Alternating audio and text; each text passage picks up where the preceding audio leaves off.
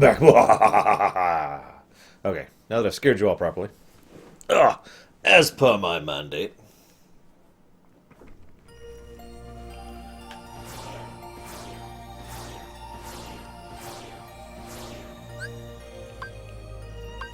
Wait, what? Do I have to... Seriously? Ugh. So anyways,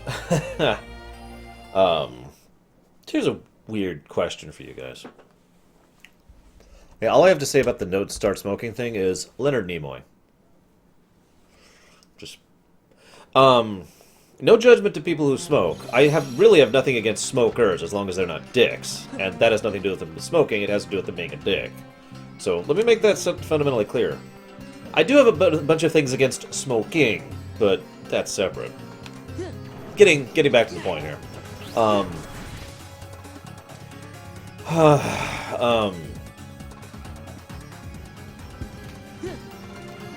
So I had a thought as I was shoveling food down my throat, watching chat, and inviting Razulia to the guild.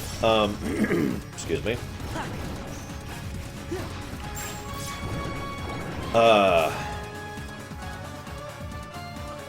Ignoring... Okay, so I have two questions for you guys. Two opinion questions. You ready for this? Question number one. I know this is kind of an invalid question at this point in time, but ignoring the fact that we already know that 2 Pixar worlds are going to be in Kingdom Hearts 3, ignoring those, do you think... do you think Pixar worlds should be in Kingdom Hearts 3, is basically the reality of the question here. I think I might be able to pull that one off.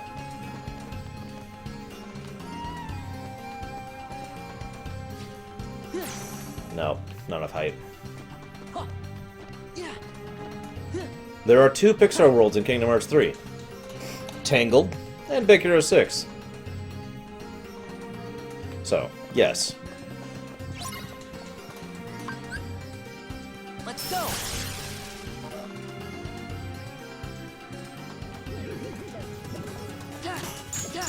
Back off. Oh crap, I'm actually damaging him. I may have just lost my best leveling spot. No! Don't die, Alexius! Oh my god, I killed him! I killed him!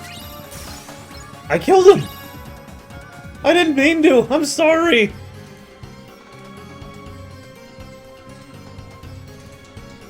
I'm sorry, Alexius! Come back!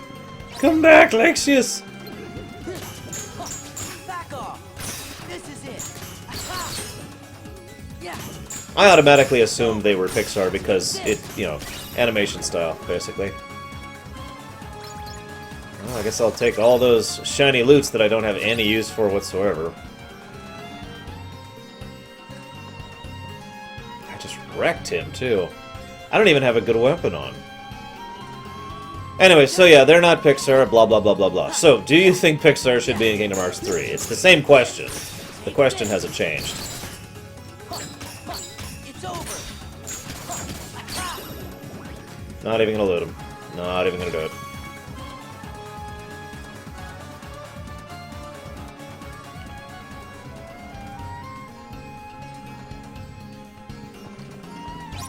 Oh shoot, you're right, I do have Decisive Pumpkin on in my offhand. Whoops.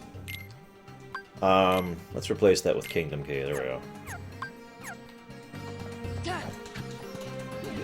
Yeah. This is it. Take this. Take this. I have just lost my favorite, grinding spot, for God's sakes. For my forms. That's hilarious.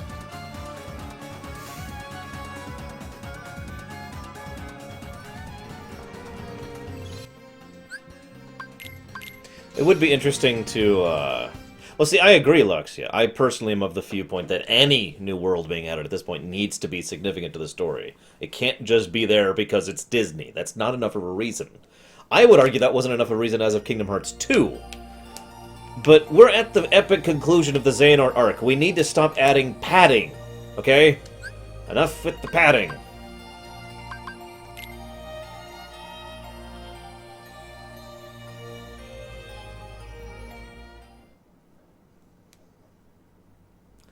I will disagree with you, Takoida, because of the exceptions I keep listing. The exceptions where they actually used it to good effect. It would be interesting if they basically do Tron 3 in Kingdom Hearts 3.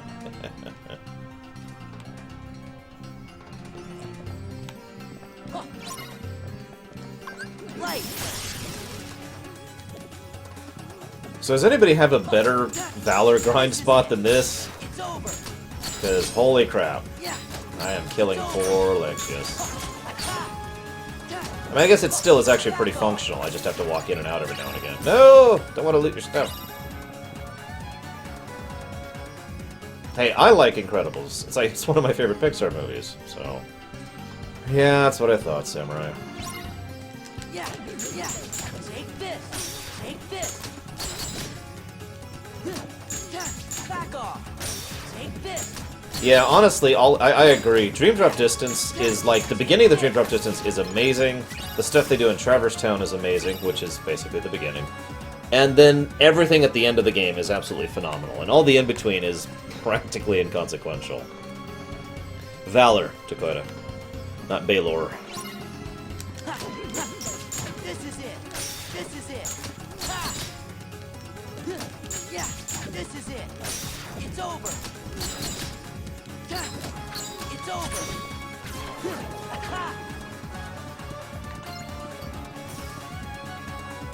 I don't think Ratatouille would fit in Kingdom Hearts 3, Shadow, sorry.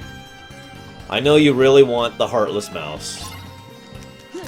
It's over. Alright, so I think I'm seeing a bit of a split opinion overall on the Pixar issue. Here's a second, sort of related question. This is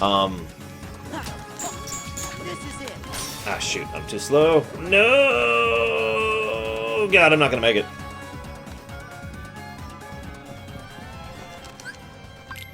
Made it.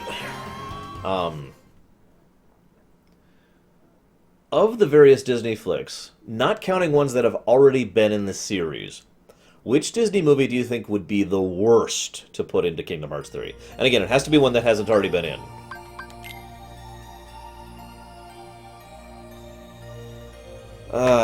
World With Ends With You. It's also known as a ridiculously complicated story that most people don't even realize, because, yeah. Fun fact, the entire story of World That Ends With You is actually spoiled in the intro cinematic. That's not a joke. I won't say any more for fear of giving away too much. Cars! The whole world, Shadow. Light. I actually will agree with Cars, but oh, John Carter, is that Disney? Oh my god, it is, isn't it? Okay, I take it back. John Carter would be much worse than Cars. Holy crap.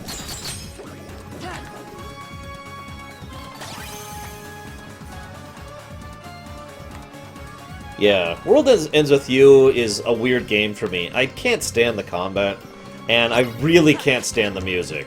But that story, oh man. Yes, Robin Hood, one of the Robin Hoods was Disney. This is it. Back off. Aha! Yeah. Honestly, John Carter might be the worst one I've heard so far. Holy crap. Hello, Unknown Dragon Slayer.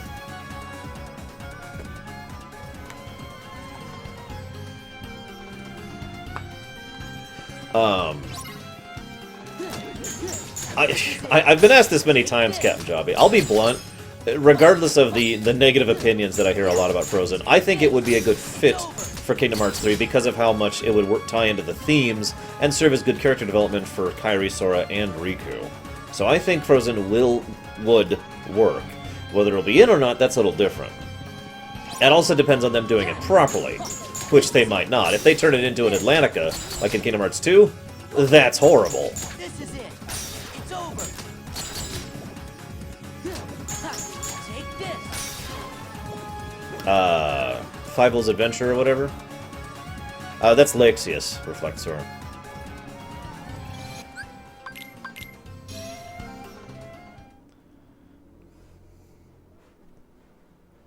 Yeah, we have basically one rule here on Dragon Slayer, and Deutsch just shared it.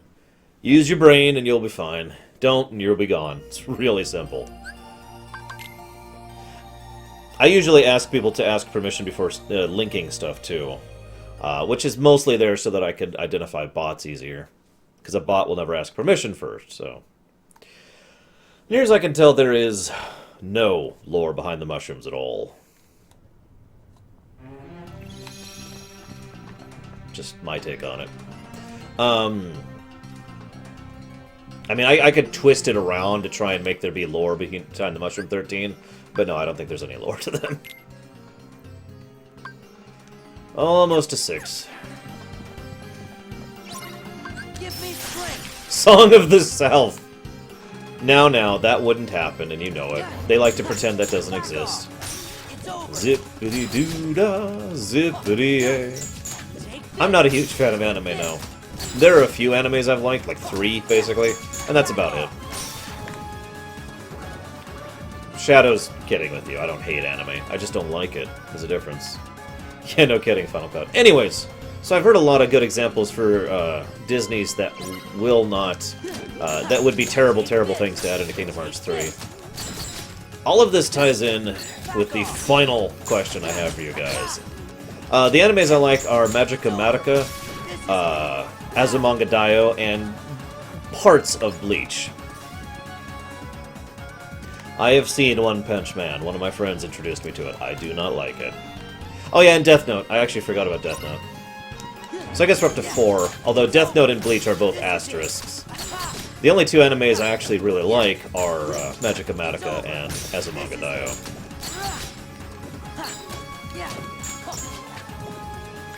Actually, that would be kind of cool, Nicolas, I think.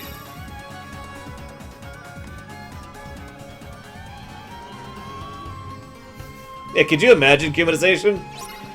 That would be awesome. It's over. In a horrible, horrible way. It's over. Take this.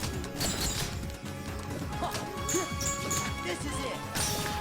Oh crap! I wasn't paying attention and I lost my track form. Come back, Lixius! No, come back. I assure you guys, no matter what anime you list, I've either heard of it or tried it.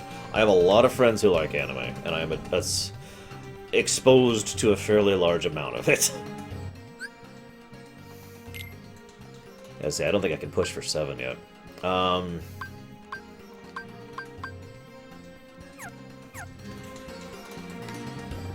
Heal.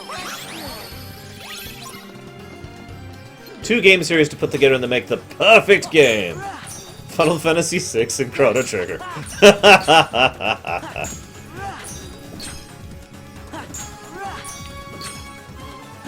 I'm telling you, Neurozaz, all of my viewers secretly want the animes. Whoa, he's dead. No, I didn't mean to kill you.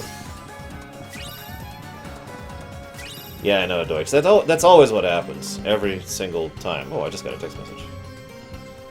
No!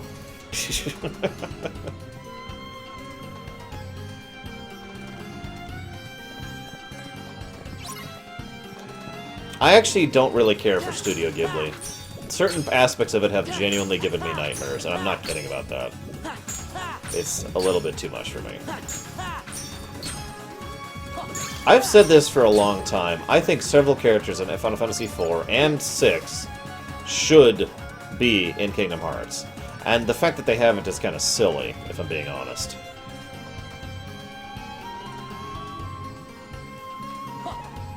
I mean that sincerely.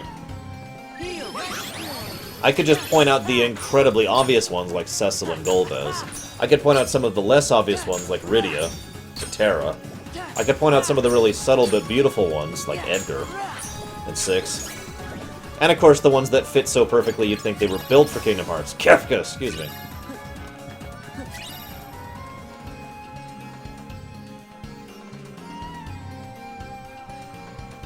I mean, it's a little ridiculous that they have not actually included those things in Kingdom Hearts already.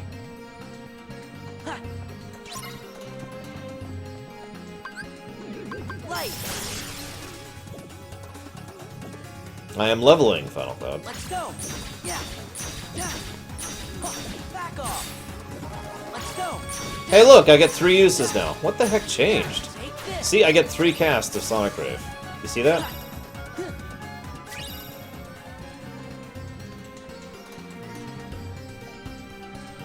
Yeah, this mushroom is basically what we usually refer to in games as a gear check. In other words, do you have the gear necessary to take this guy on? Right.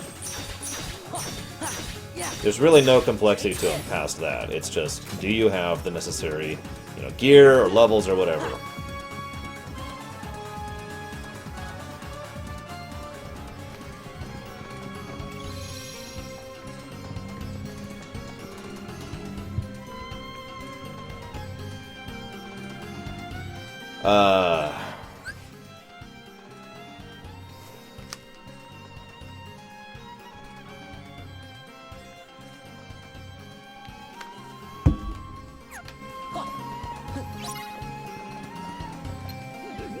Right. Materia Keeper. Yeah, that's a good example of a pure-on gear check. Especially since you can... The Materia Keeper, if I'm thinking of that's the right one, kind of cheats. In other words, the Materia Keeper you get right after you get Vincent, and you get his limit break right about the time you reach the boss, and his limit break will heal the boss, unless I'm thinking of the wrong boss. But yeah, it's one of those earlier ones, right after you get Vincent. I remember that. Wow, and then Dragon Slayer, that's a little messed up. I usually, and my mods usually don't ban people on site unless they're obviously a problem. We usually go for timeouts at worst. Yellow flag instead of red flag, if you get the difference. So it was Materia Keeper, I was right, okay. Actually, Kuja would fit very, very well in Kingdom Hearts, in my opinion.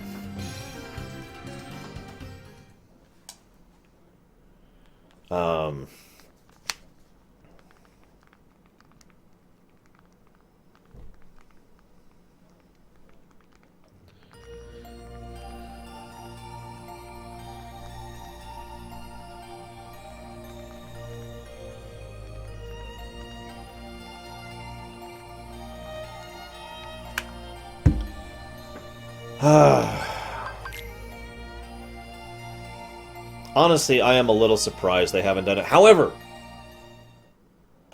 there is hope, guys. Think about this for a moment. Once upon a time...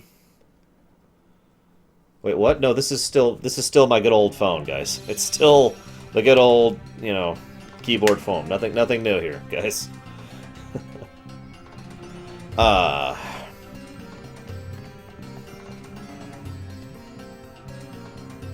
In which case, Fat Squeak, because I've seen Nomura do styling and drawings of the older characters. We see this in Dissidia, actually.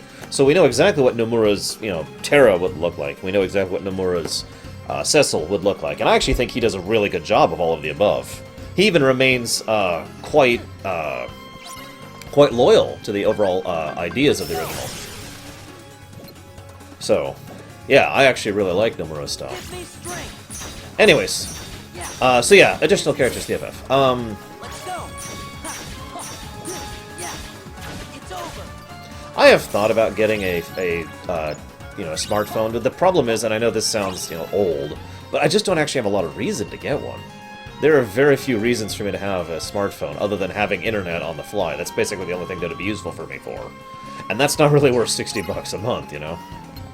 Right. And never mind the 200 to drop on it initially. Back off. Anyway, so, going back to the Final Fantasy character things. Here's my thought, guys. Kingdom Hearts 3 happens, right? And, you know, the Xehanort saga ends. But he's already said that Kingdom Hearts will keep going after that. So what if Kingdom Hearts continuing to go after that, that's when they introduce the older FFs. Let's go. The SNES era and the NES era Final Fantasies. And maybe some of the more esoteric ones. Take this.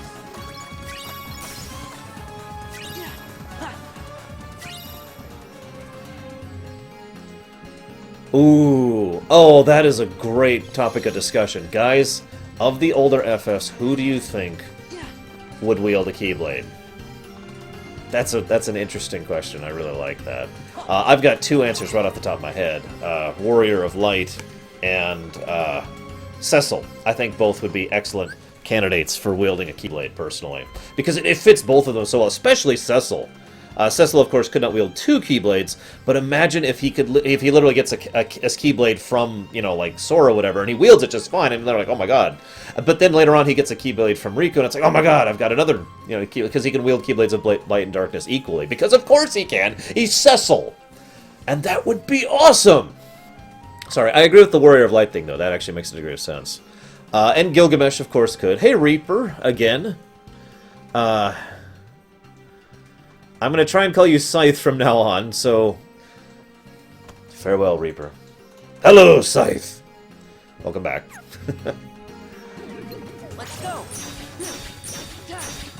Yeah, it's over.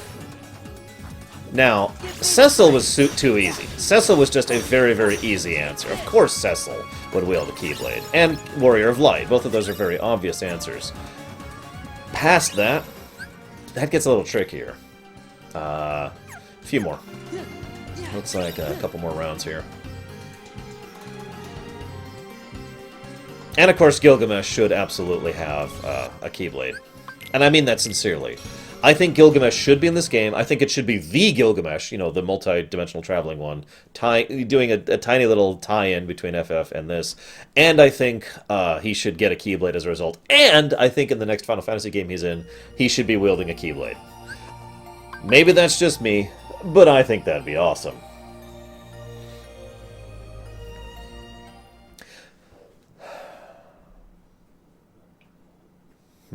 No.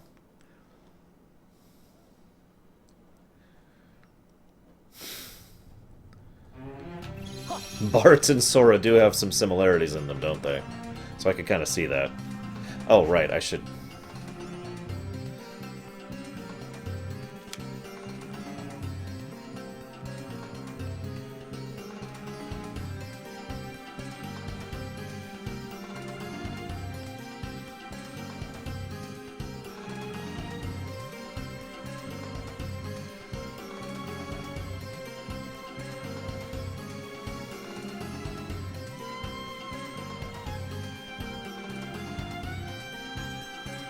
Just a second, guys. Sorry.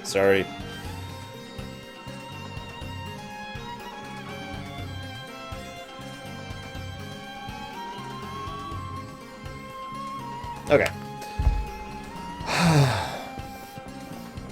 Yeah, exactly, Sonic Doctor. Wouldn't that be awesome? Sabin... Give me strength. Honestly, given that I would argue that Sabin has a strong heart, in Kingdom Hearts terms, I could agree with Sabin. Right. I could also see Kain. Back off. And actually, Nicholas, I was originally going to disagree with you on Furion, because I mean, but the way you phrase that, I think you've actually convinced me. Because you're right, that is very a Furion thing. The man who had nothing backing him out, had no power, no magicite, no crystals of empowerment. He just used his own will and determination to keep going. Yeah, I can see that. Hey, War Wager. Take this. Right. Yeah. Let's be honest, War Wager. We all know the Orcs would be awesome in any setting. Garnet?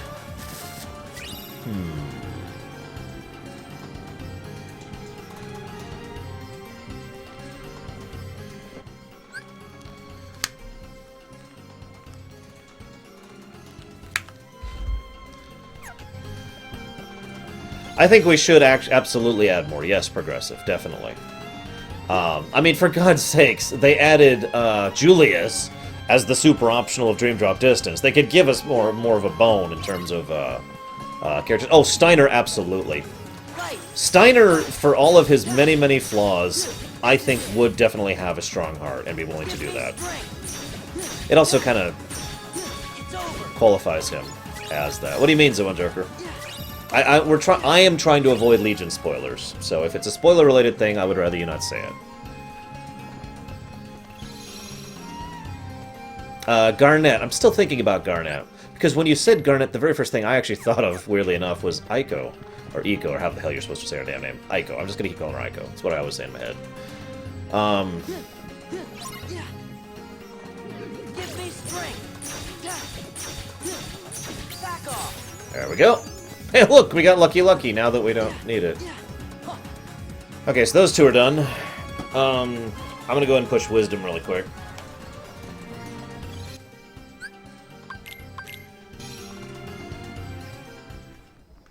Larsa? Oh, absolutely. Oh, guys, I'm sorry, but I'm trying to avoid Legion spoilers, Captain Jobby. I really, really am.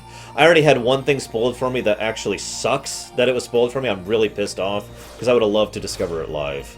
I'm not going to say it because I don't want to spoil anyone else, but it has to do with one of the Artifact Legendary starting things, and I was just like, oh, come on! Anyways, check this out. Gabranth and, Bosch, right? Okay? Bosch can wield the Keyblade. Gabranth cannot, but Gabranth is better. Like, better skilled, stronger, more capable, and has all the backing behind him, whereas Bosch is just by himself, but Bosch has a Keyblade. And over the course of their story arc, Gabranth gets more and more pissed off because he can't wield a Keyblade because of the weakness of his heart, because of his own self-doubt, his flaws, etc. And it gets to the point where they finally come to blows and he defeats him and yada yada yada. What do you think? Yeah, kind of like the Sword Riku dynamic in 1. Yeah. Well, thank you, Unknown Dragon Slayer. Now, was the dragon unknown, or were you unknown? Where am I going? Wisdom form. Ugh! Okay, yeah, let's keep talking about this, because this is the most boring thing in the universe for me to do. I hate leveling Wisdom form. Fucking Wisdom form. I hate Wisdom form so much. I have not played Record Keeper, obviously, I guess, because, you know, no phone.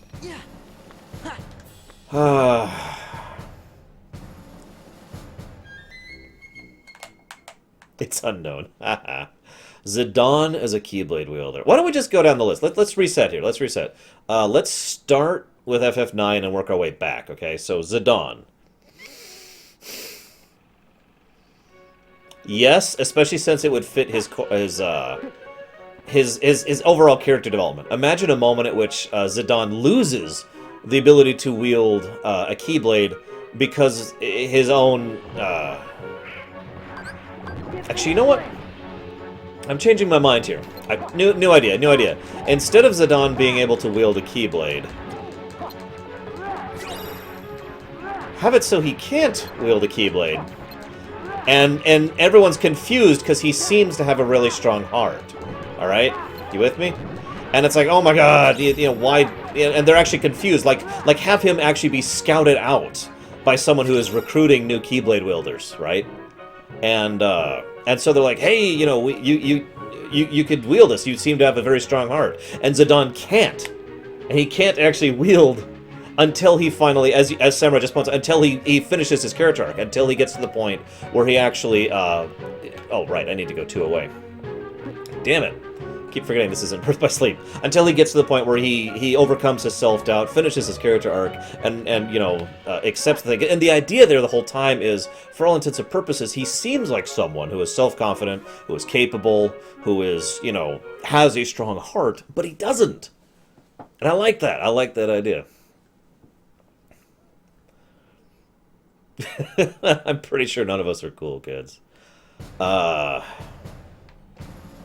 So, you know, that's Zidane. Steiner I've already mentioned.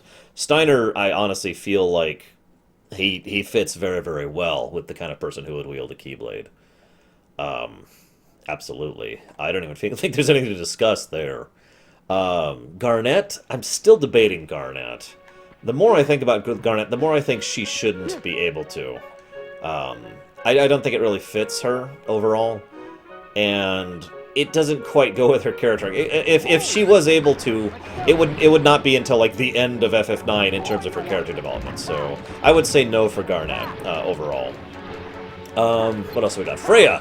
Freya absolutely could not. Absolutely could not. And that would be a part of her character and her development thereof.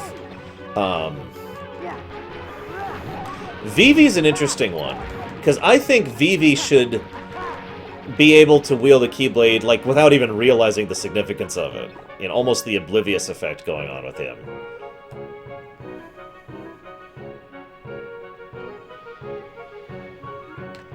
Damn it, Deutsch. He's got a point there. Yes, this one.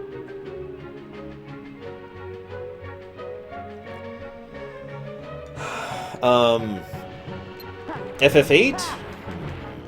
Laguna. Laguna should wield the Keyblade. Absolutely and without hesitation. I don't even have to think about that one.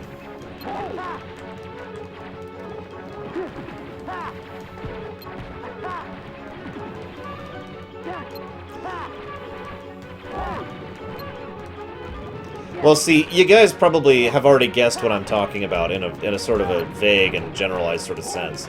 I've actually had a storyline bouncing around in my head in a vague sense of the new Keyblade War. Now, obviously, we're theoretically going to be seeing the new Keyblade War in Kingdom Hearts 3, but I don't think that's small, if you know what I mean.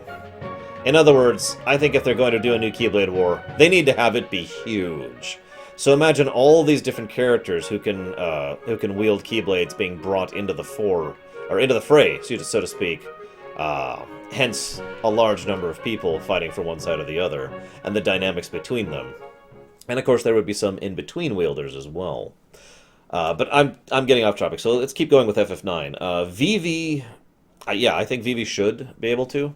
Again, kind of almost subconsciously, without really understanding the significance of it. But only after he becomes his own self, which doesn't even happen until like a little bit through FF9, relatively speaking. Yeah, exactly, Broke. Thousands and thousands. Lots and lots of Keyblade wielders. Basically, whenever I have a major event like this one, Unknown Dragon Slayer planned, I stream 11 a.m. to Eastern Standard Time till about 8 or 9 Eastern Standard Time. So it's all day, every day, from my time perspective anyways, during those periods of time. When I don't have a major event stream, I always stream Friday evenings for my explorations, and otherwise it's just whenever I feel like it.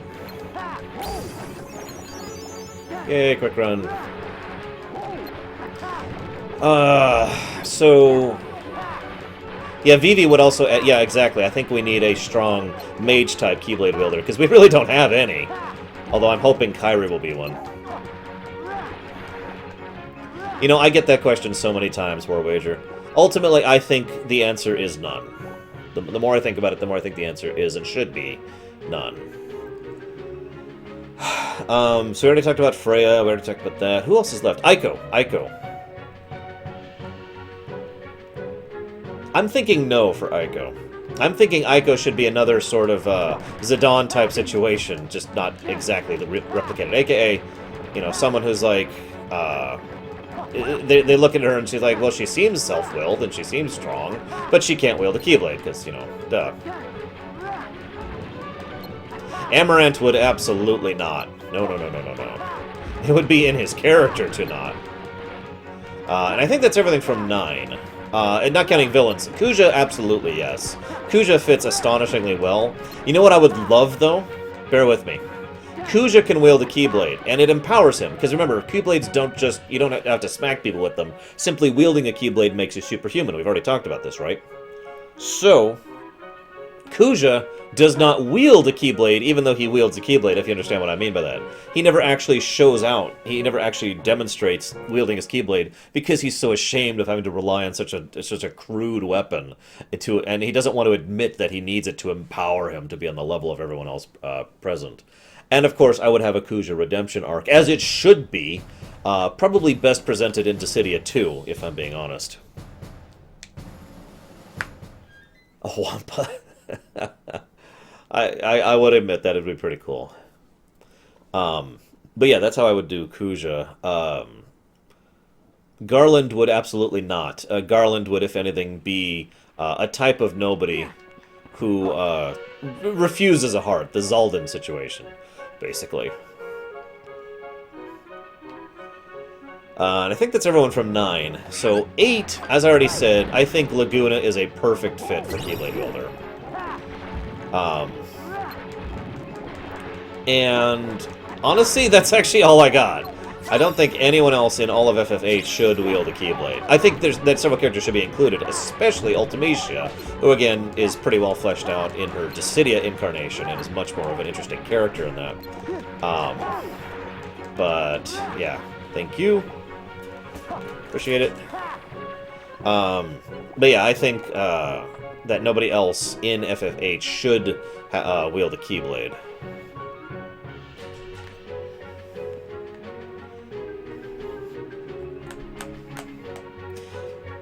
I'm pausing for a bit because I know there's chat delay for people to either disagree with me or agree with me or have other ideas or whatever.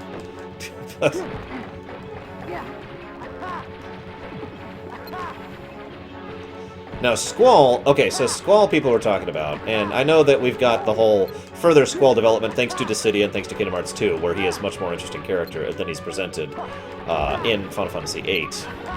But I still don't think that type of character would be the kind of person to wield a Keyblade, personally. That kind of person who's basically completely consumed with his own self-doubt and his own limitations. I don't know. I'm torn on that one.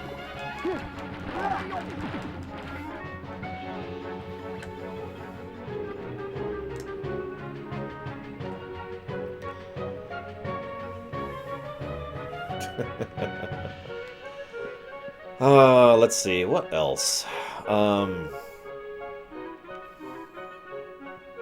They're everywhere, Deutsch. Quistis? Absolutely not. So yeah, FF7.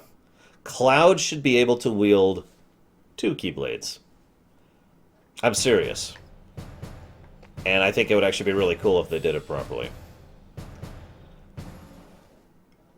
No, Kay. Absolutely not.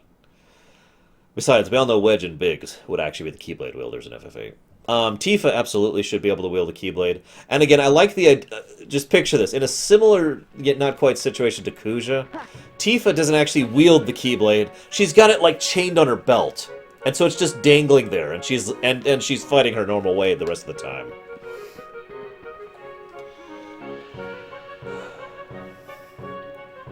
Yeah, because of the 2 Cloud thing with Cloud, absolutely.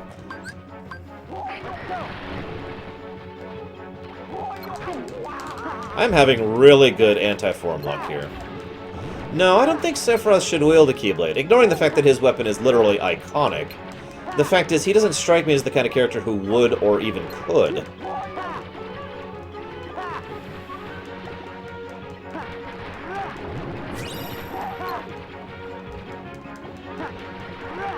Now, that being said, I do actually like the idea of the non-standard Keyblade weapons, which we've already talked about. Like, you know, the Key Staff, Key Spear idea. Consequently, if Kain had anything, I would love Kain to have a Key Spear. But, yeah. Let's see, who else in 7? Let me think about this. I don't think Barrett would.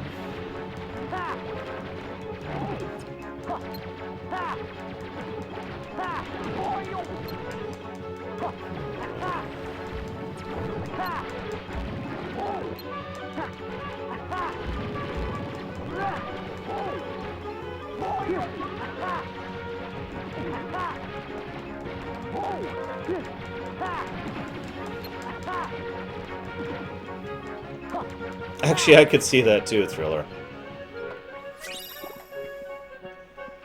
Yeah, I think Reeve qualifies. I don't think Red 13 qualifies.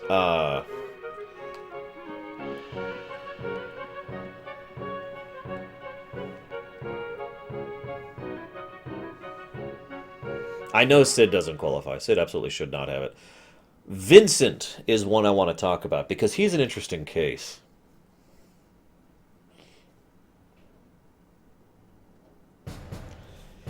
See, Vincent would definitely qualify, but he has some issues. Literally issues with the reality of his being, in addition to the fact that he's got massive guilt complex. So, No, Hojo, by definition, would not have one. What would actually... Okay, here's how it would happen with Hojo, right? Before we go back on with Vincent. So Hojo's like, oh my god, I love these Keyblades! I can't wait to experiment on them! That's not how Hojo talks, but, you know, he'd say something like that.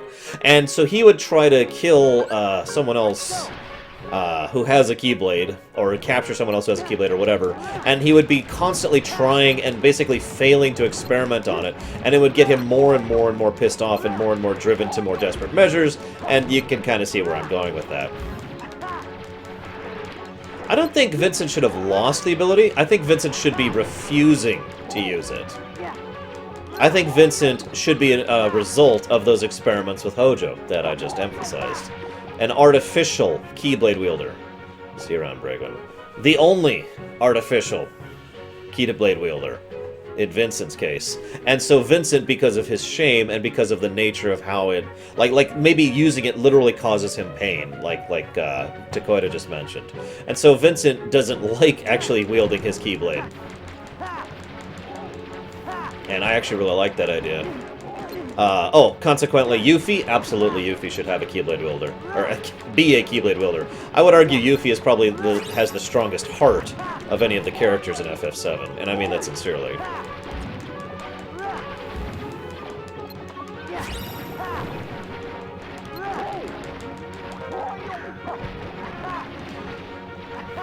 I don't know about Rufus. Maybe later on. Early on, Rufus actually strikes me as very weak-hearted. Huh. I think I've seen that war wager, yeah.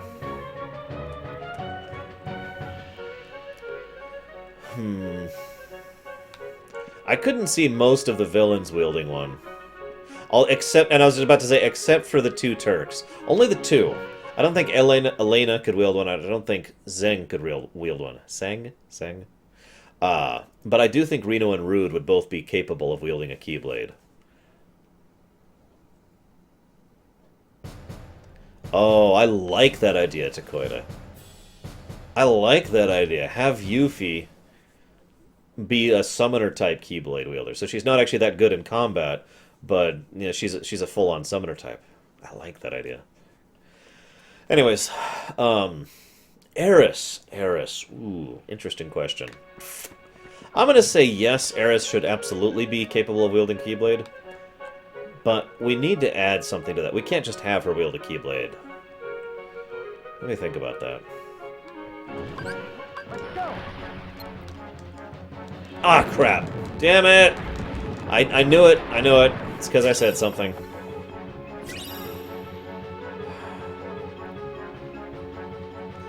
It depends on your definition, Sean. If you asked me, I'd say no. Okay, do I have any drive recoveries? I only have 23 drive recoveries, guys.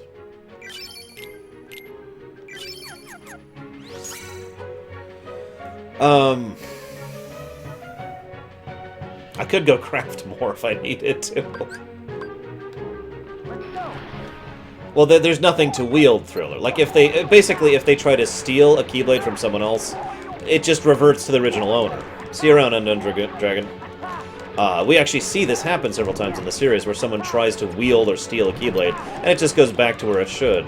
In fact, the fact that it doesn't for Riku and Sora in the beginning of Kingdom Hearts 1 is a plot point, basically.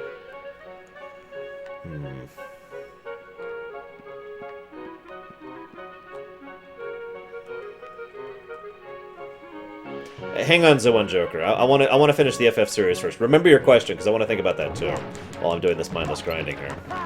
I don't know. I feel like there's several things you could do with Eris, but I think probably one of the most appropriate would be the fact that Eris can only wield a Keyblade under the absolute most dire of circumstances. Like, she's aware of it, and it's there, and she knows how to use it. It's just, in her own words, it doesn't work. In other words, the same general concept of the holy materia. But if the chips are ever really down, and they really, really need it, then Eris would not only be able to wield it, but it would be stupidly powerful. Like one of the strongest representations of a Keyblade. But it's only useful in that clutch moment. You see where I'm going with that?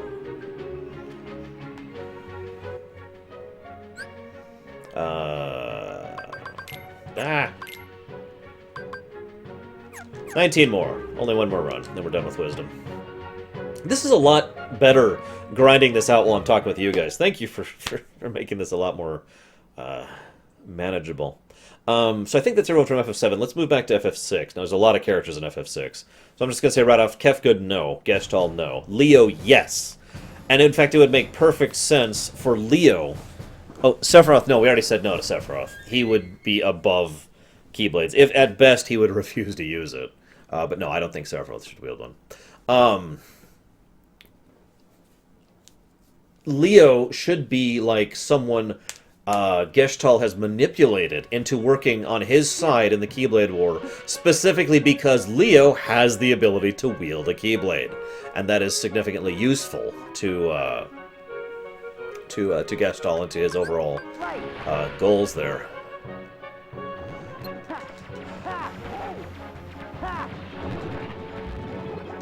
Terra? Celis is a definite yes. Ceres, in many ways, reminds me of a Keyblade wielder in terms of theme, in terms of approach, in terms of combat style. So yeah, Celis is an absolute yes. Terra? We could use the Terra refuses thing to mimic her Esper form, but I actually don't like that idea, as weird as that sounds. I think Terra should not wield one, but Terra should be, like, kind of a unique case. Someone who basically can wield the power of a Keyblade without a Keyblade. In other words, rather than manifesting a weapon out of her heart, her whole body becomes the power of her heart in her Esper form, and that is how she wields a Keyblade. And of course, that terrifies her. And of course, I would also make Terra ridiculously powerful, and, you know, hate that power, as indeed she does. That being said, I will say that I've often said that Terra is probably one of the most powerful characters in FF, so I'm a little biased on that, but same general concept. Sabin? Yeah, Sabin, absolutely. I already agreed with Sabin earlier. Edgar's a little more debatable. Oh, shut up, Samurai. Hey, King Bubble. What's up, man? Welcome to the grind. Gao? You know what? I kind of like the idea of Gao being a Keyblade wielder with his teeth. Literally. I just like that idea. What do we got? So Valor's done, Wisdom's done, Limit's done, so... a couple more and we're almost done.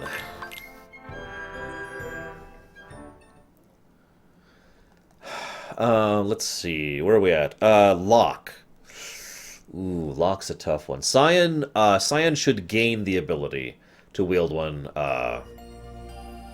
Actually, yeah, Cyan should lose the ability to wield one when things go to hell, and then gain the ability back, you know, later on. I think that would work well. Mog? I support Mog, but I admit I am totally selfish in my support of Mog, because I want at least one Moogle Keyblade wielder, and Mog from 6 is probably the best option for that. They do, but I haven't unlocked that yet, Progressive. So we'll be doing a little more form stuff later.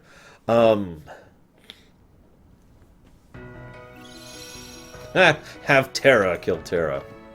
Oh, Nick. I should save, whatever. Locke, I'm thinking no. Edgar's debatable. You know, we could also do something very, very strange and have Edgar and... well, no, let's not do that. Let's not do anything weird. Of course, Rusty. I'm doing the whole thing. I'm doing the data battles. I have to do the whole thing. I'm kind of torn on Edgar, because I can see a strong argument for him being a wielder. But I like the option of him not being a wielder, and yet despite the fact that he cannot wield a Keyblade, he is still more than capable of contributing because of his nature, because of his tools, because of his intellect, and because of his leadership skill. I like that idea, so let's go ahead and say no to Edgar for that reason, even though he could theoretically wield one. Oh my god. There we go. Where are we at? Cyan. So yeah, I like the idea of Cyan. I think I already said this, but I like the idea of Cyan losing the ability to wield a Keyblade after the horribleness. And, there we go. And yeah, have his character arc being basically similar to him regaining that. Yeah, exactly, Takoida. Edgar is... he's up here. It's one of the things I like about his character, actually. And then we move on to Shadow. Shadow should absolutely... see, okay, Shadow, that you can take it in one of two directions. Either he absolutely should be able to, and he doesn't unless he's actually in the process of killing someone. Or he absolutely shouldn't because of... I hit the wrong button.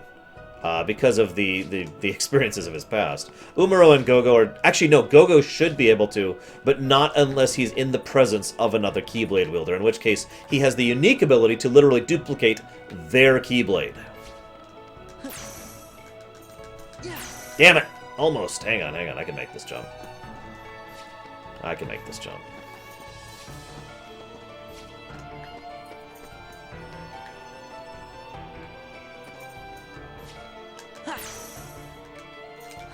Bam! Told you I could make that. Yeah, basically Shadow, like, would refuse to under those circumstances. I hate to repeat Vincent's character arc there, though. I'm trying to think of another way to express Shadow's unique perspective without imitating someone else. But I kind of like the idea of Shadow being able to wield a Keyblade and only using it, like, when he feels it's necessary. You know what I mean? I don't know why I'm fighting. I don't need anything from these guys. Absolutely lava, dude. I am fighting everyone. There is no optional boss I am skipping except Monstra. He is literally the exception. Okay, so hang on. So we did Shadow, and then we get Setzer is the next character. I think... oh my god, I can't think of her name. I can't think of her name. Who's the woman who had the falcon? I can't think of her name. This is really bothering me. Holy crap. Hey, Ryan VG. Daryl! Okay, God. Okay, so make Daryl a Keyblade wielder. Like, and have Daryl actually be a character during the course of the war. Then have Daryl die during the course of the war, and Setzer basically, like, gains the ability to wield a Keyblade in her stead. Literally her passing her Keyblade on to him. I really think that I like that idea. I also like the idea that he would then seal away that Keyblade and never wield it for the same basic reason he did that to the Falcon back in 6. So in other words, he never actually uses it. It just gets passed down to him from her.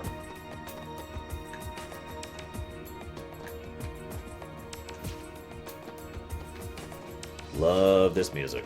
But yeah, her choosing Setzer as her successor, that's exactly what I'm thinking of there.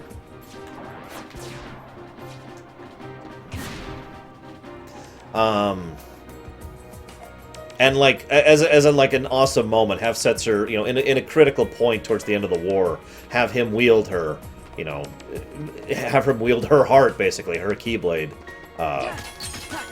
because he feels like it, you know, that the situation deserves it, the situation requires it. You don't need to tell me, Prog, but thank you.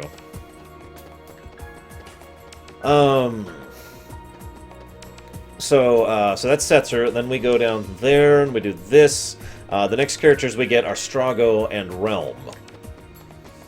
I think Realm absolutely should be a Keyblade wielder. She has always struck me as someone who is very inherently powerful, and it's literally represented even in her stats. So I think Realm absolutely should have been oh, Gao! No, we already talked about Gao. I think Gao should be a wielder with his teeth. Realm, I think, should be a wielder, too. And, in fact, I would love it if, again, she's a non-standard wielder. Like, she doesn't just beat on people with a Keyblade. She literally does the paintings thing, and actually make it combat capable, right? Like, make it so that she can literally, you know, whah! And then there's Riku, or whoever, and then painting Riku just beats the crap out of Riku. I think that would be really, really cool, personally. Whoops, I need to do that. And yeah, Strago. Strago is an interesting situation. I would like the idea that Strago was a Keyblade wielder once upon a time and has lost that ability. But I feel like we need to add like another niggle to that. I'm trying to think of how best to implement that. Hey, Regal. Let me think about that for a minute.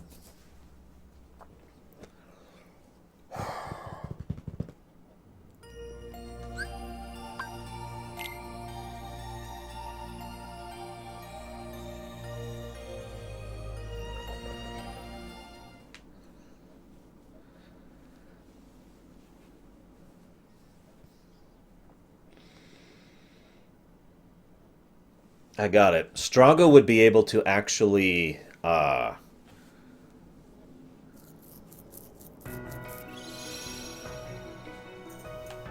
haven't actually fought the data battles, Final Cloud. Well, that's not true, but I haven't actually beaten any of the data battles, because I never grinded for them, so...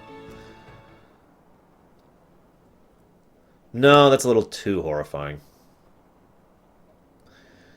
No, Gilgamesh should only have one. But he should also have all the other weapons he's always had, so, you know.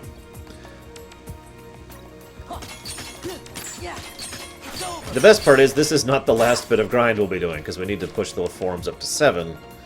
But, you know, this has to be done anyway, so since we're discussing this anyways, this felt like a good time to do this.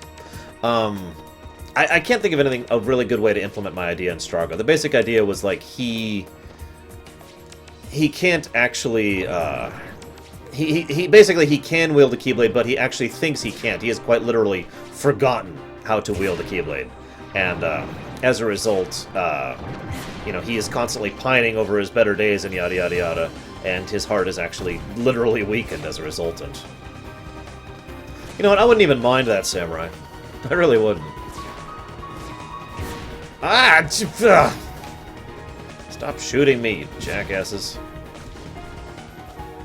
So, Ultros, no. However, you know what I would do? This, I'm 100% serious about this, by the way. I would have Ultros wield a wooden Keyblade. That isn't really a Keyblade, it's just a toy. And he acts like it's a real Keyblade the whole time. He's just like, yep! Careful, kids! I can't do my Ultros voice right now, but yeah. Careful, kids! Don't tease the octopus! And he's wielding around this little wooden Keyblade. Look what I've got! I'm a Keyblade wielder! Yeah, pretty much exactly like Ventus's toy. I really like that idea. I don't think any of the other major NPCs deserve to be mentioned there, so I guess we'll move on to FF5!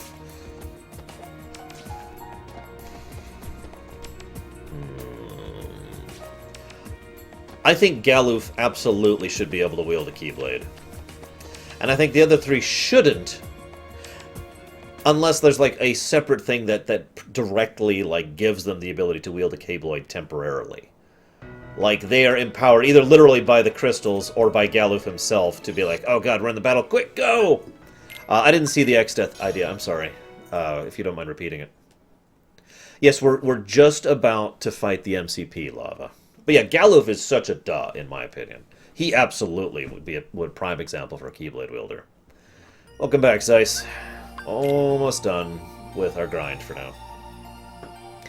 now. And we've already talked about Gilgamesh, so I don't have anything to add to that one. There aren't actually that many major characters in FF5, bizarrely. Lots of NPCs, but only a few major characters. I would have each of the other three warriors... I know what you meant, Samurai. I would have each of the other three Warriors of Dawn be Keyblade wielders, but, like, basically mimicking the game. They are so old, they are so out of touch, they are so lost that they're basically in the same situation that Yensid is.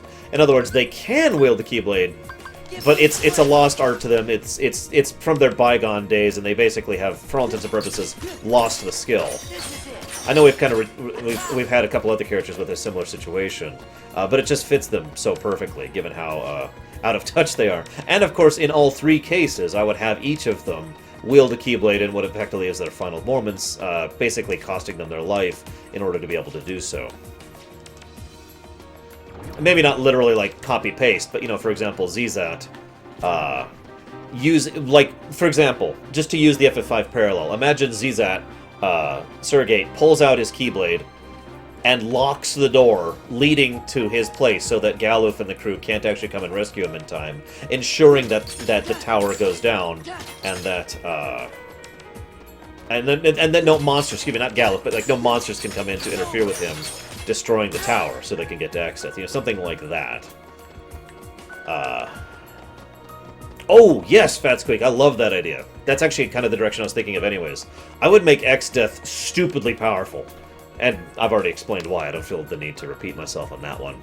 But yeah, have Exdeath wield the power of a Keyblade, similar to how Terra does, but just in this massive, raw, ridiculously strong form. Make Exdeath insanely powerful. I would also make Exdeath have a heart. Bear with me. One of the things that's implied in Dissidia, is that Exdeath is actually afraid of the very void that he utilizes and serves, right? I like the idea that the reason he is so afraid is because he still has a heart. He still is afraid to lose that heart. And so he wields this ridiculously powerful power, but in the end, it basically is hurting him, and he is constantly afraid of his own power, because if he slips for even a second, it'll rebound on him and crush his own heart and then crush him in return. Now, that being said, I would also love a nobody Exdeath super optional. I would explode with joy if we got that. But anyway, so that's everyone I think in FF5. FF4, which is the last FF I'll go through here.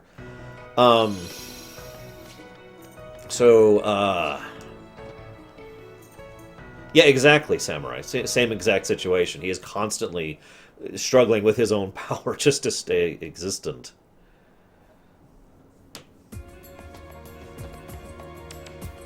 I could see that, Nikolaos. I could see where you're going with that. Give me strength.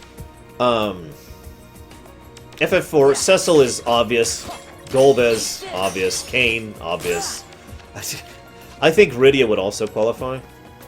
Only in your dreams, Kay. Rydia, I think, definitely qualifies, given all she has gone through. In fact, she is a prime person to be a wielder of a Dark Keyblade. To be, someone who almost loses herself to darkness, basically. Edge... No, Shadow. Just no.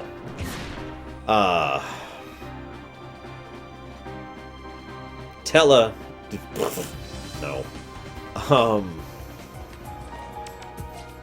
I did 2K, it's okay. Rosa? I think Rosa should. She definitely is that kind of strong-willed, determined kind of a character. And it would be nice to see another pure mage type. In fact, if you're paying attention, this is like only our second mage type Keyblade wielder we've mentioned. So I would like to see a key staff wielder in Rosa and have it empower her magic significantly. Trying to think. I don't think Sid should. Wait. No. Okay. We'll get to Sid in a moment. The twins... I think the twins should be training to be able to wield a Keyblade. Like, that's the training they're going through. But they can't actually wield one yet. They have not either... They either don't have a strong enough heart, or they don't have the skill, or whatever. Oh, you're terrible, Final Cloud. We also have Yang. Now, I'm really torn on Yang, because there's two ideas I like equally. Idea number one, he can wield it, and he does basically the same thing that Tifa does. He's got, like, key unarmed or something like that, or he just wields it on his belt or something along those lines. But there's another idea I like just as much. Yang cannot wield a Keyblade, but he can keep up just the same. He is just that skilled and that disciplined that he can actually keep up with Keyblade wielders without actually wielding one himself. And I really like that idea. Edward, absolutely, Edward should be able to wield a Keyblade. Absolutely. It just makes too much sense for Edward to be able to wield a very, very weak Keyblade. Like, literally just this dinky, weak, incapable Keyblade, and yet have him, have his power with it and his skill with it grow as he starts to realize where his skills lie, which is not in direct combat. He would also be another good example of... Oh, I've got it. So you know how we keep talking about how, we want non-standard Keyblades? Let's go. Have Edward start off wielding a Keyblade. And he's terrible with it. And he, can barely keep up in combat and blah, blah, blah, blah, blah. Because of everything I talked about during my in-depth review of Edward. The fact that he is not a combatant. He's not weak. He's not even stupid. But Edward is not a frontline fighter.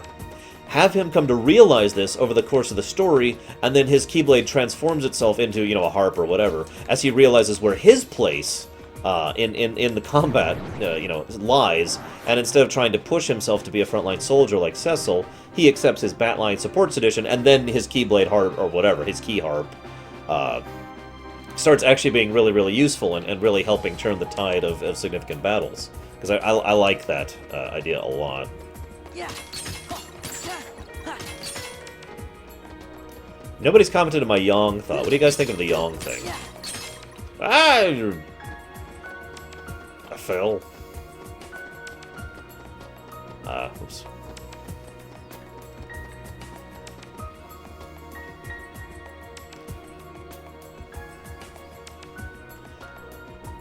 That wouldn't surprise me, Ryan VG. He's actually had his fingers in a couple of character designs in FF6 and in FF5. Damn it, I keep screwing that up. Oh well.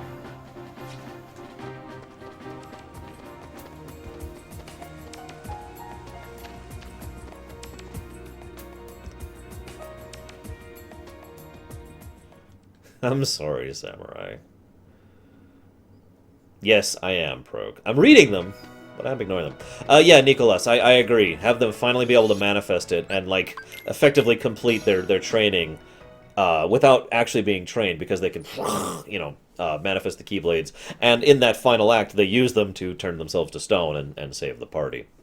Nobody, I am grinding up Master Form, which I think one more time and we'll be done here. For the time being. I'll have to do this again later once I get to rank 7. But not there yet. God, my ankle. So what else? Words. I think that's actually everyone in FF4, unless I'm missing someone. Other than, I guess there's the second. So okay, Golbez. Yeah, I'm like right there. Hey, Stars of the Ocean. Golbez, I think, actually should definitely be able to wield a Keyblade for basically the same general reason Cecil could. But definitely a Keyblade of Dark on the good guy side. Because, Zemus? Light. I'm torn on Zemus. I think Fusia should be able to wield one. Let's just start with that. Ah, yeah, I know what you're talking about. I don't have the reflexes to do that, nobody. That's why I do this one instead. It's the same reason I don't grind money there, because I don't have the reflexes to do it. Rubicant? Ooh, I kind of like the idea of the 4 elemental fiends, only Rubicant can wield one. I actually like that idea quite a bit. And it would also help emphasize why he is the strongest of the 4 fiends, because he's the only one who can wield the Keyblade. So I'm going to say yes to Rubicant. Alright, where am I going?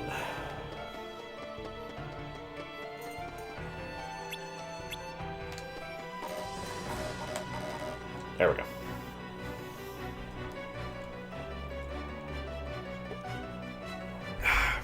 Liars! Leon doesn't have any treasure! You know, you'd think fought for he you actually guys. would have treasure. Donald! Well, I had to tell him something. I don't see how we're gonna work this out. So what should we do? Why do you think they would trick us like that? We worked so hard to help them out. Okay, you tell me. It's not fair. They'll just take responsibility for what they did. Right? Okay, Yeah, this'll be great. good call. Okay, it's go time. I love the little We're discussions. just going to take your treasure. We No! don't have anything. You sure? Let's take a look.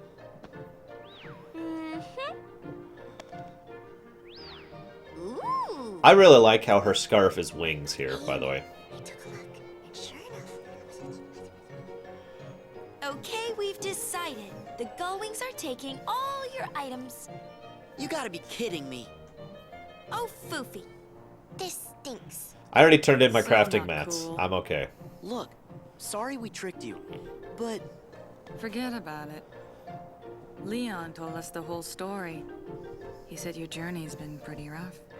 So it wouldn't really be right if we took your things. We'll root for you. Here, this is from us. Actually, yeah, I was just noticing that, because Pain has Bye. wings, Good luck on your journey. and Riku has wings, and Yuna doesn't. Well, okay, Lord of the Flame, have you ever played D&D? You always put all the gear on the guy with the highest strength, so naturally Goofy is the one with all the gear. Anyways, and here's the Gullwing, which is actually really useful for leveling in the old way, you know, that you can't do anymore, which still pisses me off. Anyways. Yeah. Oh, wow, I missed. There we go. FF10, right, let's move forward to FF10 really quick. Give me a second to think on that one.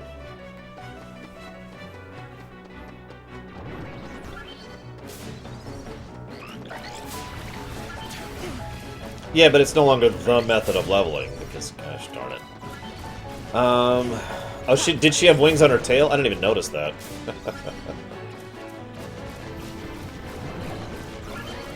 Ah, I missed! Again! No!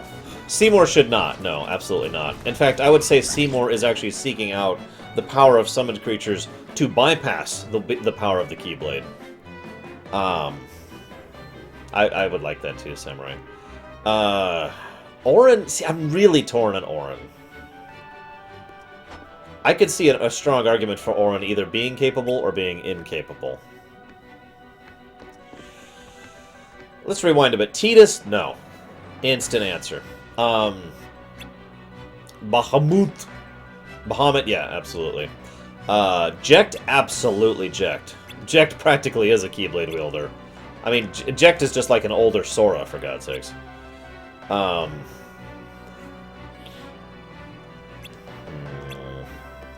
Wonka, I know that Wonka's a very unpopular character, which I find weird since I actually really like Wonka. And I know that's kind of an uncommon opinion. But no, I think Wonka would be a very good fit for a Keyblade wielder. No, Mateus I think would be another excellent example of a character who can keep up with Keyblade wielders without needing one. Oh, I forgot another character. Zemus.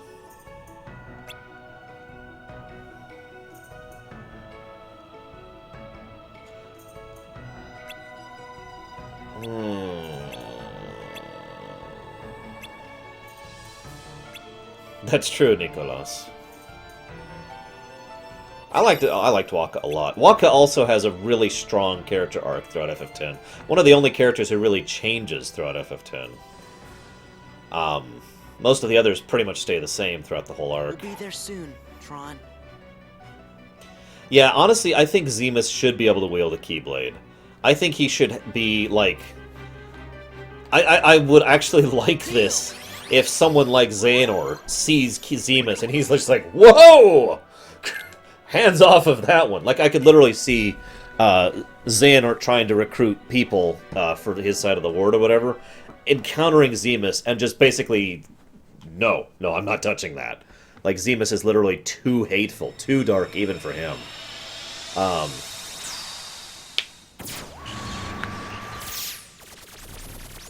Yunalesca? No, I don't think Yunalesca should. I do like the idea of Yu Yevon being a Heartless, because he kind of is if you think about it. Remember, Yu Yevon, by the time FF10 comes around, has no mind anymore. There's no personality, there's no mindset, there's no, will driving him. He is operating on pure instinct, which sounds a lot like a Heartless, doesn't it? And I think I agree with the Auron should not be able to wield one for the purposes of being awesome. Lulu, Kimari, no. Riku, no. Tron's okay. Although Riku does show more courage than most of the other characters in the series. Oh, I like that idea, Fat Squeak. Have Zemus wield his Keyblade, Zeromus. I really like that idea.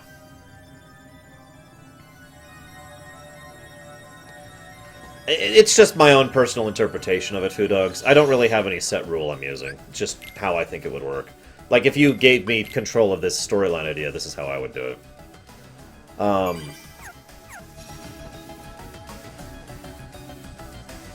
am I doing?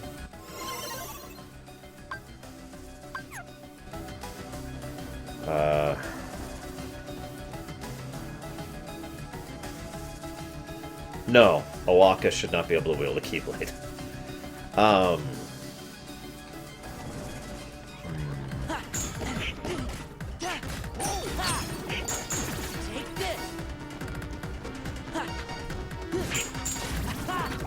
can't think of any other major characters I think are worth qualifying in 10 off the top of my head.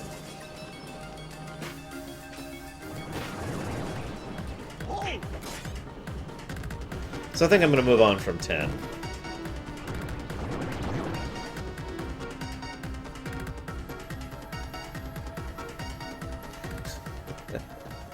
Don't listen to Final Cloud. He's not Genova Cloud. He must be lying to you. Okay, not this one. I don't actually remember where I'm supposed to go, so I'm just gonna... The historian guy who's actually an unsent? Eh. Oh, I'm sorry, I didn't say it out loud, but I agree with you guys. Orange should not wield one. FF11.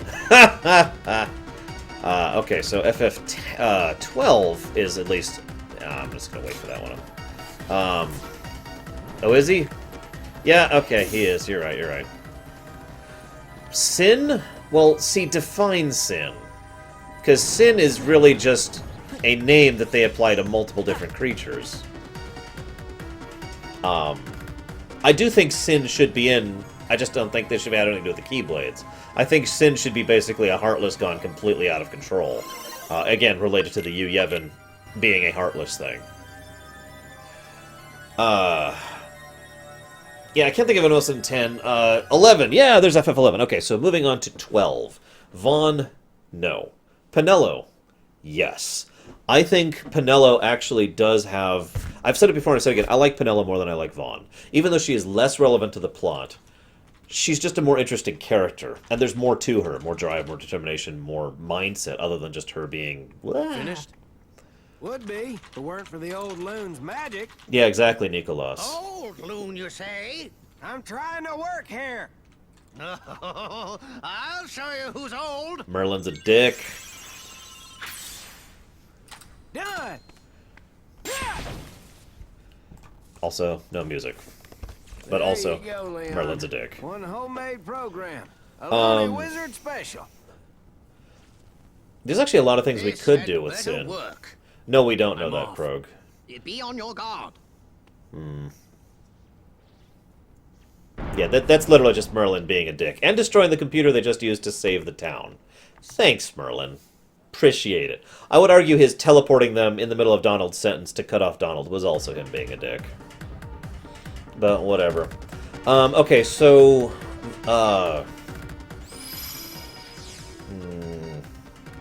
Magello? Or Magello? No. Bosch? Yes, absolutely. I've already given you my thoughts on Bosch and Gabronth, so I've already mentioned those two.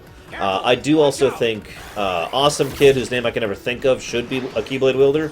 And in fact, I would like it especially if, in a similar parallel to the game, basically no one takes him seriously. No one realizes the kind of strength of heart and intellect that he wields. Not Vane, his brother. And so they're constantly underestimating him, and part of his character arc is trying to accomplish things regardless of that. Larsa, thank you. I can never think of his name. He's one of my favorite characters, and I can never think of his name.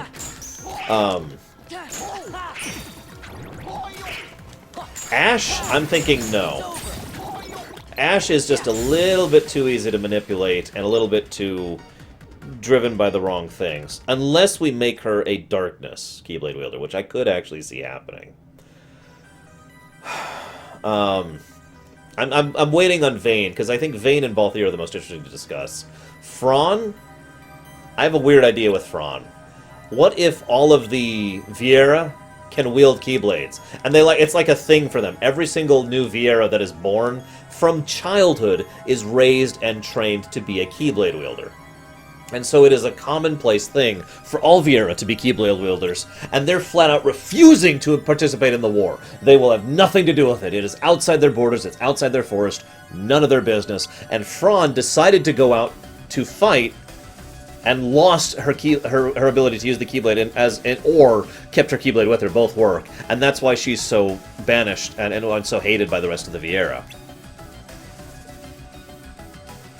Either way it works. Either she literally lost her ability to wield the Keyblade because the Vieira took it away, or she is using their teachings to fight in something they don't agree with. So again, both of those ideas work there. All I gotta say is that horrible line about it being a comforting lie. Ugh. That line hurts. Okay, what other characters are there? I think that's basically everyone. Other than the two I've been skipping. So, Balthier. Actually, no, we'll talk about Cid first. I think Cid would be a great example of someone wielding an artificial Keyblade, basically. You know, the kind of thing where his knowledge, his technology, his ability basically gives him like a halfway, you know, a not quite ability to wield a Keyblade, but not in a literal sense. I don't know why I'm putting that on. If you understand where I'm going with, I'm probably explaining this wrong. Because I'm terrible and stupid. I still don't have explosion! No! Why don't I still have explosion, Samurai? It's totally not coming from the solar sail in like 3 minutes! God damn it, give me explosion! But yeah, he can just make it happen, basically. Through his technology and through his understanding with Venat. Now, Venat is an interesting idea. There's actually a lot of things we could do with Venat. We could make Venat someone who is literally like the nobody, or equivalent nobody, of someone, yeah, exactly, Samurai, of someone else within FF12. We could make Venat,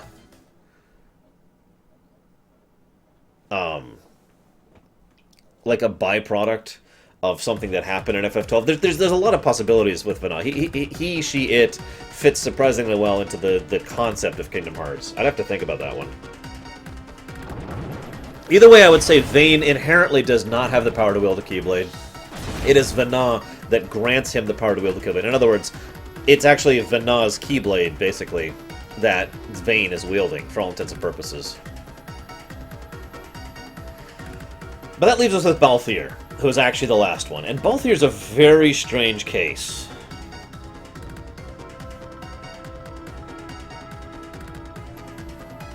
Almost there. I got it. Balthier does have a Keyblade, but he does not actually attack with it. Balthier went through, disagreed. His font... Okay, rewind. Cid started researching manufactured Keyblades for his son. Like, that was the initial purpose behind that line of research, was to be able to produce a Keyblade so his son could wield one. And he had to do some questionable things, some morally questionable things to do that, and Balthier didn't like that. Balthier ended up basically abandoning him in the end after he crossed the line, and went off, and Balthier learned how to wield a Keyblade on his own. You with me? Ergo, Balthier does have the ability to wield the Keyblade, but after all the mess and pain that happened as a result of it, he doesn't want to fight with it. So he still fights with his normal weapons, but he uses the Keyblade in one very important way. He produces his ship out of his Keyblade. In other words, the Keyblade is quite literally representative of his freedom.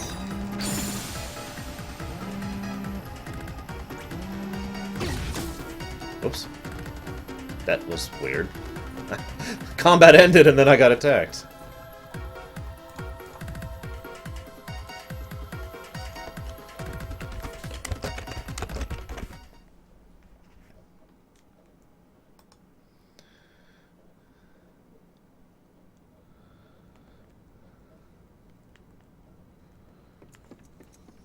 Yeah, the Strahl quite literally being his Keyblade.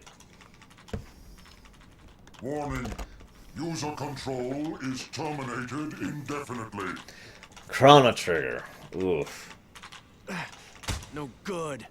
Squall. Let me try. Ah, shut up, Eris! Also, this is so stupid. I want to stress how incredibly stupid this is, okay? Squall runs up and starts typing. Doesn't do anything with the virus he has, just starts typing away. Nothing happens. Nothing's happening, nothing's happening. Damn it, it's no use! Eris comes up and does this. Stop at once. Bon appetit. And just pushes... Talk with your mouth full. Ugh! God, that line reading. And then, you know, pushes the disc in, and then it just works. Somehow. Why? just why? Oh. What are you loading? Oh my god. Anyways,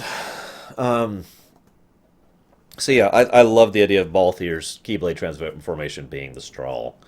Um, or even if it's not literally his ship, he uses it to travel around, similar to how the three Seekers do. I don't know, Ultimate Nothing's Paradox. Leon, come on. Yeah, believe it or not, that's not how that works in real life, humanization. I know that sounds weird, because you kids are too young to remember when you used to play games with CDs, but... Anyways, um, I'm kind of delaying on Warcraft because it's such a huge topic. So let's go through Chrono Trigger really quick. And let's go through FF13 really quick. Okay, we're done with FF13. Let's go through Chrono Trigger.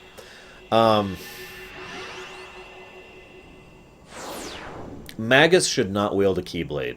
He should think he should, but something about him just doesn't fit with the Keyblade, so it literally doesn't work for him. So he has actually researched all the power that he's learned and all the magic he's learned has all been a way to make up for the fact that he doesn't have a Keyblade, because he thinks a Keyblade would actually give him the power to save Shala. What's it like? Also, Shala would be a This is Keyblade very wielder. strange. Huh? There's a power booster for me. And flight routines for the solar sailor. Meaning. I don't have anything to what's say that? about FF13, really. I mean... Well, like you users say, we won't know till we give it a try. yeah, that's kind of the idea I'm thinking, Foo We'll Dogs. need a sailor to reach the MCP. He's basically, so let's get to the simulation hangar. emulating a Keyblade with his own power directly. Kind of in a similar way to how Riku used the Soul Doom for so long. Chrono? Chrono should wield a Keyblade. Also, Chrono shouldn't talk. I also agree that Luca should be another person wielding a manufactured Keyblade. But, like, in a different way than Sid. Sid's is broken and barely functional and all the fun stuff we already talked about, right? Luca's, by contrast, is like a steampunk Keyblade that only really works when it is connected to hearts that are close to Luca. Like, in other words, if Luca is in a party with Chrono and with Robo, that Keyblade is actually quite powerful. But if she's on her own, it's just this barely functional mess, because of the way it's basically designed to artificially enforce those connections to other hearts, if you're with me. Sarah counter. Marl? No. I'm just gonna say that really quickly. Marl? No. Okay, so really quick. How many of you have problems with this minigame, like, every time you play this game?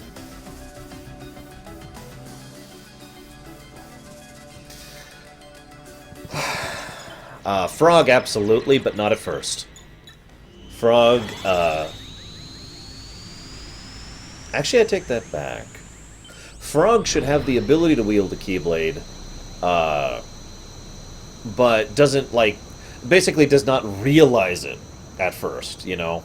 That doesn't even occur to him, and then when things come down and he finally completes his arc with Cyrus, he realizes he literally had the ability to wield a Keyblade since forever ago, and has just not come to accept that part of him, and has not forgiven himself for it. So then he, wow, and it looks like the Mazmune, and it's awesome.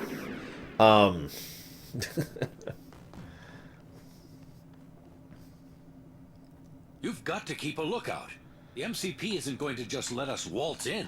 Why not? Hi.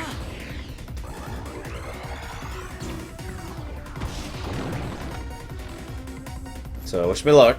I love Oathkeeper in the Tronverse, by the way. Who am I missing? Isla? No. For what about amounts to the same reasons that Isla, that Yang should not wield a Keyblade. I don't think Isla should.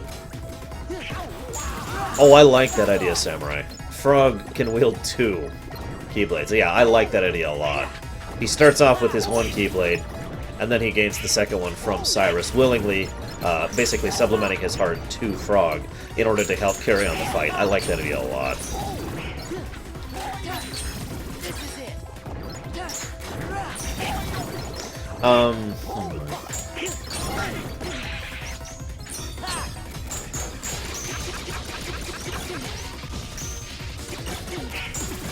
love being electrocuted, don't you guys? One character in FF... Okay, fine. Let me finish Chrono Trigger, then I'll look at FF13, okay? What's left in FF13? Hey, explosion! Dalton? No. Although Dalton should totally think that he is, like, as strong as Keyblade wielders. And the golems he summons are actually, like, in the shape of Keyblades. Like, really, really crudely. I would also make his golems very significantly powerful, because that would make a lot of sense to me.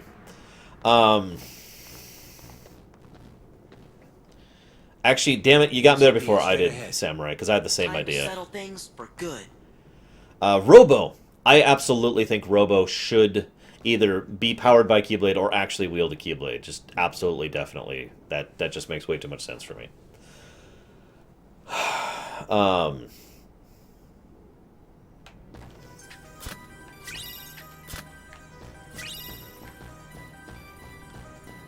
Okay.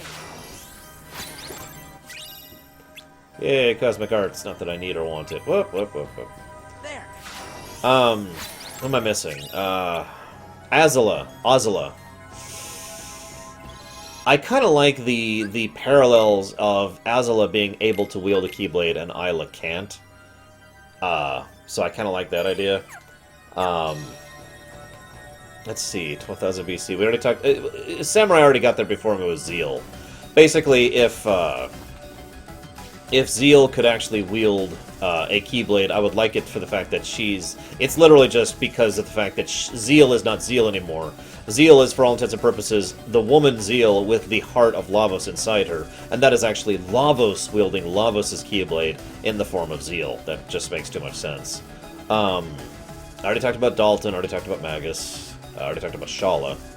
In a pure pacifist, sort of a Keyblade wielder. Really quick, then we've got Frog. Cyrus, yes, absolutely, we already talked about that.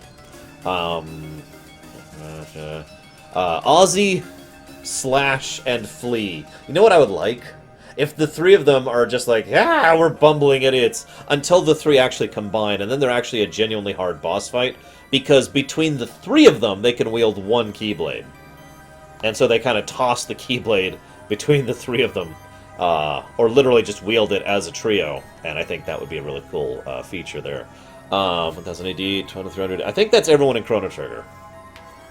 So you're about to see another of my favorite boss fights that isn't... oh, the Gurus. I think Melkor should be able to craft Keyblades, but not wield them. Making him basically the only person we've mentioned who can actually wield craft Keyblades so far. So I love this fight. It's fun, it's gimmicky, and it's got great music.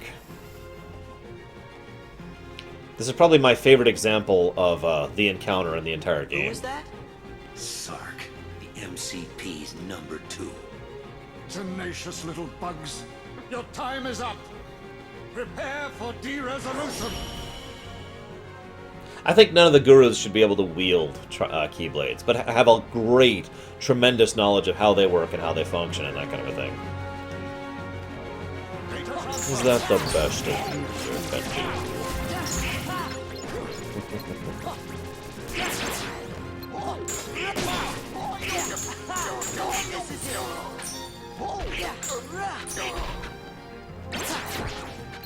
So that just leaves Warcraft.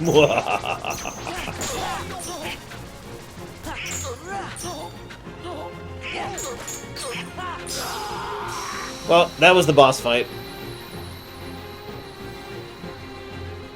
I actually hyped this boss fight up for a friend of mine who never played this. And I was talking about how great this boss is, and he was actually at the controller, so he did this boss. And he was like, that was really easy. I'm also better than you. We would have made a great team. You gotta say it right, Final Thought. Ooh! Ooh! Ooh! Ooh!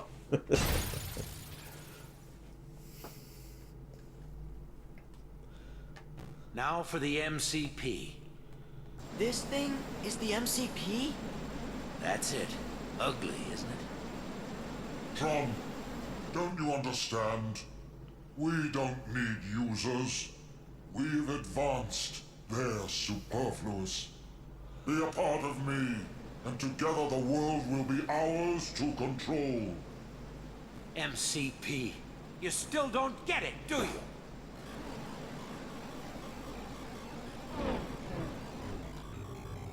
Sark. Sark, all my functions are now yours.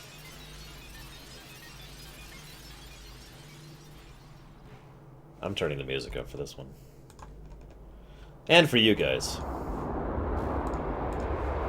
Nice effect on the growth there. Yeah!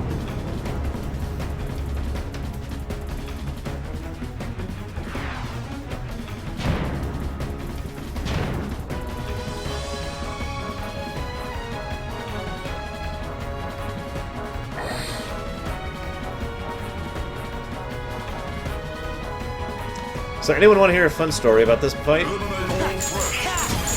over. It's over. Back off. It's over. Data error detected. So, I didn't realize this was a command at first. Run. You actually literally require Tron in your party in order to do this fight. I didn't have Tron in my fight. Back in the game. Back off. Running execute. So, and I couldn't figure out how to get him in the party, so yeah! I fought this battle for like 20 minutes to a standstill without being able to do anything. Because, yeah, I didn't know about the party command. And really, is that the best a user can do? Yeah. Running executable.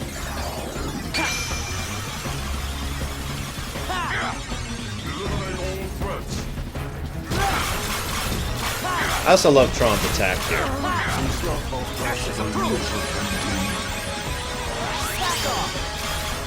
I'd never done it, Samurai. Like, ever.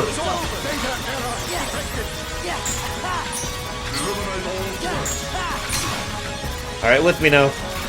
As soon as I get... Back in the game. Running executable. It feels like they do it less in the final mix version here. I remember him literally spamming that voice clip in the original.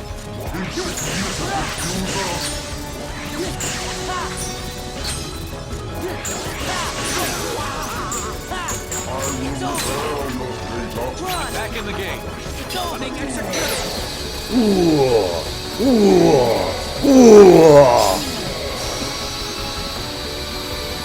Fun fight. A little easy. Even at level. But still a fun fight.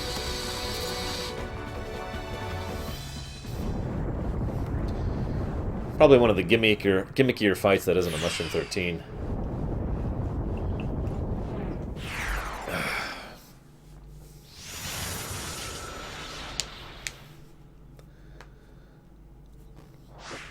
We did it!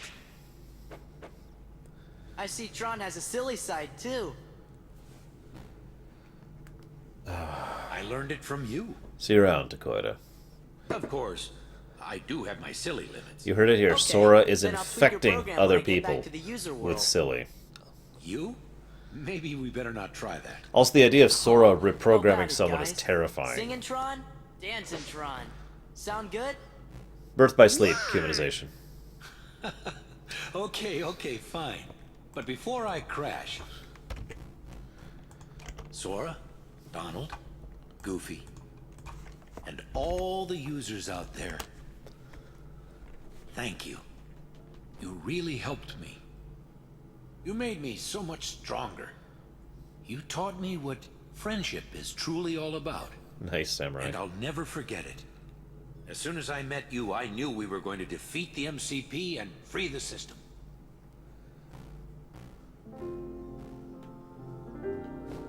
This is actually kind of cool right here.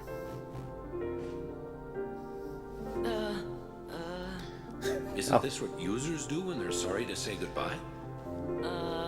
It's a first for me. Because you're an idiot, Sora. It's like a promise that we'll see each other again real soon. That's right, Prog. Okay. Well then. Also, thank you to Bruce Boxleitner for coming back for this. He is, if you pay attention, he does a lot of nice little nuances in his tone that makes him one of the better voice actors in this of the guest stars in this one. I almost wish Tron stayed gone. You know what I mean? It would have fit this a little bit better. Where are you going? That's true, Samurai. But yeah, I kind of wish Tron stayed gone here. As much as I love him, it would have fit so much better.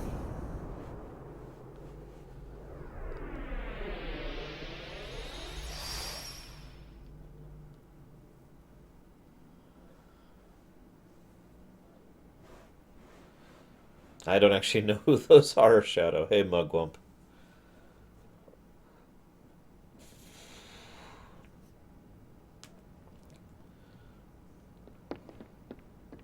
Things are settling down in town. And now I can wield the only Keyblade for some toys left reason. Anywhere, the local variety. And it looks like there are fewer than before. Now if we can just get those 3 back in one piece. Oh my god! Learn to act! Ah! You're here. Welcome back. You're here. Now if we could just How's get the those town? 3 back in one Okay. piece. Not a single trace Not of a the single MCP trace either. of the MCP Everything's either. back to normal. Everything's We back made to it. normal. We made it. Hey, why the long face? What happened? Tron just disappeared. And he promised we'd see him again. What's happening? Greetings, friends. System is up and ready for user input. Tron! This is Stay in touch. kind of stupid. Yeah. Oh boy, oh boy. Hey, stop that. It tickles. You heard it here, guys. You can tickle your Tron is computer ticklish. by keyboard mashing. How about this? Please stop that.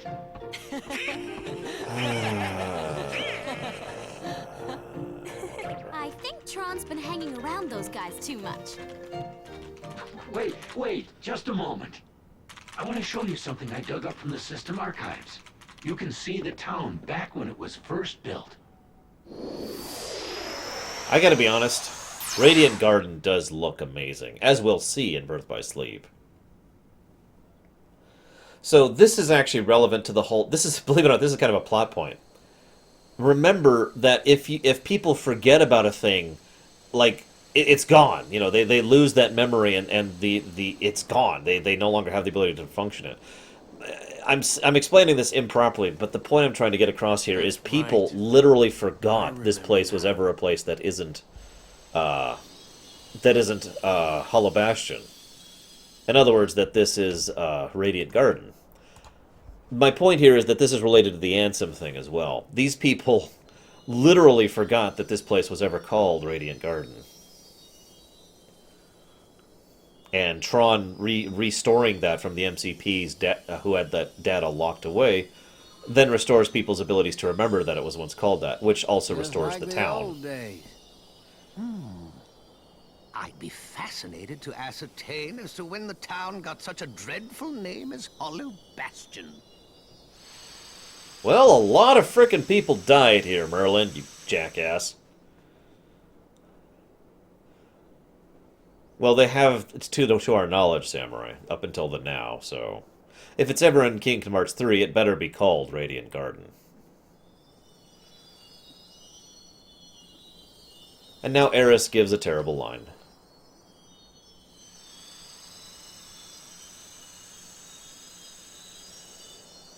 You know, this town had another name once. Hmm?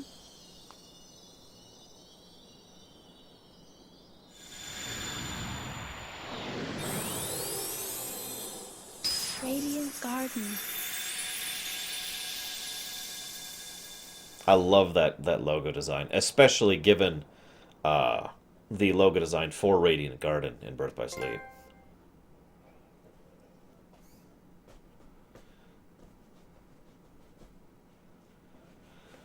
Okay. So that's all 3 locks there.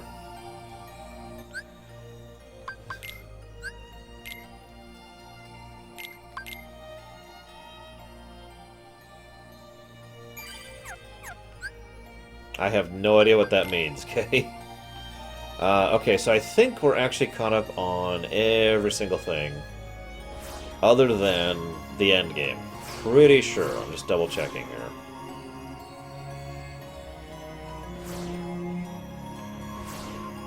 Can we fight Sephiroth yet? Because I was thinking about trying it. Oh, gotcha, okay. Sorry. Oh yeah, we also have to fight the regular optionals.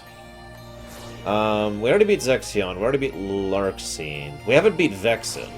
And we haven't beat Marluxia.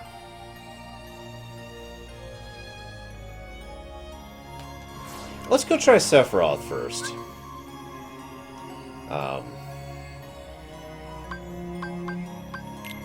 Yeah. Let's try Sephiroth first. Oh, did I never fight Lexius? Where the heck is Lexius?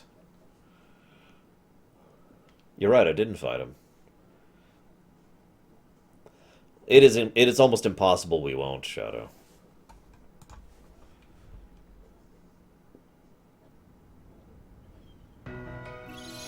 That looks really cool, Sean. Shepherd's Heart, I imagine. Ah, right. Twilight Town. I knew that. I'm still going to have to do the block thing. I actually have practiced Marluxia a couple times, and I don't know, maybe it's just the fact that I'm terrible at blocking, for the reasons I've already described, but yeah, figuring out the timing for his blocks.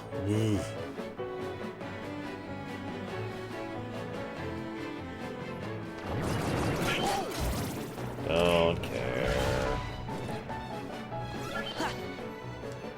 So one thing I kind of like and dislike in Kingdom Hearts 2... In fact, I want to demonstrate this directly so you get an idea of what I'm talking about. So they try to get across a sense of scale without really having it in the game. So I want you to look at that. There's the castle over there that's Maleficent's castle, okay? So it's way off in the distance, okay? So we're going through one zone line here.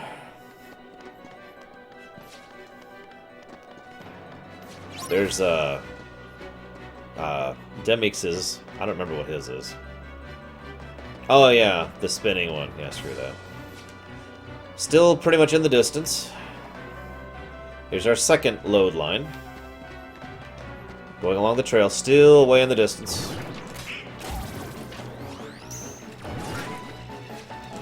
I'd say it'd take about a week for the whole series, if you're doing none of the optional stuff and playing on beginner difficulty. Ultimately, most of the games are not actually that hard unless you set the difficulty high or go after the optionals. Third load line.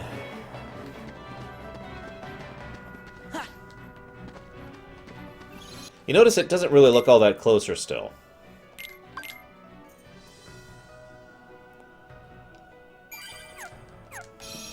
See? Same thing, off in the distance.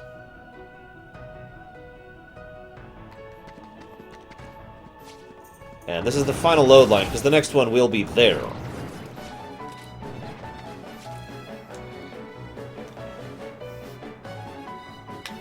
I mean, 7 days, 8 hours a day, yes, Sigma. And bam! We're there. Just... whatever. Okay, so... let's see if I remember how to fight this guy. Wish me luck.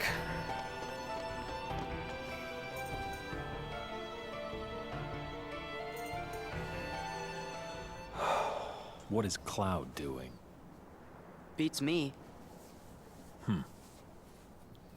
By the way, you three, who are you? Well, I'm not sure we should tell you. Well... oh yeah, I forgot elixirs. I'm probably about to lose because I forgot elixirs. Oh well. I see. So that's a Keyblade. And I suppose you must be its chosen wielder. So what if I am? I wonder if it won't change its mind once I defeat you. Note that he shows no actual interest in wielding a Keyblade himself, which goes back to my point about how Sephiroth shouldn't actually wield a Keyblade. That's enough.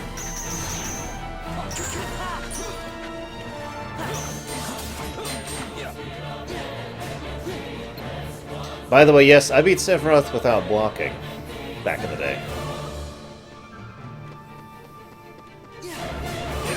Damn it.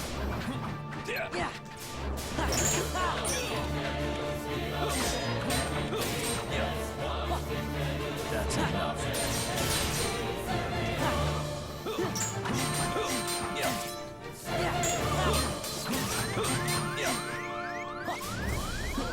I don't even know where to block for his attacks. What's wrong? Are you scared? I really don't.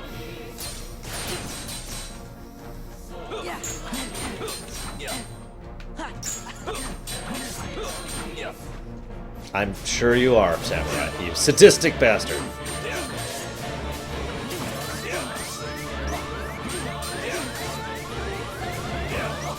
That's enough.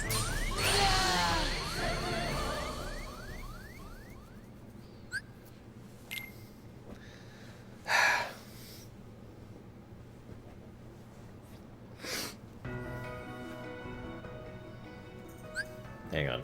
Let's give myself some elixirs so I can actually function here. Do I have elixirs? I have... How do you get elixirs? Oh, I need to synth them, don't I? Whatever. Let's just do it.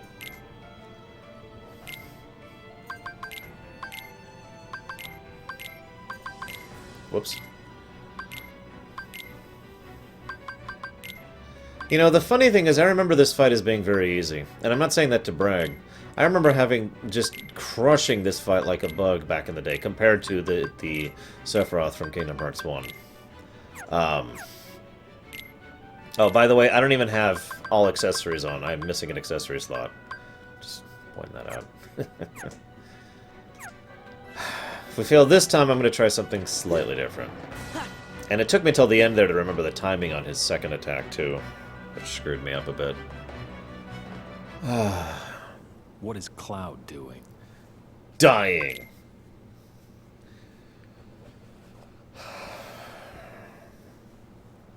Show me your strength. That's enough.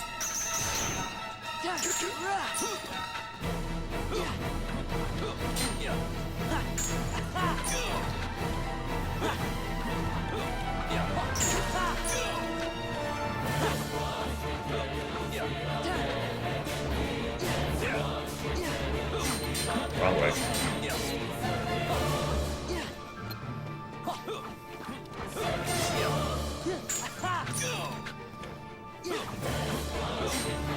That is very possible, yeah, Nicholas.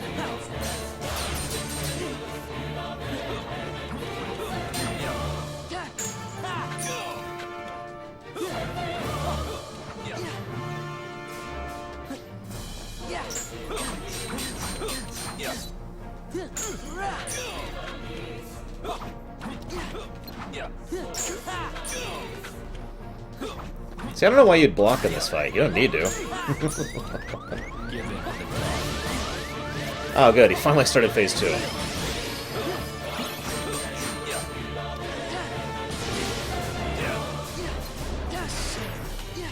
Heartless angel. That's enough.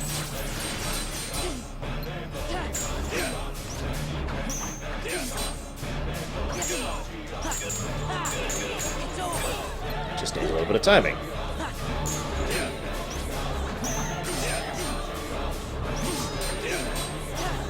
Damn it, too early.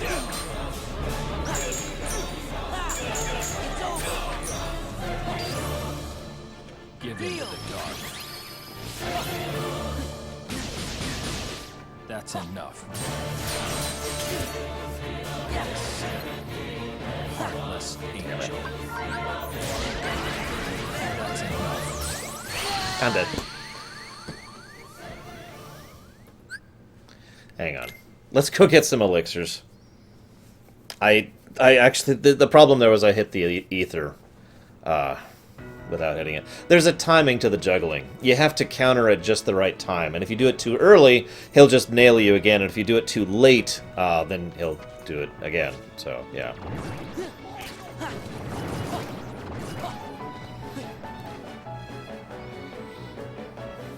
I don't know, Django. Where's the nearest Moogle? Let's just go get a Moogle. I know where a Moogle is. There's only one Moogle I have whose his location is memorized.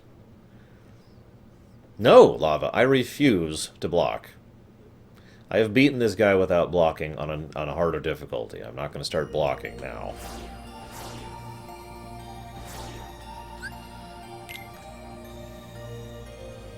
Yes, Shadow.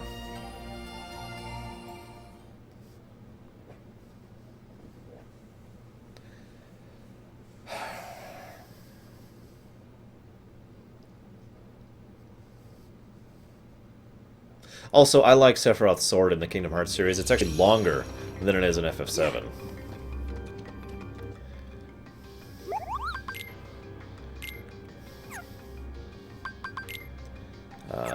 Where is...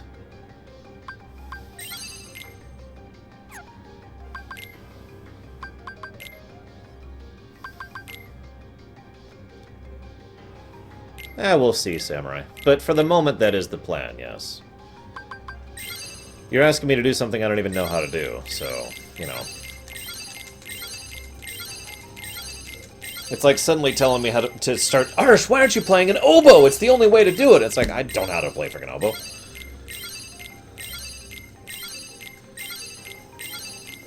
Just getting a couple elixirs going.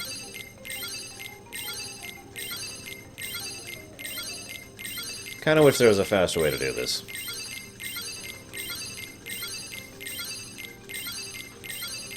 That's probably enough.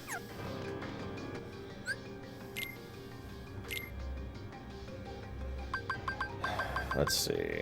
Do I even have another accessory? It's worth a damn. Yeah, sure, we'll use that one. Apparently, Samurai. Doesn't mean I know how to use an oboe.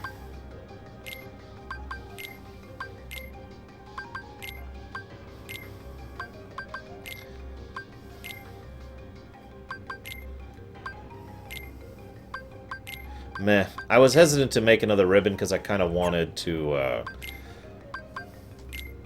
I wanted to put the Mega Ribbon in that slot instead, but I'll just put a ribbon on for right now, since I can't even get the Mega Ribbon yet. Okay.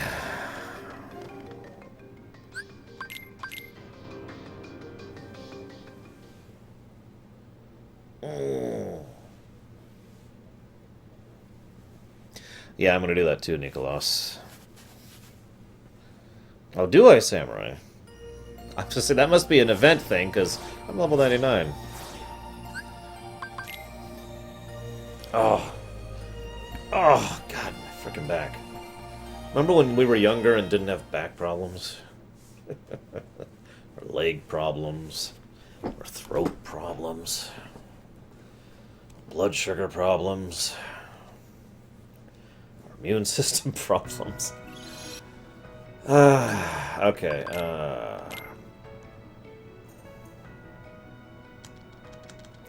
Let's go ahead and put him here.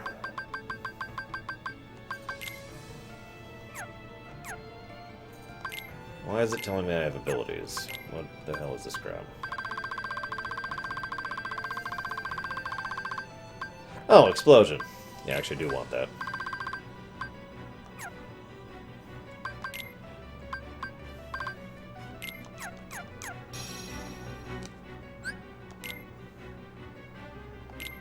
Probably not, Shadow. We might actually have the medical technology to fix this stuff in the future. God, Zeiss, no wonder you're so old. No, I'm kidding. I didn't used to have this many problems. Then I got hit by a car. Then I got run over by a car. Same car. It's kind of been downhill ever since, for my health.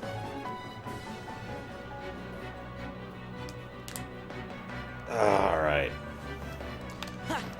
Take 3.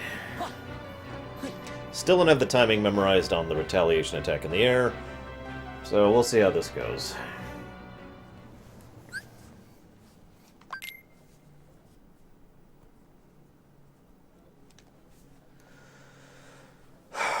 I'm also still not using a proper Keyblade, on purpose, I might add. If this fails, I'm going to go ahead and bulk up a little bit.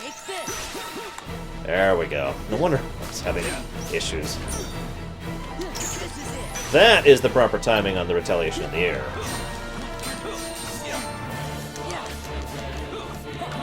Damn it, I don't have Combo Master.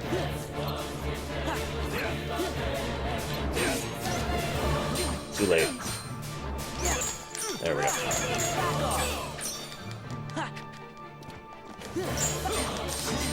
Yeah, too aggressive, Arch. Too aggressive. I just hate stick and move. It takes so damn long.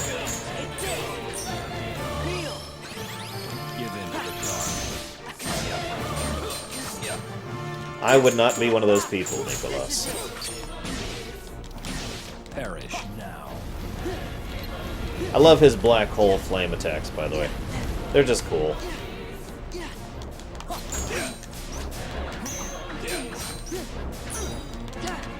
Perish now.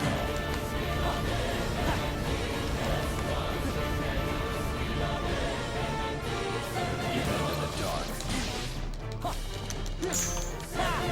Back off! Heartless angel.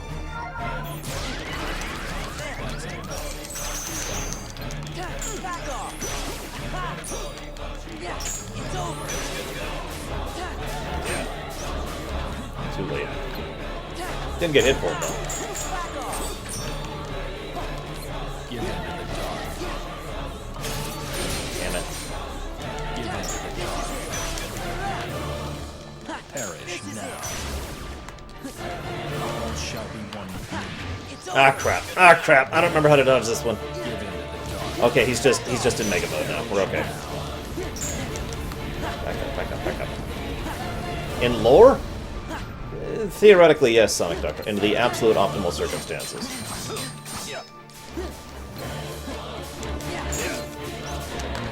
Too late.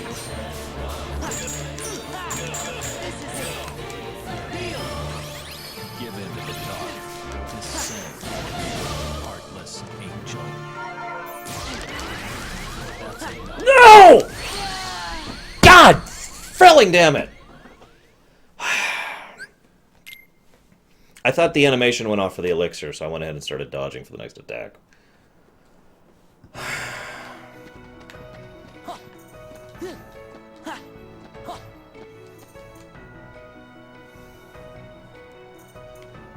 I actually thought I was doing good.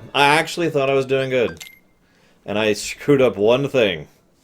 Because that's how that goes. Show me your strength. See, you can't actually hit this That's enough. while you're in midair. It does not work if you're in the middle of a dodge. So, that's why that didn't work.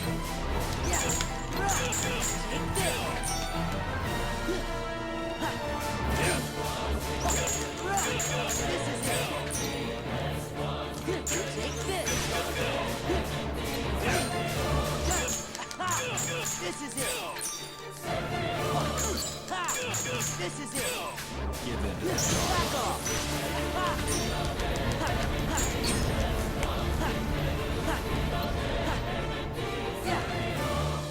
This is it! Perish now. Back off!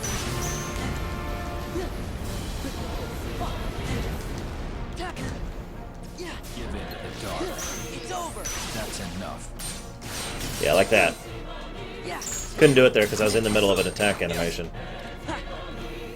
Descend. Heartless angel. That's enough. It's over! Back off! All shall be one with me. Take Give in. this!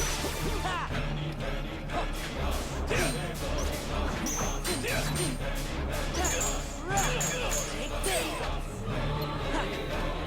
Perish now.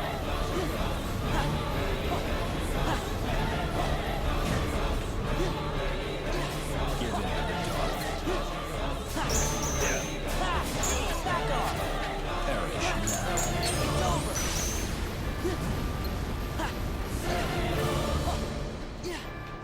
Perish now. You know, for how much I care about scan, when I'm fighting these guys, I almost never look at their health bar for any of the optionals. Am I the only one like that? I'm just curious. Descend. Heartless angel.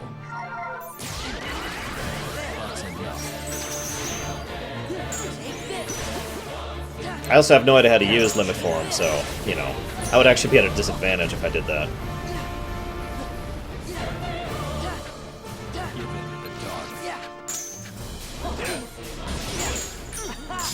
Goodbye!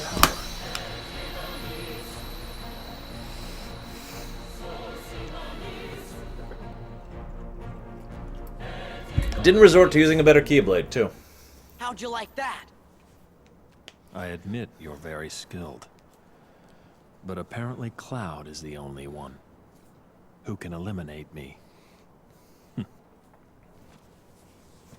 Tell Cloud to come here. Tell him Sephiroth is looking to settle things. Like I said, I'm that way about everything else except the optionals and the super optionals. Those are the only bosses where I just ignore them. Where's my Fenrir? Give me Fenrir. Fenrir? Where's my frickin' Fenrir? Damn it! Where do I get Fenrir? Oh, I actually need to go talk to... Oh, that's right, I need to do the actual cutscene where Tifa's... Yeah, okay, I remember that. Alright. Let's go get Cloud. So that is one optional down. The old super optional. In the original Kingdom Hearts 2, Sephiroth actually was the super optional of the game. In this one, obviously, the data battles and, like, everything else are harder than him. But, yeah.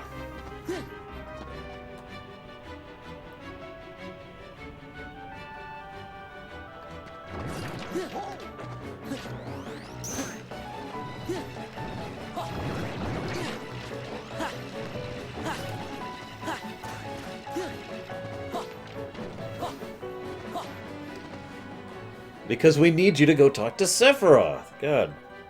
I was actually debating that, Samurai. I did that last time, and then I was like, you know what, maybe that was slower, so I thought I'd just kind of time it myself here.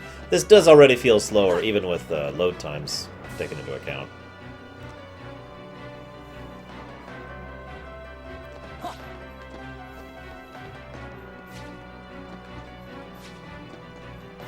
It's partially the speedrunner mentality in me. I try not to presume a certain method is faster. I usually prefer to test it myself.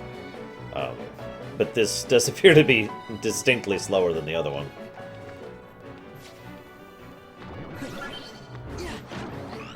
Yeah, I still need to fight Laixius, Vexen, Marluxia. Then I need to fight everyone. And then I need to fight Bastard.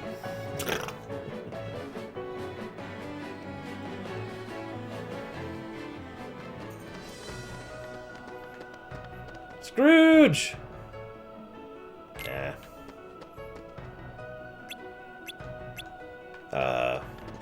Is he down here? Oh, there he is. Yep, okay. Cloud! Maybe I should... No, maybe I shouldn't.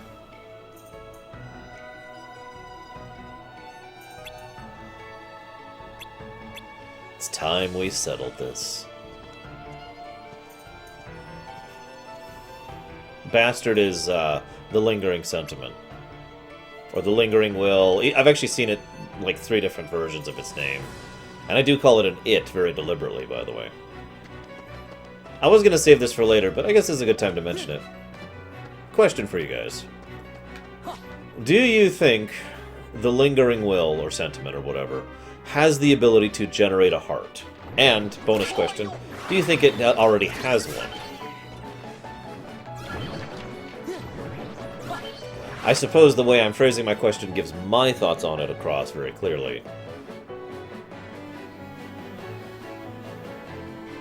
Yeah, no kidding, Sigma. Of course I've seen Sephiroth. God! What do you take me for?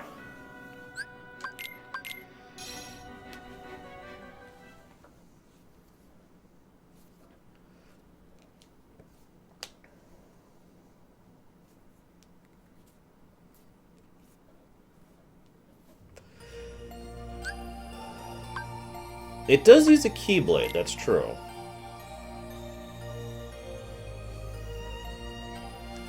Ugh.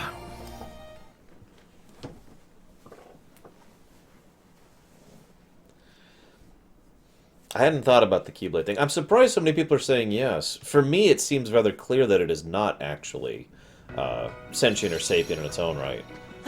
The main reason why, because it's... My usual definition for that is to have sufficient variety and amount of experiences in order to generate a heart/sentience or sapience, right? But the lingering sentiment hasn't been doing anything for a decade. It's been sitting there and dwelling and repeating the hatred over and over and over, nothing else. So it hasn't grown, it hasn't become sentient or sapient by my definitions. So I don't think it has a heart. Did you give him my message? Maybe. Sorry to keep you, Sephiroth. You know what? That's a Sora's dumb moment. Maybe. What the crap? Cloud. You'll never let go of the darkness. That's true, Samurai. Shut up. You'll never let go of your past. Shut up! Cloud, get him!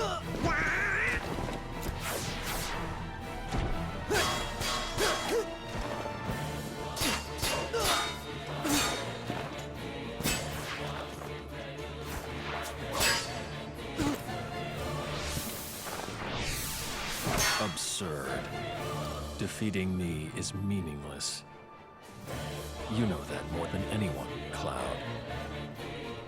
No matter how many times I fall, your darkness keeps calling me back.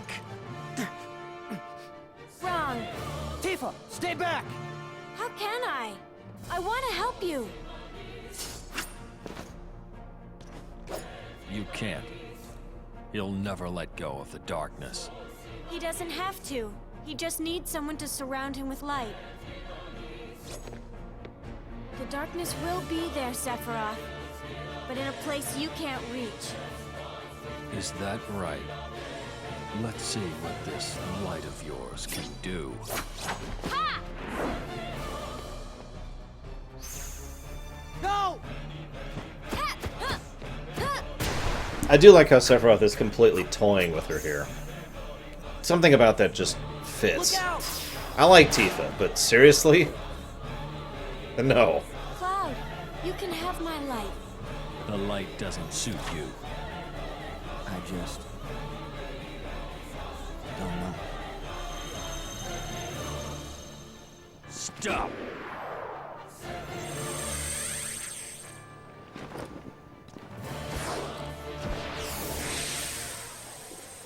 I'm sorry, but that whole cutscene, the combat is really cool to me. IMO.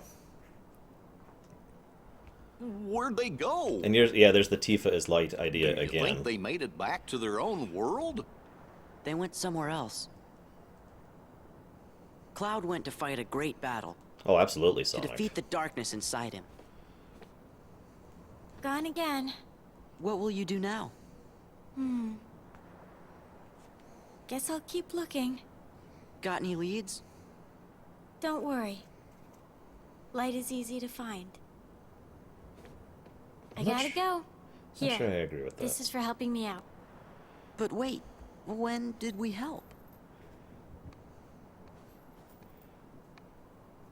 Oh well. We'll take basically one of the best Keyblades in the game. I also, like I said, I actually like the design of the Fenrir there. And we are now that I've done what I wanted to do, which is basically beat Sephiroth with a weak Keyblade, now I'm officially going to put on a real Keyblade. The Fenrir. And we'll go ahead and make you use that one. And the Master we will put to... Oh, where is it? No. There it is. That's the one. This is it. Take this. So this is why I like Fenrir.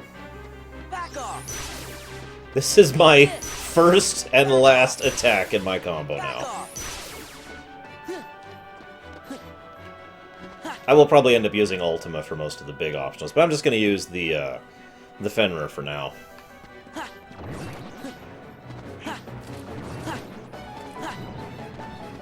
Yeah, negative combo, in my opinion, is extremely useful.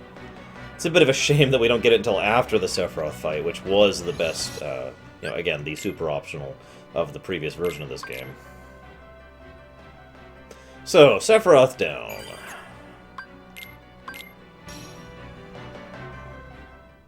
Yeah, we're gonna go take on Vexen. I'm debating if I want to try Marluxia right now. Now that I have Fenrir the negative combo. And 3 ribbons.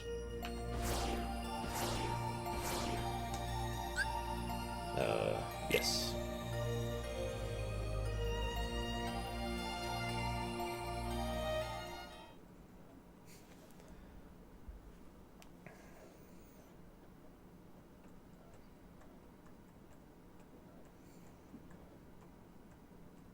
Hey, Saldir. The traitor. Or, I mean... Okay, so...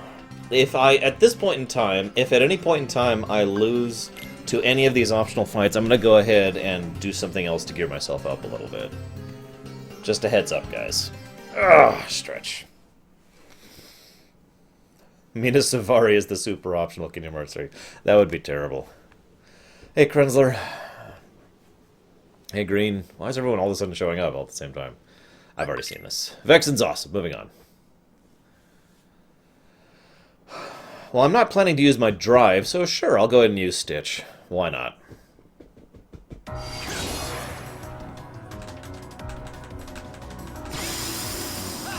Let's see, where's Summon? Stitch.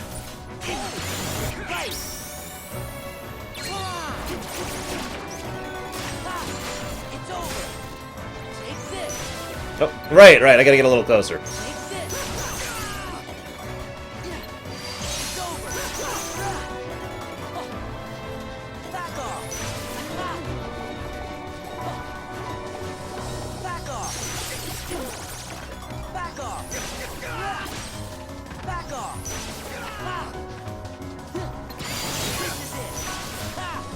Damn those Santa clones!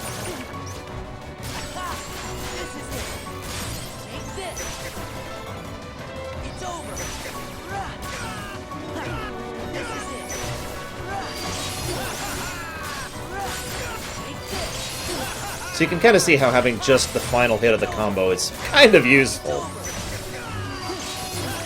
As long as you know how to use it. It is a very different method of play than actually having the combos. As you can see. Warcraft Keyblades. Alright. We'll assume WoW era. So let's go ahead and just talk about some of the major characters from each side. So humans, we've got, of course, Fordring. Fordring should wield a Keyblade, yes. Hey! Summon Cage is powered up, guys. If you want me to shave it, I will, Saldir. Just you. You're the only one who gets that choice.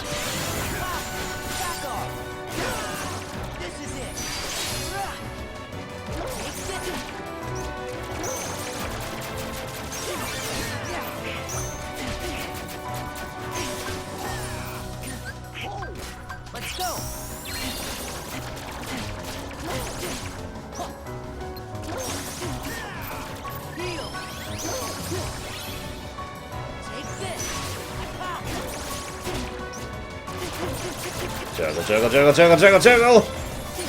Love being juggled. God damn the juggling. The juggling is real.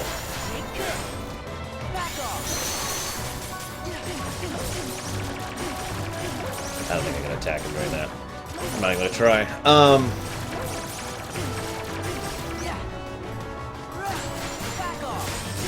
Or am I? Okay, fine.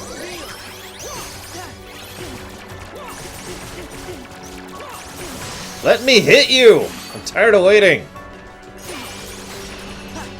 Yes, that's right. I want to kill him out of impatience.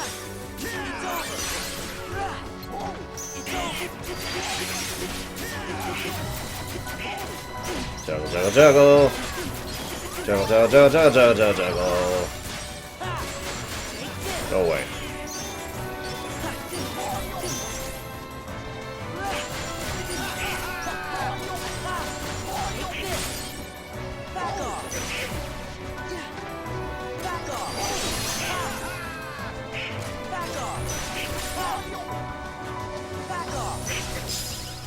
So anyways, as I was saying... what the hell was I saying? Alright! Thrall. See you around, Cubanization. Oh no, not Thrall. Fordring? I don't know what to think of that. There's too many characters in Warcraft. And actually, a fairly large number of them probably would be Keyblade wielders. Hello, actress.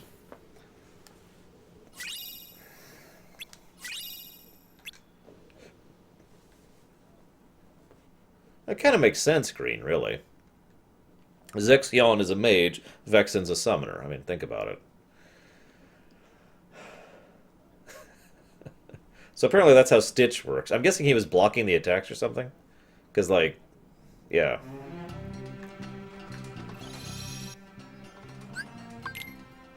Actually, I guess go and save here. Because now we're going to try Marluxia. And I know I have to block with Marluxia. Yeah. And I'm going to be twitchy as hell and be like, oh my god, block, block, block, block, block. And I'll miss it and I'll get creamed. Okay.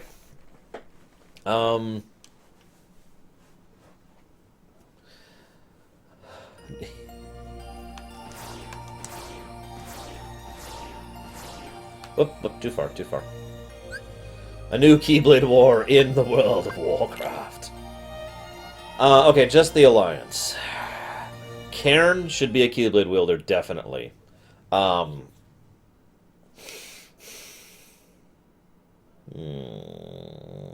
And,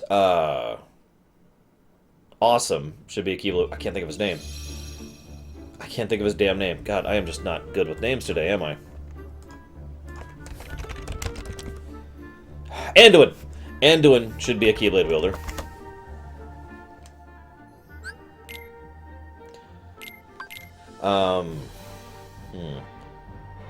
Jaina? Yeah, Jaina's a good qualifier for a key staff wielder. Absolutely. So, I hate to point this out. I've actually tried this guy off camera once. Literally just to try and practice the blocking of him. I was doing really, really badly. I got him to about half health. He started to get to the point where he started using his ultimate. And that's as far as I got. So... Varian? No. If anything, Varian strikes me as too much of a skill fighter. The Lich King... the Lich King's a unique case. I think the Lich King would actually be an interesting parallel of, like, a nobody mixed with a Heartless, creating a new original being, rather than their original being, if you follow me and my logic there. And I think that would be a really cool dynamic to go with the Lich King.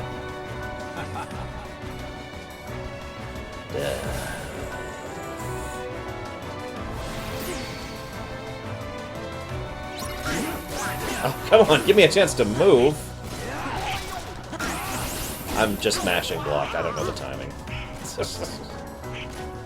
Come on. See, if I wait for it, that happens.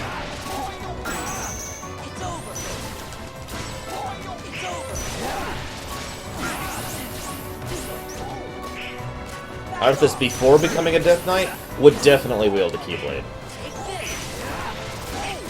Damn it! I hit triangle instead. And I'm in the air now, so I can't block. Ah! I didn't mean to dodge! Damn it! Ah! God, I freaking hate blocking. Get in there. Hang on, I have an itch on my nose. Ah! Okay.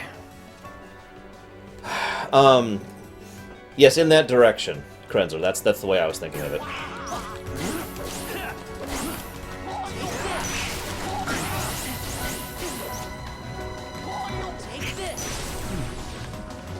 Ugh.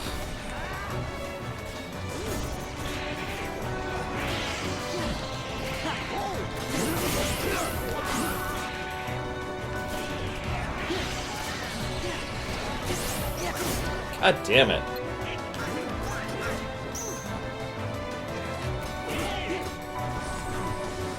Anduin would probably have a Keyblade, yeah. This is not resignation. This is hatred. You're witnessing me give in to the darkness because I have to block to beat this fight. And I'm irritated by that fact because I am not good at it! For the reasons I've already emphasized.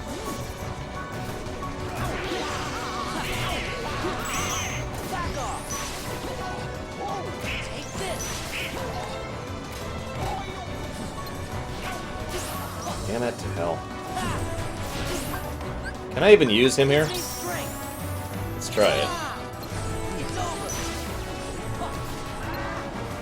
The gimmick is, every time he hits you, you lose a number. You get to 0, you die. I noticed that Stitch is not preventing that, so yeah, I don't think that's gonna help. I mean, I guess I don't have to think about my health, but... Ah!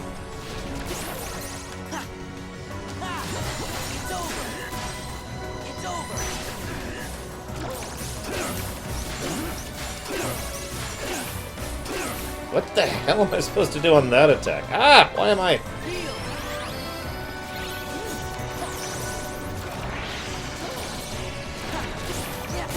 Oh crap, I was blocking. I was blocking. I disagree, sir! And if I can't block, I can't get numbers back either. Ugh, really? I don't even know what to do about this one.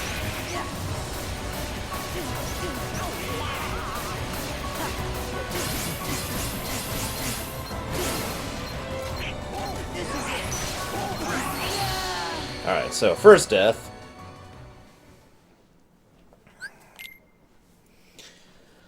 Hi, Darkrai.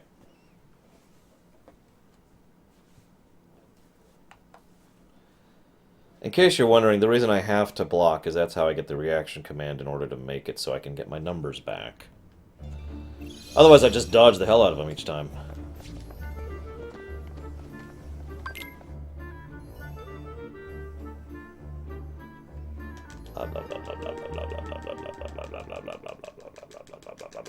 Load!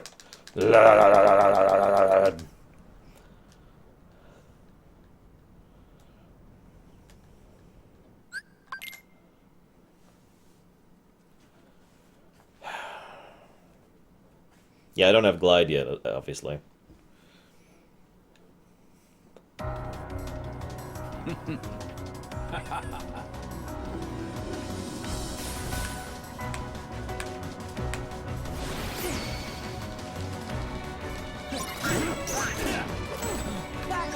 Damn it! Wrong frickin' button. And now I'm getting hit, of course.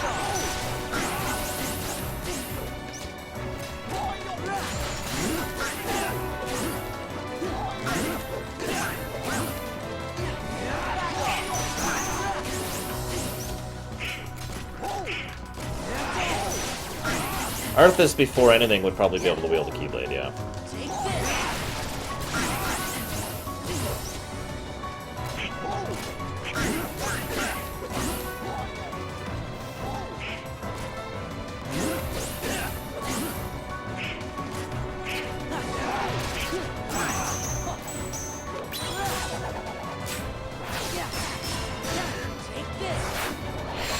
Yeah, this is the easy version of this guy.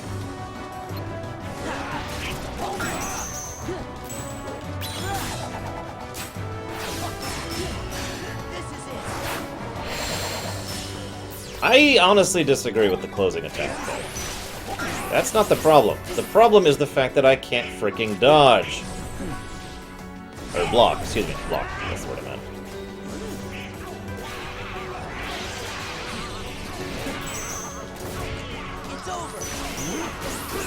I mean, offense is not my problem here. My problem is hitting him without getting hit. In fact, my problem is not even my health, obviously.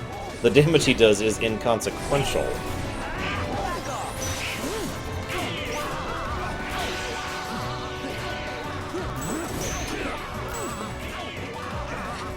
Damn it! Okay, apparently I don't get a reaction command for that block.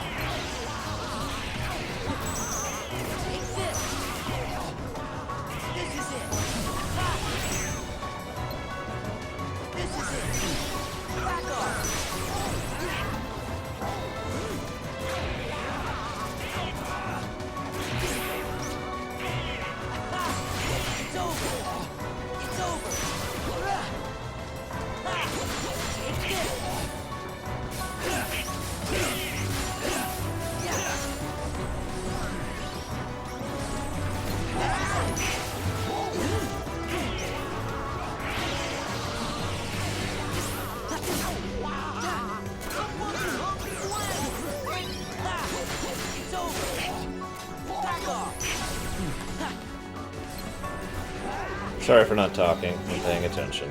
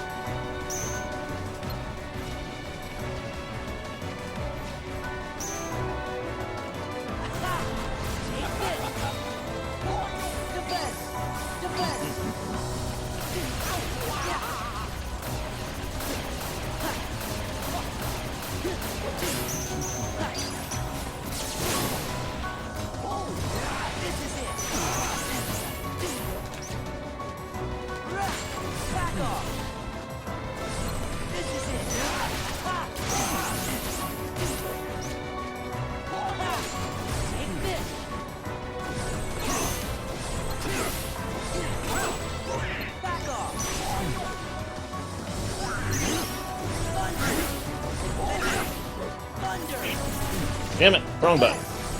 Wrong button again.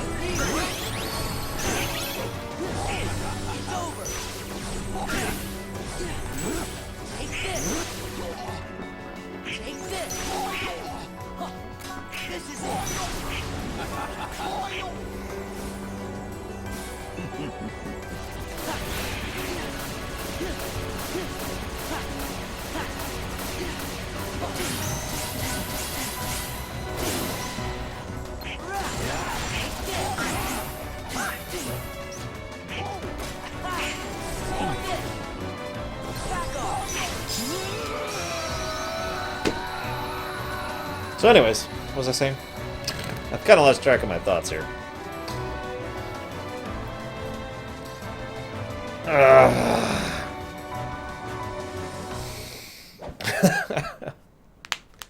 Screw your block.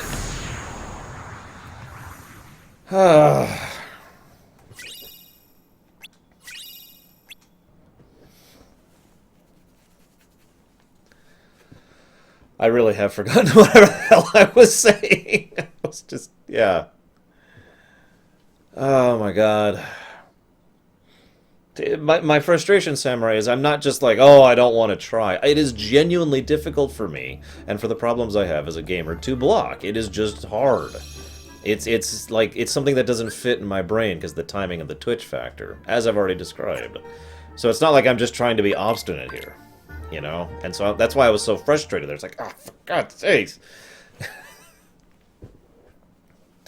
Okay. That's everyone except for Lexius, who we can't even get to.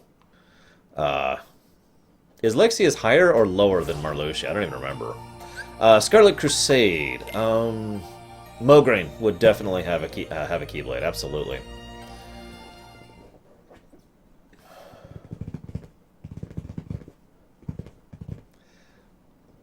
If I could have any of their powers, Xemnas.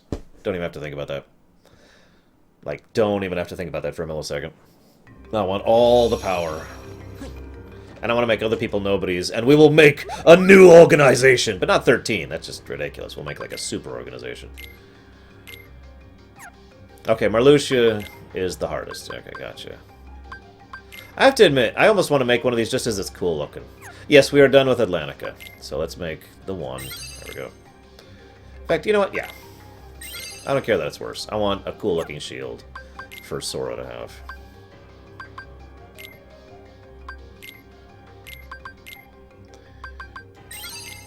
Ah, that's the wrong one. Whatever. Screw it. Doesn't matter. So how many of these do I need? That's an accessory. So I need 4, I think? Whoop, whoop.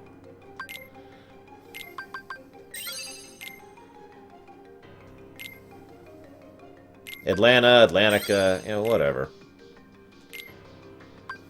Oh, that's right, it's for Goofy. Whatever, it looks cool. And that's the point. Join me, Bragwin! Organization 113! Besides, I already have a nobody named Zagmus. I've had that name for a long time. And we'll leave that slot open for the Super Earring. So what does the Full Bloom do? Strength, AP, MP Restoration. Oh, nice. Yes, we will definitely do that. So 3 Full Blooms, 3 ribbons. We're going to get the other ribbon once we get Final Form. Unless there's something Could I get that right now? Goofy, I want you to have a cool-looking shield. There you go.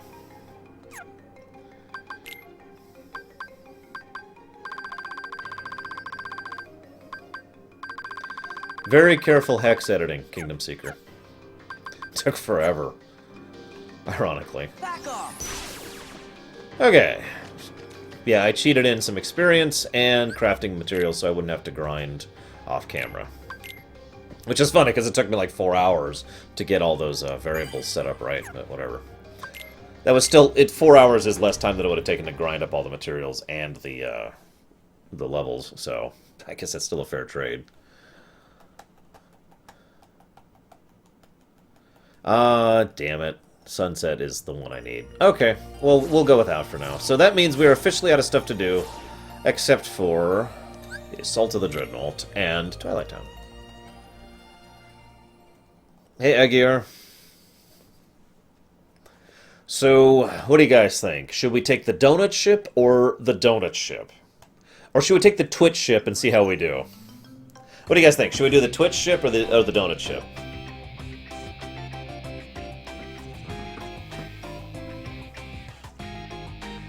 Because Hunter X is in Mission 3, isn't he? Where's Hunter X? Because I want to take on Hunter X, just for you guys, just to showcase the fight. And I don't actually remember which of the 3 he's in. Or is he in one of the EX things? They're all terrible, that's the summary, Darkrai. I'm not really exaggerating. They're all terrible. Okay, so it's in Mission 3. So why don't we go ahead and do Twitch for this one?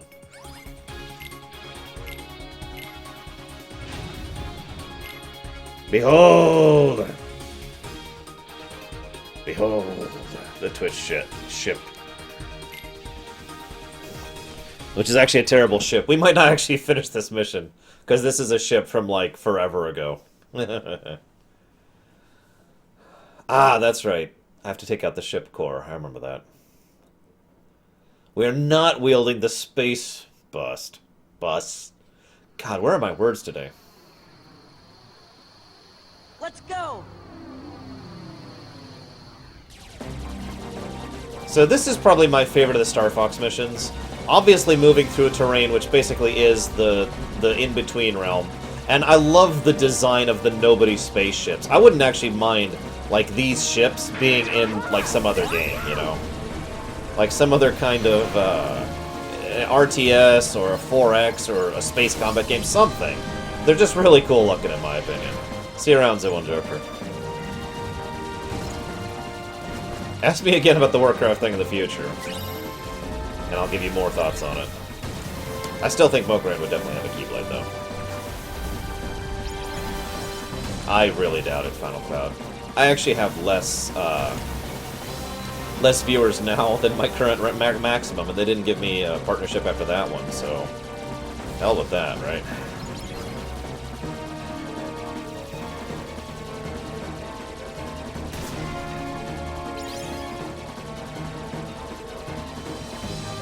Yeah, I was actually trying to demonstrate that, but I don't have that much firepower on the Twitch ship, ironically.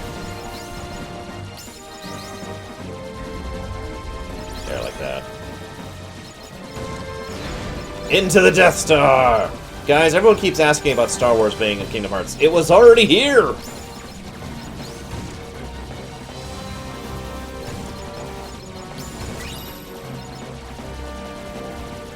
Oh god, there's a section in this where you have to see where you're going. and I'm not going to be able to see which direction to dodge in because the Twitch ship is going to be in my way.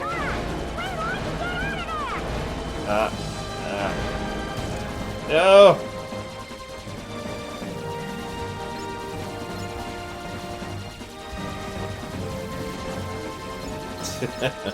Yeah, right, phew.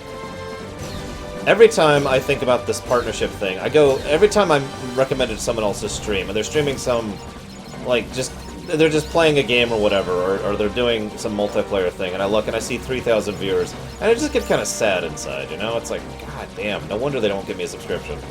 Or not a subscription, a partnership. I must be so small time compared to what they're used to.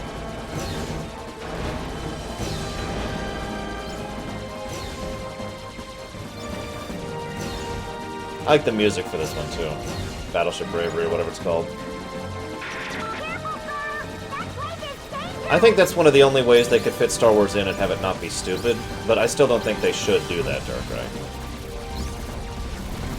The other way, for those of you who haven't been paying attention, is the whole idea of optionals that have nothing to do with the story.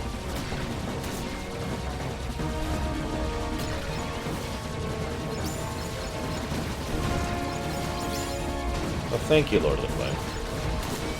I'm sorry, I don't mean to complain, it just bothers me every now and again about the Twitch thing. I've been trying to get a Twitch partnership for the better part of a year and a half now, and I've been consistently turned down. I haven't been spamming them. I've actually only made like 4 requests total in the year and a half. But every single request has been denied. We took out the Death Star, guys.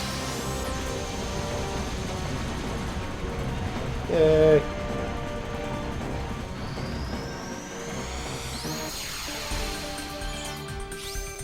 Piece of cake.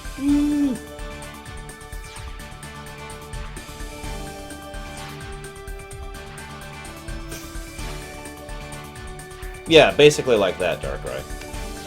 I've actually already described how it would work. I mean, literally, just picture Darth Vader showing up, and he's got the lightsaber. He doesn't say a word. You just hear the breathing. And he doesn't actually move quickly. He just slowly walks towards you. And anytime you get in reach of him, he just destroys you. Okay, I'll get in range of him. BAM! And he just annihilates you. Yeah.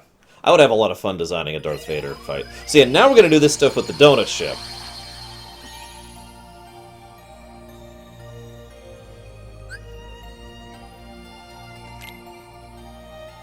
I'm sorry, Full Metal. Wouldn't it be so cool, though? Like, I mean, picture it. There's no music, right? And Sora rushes off to, like, the Coliseum or wherever. And he's like... He looks around, and there's no one here. Then he stops, and he kind of does like this. And then all of a sudden, you just hear this. And just all of a sudden, you know, there's total silence, right? And Sora's just hanging out there, and he's looking in this direction, and you just hear this... And Sora's like, huh? And he turns around him, and Vader is just standing there. And as he walks towards you, you hear a faint version of the Imperial March playing. Like kind of the version that starts off that Williams used as a leitmotif, however you pronounce that, in the prequels, right? And so, you know, he's going through that, and you fight him, and for his first few phases, he's basically just standing there waiting for you to come to him. And when he hits his second phase, he starts walking towards you, and the music gets a little more intense, and we start to hear it. And by the time we get to the third phase, leitmotif, whatever, the Imperial March is like going in full swing. Dun, dun, dun, dun, dun, dun. It's just awesome orchestral amazingness as Vader is like basically trying to maneuver you into a corner, and every now and again he'll just stop, and then pieces of the terrain just start flinging themselves at you. So he has like a finite amount of ammo, but every now and again there's just a chunk of the audience just comes up and BAM! And it's like ridiculously hard to dodge the big chunks as he throws them at you, which is why he has finite ammo. So you're basically just supposed to tank those or get really good with dodging them. And then, you know, and of course, every now and again he'll pause. If you get too far away from him, he'll actually go and stun you for just a second. So you have to stay within a certain range of him. If you get too far away, he chokes you, and then casually walks up on you, and then BAM! Anyways, I'm going to stop talking about things that will never happen. Oh, hey, we have the Falcon Peak, the Invincible Peak, and the Highwind Peak now. Oh, yes, Vader would absolutely be wielding... Oh, you mean a Keyblade? No, no, no. Although, interestingly enough, I wouldn't be surprised if Vader could wield a Keyblade. Actually, I'm not sure, because you're right, Samurai. I did actually say that. And I think that would probably work better. Why don't we start off with, like, the Imperial March, and then lead into Battle Between Heroes? Okay. A Key Saber. Oh, I should be attacking the capital ships, right?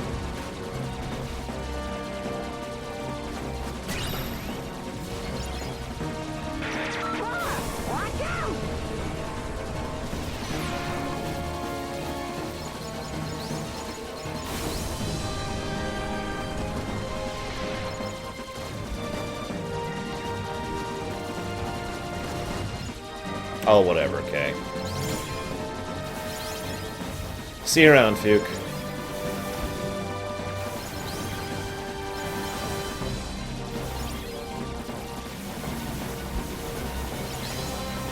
It is worth noting that Battle Between Heroes has the Imperial March in it. You know, to add to the whole overall feel and flavor and theme of the scene.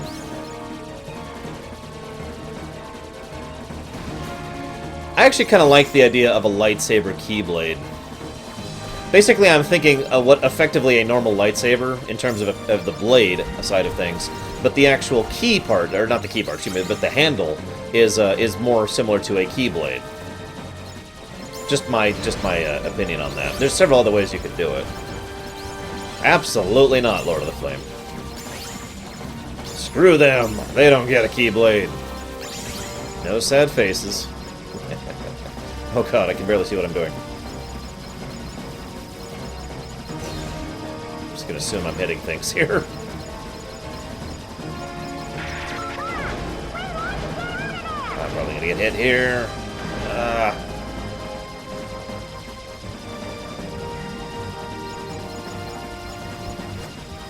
Well, there aren't many options for combining a Keyblade and a lightsaber, if you think about it. Unless you want to go with a lightsaber with a key-shaped, you know, blade thing.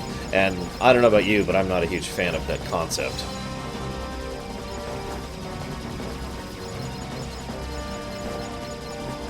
Well, in all sincerity, I think Donald and Goofy don't have the mindset to be Keyblade wielders. And I don't mean that as an insult. I actually think they probably have strong enough hearts, at least Goofy has a strong enough heart to wield a Keyblade. Damn it. Yeah, I knew that was coming. But, they've always felt, even in lore, never mind in gameplay, more like support characters, so not really the kind of people who would be wielding them themselves. By the way, notice the X, the recusant on the design there of the battleship. That's a nice touch. Hang on, Samurai. Save that link. I want to see what that is as soon as I beat this level. I guess I could pause. What do we... Yeah, that. I don't want that. That's exactly what I don't want, Samurai. Thank you for highlighting my concerns.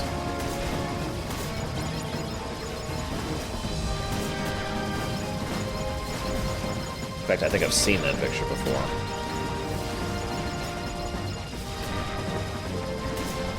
I don't know, do you think I've destroyed the battleship yet?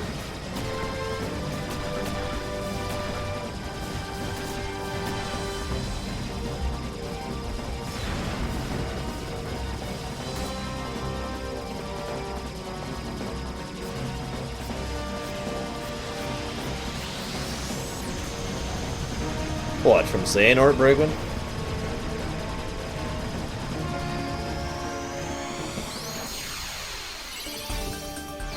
Zamped, excuse me. Zamped? I don't know. I give up.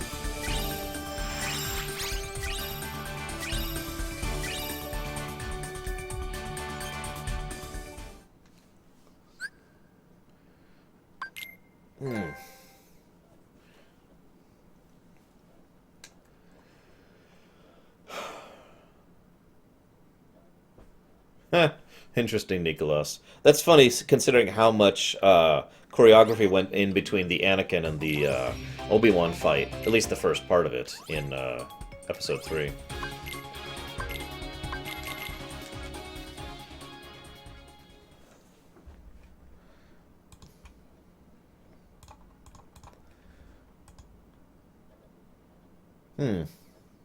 I actually rather like what Full Metal linked. What Reflexor linked, I don't know, that could work. But, Bring it on.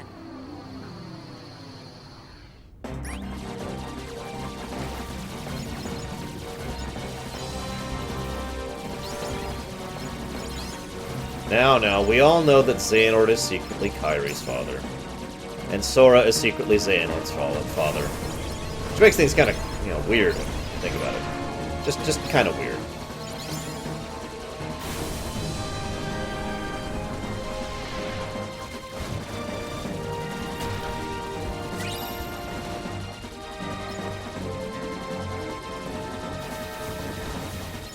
Now, after this, we're going to do a little bit of gummy design to add the final few pieces that I should have after this mission I'm doing right now. And then we'll go after Hunter X, just for you guys.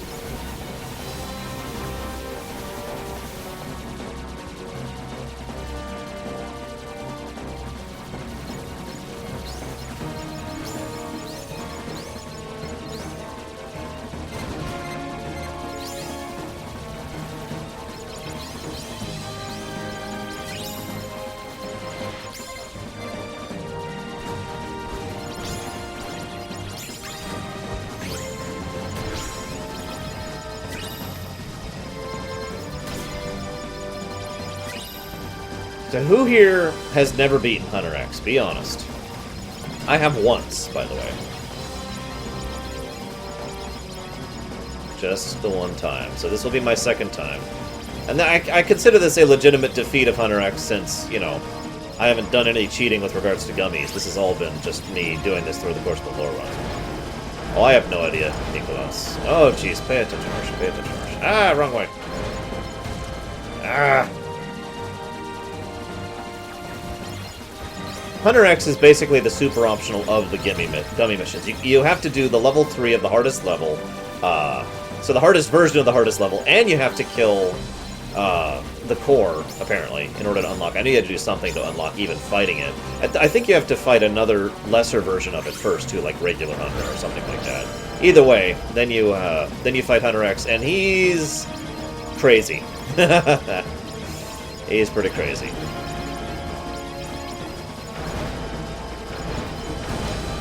Damn it. I can't actually see where they're closing, so I'm just guessing.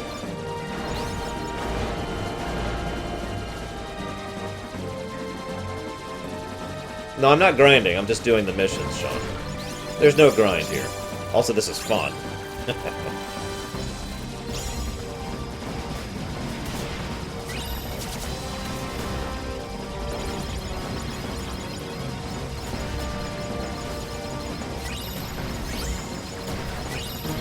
Rank B! Rank A! Oh, that was quick.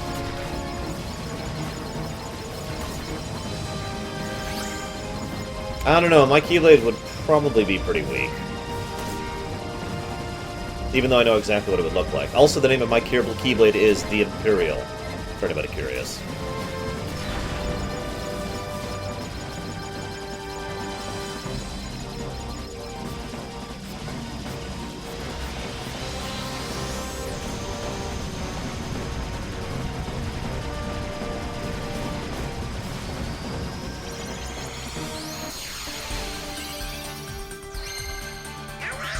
I think it's a little flawed, but I still like it overall.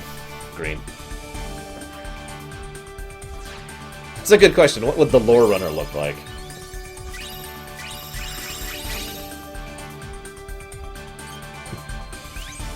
Alright, so we should have all the things we need now. And if we don't, whatever. We're just going to go after Hunter X with a slightly imperfect ship. Yes, I know, Samurai. The donut ship can't dodge any physical attacks.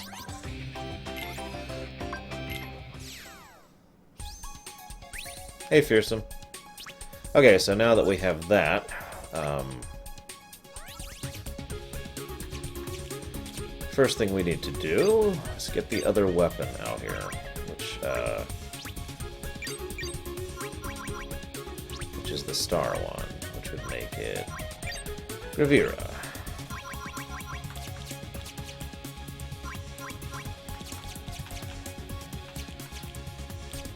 No, Samurai. Just plain no.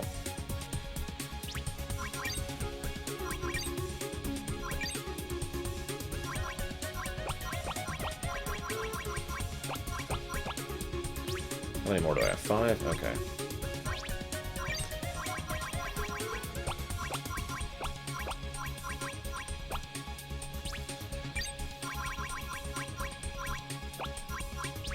That's gonna have to do.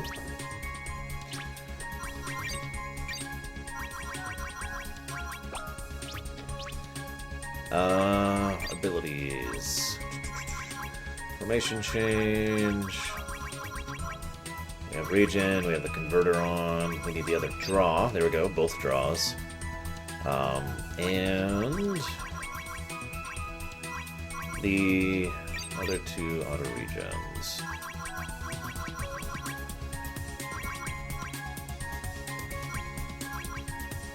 And that should be it. Alright. The friend ship is ready to sail. Wish me luck, guys. This is not easy. All joking aside.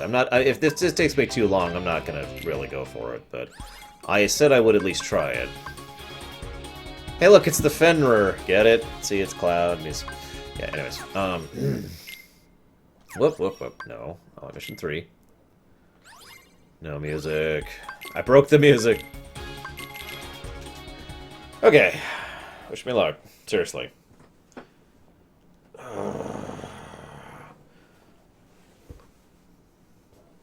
The Zeshan Regia, Nicolas? Probably not, Bragman. Maybe, but probably not. Like if you were to mod it somehow. The shore is exciting.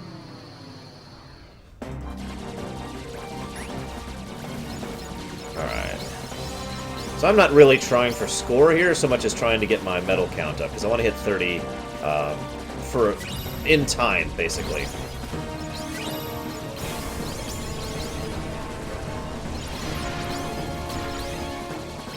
With 2 draws on, I should be able to pull in medals a lot faster, though, so that should help.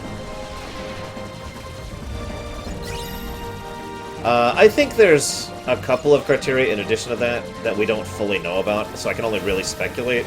For example, we know that one of the capacities for gaining a new a Keyblade is having one passed down to you. But obviously no one passed down a Keyblade to Lee, so how the hell did he get one, right? Unless, okay, I've heard the theory that Lee actually got his Keyblade from Ventus. For the record, I do not agree with that theory.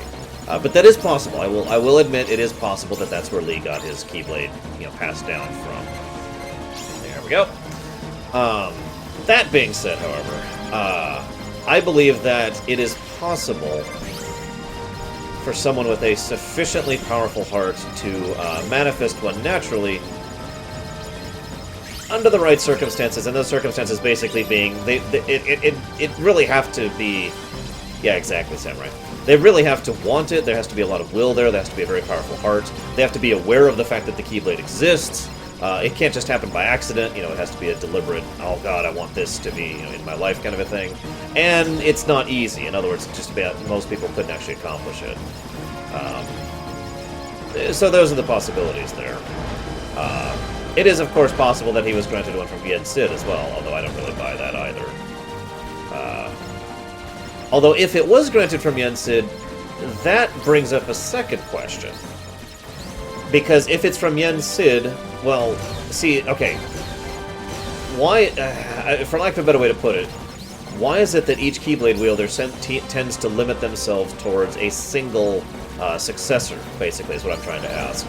In other words, theoretically, one should be able to sire multiple Keyblade wielders with the ceremony, deliberate or otherwise. And, damn it. That sucks. Now, we were pretty sure that you can actually make multiple Keyblade wielders from a single Keyblade wielder, because we're pretty sure that's how, God damn it, right, I have to do that. Because we're pretty sure that's exactly how Terra Aqua and Ventus came to be. They were all sired by, well, 2 of them were given Keyblade granting abilities from a single person, Ericus. So it's very likely that one person can make multiple Keyblades, based on that. you know, make multiple Keyblade wielders is what I'm trying to say. So that's not exactly out of bounds. It does make you wonder why they limit themselves so much. But there's some stuff to be discussed about that as well, which I'll be talking about more when we get to Birth by Sleep. I'll go ahead and give you this teaser for right now. What do you think the backstories are of Terra and Aqua?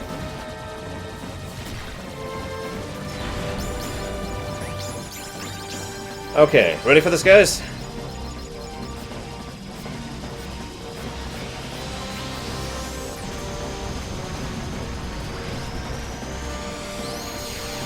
So we actually fight this guy in the keyhole here.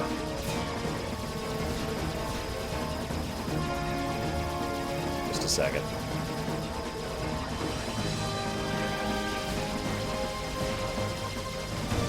Damn it, he got me.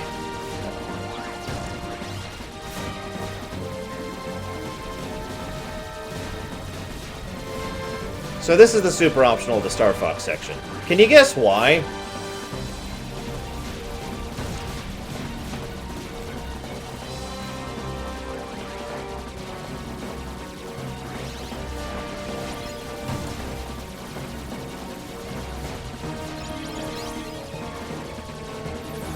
Almost there.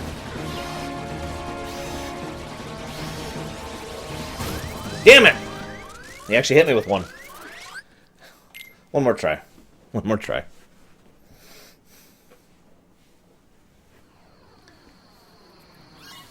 Bring it on. I was actually trying to dodge throughout that. I was just, it's really hard to see where you're going for that section.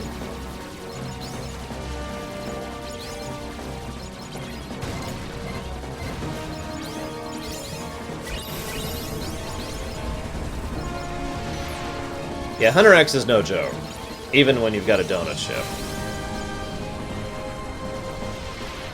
There's still too many of his attacks that can hit you.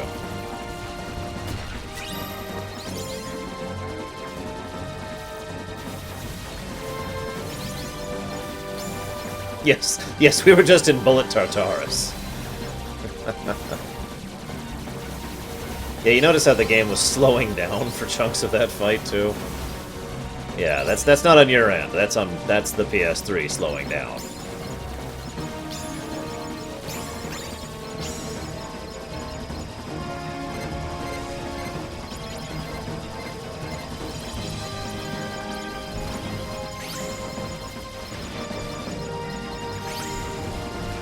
I don't know, Samurai.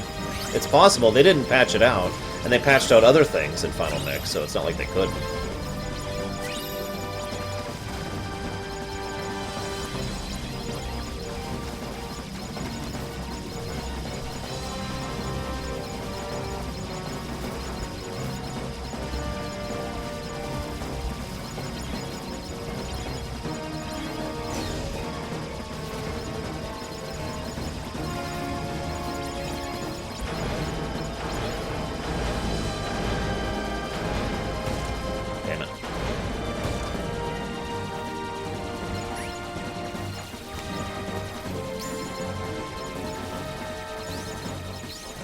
I guess that's true, Samurai.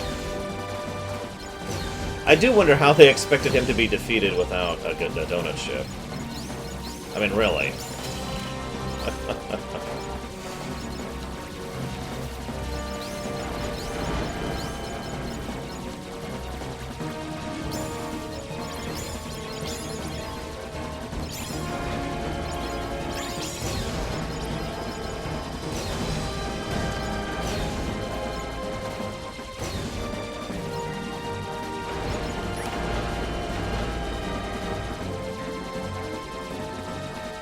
This is the last time I'm going to try this, just as a heads up. Just because it takes so damn long to get back to him. So I'm going to do my bestest to give you guys a good show.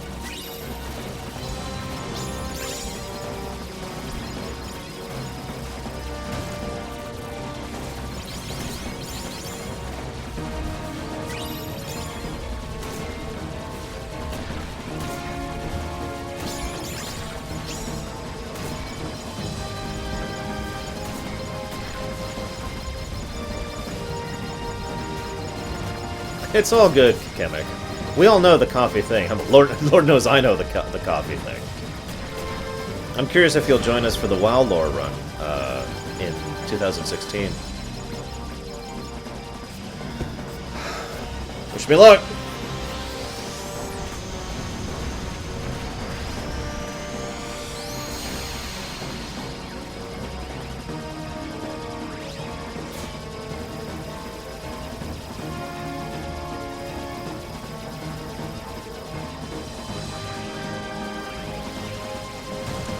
Damn it. Yeah. Just a little too slow on that one. That's actually bad. I just lost a good advantage for this fight. It was bound to happen at any point anyways. So what are you gonna do? God, this guy's got health!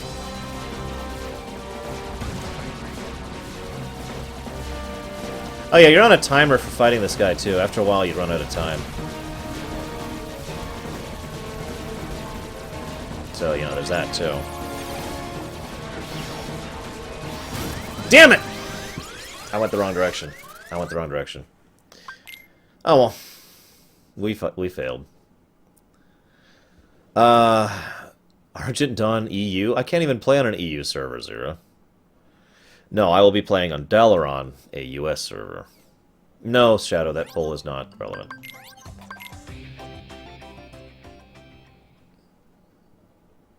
I have no idea if he'd be a good actor, Nicholas. He's a good voice actor, and the writing's better. But honestly, I've said it before and I've said it again, Hayden Christensen is not a bad actor. He just had really, really bad dialogue to go through. Yeah, go ahead, Shadow. Even though it should be closed. Like, it should be closed now. I should probably not leave this just sitting here. Yeah, I really shouldn't. So, on with the plot. We're basically approaching the final stretch here. Although then we're going to pause for a while to go and do optional stuff. Hey, I think we're almost there. Huh? Gorge, aren't we here because of the picture? Look, Gorge moment. Yeah, Goofy's right. Come on, let's go find this mansion. Yeah. I disagree with that, Captain Jobby. His lines were terrible, and he had a bad director. Some people tend to forget how important a director's job is for an actor in addition to everything else. And I've seen it many, many times where a bad director can ruin the performance of a good actor. So, a Gorish moment is when Goofy has a brain, basically, Sigma. When he demonstrates that he's the smartest person in the character. Wait, I literally have to go beat the game to do... Seriously? I thought, like, I could get to the point where I defeat the first Xemnas fight, and then I could go do all the optional stuff. Do I have to go past that? I mean, really? Is that a thing? Don't feel like fighting. There's no benefit to it.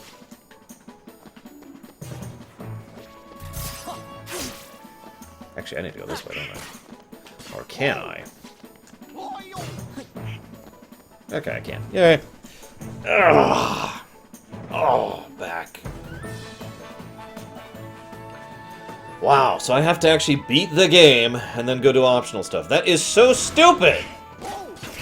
I love you, Kingdom Hearts, but really? Really? That's just like the Xemnas thing, which is even stupider because by their own admission, the Xemnas fight in Kingdom Hearts 1 happens when you go to Hollow Bastion the second time. Not after you've gone to the end of the world already. So why not put it in gameplay where it already is in lore? That is so nonsensical. Yes, Roxas for the win.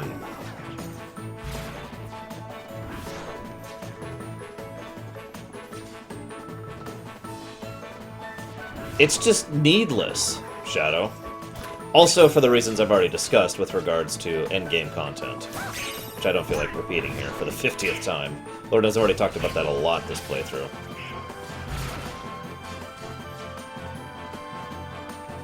Because all the nobodies must be everywhere. I don't know.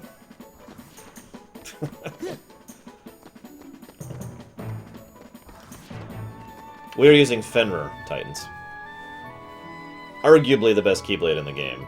Although, admittedly, I will actually be using Ultima for all the optional stuff after this point.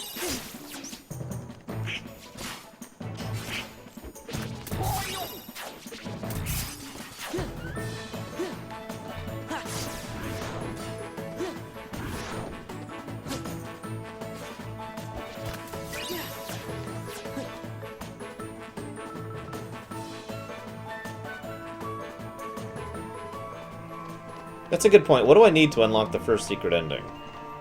That I haven't already done, being the relevant point, but yeah.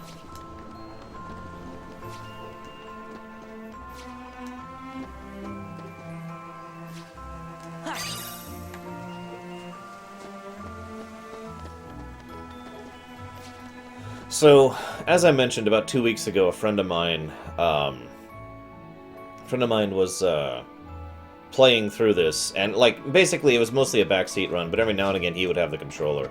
He ended up being the one who fought Roxas in the World That Never Was for the story battle, and he got destroyed by him. And I can't blame him. I'm not like making fun of him, because not knowing anything about that fight, yeah, just walking into that blind was just holy crap. He's got a lot of very hard to dodge attacks if you don't know where they're gonna hit, if you don't know what's coming, you know.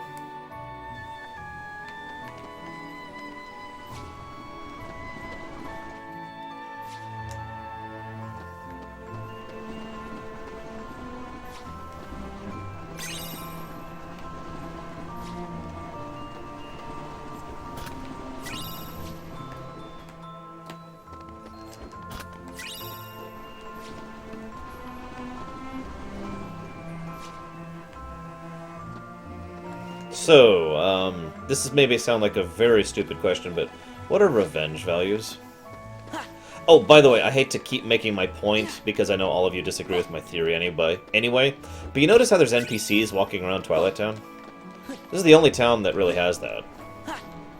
There's just NPCs here. Nameless, meaningless NPCs you can chat with.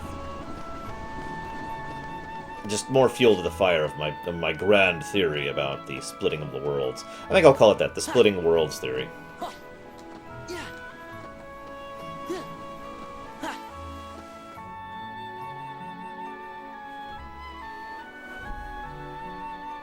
Oops. Ugh, my footrest got out of position. There we go. I don't know about you guys, but I need a footrest. Maybe it's just because of my back, but yeah.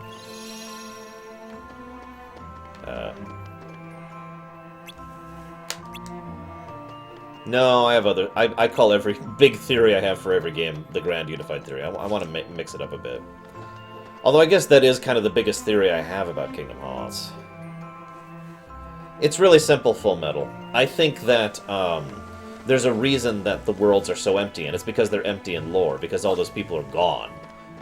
Trapped or lost or otherwise still reflected in the realm of darkness, unaware of the fact that they're in a realm of darkness, while the people in the realm of light still think they're in the realm of light. Yay! Footrest.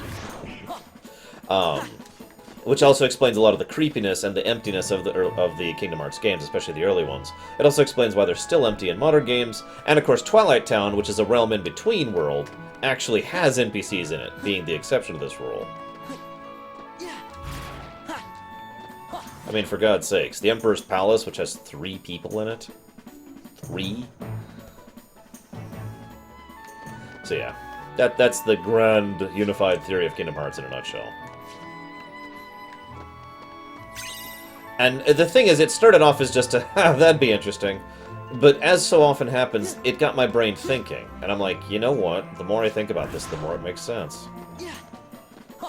And then the more I thought about it, the more it made even more sense. And I started thinking of other pieces of info that helped support the theory.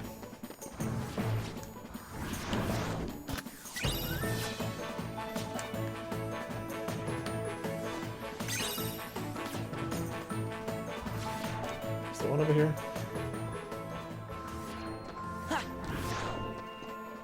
Lots of nobodies around here. Which is a shame, because I don't need their crafting mats.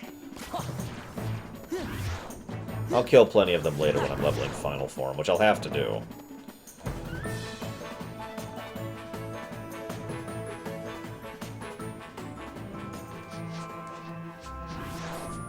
Okay.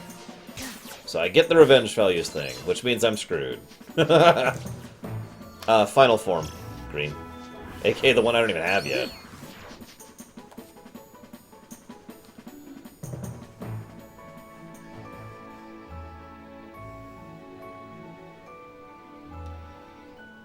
Oh no! Those guys whose names I don't remember. Hey, are you alright? What happened?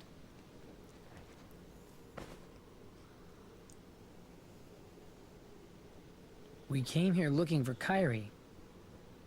Then those white things attacked us. You gotta be careful. Yeah, you guys didn't have to go and do that. Of course we did. Kyrie's our friend too, you know.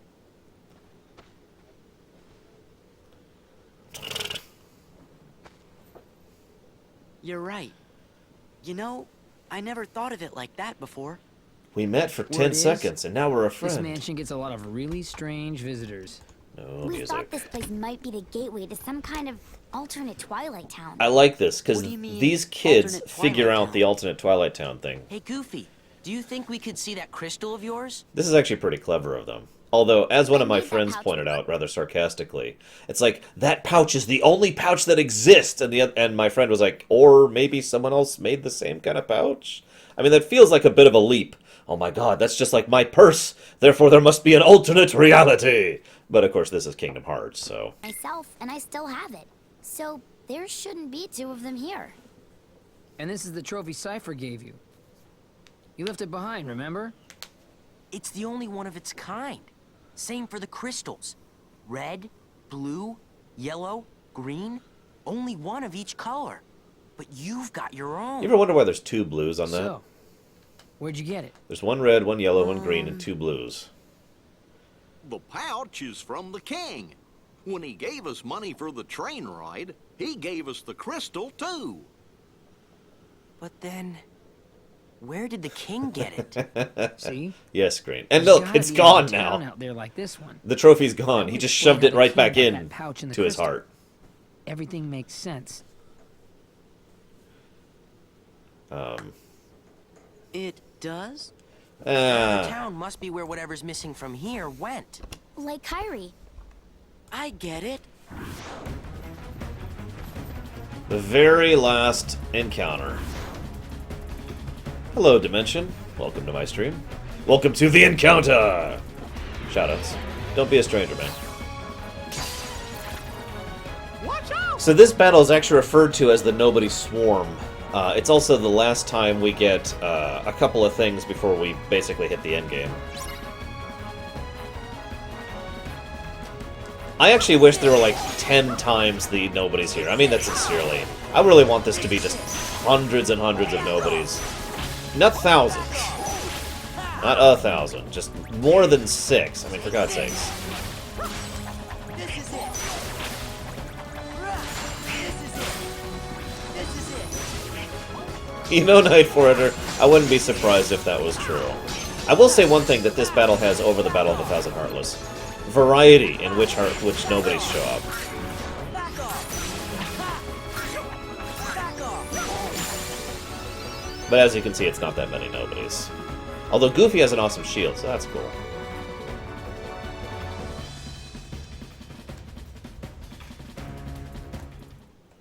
I got something to tell you. I found out where Ansem is. Ansem the Wise. The real Ansem. He snuck into Organization 13's stronghold. And we've figured out where Kyrie is. I'm pretty sure we're right. They're actually wrong. But why'd you all come here? Someone gave us a clue. Who? Well, Your Majesty, Sora thinks it might have been Riku. It's just a feeling I had.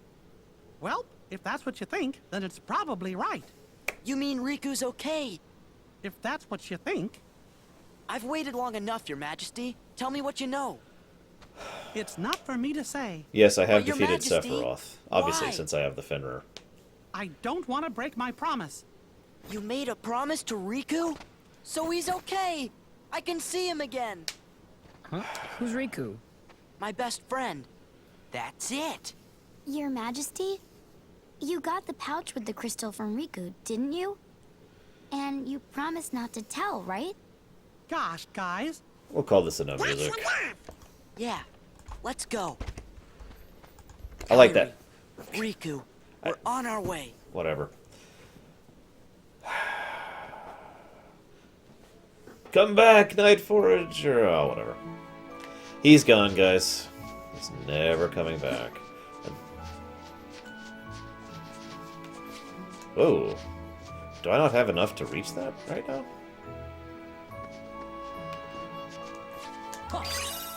Got it. Love that trick.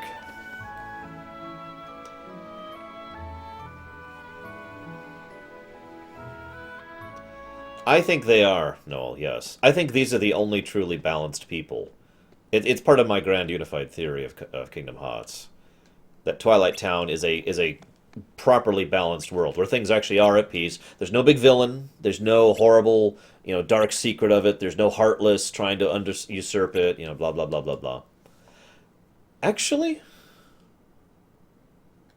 do we ever see Heartless in Twilight Town? No, I'm not, Green. I know who Sasuke is, but I'm not into Naruto. I know who Orochimaru is, too. And I know that I don't care for the story after the Sasuke-Orochimaru thing happened. Back off! Anyways, but yeah, are there ever Heartless here?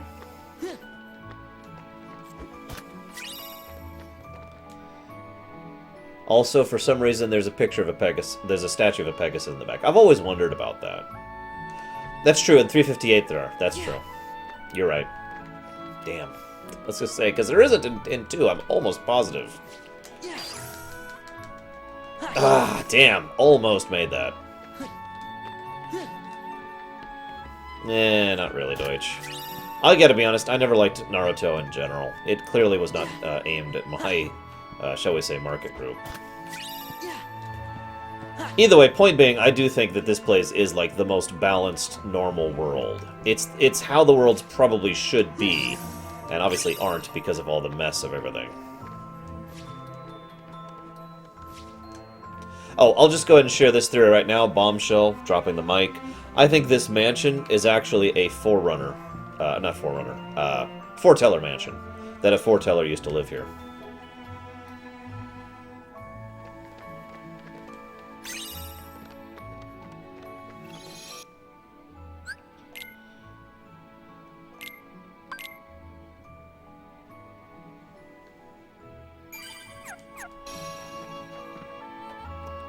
I'm not even a comment on that, Green.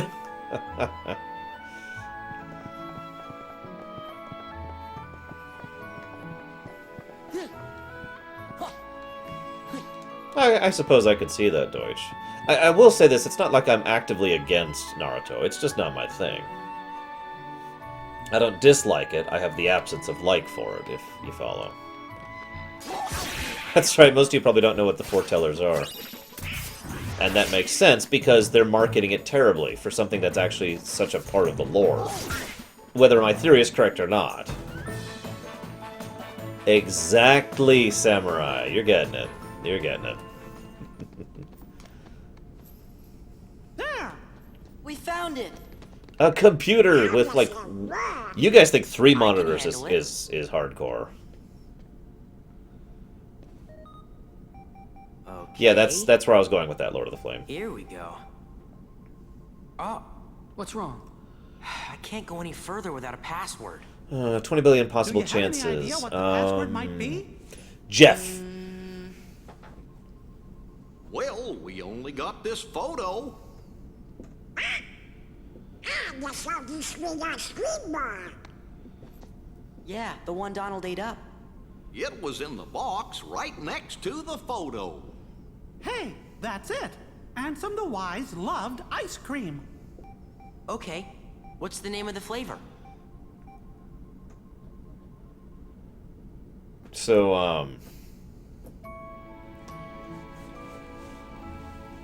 I suppose I should go ahead and explain the foretellers a little bit. You ready for this, guys? We don't exactly know who the foretellers is. There you go. There's your explanation.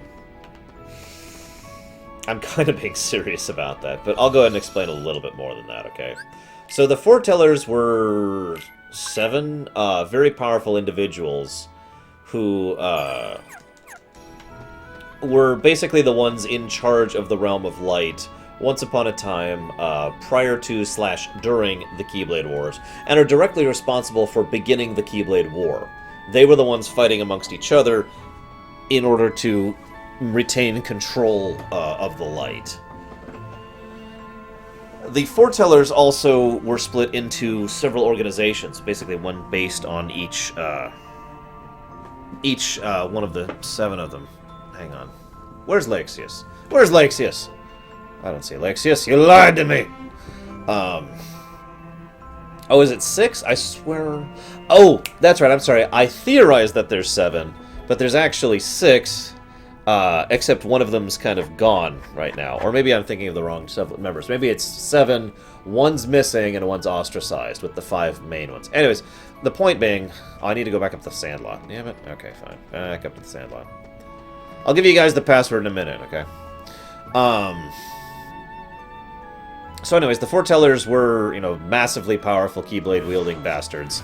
They all come across as pretty evil. Like, really, they're pretty evil.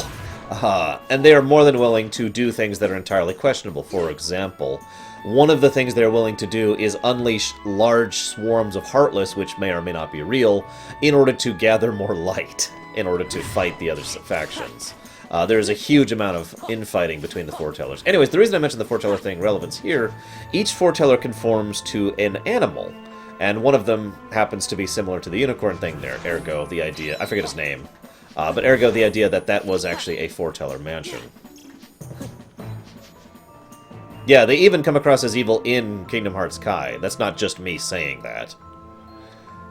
And that's it. Now, in addition to that, my opinion is that they are absolutely evil bastards. Especially with the most recent thing. Oh, come on! Really? I can't go to the Sandlot right now? Well, it's actually really questionable, and it's worth noting Kingdom Hearts Kai isn't done yet, so we don't have all the information. But it boils down to this. Either Kingdom Hearts Kai occurs in the past, as it is presented, even though that doesn't actually fully make sense, but it can be explained, or it occurs in the present, which actually makes more sense, but also involves Jacana giving me a donation of $15 for some reason. Yeah, sorry, Warcraft 3 was my first one. Sorry, I totally skipped over that question, because I'm stupid. Well, thank you very much, Jacana. I'm glad you're enjoying the lore run. I appreciate it a lot. I'd ask if you want to put it towards or against singing, but we're already done with all those, so... But yeah, basically, the foretellers are exactly what I mean when I say light is not necessarily good. They are pretty distinctly and clearly evil. And they are full on light. Demix, Nicolas. The general impression that's often given across is when a particular nobody is defeated, their lesser nobodies kind of keep going under the control of someone else. It's also kind of emphasized that the organization is sort of weaker because, I mean, in addition to the fact that they're losing members, their control over the lesser nobodies is less refined. In other words, let me put it to you this way. If you have 5 people running 5,000 troops, then each person's running 1,000 troops and they're a little more capable of doing, proper maneuvering, control, etc. If you have 2 people running 5,000 troops, then you get 2,500, 20 troops per person, and you can see the problems that would arise, logistically speaking there. Anyways. Liver pepper ice cream. Blah. It worked! Oh, one of them is... I don't think one of them is Xehanort. I know that sounds weird. But I think one of them is actually Xehanort and Ericus's We'll be here to hold down the fort. master. Say hi to Kyrie. You bet. The final one... Well, let's just say that the final one, whom we know nothing about, is why I think it happens in the present. Because we know virtually nothing about whoever it is. And, well, I'll talk more about that later. Actually, Zexion, Larxene, Laxius, Merlucia, and Vexen never get lesser nobodies. Like we don't... They're never shown, ever. And it kind of sucks.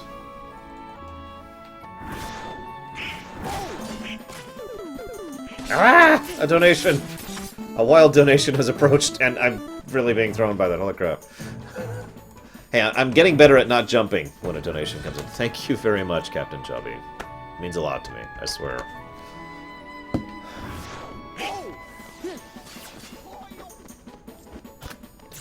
I don't think Yen Sid is a foreteller, as weird as that sounds. I think the foretellers are at least a generation before that trio.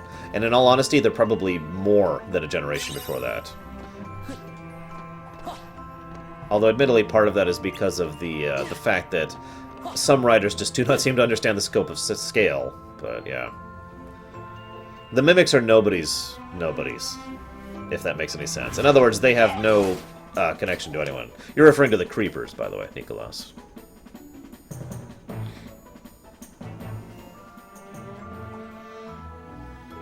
That is possible, Lord of the Flame. However, I want to just share this theory now.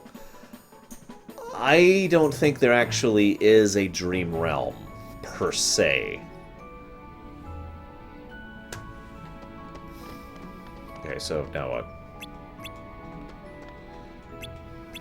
Oh, right, I have to go in here.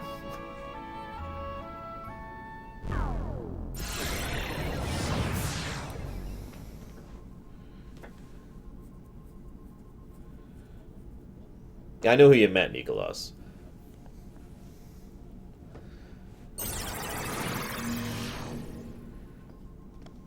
Are we back in the same place? Sora's dumb.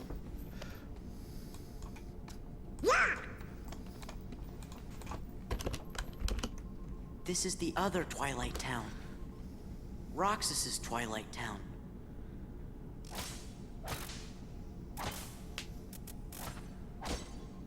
Yeah, there's still a lot of theory crafting around Kingdom Hearts Kai, because there's so much we don't know yet about it. There's gotta be an entrance into the Dark Realm somewhere.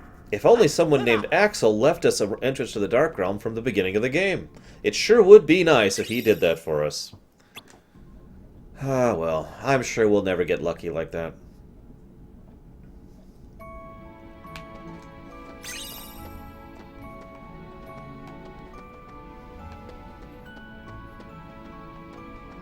Yeah.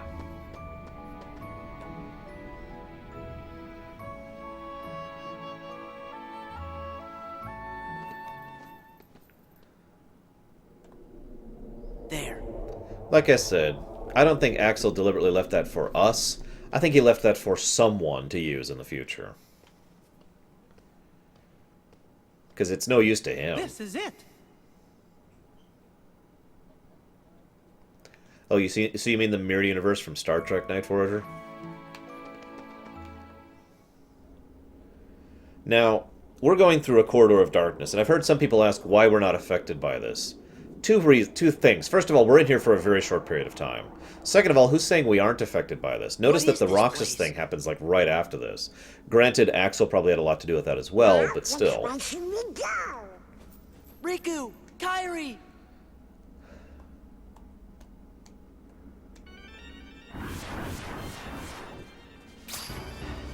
I kind of wish they'd sent more than Dusks after us here.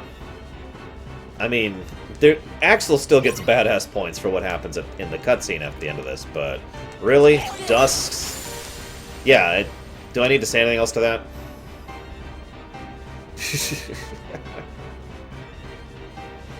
It's no use! I only killed him with one shot! Stop moving, or the darkness will overtake you! Get going! Why? Don't ask, just do it! As an aside, some people ask why Axel is so worn out and weakened here. Other than the fact that he hasn't really had a chance to recoup, I actually have a personal pet theory that he basically tried to get back into the castle and failed and was driven out and was defeated, basically. He was actually beaten and had to flee. So he is actually genuinely weakened from having just fought someone, and on his way out he encounters Sora on his way in. That's how I think of it anyways. No, not his hair! You okay? I kidnapped Kyrie, but she got away from me. After that, Sayax caught her. And personally... He's a member of Organization 13. Sayax. Got it memorized? Personally, I think he Now fought go save her. Sayax in that theory that I just mentioned. Leave us alone!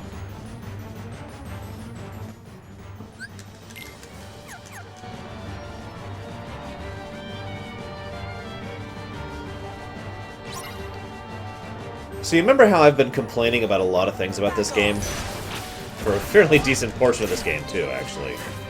That's pretty much about to stop. I can't think of many complaints from this point of the game onwards. Only a couple. This is all some really good stuff. And that's just so true with so many Kingdom Hearts games, isn't it? The really good stuff in most Kingdom Hearts games tend to be at the beginning and the end. Is that just me? That was really true in Dream Drop Distance. But also in... but also in this one and in Kingdom Hearts 1, that's also true. Arguably, that's true in Chain of Memories, too, although that's a little bit of a different situation.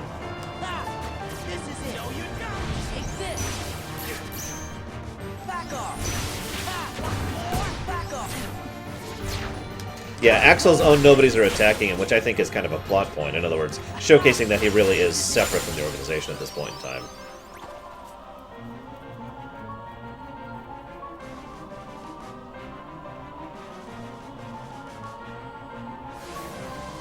So this is more like what I wanted to fight. I think I liked it better when they were on my side. Feeling a little regret? Nah, I can handle this, punks. Watch this. Now, this is actually indicative of how strong Axel really is right here.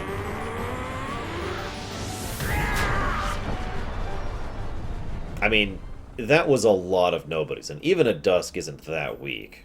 So... yeah, that's pretty impressive. Whoa. But unfortunately, it leads to this. You're fading away. Well, that's what happens when you put your whole being into an attack. You know what I mean? Not that nobodies actually have beings, right? Anyway, I digress. Go. Find Kyrie. Oh. Almost forgot. Sorry for what I did to her.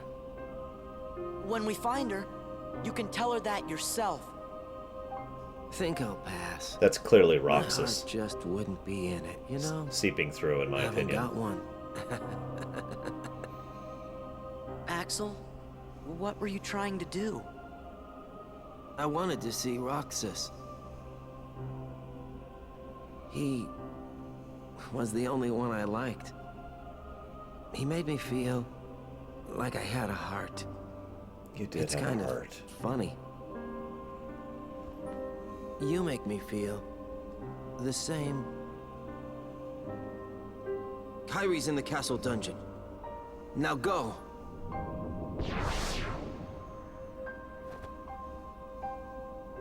Axel. Goodbye, Axel. Fortunately, we will see you again.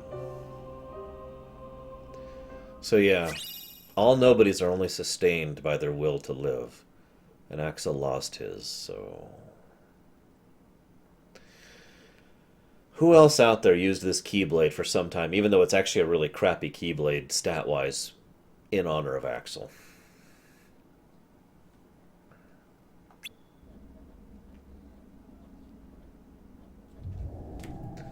This leads to... Come on, let's get going.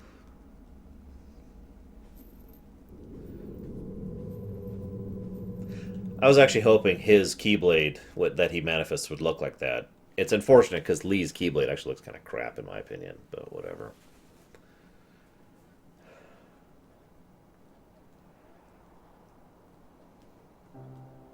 The house is looking pretty empty, huh? I thought I'd get a little enjoyment watching Axel throw one last tantrum. But he went a lot quieter than I thought. Perhaps he was ready for it. Perhaps he put his existence on the line and won what he'd been longing for. Wait a minute. How would that even be possible? We don't exist, remember? What you're saying goes against the laws of nature. Lie. Then perhaps he bet his non-existence. Either way, he came out a winner. Oh, Axel.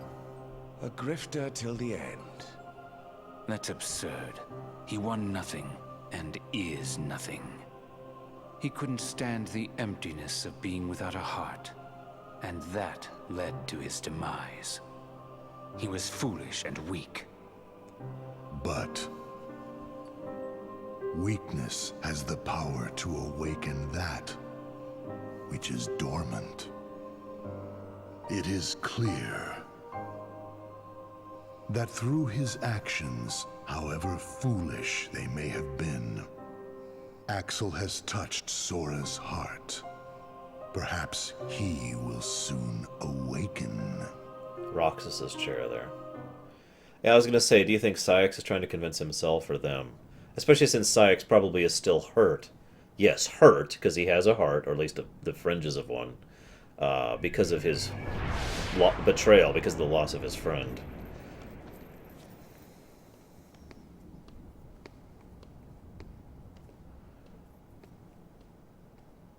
I think that really is the only reason, Samurai. He's the person who was smart and kept to the sidelines. Didn't actually go up in the front lines and fought. He only fights here. Basically because he has to. I actually kind of would have liked it if Luxord had escaped and survived these events entirely. It is worth noting that may still end up being true. He may have faked his death. I'll have to pay attention to the animation this time around. Axel said Kyrie's in the dungeon. Then we'd better find a way to get to that castle. I really like this version of Sacred Moon. Whoops, we gotta do one thing really quick. Syx is effectively the second in command, mainly because of the Xehanort connection.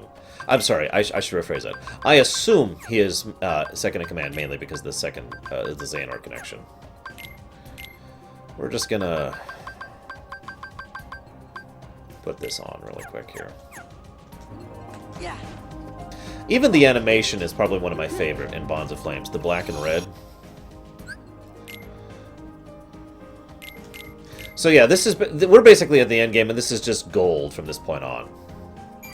This is just, yeah, I have like no real complaints from this point onward. The only one we knew that faked their death was Axel, and he did it several times. Actually, Ken Team, it's funny you say that. I've often had a theory that Xigbar is first in command. For various reasons, not the least of which being related to his position as a partial Xehanort, real or imagined. Whoa there, don't crash on me, PS3. I did just save. Me too, Nikolas. That's why I'm doing it.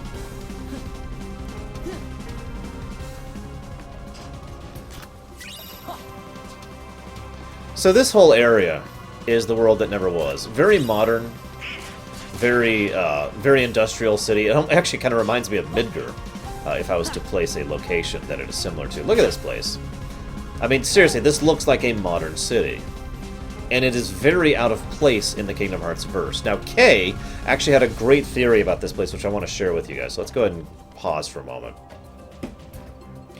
The theory was that what had happened is they had taken forgive me if I'm saying this wrong, Kay.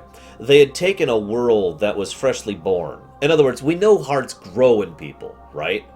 And we know that hearts in objects can grow over time too, thanks to experience, thanks to interaction, that kind of a thing, right? It's the same thing with nobodies. It's the droid effect. So there was a newborn world, a fresh heart basically, except it didn't actually have a heart. It was basically an empty shell of a world that would be.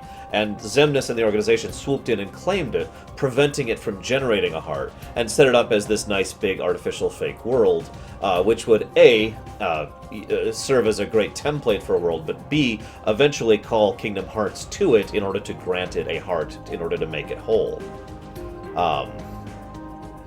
Now, I have a couple other theories about this. I've already shared my my big theory about this, which, you know, but I'll go ahead and repeat myself here.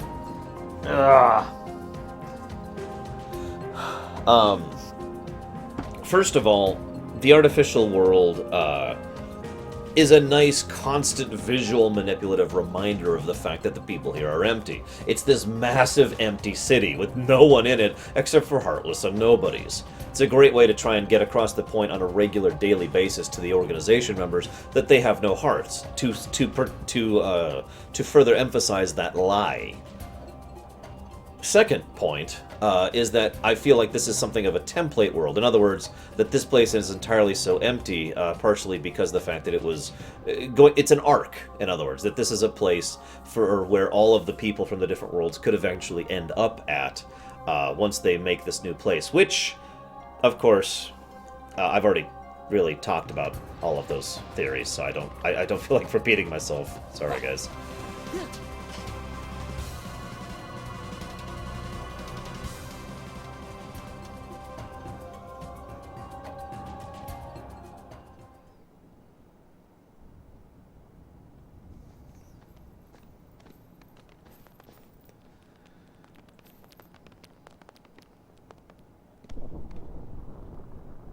And of course, there's the artificial Kingdom Hearts.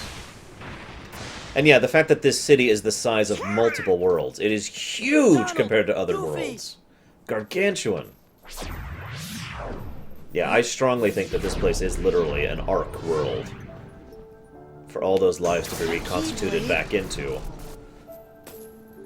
In the end. And... oh, jeez.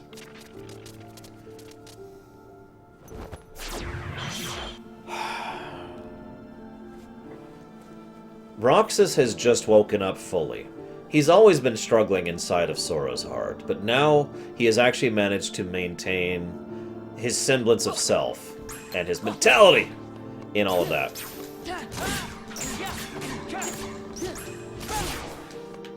Hang on. Alright, I'm not wearing with the field Fenrir, that's why. There we go. I'm not on the Fenrir. Perfect battle music, by the way. Absolutely perfect.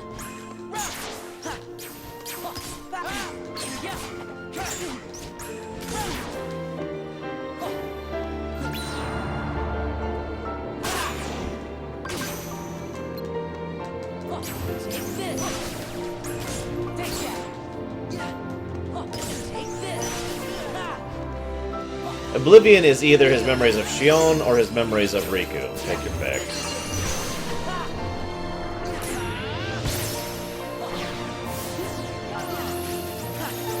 Also, notice once again the sky is twilight. Just feel like pointing that out.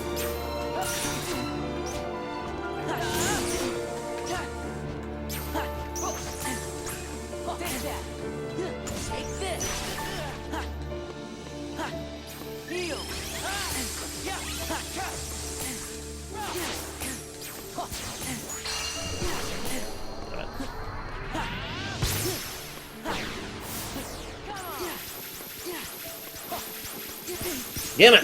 The camera angle changed on me. Frickin' ruined my dodging there.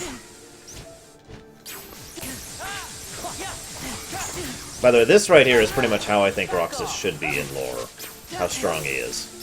He's fricking strong, and he's wielding light as his weapon, which I find hilarious and appropriate, given his connection to Ventus. And let's be honest, Ventus really was the light of Birth by Sleep.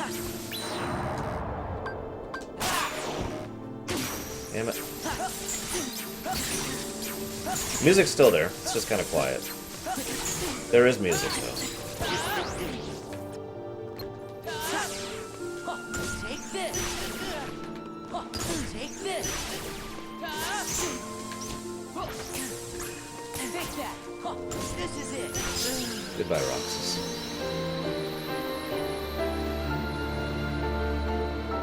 So yes, the reason Roxas is out and about here is because he wants to be himself. He wants his own life.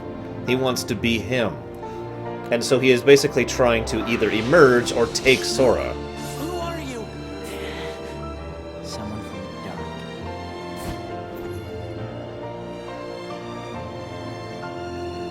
You can't be Riku. Riku.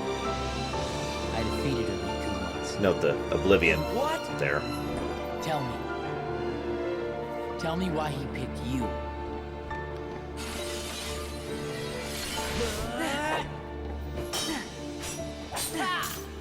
Yeah, seeing Axel's weapon in the cutscene just makes it so much worse, doesn't it?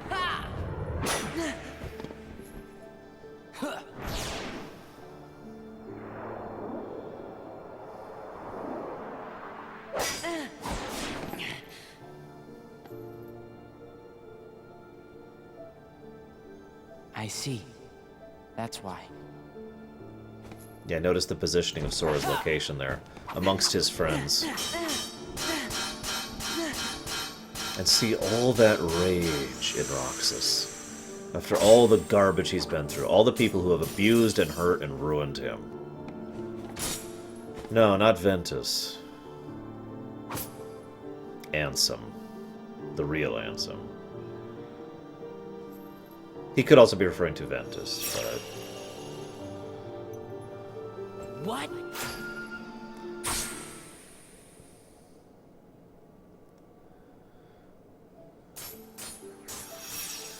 Yeah, don't forget, these two are not literally fighting. This is all internal. Donald and Goofy don't even see this happening. No one does. I mean, they were fighting inside the Dive to the Heart. It's so obvious. They're literally fighting inside of Sora's heart. Now this...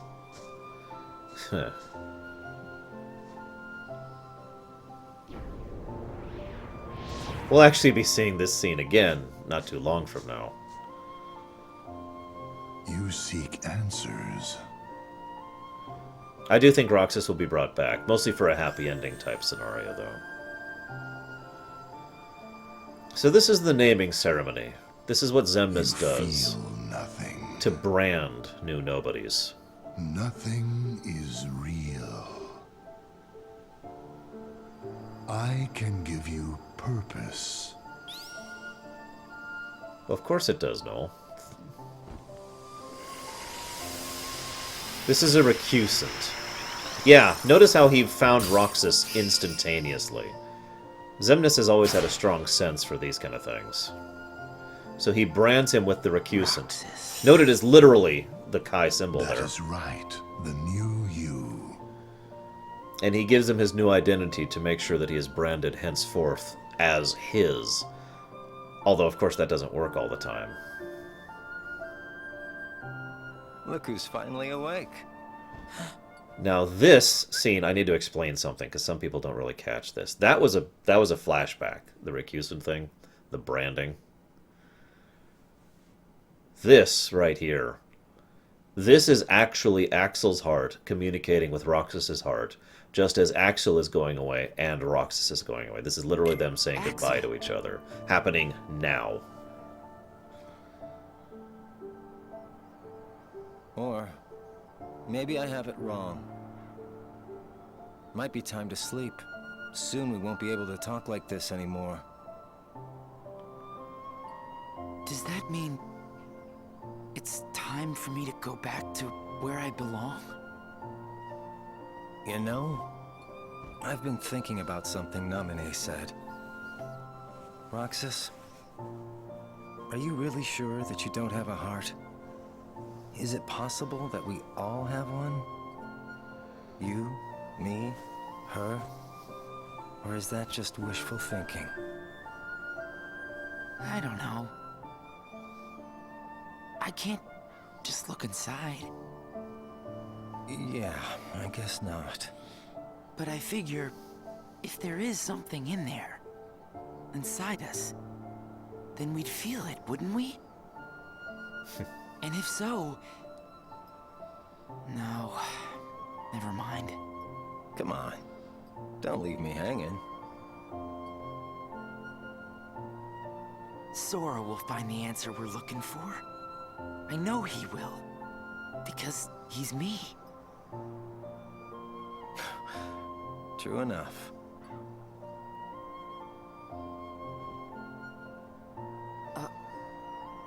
Thanks.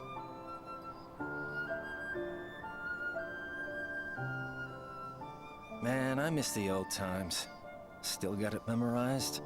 The day we met, and you got your new name, you and I sat right here and watched the sunset. Yeah. This place is home. Me Hayner, Pence, Olette. We've shared a lot of adventures. You'll see them again. I know you will. Yeah. You're right. Well, I should go. Sora's waiting for me. Yeah, I suppose he is. Man, this is some good ice cream, huh?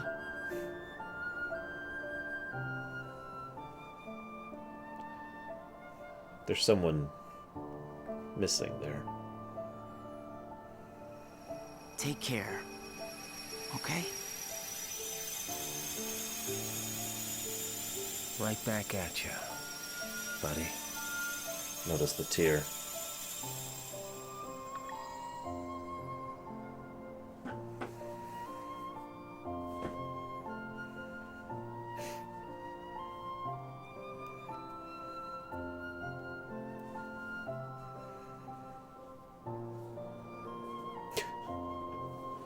Who's she on?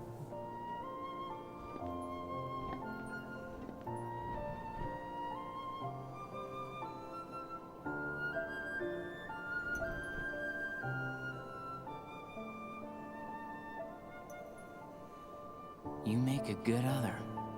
Imaginary number. And Franny.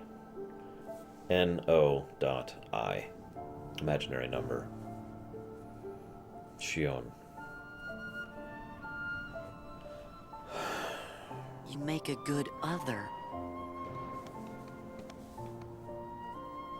Are you okay? What just happened? Gosh, I don't know. You just disappeared. Then me and Donald had to fight some nobodies. Oh. He said he defeated Riku. Who said that? That guy in the black coat. But nobody can defeat Riku. Yeah, you're right. We defeated Riku. A black coat means Organization 13. He must have been trying to trick you. Yeah, that must be why we didn't see him. Huh?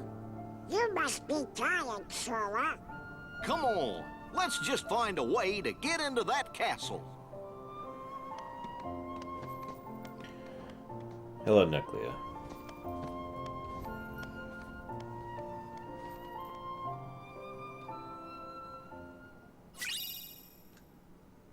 Two become one.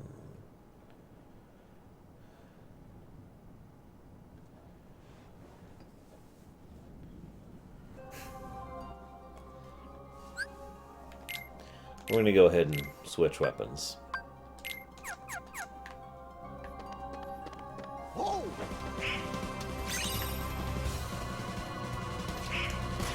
So for those of you who don't know, this weapon has a 50% chance of turning you into anti-form, and a 50% chance of turning you into final form. Final form, of course, is literally Roxas merging with Roxas. Excuse me, Roxas merging with Sora in a true and complete way, because Roxas has accepted his fate as being part of Sora, rather than fighting it like he has been this entire time. It is quite literally Sora at his greatest strength. Theoretically, Sora should be able to wander around in final form all the time.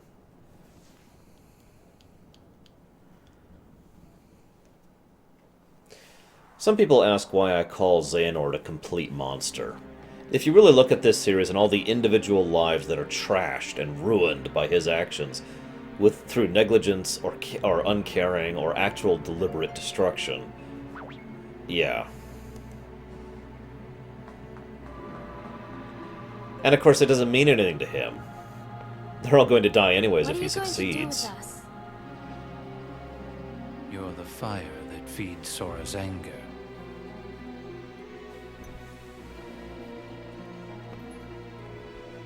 Yeah, in lore, Deutsch, yeah, absolutely. No. Sora's in danger because of me. Of course, they couldn't allow that for balance purposes, but whatever. This way. Who? Believe in yourself. Come on, hurry!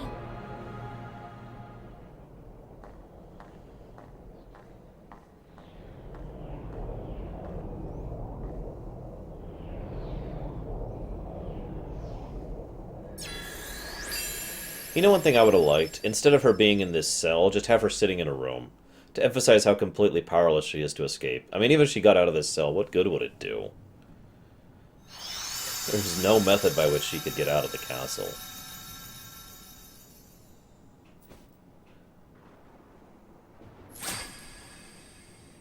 Yeah, Voldemort would qualify as a complete monster, in my opinion. Along with a few other characters from fiction.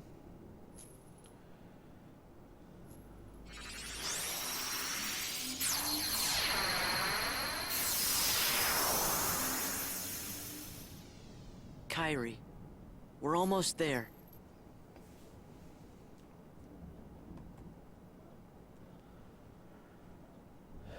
The Reapers aren't anything. I don't care what Mass Effect 3 says, they're just separate.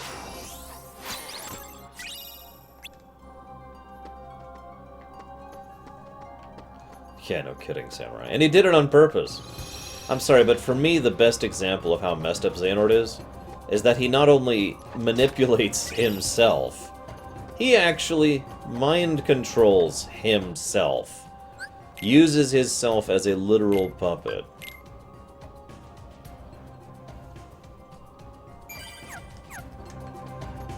As ever, Nicholas, the answer is I am not opposed to it.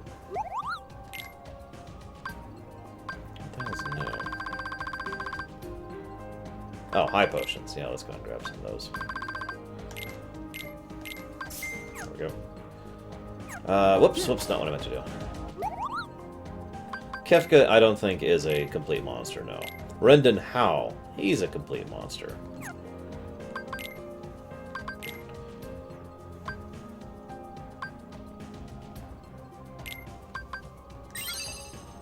There's Ultima. No, I did not Night Forger, although I have read it. Those are forbidden, I'm afraid. Ah, looks like there's no Ultima Weapon Plus. Darn.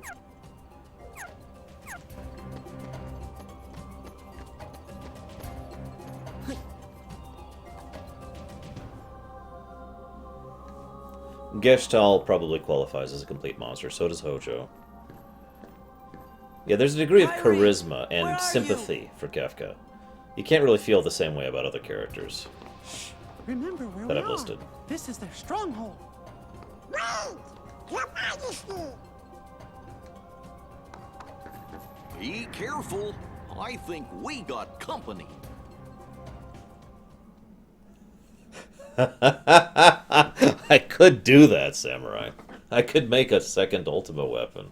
I've never thought about that. I like how Namine is fading significantly throughout this here. Like, she's just barely holding on to existence at this point. No, I have not done that yet, Nicholas. There you are.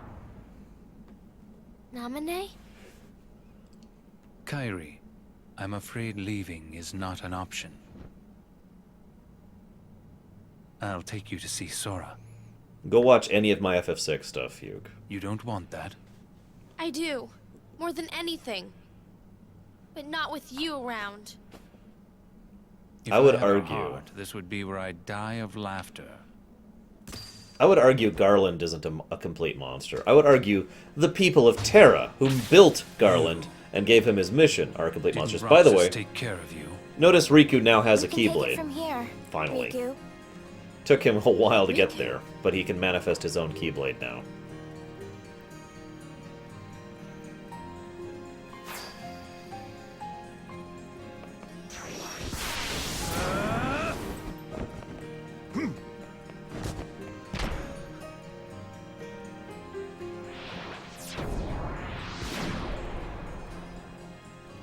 That's after Kingdom Hearts 2, Rusty Steiner.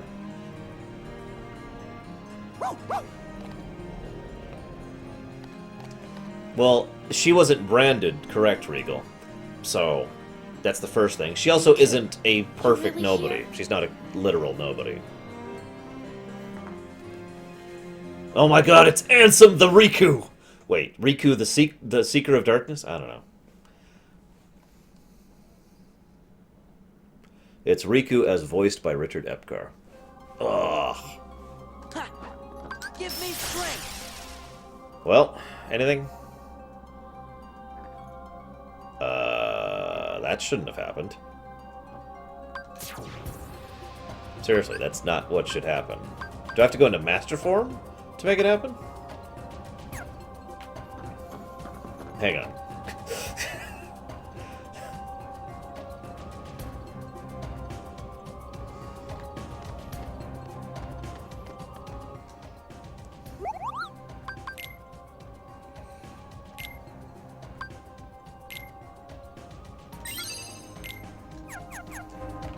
Yeah, I thought it was any form, but it should literally just be one or the other. Oh, it's not guaranteed. Oh, well, screw that. I'm out. Peace! Yeah, I'm gonna go do the Colosseum method. That's how I unlocked it last time.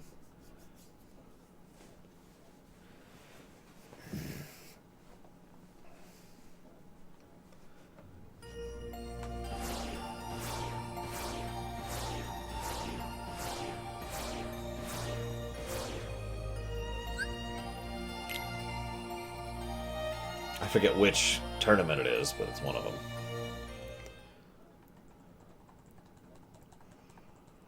I actually personally think she either was born with it, or more likely, someone gave her the name. Probably the first person who it found her. So.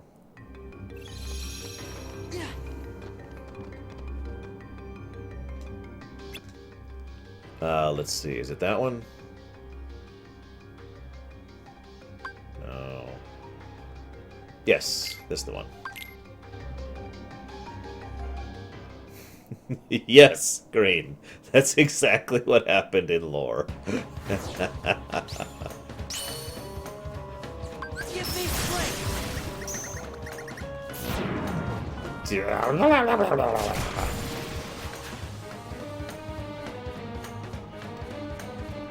I actually used the Colosseum method personally to unlock Final Form. Although I didn't do it with this Keyblade equipped, admittedly. 2 more Ultimas? You guys are crazy! We will have all the Ultimas! Just to be silly about it.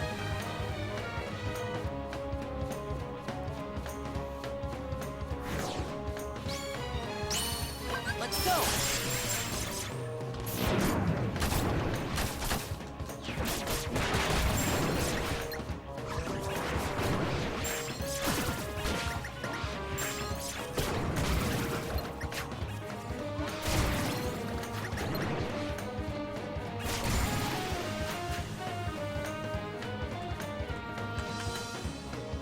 You know, I've got the mats for 4 Ultimas, which is kind of ridiculous in its own right. Yeah.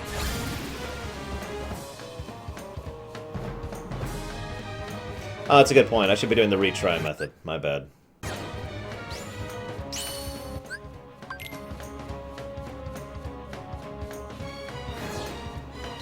Well, of course, sympathy is dependent on the individual. That's probably anti-form. Yeah, that's anti-form. Just think, if I had the mod, I could be quad-wielding. I could be quad-wielding Ultimas. So I probably shouldn't have actually equipped this Keyblade here. I've never used this method. Oh, there we go. So I guess it works. It does work with the Keyblade equipped, so there you go.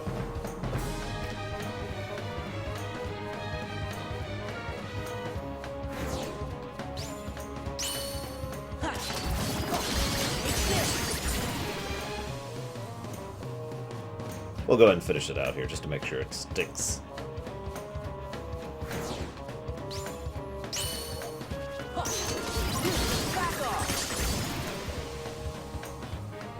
Yeah, quad wielding. Let's see. We've got Ventus, Sora, Roxas, and Xion. That's 4 hearts in him right now.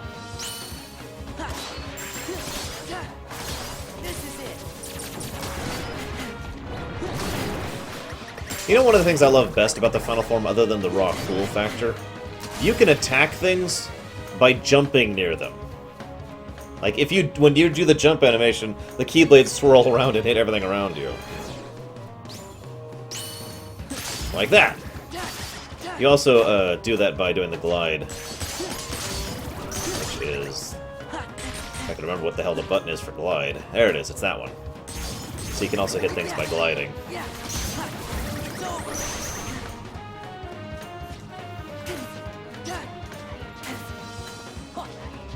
Oh my god, die!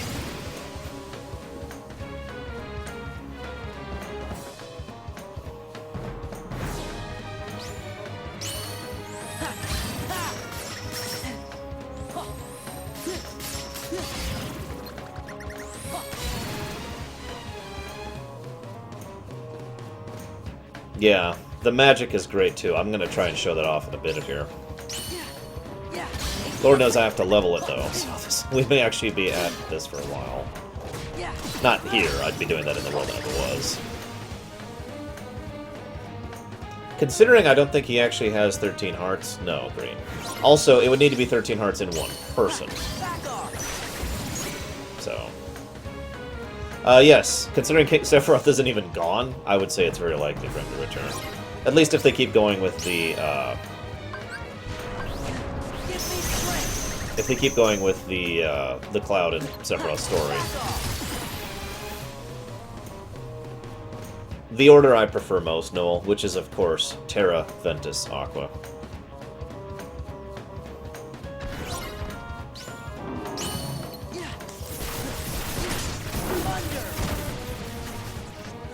So that's what Thunder does in final form. So, yeah, there's no way we're doing 358 tonight, not with all the optionals still left. If I wanted to just blaze through the story, I could finish the game tonight, but not the optionals. Not if I'm going to do a real attempt at them.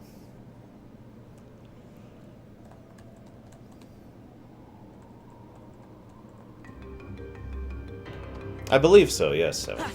Alright, you asked for it. You're getting it. More Ultimas.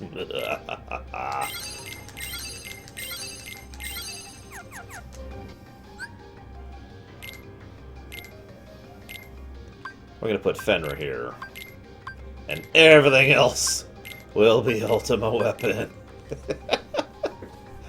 Anyways. I just answered that Fuke, but unlikely.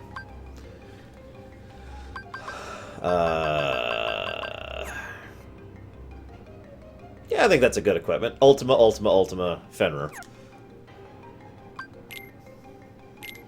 What are you talking about? I don't know what you're talking about, Frozen.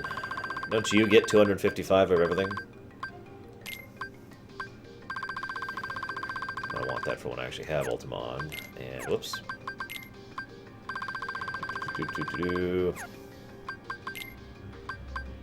Might as well turn on Lucky Lucky, even though it has no purpose at all. So yeah, now I can level everything else. So we're actually going to have a decent amount of really boring form grinding. But first, let's go kill Lixius, shall we?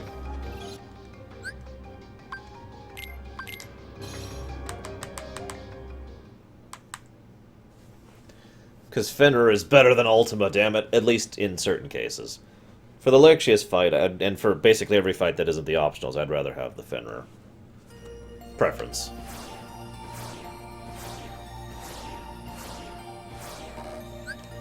Let's see. I guess this will have to do. Yeah. If I have to beat the game anyways to do that stuff, I might as well. And I'm gonna have to do some form grinding. Bleh, but whatever. I've already beaten Sephiroth. Obviously, because I have the Fenrir. Oops, I'm in the wrong spot. Never, K. I'm gonna try to beat Lixius without Stitch. Let's see if I can do it, guys.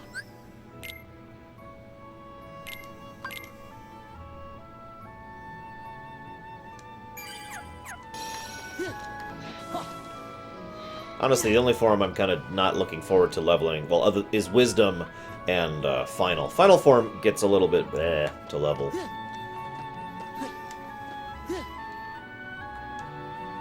I think the whole point of that, Nicholas, is just to showcase how far away it is from the other worlds. Well, Lord knows that Stitch has been awesome already. Okay, so you've already made your point on that one. Oh yeah, that. So, See that puzzle piece way the hell's up there? Yeah. I still have to talk about the lore of the Cavern of Remembrance. Yeah. I kind of wish I'd saved the world that never was stuff, but everyone was like, no, no, tell us. So, I told you.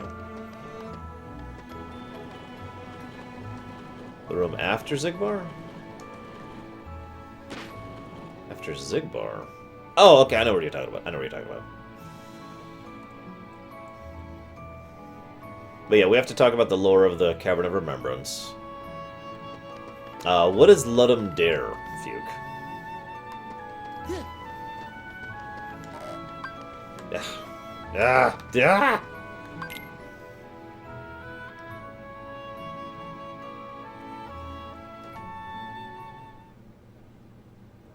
Would I least like to see that has not been represented yet?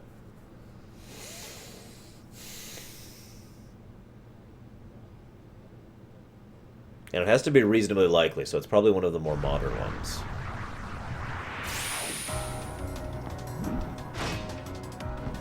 Laxius, who's actually kind of awesome.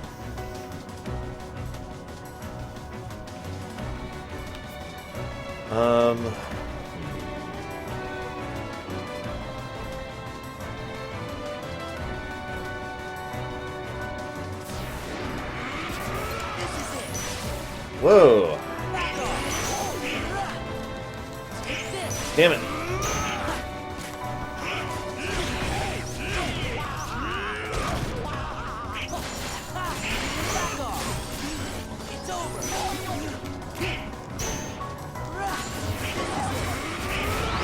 Oh god, he's gone Super Saiyan!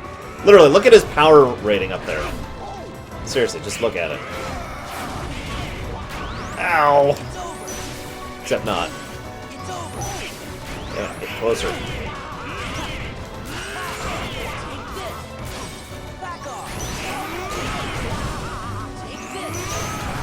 Well, first of all, I don't know any actual coding language.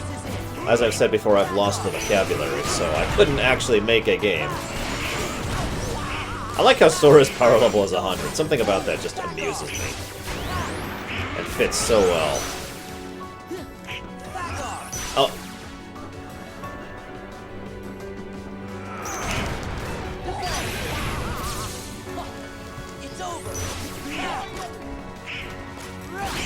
He's up to 60,000 now, for God's sakes.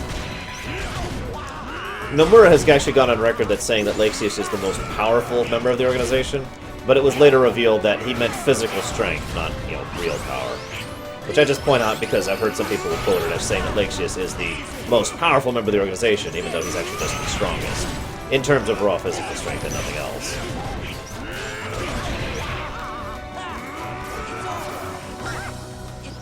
Yeah, but I want to see how high I can get at Samurai, assuming I can live through his attacks, which so far I have been.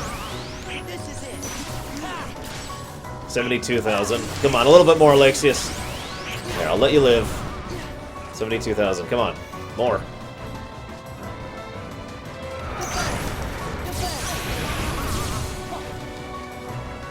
Come on. 72,100. That's it. Ah, fine. Good. Oh, wow, he got me. No! Oh, ow. Okay, hang on. I can actually just kill him now. Oh, wow, I missed.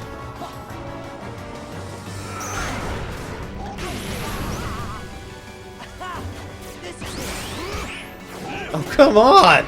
I can't get a finishing blow off on him, and all my attacks are finishing blows. Holy crap!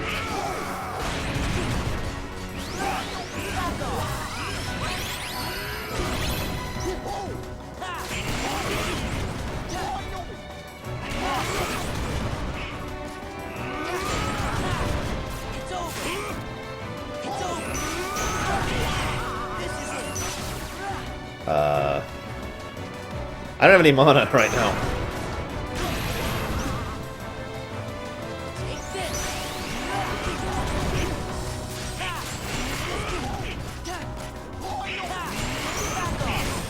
Okay, there we go. God! No kidding, Green. My own overconfidence bit me in the back there, didn't it? Jeez Louise! Bam! Bam! Bam! That is very Lexius, isn't it?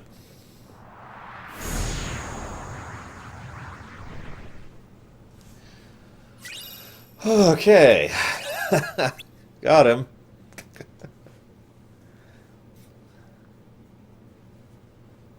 No, final form takes forever to get a finishing blow off. It's one of the things I don't like about it. Sabin versus Lexius? Ooh, that's a tough one. If we're assuming the data versions are their real power levels, as I am, I'd say Lexius would probably still have Sabin on that one. Yeah, exactly, Nicholas. That's why I've always thought of Lexius. I mean, he's certainly got a lot of skill going for him, but it's primarily his ridiculous, raw physical strength. Let's go ahead and put on that other ribbon really quick. We'll put on a petite ribbon right now. I intend to get the mega ribbon for the other one. Speaking of which, I guess I could go do that now. Well, let me think about this. Are you kidding, Kay? Did you see how much strength he was outputting there? I'm pretty sure, yes, he literally could suplex a train. I mean that sincerely. Actually, that's a good point. Let's go ahead and do this really quick here. No! Oops, wrong thing. Hey, we're done. I got a rare document. I don't even remember what that's for. Oh, that's for the drawing, isn't it? Ha. Okay. Yep, there it is. There's the Manifest Illusion, which I don't actually need. Ugh, hang on. Okay, so this one goes up here. This one goes right around here-ish.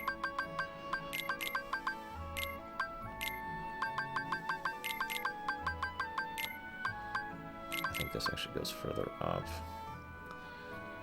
Yeah, that's what I thought, Samurai.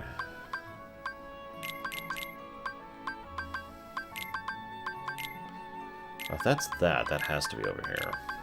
Which means Lorerun would be closer to this direction.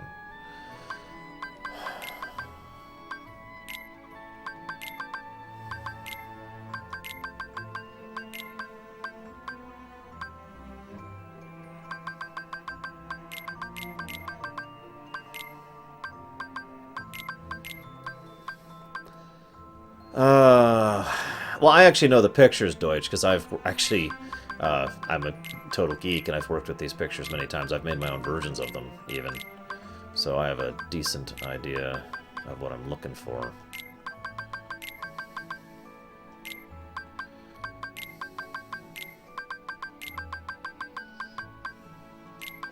No. No again. No again. That doesn't look right. Oh, whatever. This goes up here somewhere. Very soon, Kimarusko. Unless we go do grinding, which we do have to do at some point, so... You know, that's a thing that has to be done.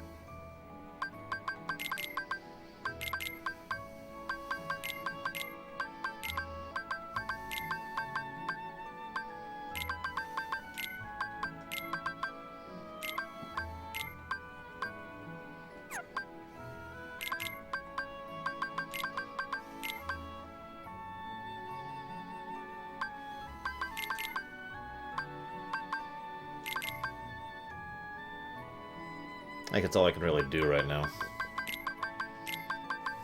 So I'm missing so many pieces here. Oh, one more. Let's go ahead and move his... no. Oh, that's what's wrong. Okay, there we go.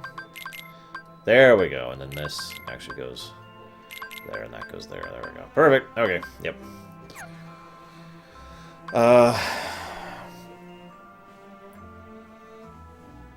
What do you guys think? Should we advance the story as much as we can, then grind, or should we grind and then advance the story? By the way, this is a rotation puzzle, so this one's actually much more irritating to do. And I don't have nearly as many puzzle pieces as I'd like to have for that, so we're not even going to try for that at the moment. So which one's the one I want, Samurai? Really quick. The one I need for the Mega Ribbon.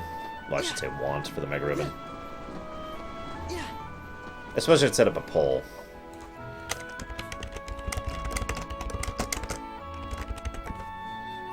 There you go. Vote it up. Vote!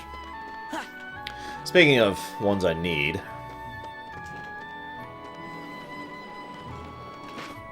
Oh, right, I need to do that whole thing, don't I? Actually, I need to do it. That's right, I remember how to get that one. Okay. Stop. Okay, we're okay. One way or another, I have to get the forums finished up before I can finish up the puzzle pieces. Ugh. Hey, it's Setzer! The real Setzer, I mean.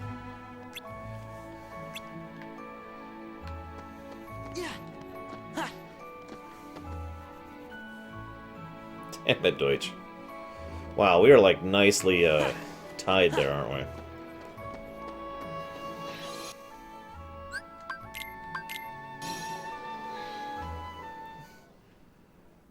Ironically, Lexius is probably going to be more irritating to grind on than ever, because we're so high level.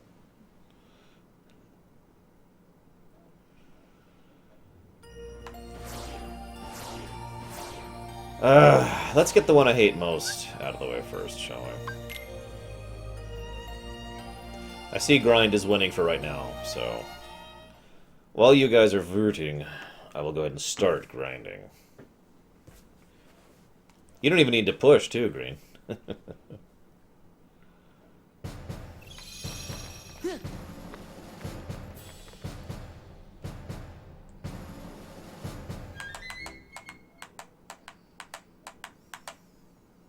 I suppose there's a third option. I could just stop streaming and go grind off camera. So, if anybody wants that, let me know.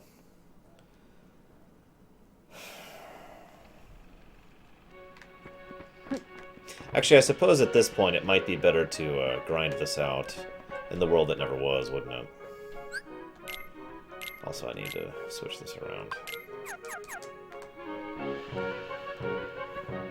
Yeah, it's probably better to do this in the world that never was. I'll go do that, actually.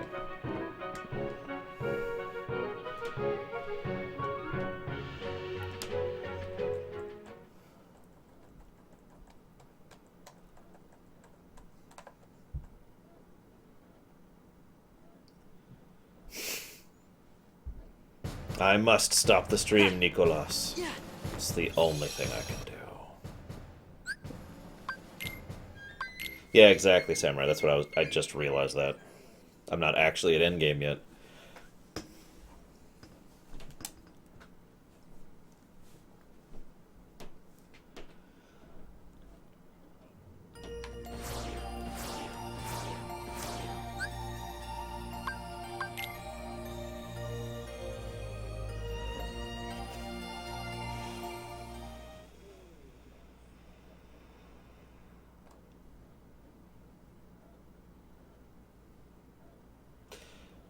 You know, this is probably going to, go ahead, Deutsch.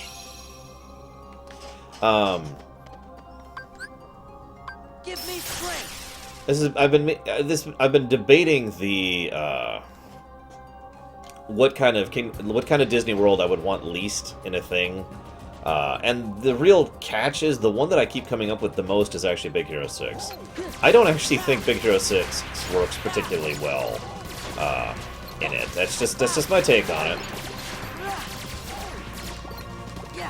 So, you know, whatever. I also don't think Finding Nemo would be a good fit. Forms, green.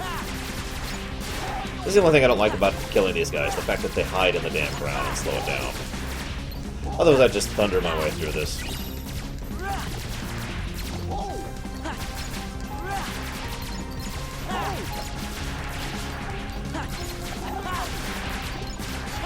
You know, it's kind of funny, I don't really feel all that geared, even though I effectively have the best gear in the game on right now. Like, I'm not even sure there is any gear that I don't have on, other than the ribbon, other than this, you know.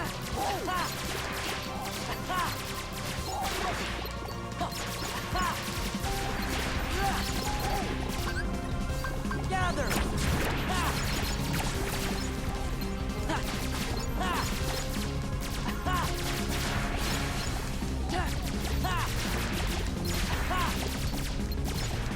Yeah.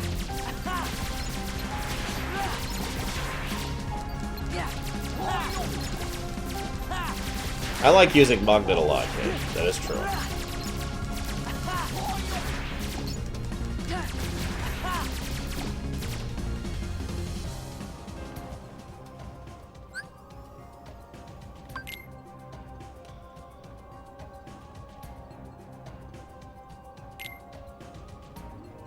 What do you mean, Samurai? What was that in what was that in reaction to? What did I miss? Sure.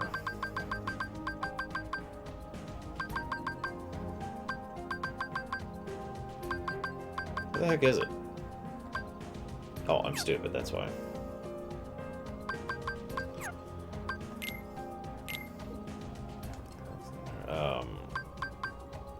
Sure.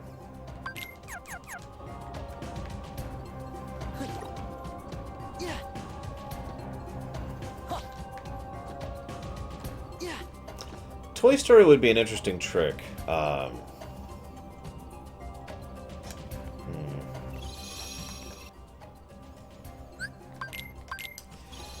not sure about Toy Story, because, like, there's several aspects of it that would actually work surprisingly well, and then there's some parts of it that don't fit at all, but more importantly, what would you do with Toy Story? How would you weave Toy Story into the overall narrative? Again, you can't just have a Disney World be there for its own sake. That's no longer a thing. It doesn't work that way. Oh, the gear thing. Right, Samurai. Right. Disney and Pixar are effectively the same thing at this point, Fugue. God, I hope not, Noel. Even though Merlin is in it, so, you know. I mean, we did eventually see Cinderella after Bippity Boppity Boop was there in Kingdom Hearts 1. She was only in Kingdom Hearts 1, too, as well. Freeze! Oh, thank God. Okay. Gather! Thunder!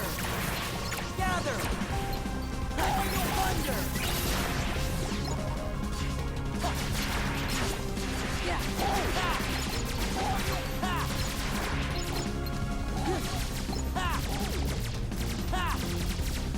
Here's an odd question for you guys. How well do you think the Kingdom Hearts series would have fared if there was never any Disney portions in it? I don't remember what I hotkeyed that to.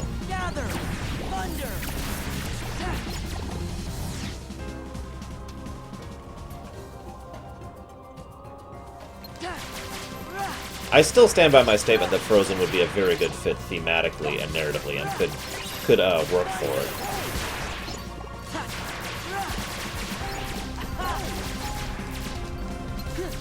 That's true, Lord of the Flame. The abandonment thing and the buzz thing both are valid things there. See, that's kind of my point, Samurai. This is Square Enix we're talking about. How many franchises has Square Enix killed already? The Mana series? Parasite Eve? The, oh, there's one I'm missing. There are several franchises. Oh, Breath of Fire. There are several franchises that Square has just been kind of, eh. How likely do you think it might have been that if not for the popularity and money that the Disney aspect of Kingdom Hearts brings in, that Kingdom Hearts would be another of the multiple dead series for Square Enix.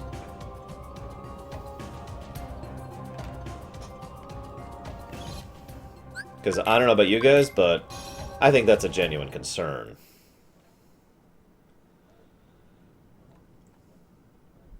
And yeah, Samurai's also right. Kingdom Hearts 1 could have been a smash hit, and that's it. And we could have never gotten a Kingdom Hearts 2. Yeah, the Chrono series is another good example.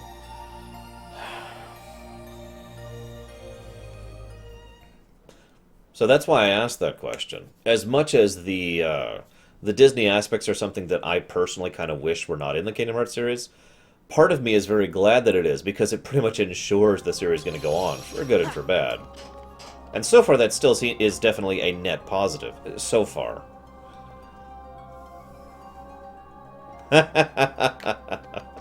Sorry, Kay. Can't help but laugh at that one. Let's go.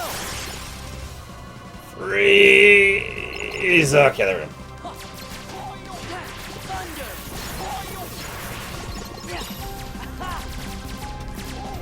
Exactly, Lord of the Flame. That's pretty much exactly my point. I do genuinely think the game series, if money was not an issue, if corporate was not an issue, would be a better series absent the Disney stuff. I do genuinely think that. However, this is reality we live in, unfortunately, so those are things that have to be dealt with by the developers in order to make a series happen. Whoops, that's the wrong... That was one of my elixirs. Oh well.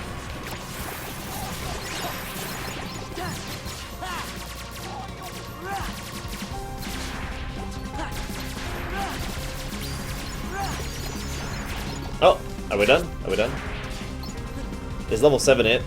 I don't remember. Actually, don't remember. Yep, we're done. Okay. We're done with Wisdom. Thank God. The hardest one's over with. Or the most irritating one's over with.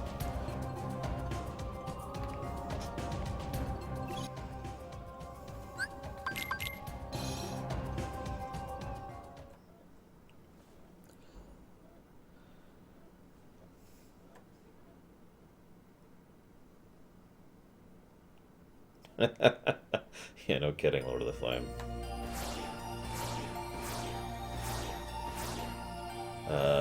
Here.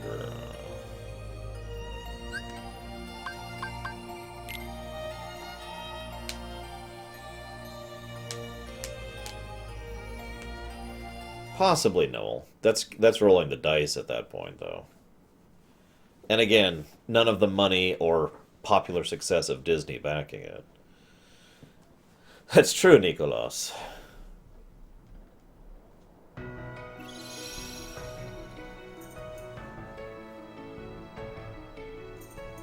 It's also entirely possible that Disney will either bow out after 3, or become more involved after 3. Both of those are options there.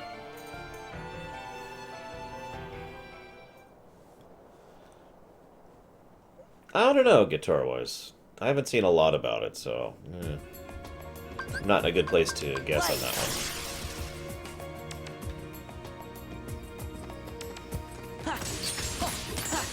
Back off.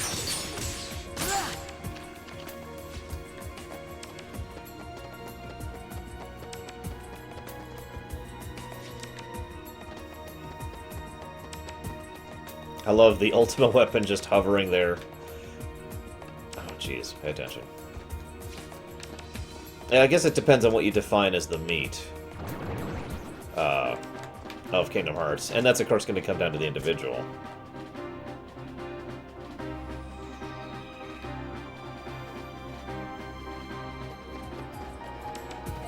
Oh, God. Yeah, I could too, Lord of the Flame. Disney may produce a lot of things I like. The Disney name produces a lot of things I like. But the Disney Corporation does some incredibly questionable things. Yeah, I can't even do that right now. Back we go.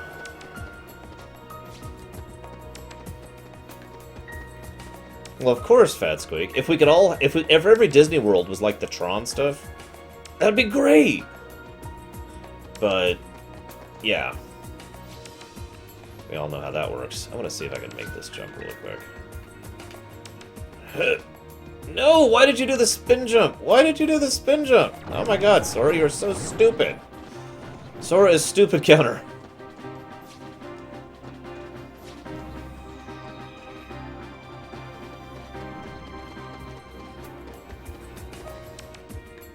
Well, dash is actually what you're supposed to use there, Steiner. I just was curious if I could make it with master. So I didn't have to reset my form. No, I can't make it.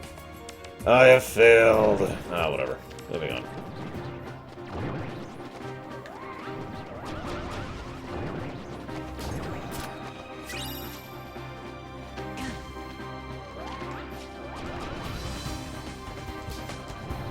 You know, I hate to bring up that old, horrible comment, but you can make something great, or you can make something easy and quick to do. And if both cost the same amount of money, why would you make something great? Worst question. If something easy and quick to do is outselling something that is great and takes time and effort to make, why would you ever make something that's great? What's the motivation? What's the point?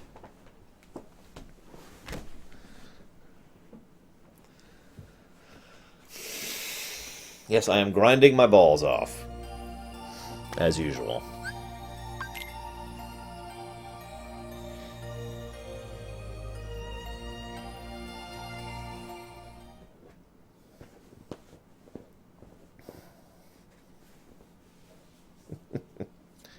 No more, you know what I really hate? Video games. Why can't we just make movies? Like FF13. I'm sorry. Low blow. I'm sorry.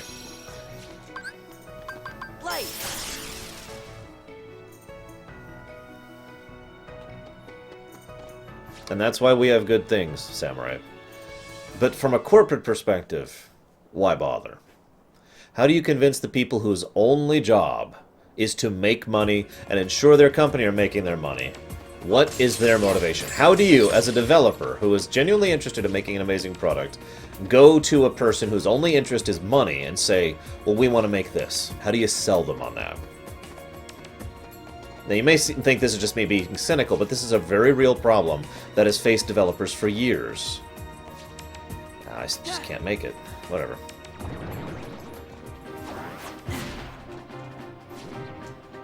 In other words, convincing the money people to allow them to make their games. I don't know if I'd say FF10 vibe, but it does kind of give me a, well, it's kind of got an FF10 vibe to it. Not really, though. Now, granted, I don't actually like FF10's music, but, yeah. Yes and no, Fuke. There are a few examples, though I'm trying to think of specific ones off the top of my head here. I'm glad you're liking it, Tyler. It's actually kind of funny, because I've said it before, that's one of the most stressful things I do in my show.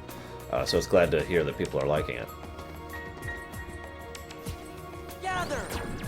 That's not reflect. How the hell am I supposed to make that treasure chest? Good lord. Yes, Nerdman, I am aware of the fact that there was going to be a TV series. I'm also aware of the fact that they canceled the manga.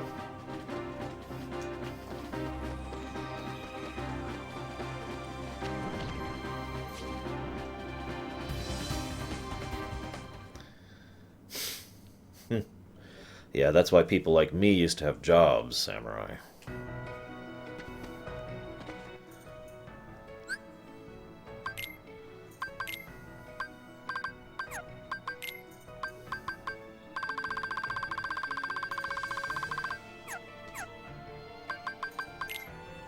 What are we at here? About 4 to 5 more runs of this.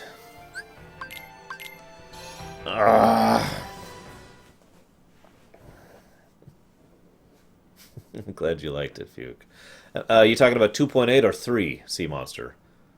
Either way, the answer is basically yes, so I guess it doesn't matter. But I'm curious which one you're talking about.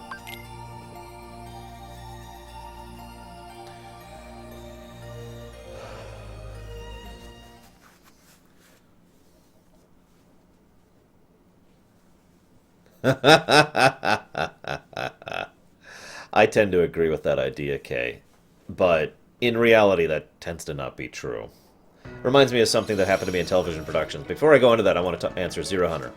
I'm going to be doing everything in WoW, Zero Hunter. In a specific order to highlight the story in order. So, yeah. So, once upon a time, I was working in television productions. Local stuff, little stuff, but it was some really great experience, and I learned a lot about editing, directing, and acting. while working on television, right? So I was doing all that stuff. It was fun. And there was a group of people, and we're like, okay. The guy up there, he's like, what is the point of advertisements? Or, no, excuse me. What is the point of television, is actually what he said. I think I'm actually telling the story a little bit wrong because my memory is getting a little vague. But anyways, basically he was like, what's the point? What is the purpose of television? And people are like, well, to entertain and to get across information, to inform, to bring, people connected across the world and blah, blah, blah, blah, blah. All sorts of answers. I was the only one who answered to make money. The point of television is to make money. Because it is. Television lives and breathes off of its advertisements. If it wasn't for those, we probably would not have television in the sense that we do. Too many things in life revolve around money. But whatever.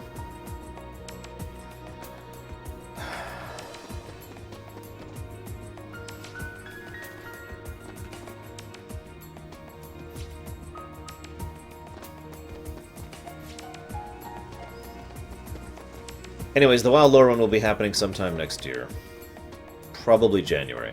I may actually deliberately discontinue all of my recorded works while I'm doing the WoW Lorerun, because it's going to be a long Lorerun. All of the above, Captain Jobby.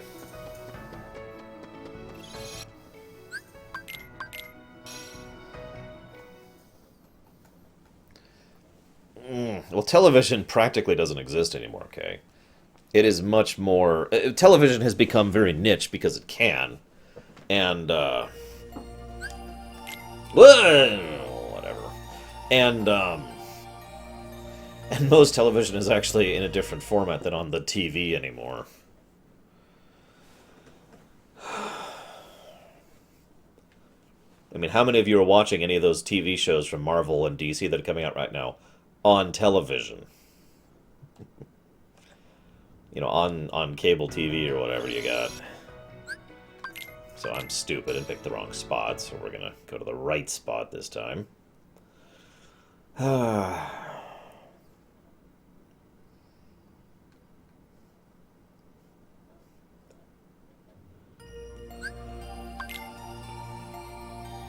Okay, how many channels are there just for soccer?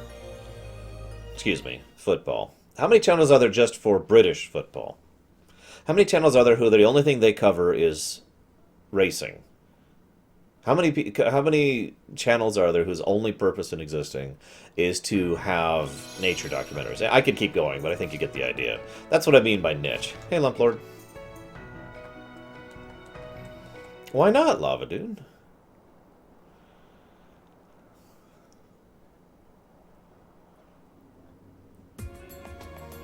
Now, admittedly, I'm speaking from the perspective of someone living in the States. But here in the States, I literally do not know a single person who watches TV on the TV anymore. It's all internet-based, or it's all on one of the streaming services or whatever. And I know plenty of people who watch shows. Who watch The Flash, who watch, the Daredevil series, who watch, the one whose name I can't think of right now. All that fun stuff. But they don't watch it on TV. Nobody I know watches it on TV anymore. Probably not anymore, Nerdman. I mean, and now, I gotta be honest, I have a theory about why the History Channel isn't really the History Channel anymore. And I'm not gonna say it's aliens, but it's aliens.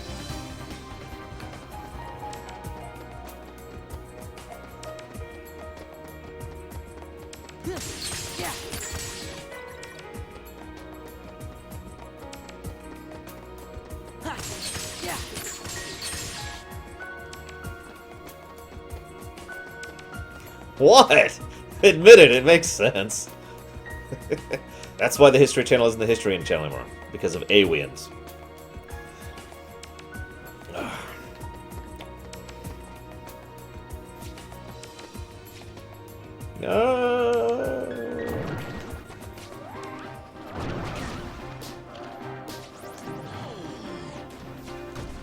Now, in the interest of fairness, one of my friends is actually going to pick up a service on Google Fiber once Google Fiber finally reaches his area. and then Google Fiber actually provides a specific sports channel, so he can watch Formula One and Manchester United and all that fun stuff. So that will be the first person I know. Looks like about 2 more runs, Samurai.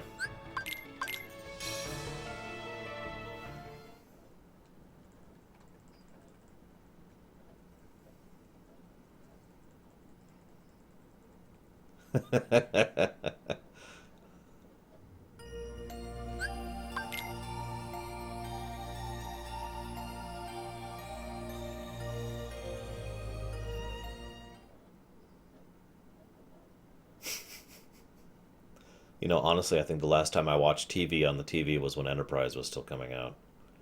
I don't think I've ever actually watched television since then. Oh, that's a lie. I've watched South Park since then. My bad. I lied.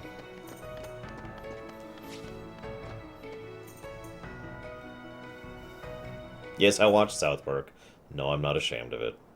They hit the nail on the head surprisingly well sometimes. Give me strength. Yeah. Take this. A WoW rumination, Lord of the Flame? It's funny you say that. I actually have a video on my channel called MMO to Play, where I discuss why I think WoW is one of the best MMOs out there, and in my opinion is the best MMO out there. I got blasted a lot for that opinion.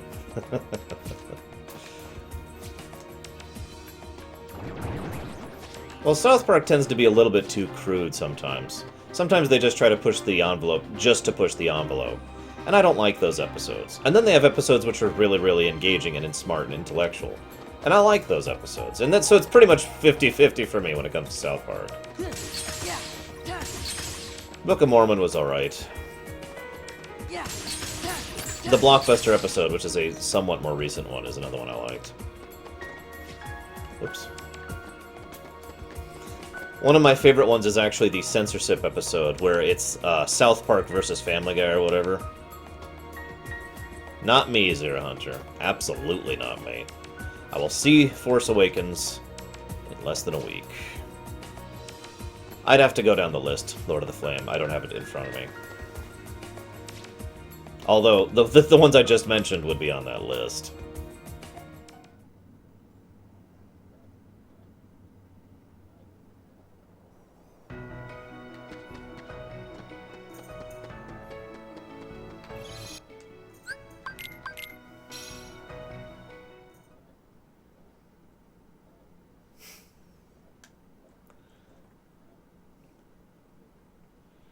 Yeah. The best part is the end of the Family Guy episode of South Park is, what will happen next on Family? Tune in next time on South Park! Or something like that. He said it great. They even made a nice point at the beginning of the second half of that, where it's like, you know, there's nothing really wrong with Family Guy. Sometimes I just want to laugh and have some fun and enjoy it. I don't need every single episode to have some great meaning or some potential. And I don't want them to get a stick up their ass about a message, too, you know? No, the link is not a troll. It's just Zero Hunter linking something that I will not be clicking. Yes, Kay. You're the only one. Have you disarmed your nukes yet, by the way, Kay?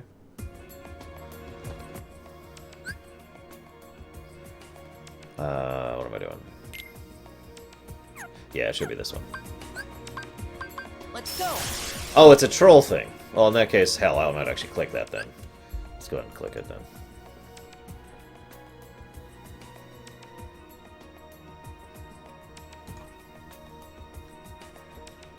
It's not even loading. Whatever. Screw it. I don't care that much. Then Jar Jar shows up.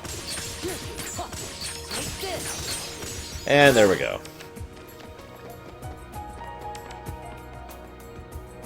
Yeah, I never liked the shut up Meg kind of thing, for example. That was never funny for me.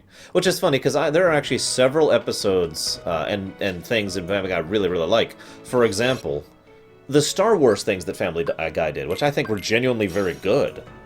You know, that was awesome. I loved that. And it was spot on with a lot of the humor, too.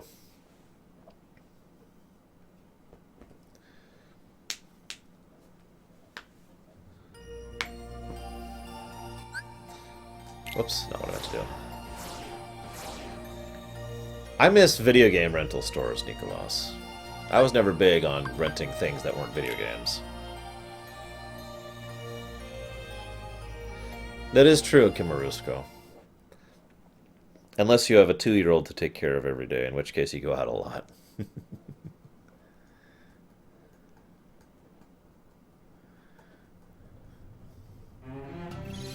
Hey, Shiryu. I do not like Archer at all. Sorry. I also don't like Bob and George and their terrible time-traveling adventures, or whatever it's called. I don't even remember right now. It is not a show I'm fond of. I literally can't even think of the name of it. There's a kid, and then there's an older guy, and the older guy is like a mad scientist, and they do wacky stuff, and I just really don't like that series at all. Oh, hey, I wonder if I have enough to do this now. Hang on. Let's give it a magnet. Rick and Morty! That's the one. I do not care for Rick and Morty.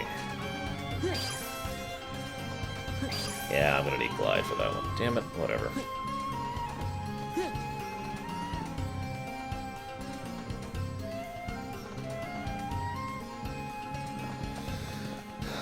I have not, Green. No. I loved Futurama. Simpsons I liked right about until about season 12, which I think was like 8 years ago now, something like that.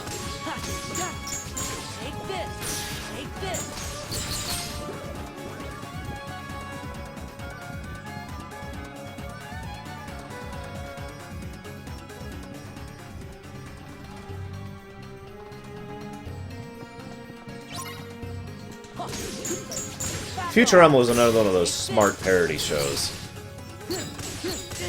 Futurama also had the unique ability to actually make me give a damn about it. Like, that show made me feel. It was weird. I mean, for God's sakes, 13 years ago? God, has it been that long? Wow. Yes, Futurama is over again, to put it under its proper term.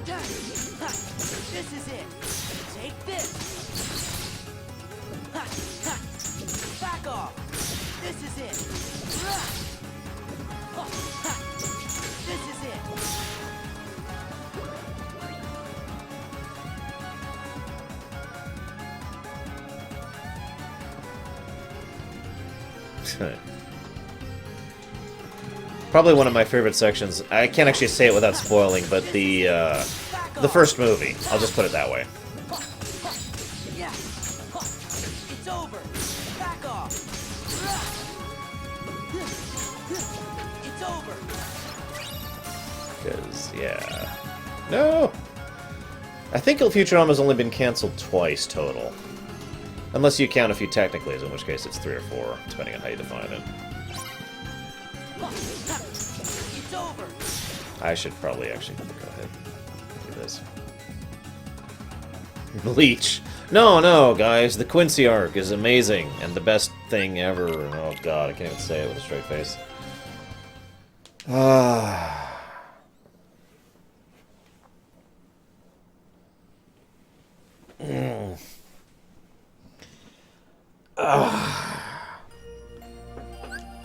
Guys, it was ordinary water. Yes, nothing more than water mixed with a trace amount of LSD.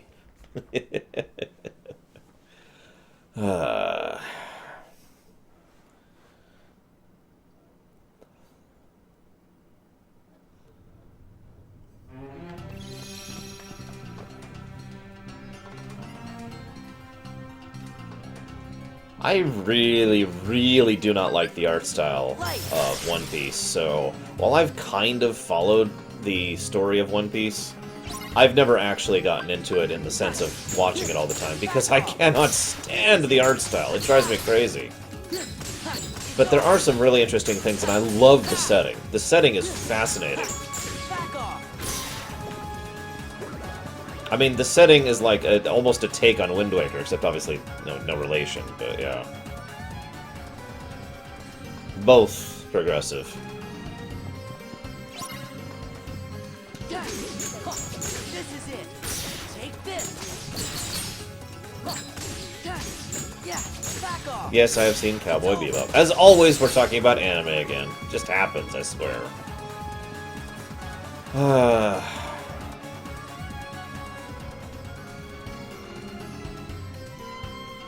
Now, Shadow. This is it. It's over. There are a few artists whose style I like. Back off.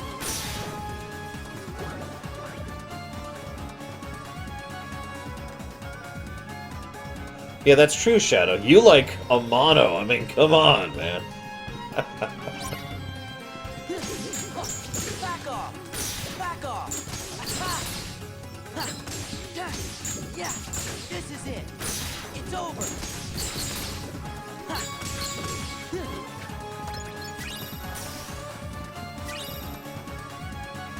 Death Note's art style in the anime was tolerable. I wouldn't actually call it good, but it was tolerable. Yeah. Back off. This is it.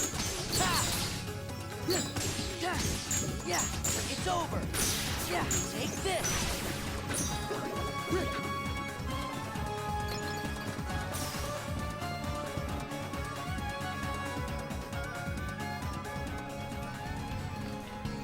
I am well aware of Berserk, guys. Oh, hey, I ran out. Light. I didn't even realize I'd run out. Take this. Take this. Yeah. This is it. This is it. Yeah, it's over.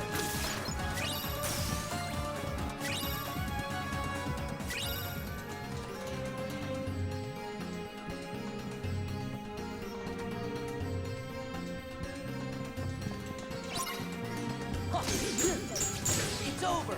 Back off. Now, Monster, that's a horrifying, actually I think that was a manga, not an anime, but still. It's over.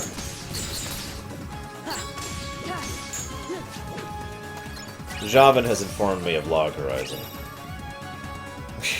Why do you guys always ask me this question? I liked Azumanga Daioh and I liked Magica Madoka. I tolerated Bleach and Death Note. That's it. Those are the only ones I've ever really gotten into. And yes, I've actually been exposed to quite a few. This is it. Back off. Oh, by the way, I'd just like to say Attack on Titans is one of the very few animes I actively dislike, as opposed to simply not liking. Because, no thank you. All of that is just no thank you.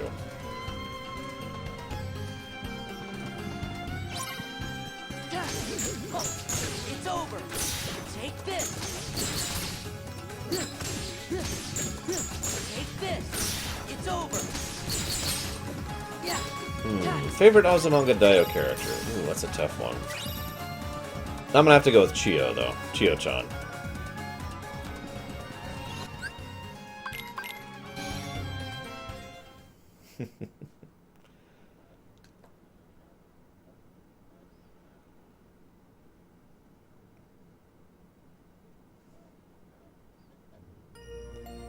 I actually went back to rewatch Hellsing, and you notice I'm no longer listing it on my positive anime list.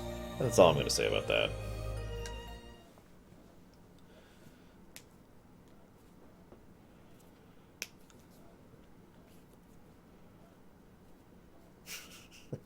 I must ban you forever, Fuke. Favorite Magica Madoka character? Oh, easily Kyubey. I mean, I can't even say that with a straight face. You're not going to succeed, Nerozaz. Not only has everyone already tried this, but everyone's failed at this for years. This is not a new thing. I don't like anime, in general. I have been exposed to many, many, many animes, and I've liked 4 of them. But anyways. What was I saying? Oh yeah, favorite character from Magica Madoka. Homura is probably my answer for that, but the most recent movie kind of taints that a lot. I don't remember Nerozaz.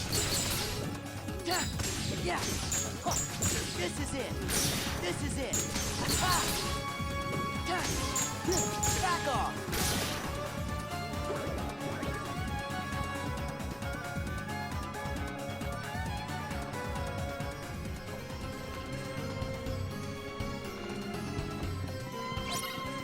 Well, for one, most of the art style isn't my thing. For another words, most of the stories are just not interesting to me. I get really, really disinterested, or I'm actively negatively interested. There's quite a few animes where I'm looking at it, it's like, why am I looking at this? This is a waste of my time. Because there's nothing there for me.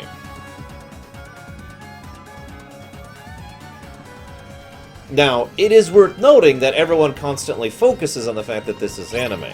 The same can be said of most television in general. There are very few television shows that I actually like.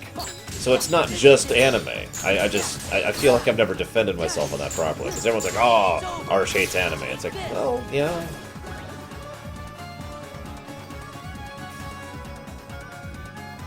I don't remember near as.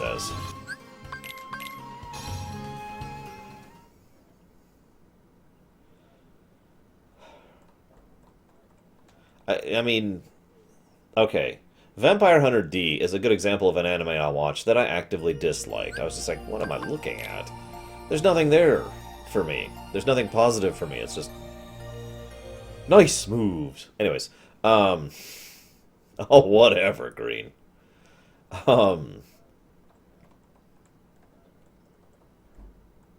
Yeah, it's true. I could also apply the same thing to games and movies. I like a wide variety of things, but I am a little picky.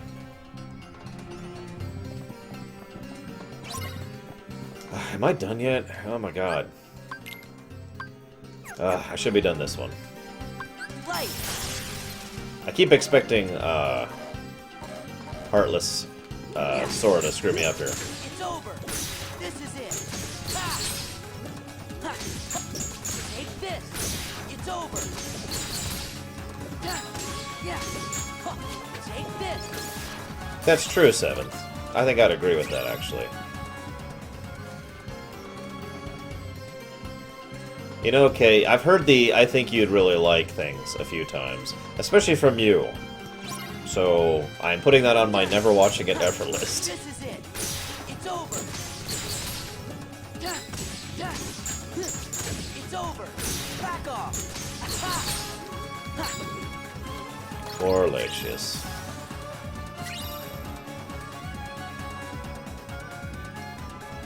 I'm going to be wearing, my Darth Crutch outfit, Rybo. And I'll be going as Darth Crutch. There we go. Done with this one.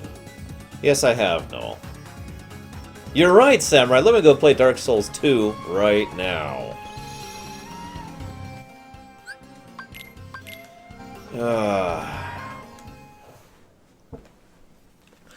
Well, Chemic, you are engaging in amazingness. I don't know, dude.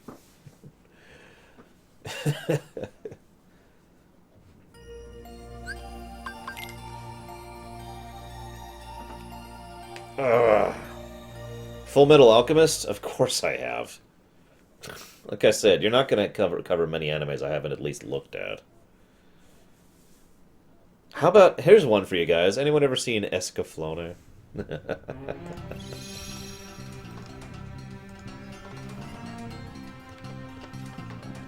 Oh, of course, the whole Persona series is amazing. You don't know who Darth Crutch is? Seriously? I'm sad, guys. He doesn't know who Darth Crutch is. Hey, Salem. It's over. Let's go. Yeah. Yeah. Yeah. This is it.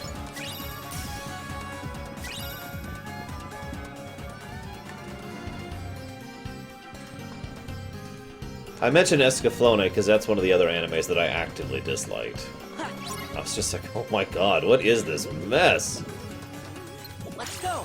Then there's some animes where the premise is interesting, and then they just don't really do much with it, which again, I could say for a lot of things, not just anime. I forget the name of it, but there's one about a world of gaming where everything is settled by games. You know, games of chance, like poker or whatnot, and this amazing brother-sister combo gets dragged into the world and basically starts interacting with it. And, yeah, they, like I said, they basically don't do anything with the premise after that. Take this. Right. God, I hope not Lead Feet. It's over. Is that it? No game, no life? Yeah.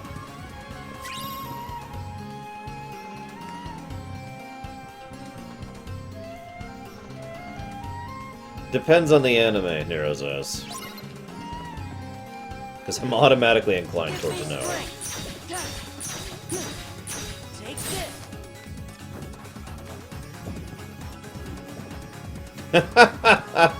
Inuyasha. Oh my god. Yeah, I'm aware of that one too. I've even watched a few episodes of that one because a friend of mine was really into it. Legends of the Galactic Heroes, I have heard of it, and I have been told I should not watch it, and I agree with that statement. Let's go. Take this. Right. Yeah, this is it. I don't need the back of the room. I'll have to try that.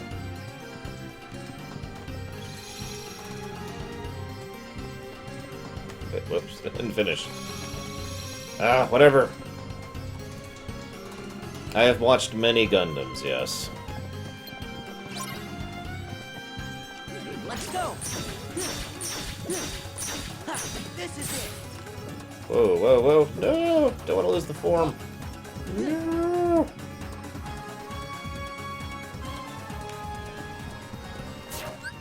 Damn it! I was literally a second too slow. Whatever. Just blow some of these drive recovers I have. Oops, that's the wrong thing. You know, considering I've already done what I wanted to do without boosting my stats.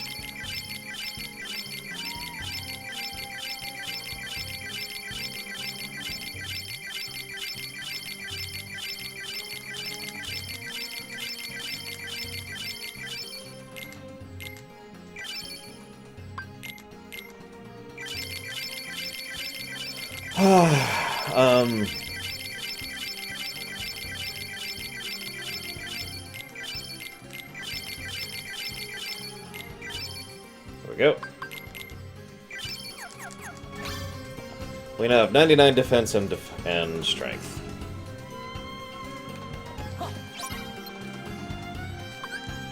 Let's go. Right. Yeah. Back off. Give me strength. It's over. Ah! Right. Yeah. I would consider it Fuke, but it would also depend on the anime. I mean, if you guys are going to ask me to do a rumination on, I don't know, Vampire Hunter D, I'd say no. Just flat up, straight out, no.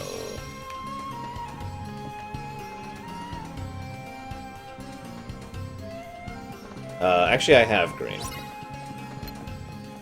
Noel, I don't remember exactly what it takes to get all the crafting mats for maxing those out. Let's go. I feel like it's another end of the world situation, or world that never was situation, but I'm not sure about that. Let's go. It's over.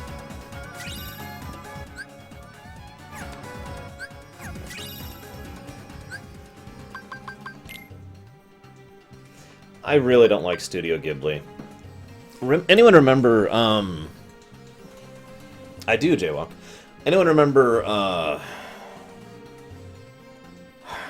favorite RPG exclusive to the 3DS? Probably Dream Drop Distance. Bravely Default would be my next pick. And then Mario and Luigi Dreamtime. All three of those are basically tied. What the heck is the Studio Ghibli movie where the girl goes in with her family and the family's like, oh my god, free food, and they turn into pigs? I know that's like in the first 5 minutes of the movie, but you know what I'm talking about. Anyone know that one? I know it's a Ghibli pick. Flick, not pick. I used to Kimarusko, and then I kind of fell out of them. Oh, okay. Spirited Away! Yeah, I hate Spirited Away. God, I hate Spirited Away so much. That movie bothered me. Yeah, I know. Unpopular opinion. I don't care, it's the truth. I really, really actively dislike that movie.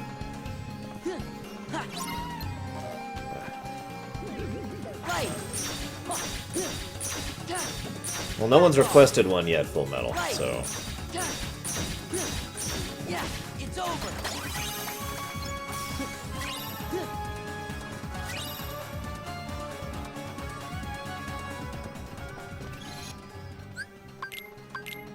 Wait, max strength is 120? I better go get some more strength ups, then. Yes, I know, Nero's S. I'm sure I just lost 50 viewers. But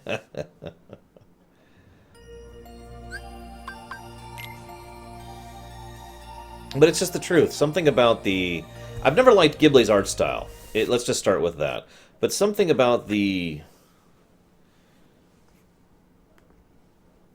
nature of the work. I don't know how to describe it. It gave me the creeps, and it actually legitimately gave me nightmares a few days after it came out.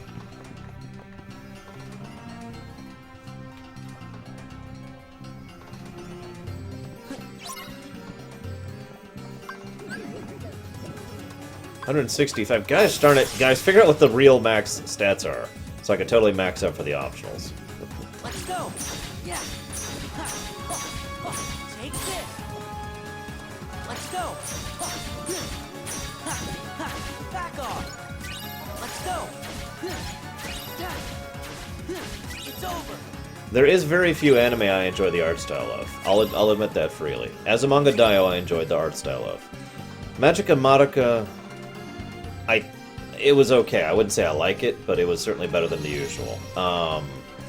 I like certain things that some people attribute to anime style that for a long time I didn't even think of as anime. For example, most Mega Man stuff. The actual game's artwork, not the Mega Man animes, which look completely different. Let's go. Damn it, hang on, Samurai. Let me finish doing this. Right. Yeah. It's over. No, that's all good, Kamek. No, I do not. I absolutely despise grind lead feed. But then again, I've defined grind many times as being terrible. Okay, 165. Do I need to raise my magic stat? Because I can, but do I need to? Like, is there any benefit? Ah! I like Nomura. I feel like Nomura is a genuinely good artist, and I like his art style. I can't stand Amano's art style. And done with that. Nothing left but final form, which we can't even really properly grind yet, so...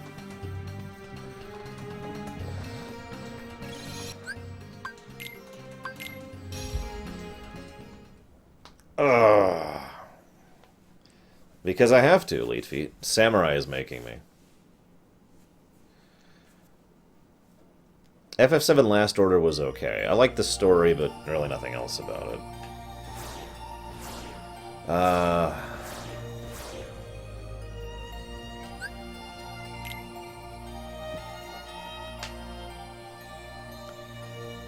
Not really, Guitar Wizard, no. The Nomura Batman was a little bit too over-designed, in my opinion. But I do like his art style, his actual drawing. I mean, most of the Dissidia artwork, in my opinion, is probably the best way to highlight his style. Just my take on that, of course. Let's go ahead and crank our stats, because that's what we're here to do. Crank the stats.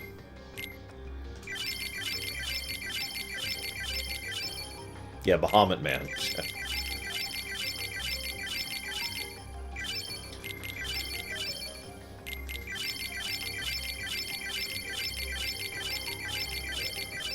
That's probably enough of that.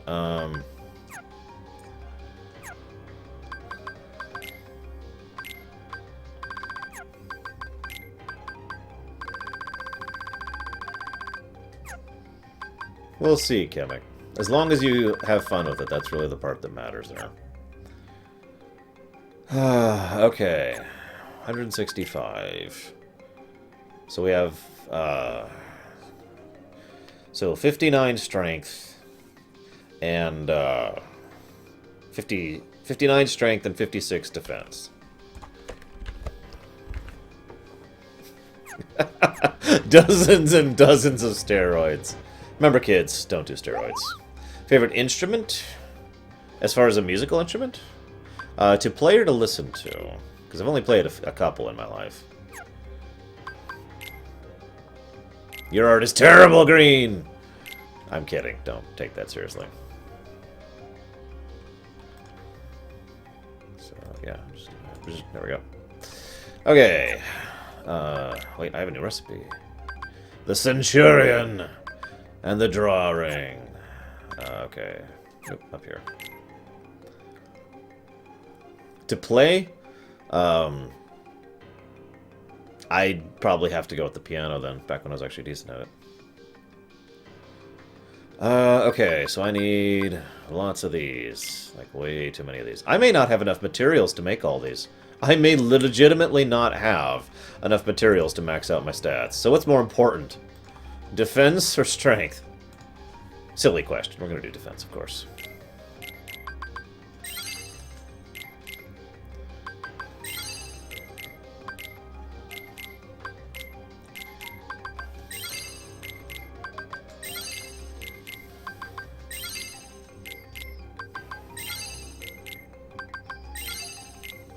I'm hearing strength.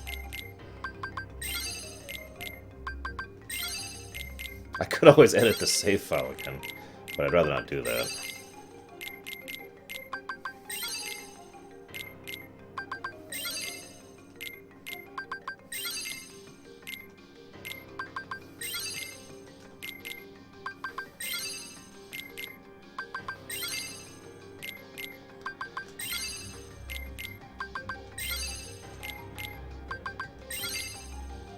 That could be Guitar Wizard. He does seem to be one of those people who falls to the over-designing problem.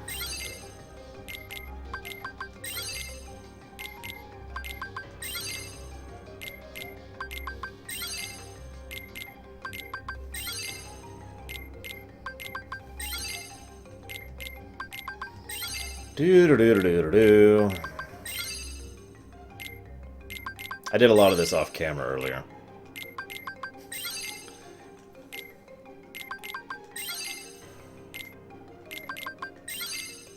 I saw a fan art of Cloud in the dress, actually, that looked pretty good once. Basically, his head looked completely like himself, and then, like, he had unusual, you know, shoulders and arms. But otherwise, the dress actually looked surprisingly good on him.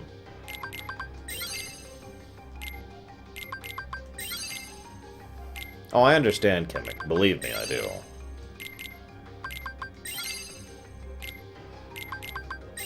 I have designed games in the past, Humanization, none that have ever come out. I don't think I would ever design a game in the future unless I actually got to do, you know... That's like the pie in the sky dream right there. In other words, very unlikely to ever happen.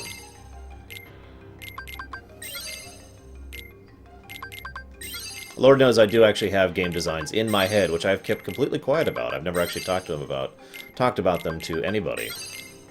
Because I want to actually have the chance to make them someday, you know?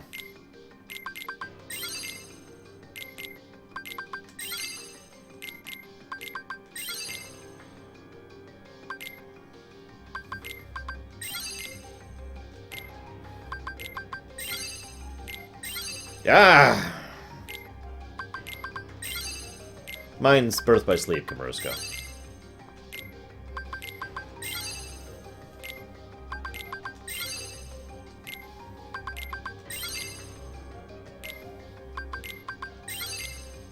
No, that is true, King the Bubble. That's one of the reasons I've never joined any of those things where, you know, you go out and actually make a game, because I can't. I don't have the programming knowledge anymore. I just don't. I have completely lost the vocabulary. I would have to work with someone else who actually knows how to code in order to make a game happen.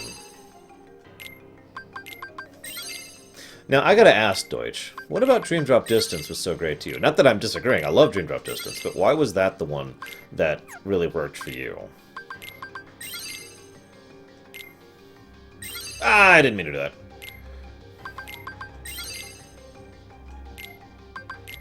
Ah. There we go. I am out of materials for those.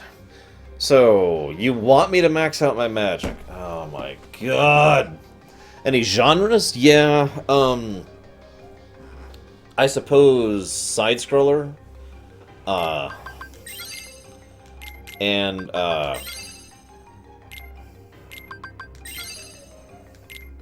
I don't know what to call the other one. I really don't. I guess we'll call it a Metroidvania, for lack of a better term.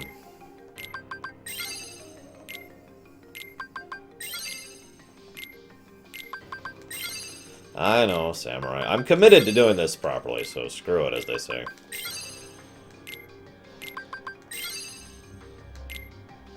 I need like 70 of these.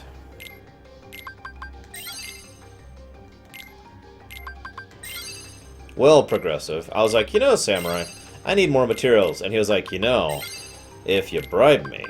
So I gave Samurai a really big bribe, and he gave me all these materials in return. So kids, remember, bribery works in real life. Okay, so anyone want to hear, I don't know if we have the coders for it, Fuke. We have everything else, but coding? Sure. Next evolution I'm most looking forward to? Poison. Also Steel, which are also, consequently, two of my favorite, types. What are you linking me, Nicolas? That is absolutely terrifying. Not the picture I was thinking of. Still terrifying.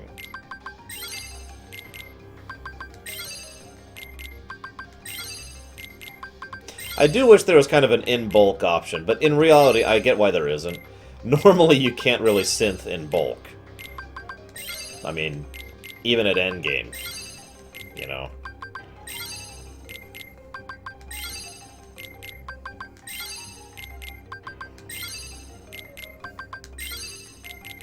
Ah.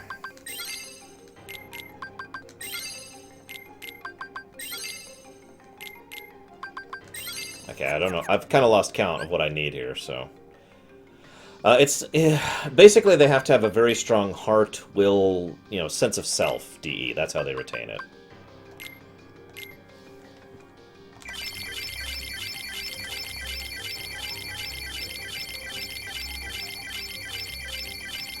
Oh, you mean how they regain their original self? The Heartless has to be destroyed first, freeing the heart, and then the Nobody is destroyed, which returns their mind, self, personality, and memories back into their original being. Hence, the original reconstituted being has all the memories from the Nobody. Aha! We have hit the strength cap, apparently.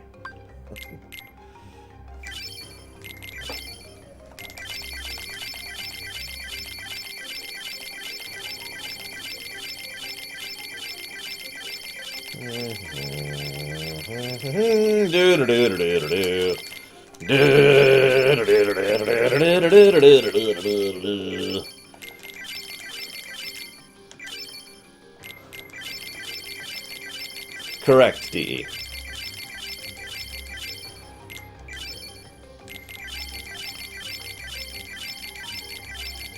The best place to grind by far is the world that never was.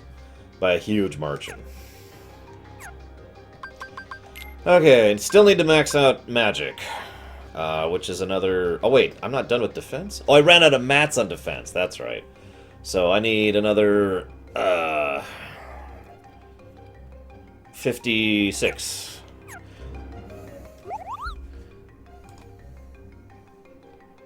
No, that is not the one, Nicolas.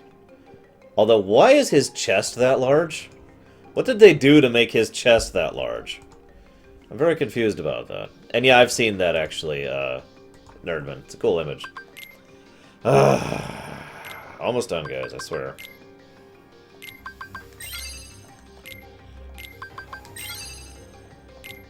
Beginner humanization. To say, there's got to be a lot of padding in there.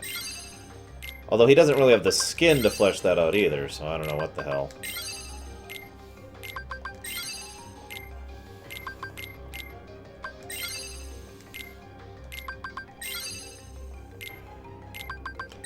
Actually, there's a strong theory about what happens with... Well, I shouldn't say a strong theory.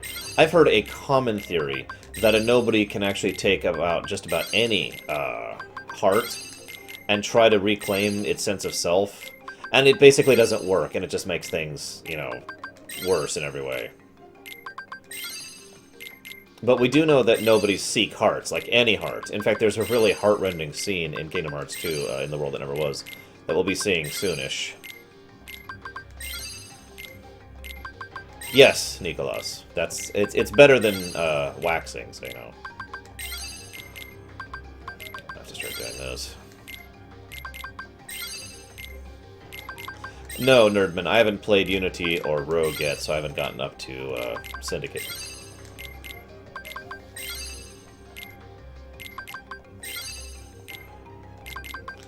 It's a good thing this is the last crafting I ever have to do, because holy crap, I'm actually running out of materials.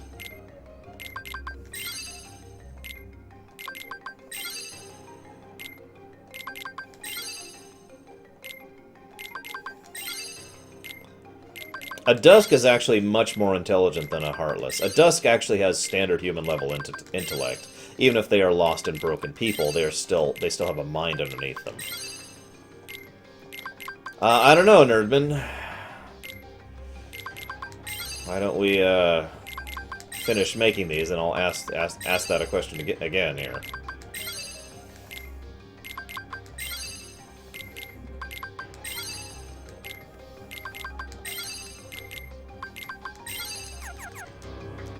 Let's see. Multiple Ultimas. Multiple Ultimas. Yeah, let's put another Ultima on here. There we go. What do you think, Nerdman? What do you think? I don't know. I don't think we... Anyways. Oh, right. I need to equip that other Full Bloom Plus, too.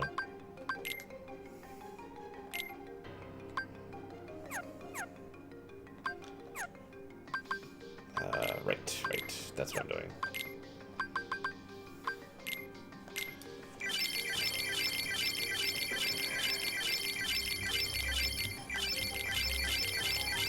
They will probably make several games Windows 10 required.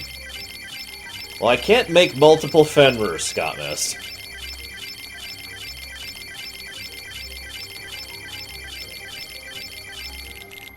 Oh, okay.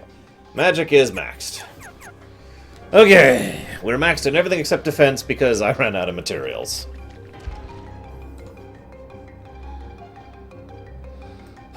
Okay. I sure hope so, Jaywalk, because I'm probably going to lose to every optional boss from this point onwards. I'm dead serious about that. I'm sure the story bosses are going to die like crazy. But, whatever. Who cares about Donald? I mean, seriously.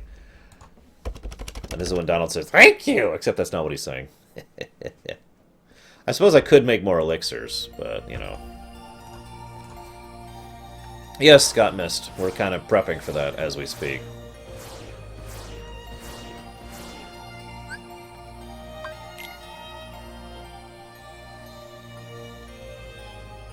Heh! It's funny you say that, Guitar Wizard. I actually gave a rather lengthy answer from my desired ending to Kingdom Hearts 3, and it basically ends with Sora dying in order to restore everything and everything else to go, to see, you know, yeah. Anyways, see you around, Fuke. Okay, time to go crush the game like a bug.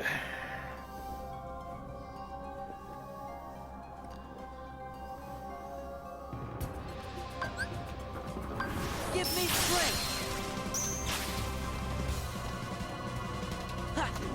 Dual-wielding Ultimas. This is just wrong. Oh, he's... there he is.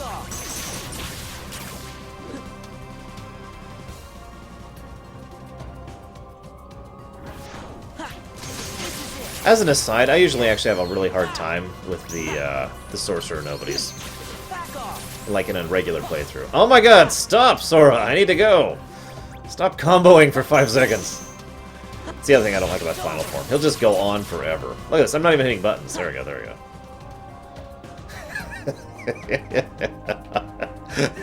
This is a little silly, I will freely admit.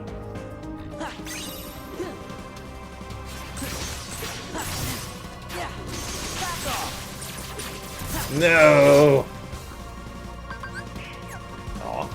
It's over. This is it. Also, I like the Ultima design in 2 a lot better than 1, personally.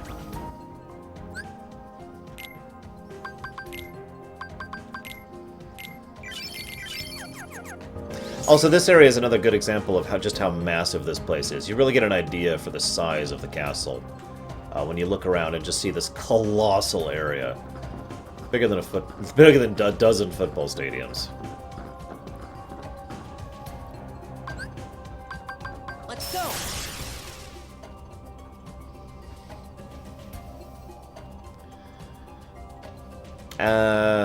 Actually, that's a good point, Samurai, given what I'm doing right now. I should do that. Where is it? Where is it? There it is. There.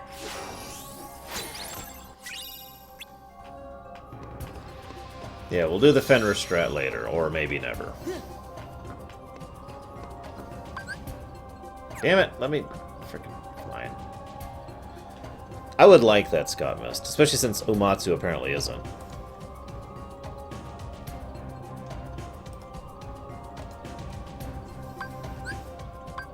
Let's go. Gotta look cool for the cutscene.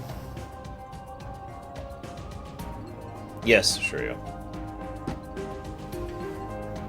Might as well be Nicholas. Jeez Louise. So. Sora, you've done well. Where's Kairi? Who knows? I expect she's catching up with her friend from the darkness. What do you mean? She doesn't need you anymore. Texture face. I'm supposed to believe that? Well, you don't have to. But you can believe this. Organization 13 has no further use for you. Just look there. Our Kingdom Hearts. Thanks to you, we've collected countless hearts. Can you hear their euphoria? Euphoria. Now all they need is one more helping from the Keyblade Bearer. I already saw it, Nerdman.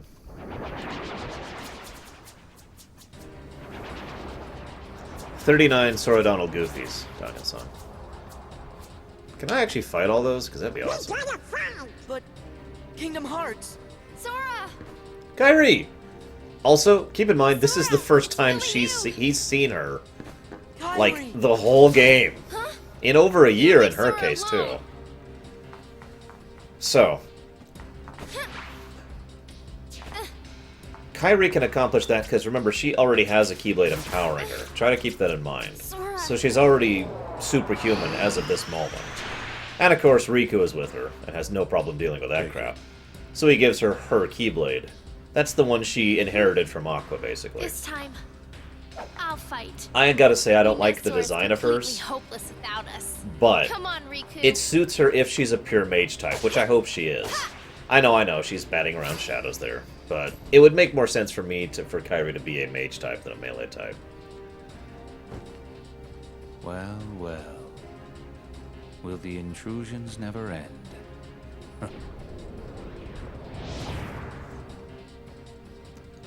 Why, Pete, this castle is perfect. Perhaps we should acquire it. Well, the setup is kinda nice, I guess. But what about all the Heartless? Oh, this in-between world, it's way too close to the darkness. They ain't gonna listen to us here. Once again, you underestimate me. Maleficent? Really? So now it's time to fight nothing, because first we're going to go over to Mickey. There's a lot of cutscenes in the last bit of thing. At some point I need to talk about the artificial Kingdom Hearts, too. We don't 100% know what the artificial Kingdom Hearts was capable of doing. We're not even 100% sure what it was intended to do. The only thing we know is that it is an artificial Kingdom Hearts. It is literally a device that has been constructed from thousands and thousands of hearts, which have been forced out of their natural cycle of life and shoved into that device, into that artificial thing.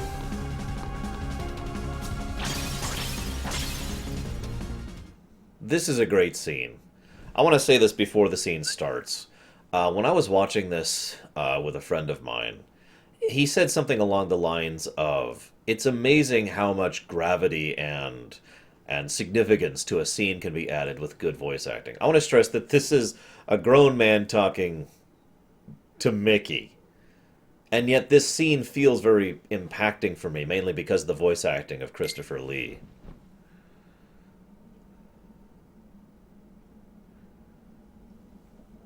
Yes, but for what purpose, Samurai? We still need to talk about Xemnas, too. Although I've already mentioned most of the things in passing about Xemnas that I want to. So I like how Ansem takes off his shadow mask here, specifically for Mickey. It's been too long, my friend. Ansem the Wise, why didn't you come to me before things got so bad? Xemnas, the organization superior, is the nobody of Xehanort, my foremost apprentice. The burden was mine to bear. Is that all?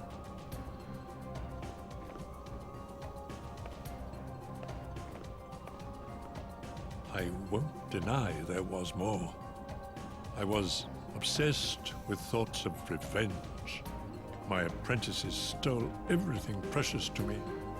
My research and my pride. I can't help you with revenge. Yes, Frozen. They were masking his appearance with darkness. Riku's told me 1,000 times. Where is he? He must be with his friends by now. Riku was a great help to me. I found him wandering the darkness after you and he lost track of each other. Gosh, we didn't lose each other exactly. Riku left, well, because Xehanort's Heartless was still inside his heart, troubling him. And he sure must have been suffering. But what I don't understand is why he looks like that now, when he's still Riku at heart. I am to blame.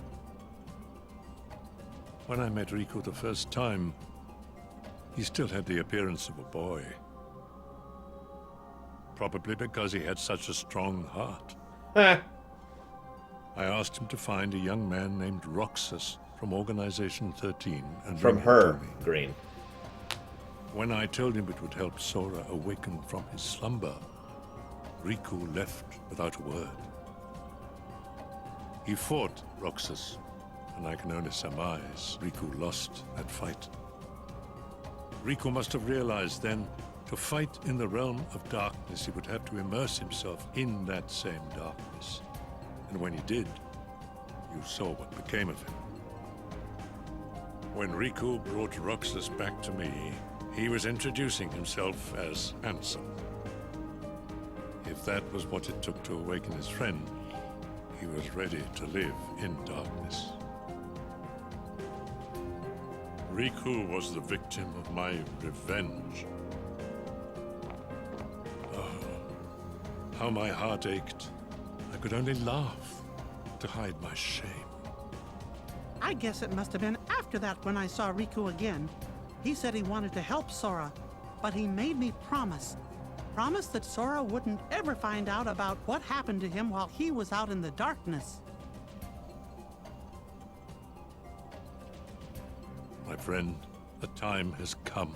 I must make amends to these young people. Yeah, okay. It's nice, wasn't it? I love this scene. And again, Christopher Lee. God, this man.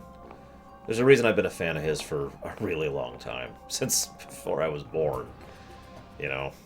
I've always been a fan of Christopher Lee. So, sorry, just brilliant scene. The natural heartless thing. This is probably just a flaw and a glitch. Let's just be honest with ourselves.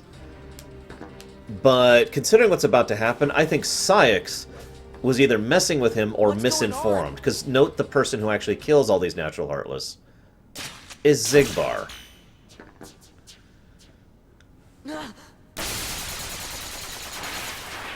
Also, there's some Emblem Heartless there. Have you been a good boy? Show yourself! Oh, it sounds like you haven't. Sora! Roxas! Roxas? Hey, did he just call me Roxas? Again, note that he's probably one of the few organization members who can actually see both people there, and doesn't just see Roxas. You really put Organization 13 in a pickle. I guess that must be why the Keyblade chose you. But man, did it pick a dud this time. We'll you see don't it, look Nicholas. like you're half the hero the others were. Are you done rambling? Rambling? As if. All I'm trying to tell you, traitor, is that your time is up. It's a shame. I really love this fight. I'm gonna crush him like a bug, but I love this fight. Maybe it's just because I love Xigbar. I don't know. Also, he was clearly referencing the three Seekers there. It's funny you say that, Green. There's a theory that I've been agreeing with more and more, that there was never a Xigbar. Gotcha now. That it was always Braig. Given the fact that there are literally zero differences between Braig and Xigbar in terms of appearances, other than the Xehanort-related things, and the fact that it's actually Braig the entire time in Kingdom Hearts Dream Drive Distance, even though we don't even see that. Don't crash. There we go. Hang on, I just want to be awesome for a second! Okay, I'm done. What was I saying? Oh, right. Okay, so yeah, the point being, the Xigbar that's in Dream Drop Distance is actually Braig, and that's actually been confirmed at this point in time. And if that's true, then the question needs to be raised, what's the difference between the two? Because there is literally zero visual difference between Braig in Dream Drop Distance and Xigbar in this one. So again, I love this attack, by the way. I'm just going to let myself get hit by it because it's awesome. So, in other words, it could be logically deduced that he never actually became a nobody. He never actually did it. Now, I do think he deliberately threw this fight so that they would think he's gone. Absolutely. There's just too many benefits to such an action. This is probably one of the only reaction commands I like using, just because it's cool. I think I've already said that, because I do it with the snipers, too. Also, someone earlier asked which organization member would I have the powers of if I could. I answered Xemnas, because of course I would. But I gotta be honest, if Xemnas is off limits, I would pick Xigbar in a heartbeat. Oh my god, this guy. The utility and combat potential of his abilities are insane. We're only seeing a fraction of what he could do here. No, I mean like literally through the fight. Okay. More like Axel is probably a better example of somebody through a fight like this. I should probably actually practice this so I can actually get used to dodging his ultimate.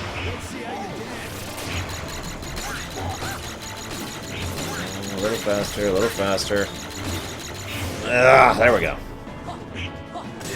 Yeah, he has instantaneous teleportation, the ability to basically just ignore physics as he wanders around upside down or side by side or whatever.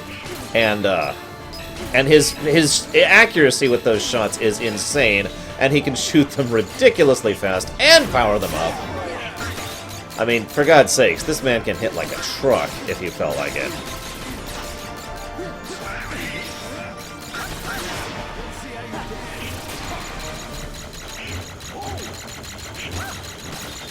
That is possible that... Oh my god, that is the best evidence that exists that there was ever a Xigbar, Nicholas. Although there is a counter theory that I actually have, which is based on the he was never a nobody theory, which basically says this: his being a nobody doesn't matter. It doesn't change anything about his nature, his reality. Damn it! This man!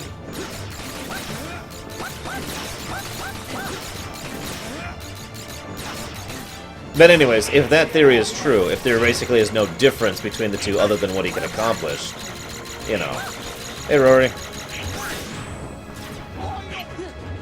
I don't know the answer, of course. I can only speculate. We don't know the answer to that, Nerdman. We know his stated reason, which was to get a Keyblade. Whether that's true or not, who knows? I would say not.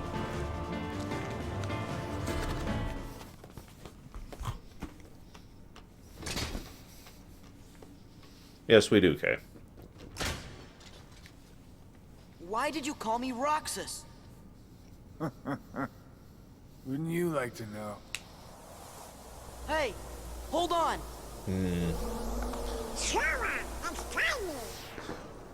So that looked like a real death there. So it's entirely possible that that was Zigbar, and he did actually die, and then thus was returned to Braig, knowing that he would keep his memory and personality in the process. Uh-oh, they need our help. Sora and Rico are together. We have no part to play here. That's true, I wonder Nicholas. if Riku will ever change back. As Axel, or excuse me, Lee Rico showed chose rather that nicely. form so he could use the power of darkness. It won't be easy.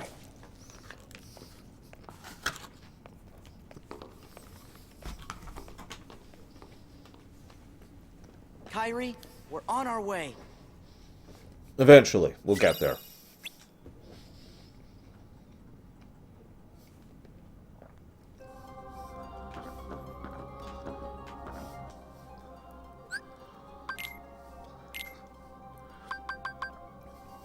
But yeah, if you pay attention, they're pretty consistent about the different appearance of the fake death that some characters do and actual death between the nobodies. I'm very curious what Luxord's animation is. We'll see once we get there. And Cyax's, for that matter. Give me strength. Loading. Take this. Very careful usage, Nicholas. Yay! Level 2. AKA useless level.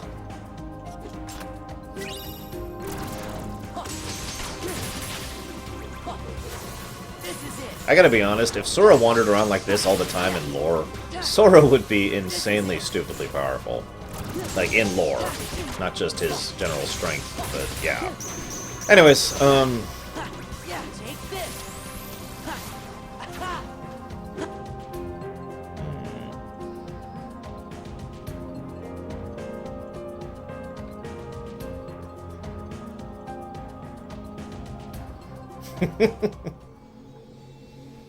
So, here's the Artificial Kingdom Hearts.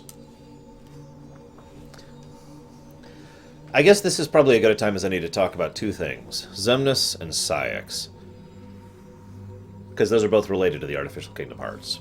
Now, we know by this point in time Cyax is already marked with a recusant. We saw that. He's also got the eyes, he's also got the ears. So it's very likely that he's already Kingdom Hearts. replaced, at least partially. Rejoice and feast on these hearts we offer. Shine your pale light on this empty realm. No, they do show it in the secret Share ending your with power with all nobodies. 2.5, I think. It's one of the new secret endings. Xemnas, is Kingdom Hearts ready? Very soon. Then I can end this charade? So, indeed. Ending the charade. How I've waited to hear that. I have heard three separate explanations for what ending this charade means. First and most obvious, the fact that we need Sora. And oh my god, Sora's so relevant to our plans. And oh, thank god I can end this charade and just kill him. Option 2. Cyax is referring to the charade that he is emotionless. As we see, Cyax contains a tremendous amount of rage in him. And so he's finally able to actually go ahead and express that rage and that fury. Option 3. He's already Xehanort. And his entire thing about ending the charade is his pretending that he is not. And so he's going to go ahead and start acting like Xehanort rather than pretending to be Cyax. Also, I guess that's a fourth option related to the third option, the charade of the new, of the old organization, generating the new organization. Since, again, we know for a fact that Cyax at this point in time is at least partially influenced or controlled by Xehanort. Xemnas, well,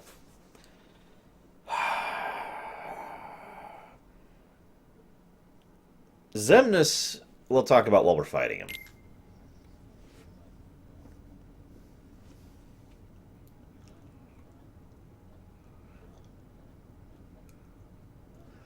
That was not permission, Shadow.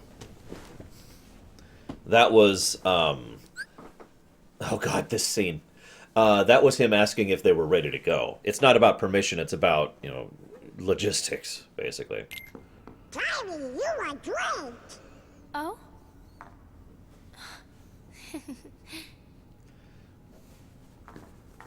So, You they are haven't seen different, each Kyrie, other in but a I'm year. just glad you're here. You and Riku never came home, so I came looking for you. I'm sorry.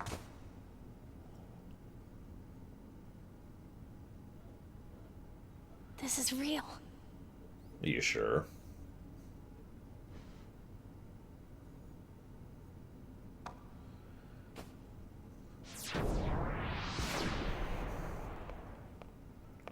Wait, Ansem! I mean, Xehanort's heartless. I never thought for a second that I'd ever see you again. Just Oh, by the way, I'm sorry to point this out, but you notice how his eyes are not yellow but orange? I just mentioned that because the whole orange eye thing is once again significant of the darkness thing that I've mentioned several times now. thinking about all the things you did makes me really mad. But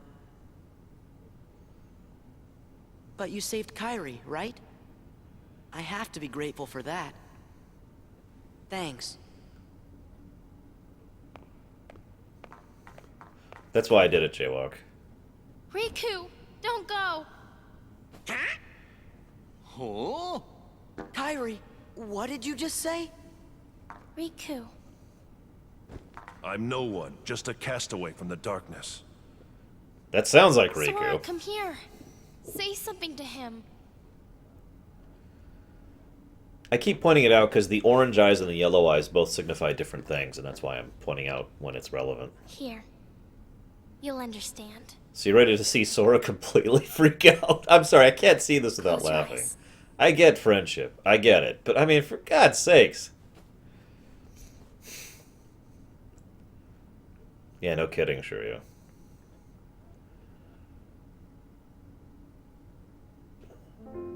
Oh my gosh! It's totally Riku. I want to stress again, it's been a year. Now, in fairness, since both. Riku's actually seen Sora since then. Kairi has not. But I mean, seriously? Riku! Dude. It's Riku. Dude. Riku's here. Dude, decorum! I looked for you. Nice tears effect. Come on, Sora. You've got to pull it together. I looked everywhere for you. I didn't want you to find me. But it was him that was helping us, wasn't it? Gorsh moment. Those clues we kept finding, that must have been Riku. I was starting to worry you guys weren't ever gonna catch on. Sora never did pick the brightest friends. What do you mean by that? Yeah, the voice changed immediately. Why there. didn't you let me know you were okay? I told you. I didn't want to be found. Not like this. I couldn't. I fought with Ansem, with Xehanort's Heartless. When it invaded my heart and I won. But to use the power of darkness, I had to become... I'm sorry, I just gotta... I'm sorry. I'm just picturing Sora. You were the chosen one! You were supposed to bring balance to the Kingdom Hearts, not leave it in darkness! Okay, I'm done. Ansem myself. Does that mean you can't change back? This battle isn't over. And until it is, I still need the power of darkness. Then, let's finish it. You're still Riku, no matter what. You know, that is true. Kairi was basically safe this So entire how about time. it? Think we can handle one last rumble together? Up until the King's end. waiting. Riku, Yeah, let's get going. Oblivion. Which we will not be wielding because it's the worst Keyblade ever.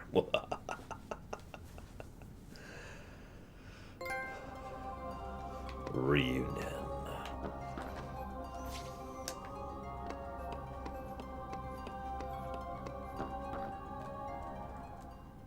What, Shiryu?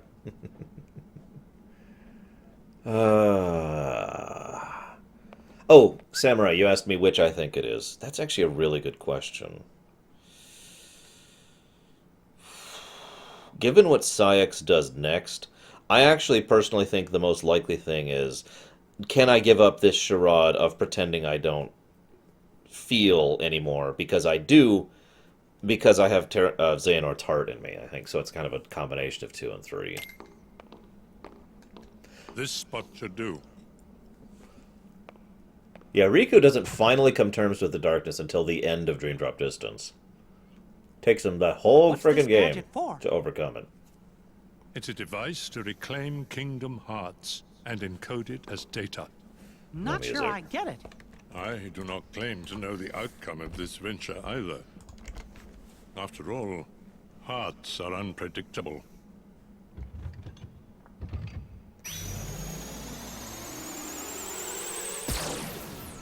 Also, the mere fact that you can encode a physical object into data says a lot.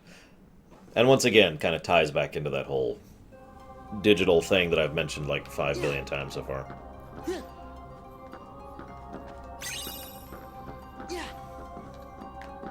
So who's first?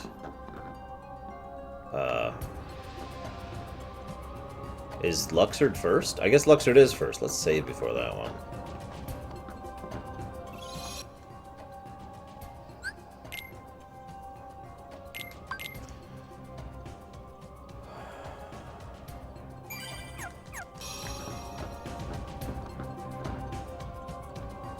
Also, this graveyard is one of the most messed up spots in the game for me, tied with the Heartless Creations place. It's a graveyard to mark the fact that they ever existed. The very name of the room is proof of existence. What's that? It's the king and Diz. I mean, Ansem the Wise. They must be higher up. We better hurry. I don't think he is shocked by it, no. So this is Luxord's power in a nutshell.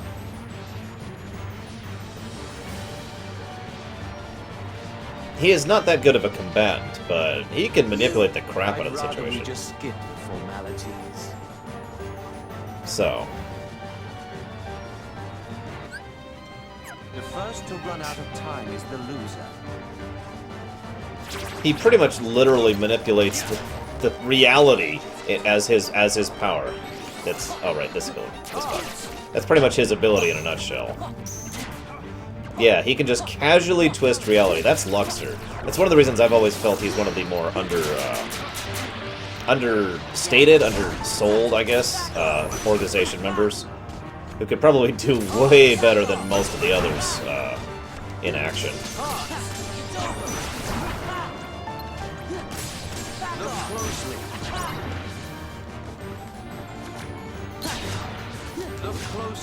I also happen to like his ultimate.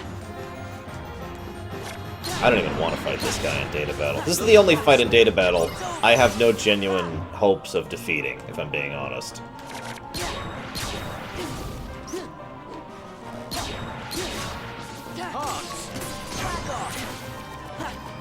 I mean, seriously.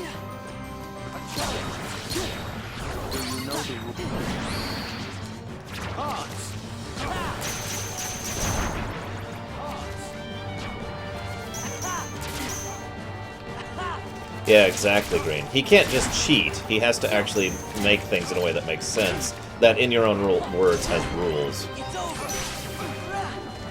Yeah, we'll see, Samurai.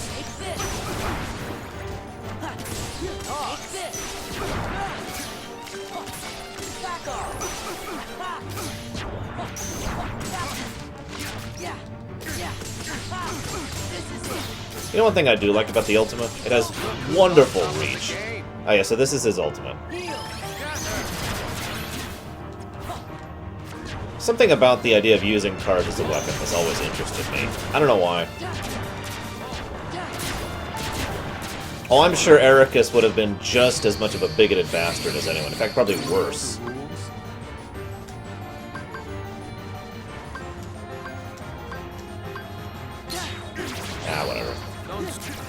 I'm sure Garricus would have been like, oh, nobody's aren't people, screw them. Me too, Nicholas. I'm interested. I find it interesting that they picked a gambler of all classes. Not that I mind. One of the other things, though, that I think really emphasizes Luxord in character, in lore, is he doesn't have a health bar. Think about that for a moment. He has no health bar.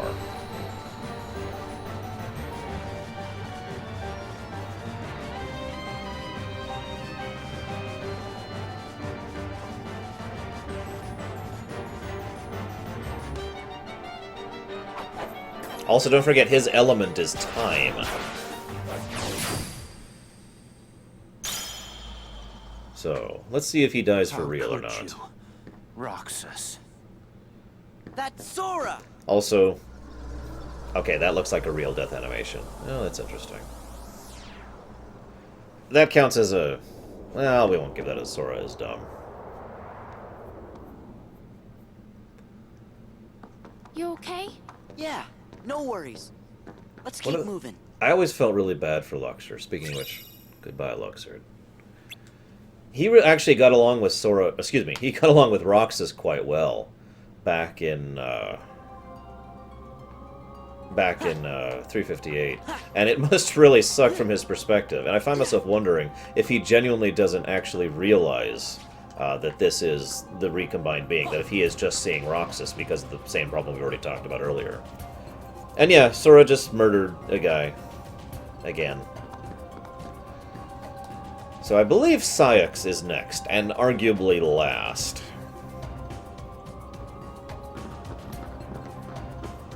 I'm gonna do... Well, okay, this probably doesn't mean anything, because, you know, I'm doing this with a ridiculous level and stats. But I'm gonna do this with no reaction command.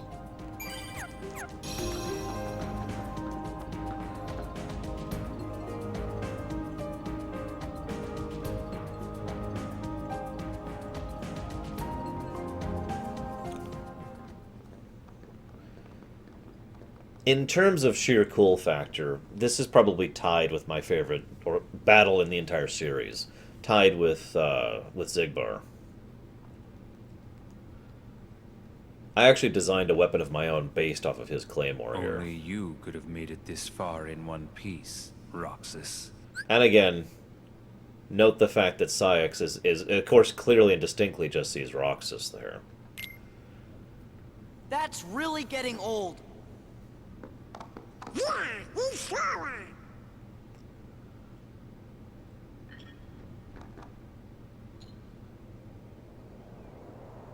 I believe it, Danielson. Different names. See you around, Galtori.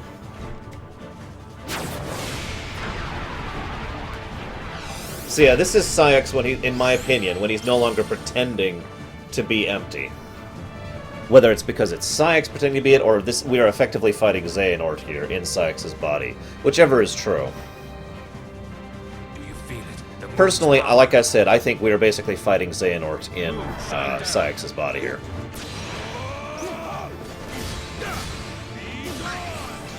Ah, no! I hit that by accident. I hit that by accident. Not gonna use it. Not gonna use it. There we go. Okay.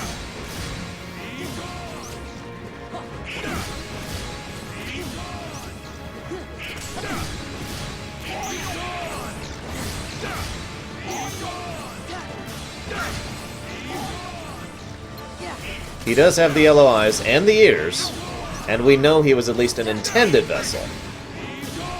I know a lot of people want to, or I really hold out hope for the fact that he manages to restore to Issa somehow in Kingdom Hearts 3. PS3 Fleet Feet. Damn. Angled wrong. All shall be lost to you. We're not there yet, though.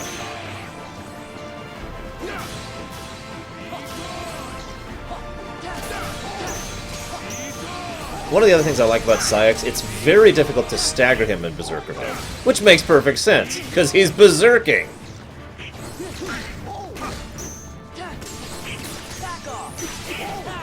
When he's not berserking, it's a lot easier to stagger him. In fact, it's almost difficult not to.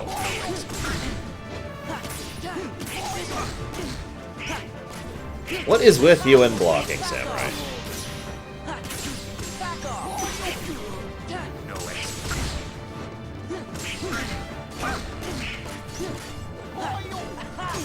It's over. It's over. Damn it. Screwed it up. Yeah, lost him. So he's using his second... He should actually use his ultimate now, which I want to show off. Because it's probably my favorite of the ultimates, like, of all of their ultimates. Right up there with Zoldan's. I imagine Xehanort is so arrogant that he assumes they'll all follow the original hymn's commands. And they probably won't, because Xehanort is so arrogant that he doesn't realize he doesn't actually understand how the art works. Here it is! All shall be lost to you. And look at how fast he is swinging that sword! That's a claymore he is swinging that fast.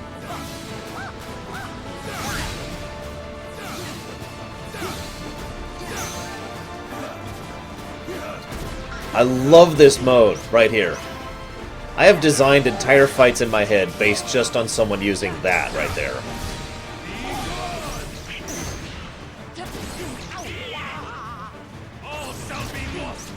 Oh, jeez. Oh, God, I can't get out. Oh, God, there we go.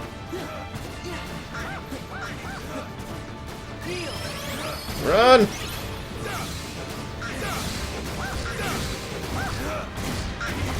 Oh, God!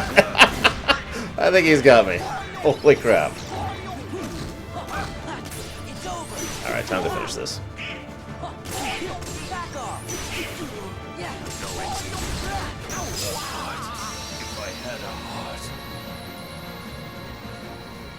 Yeah, no kidding, Rory. Holy crap. I have actually held a great sword. They are insane! Just to lift it, you have to do this thing. And he's just like, bam, bam, bam, bam. So, remember how I say that I think this is Xehanort in Cyax's body, basically? There's one exception to that, and I think it's the line he's about to say. I think this line is Cyax. And, yeah, this one's a little heartrending, considering what happened to Issa. Why? Kingdom Hearts. Where is my heart? And again, real death.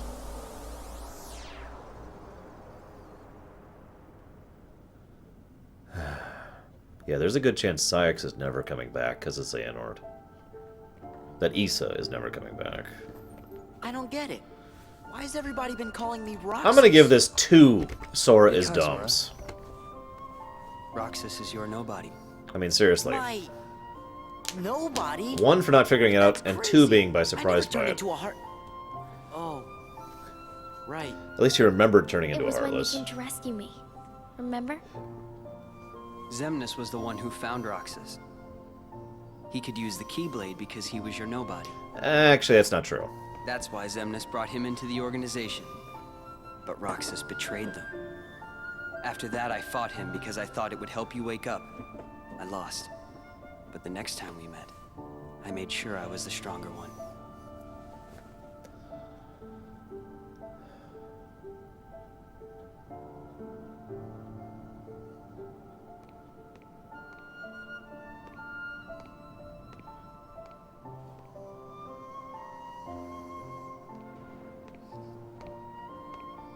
You know, one quote would actually define Kingdom Hearts later, as a whole quite well. See you around, Galtori. Your focus determines your reality. Riku takes on the form of Ansem because he completely accepts the power of darkness to wield. Without accepting it, if you know what I mean. In other words, he reluctantly wields the power of darkness here, as opposed to trying to hide it or fight it. It's not until the end of Dream Drop Distance that he fully accepts the power of darkness and simply is himself. Why don't you quit?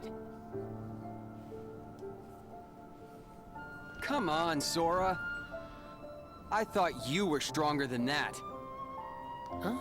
Get real. Look which one of us is winning. So it's true. You really are his nobody. Guess Diz was right after all. What are you talking about? I am me. Nobody else.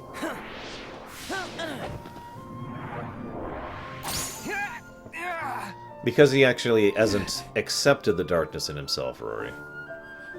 How many times? did I have to And beat the fact that he associates darkness with the Seeker of Darkness. You've left me with no other choice. For reasons I've already mentioned. What? I have to release the power in my heart. The dark power that I've been holding back. Even if it changes me forever. This scene overall makes a lot more sense when we see it in 358. Also, the fact that he summons the Guardian is interesting to me. It's probably the only point of evidence I've ever seen that the Guardian might actually not be Terra.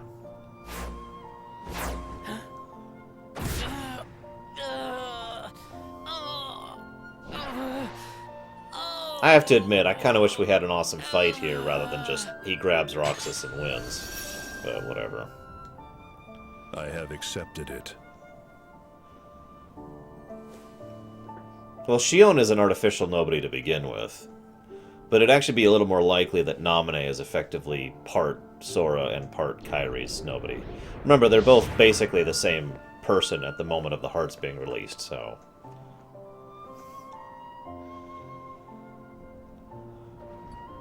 Diz, he could feel Sora. Oh, he told you how he felt, did he?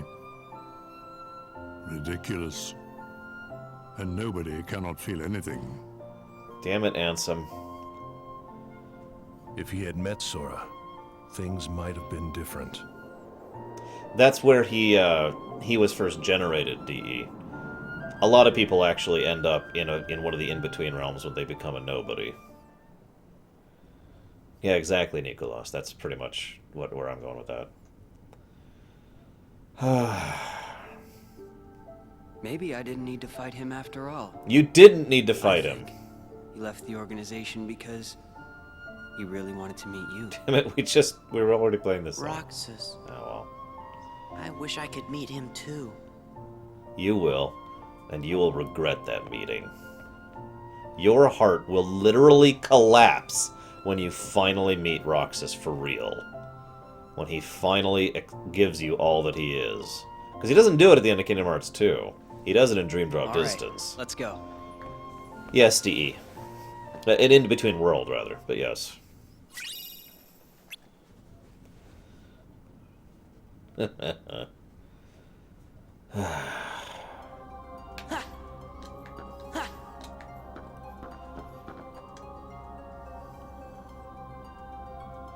I agree, Ryan VG. The more I think about it, the more I think I saw it as the actual explanation. I guess that's true, Samurai. So yeah, these are just their titles. The Cloaked Schemer, the Silent Hero, the Chilly Academic, I always want to say Academician, the Free Shooter, the Whirlwind Lancer. And again, I point out, there is no gravestone for Xemnas. Which there's a couple ways to interpret that. First is the thing that Samurai already actually mentioned. The fact that he never intended to die. He didn't, there was no point of that in his plans. Ah, save! There are only one that we know definitively, DE. The rest are debatable. Like, for example, Traverse Town is probably in the in-between. And the world that never was is probably in the in-between. See you around, Kamek. There is one other possible reason why Xemnas does not have a graveyard there. And it's because he's not really a nobody, not in the traditional sense of the word. I still haven't talked about Xemnas yet.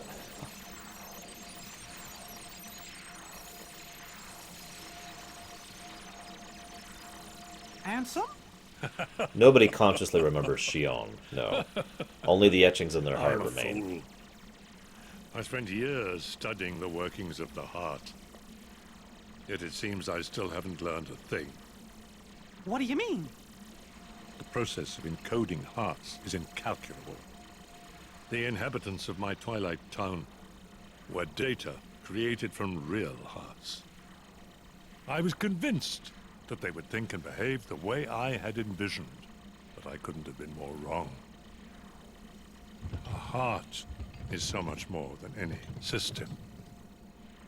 I saw it when Roxas and Kyrie crossed paths. I knew, but I was too stubborn to accept it. It's always the same. I try to wrap my mind around things my heart already knows, only to fail. While I was trying to bring Sora back, I had so many plans in store. But once Sora was an acting force, they fell apart. All my research amounted to nothing compared with that one boy's heart. In fairness, it's more than one heart. Ansem, a machine! All the more proof that hearts cannot be contained by data. Run, my friend. It's going to self-destruct, and anything could happen. Actually, Foo Dogs, we don't know what Kingdom Hearts is. We have only speculation, and a lot of that is based on hearsay and legend. What? Your Majesty! Sora, the rest is up to you. And Roxas, I doubt you can hear me, but I am sorry. Ansem! My heart is telling me what I must do. Please allow me to do what it says. No! Riku! His heart's decided. We can't change that.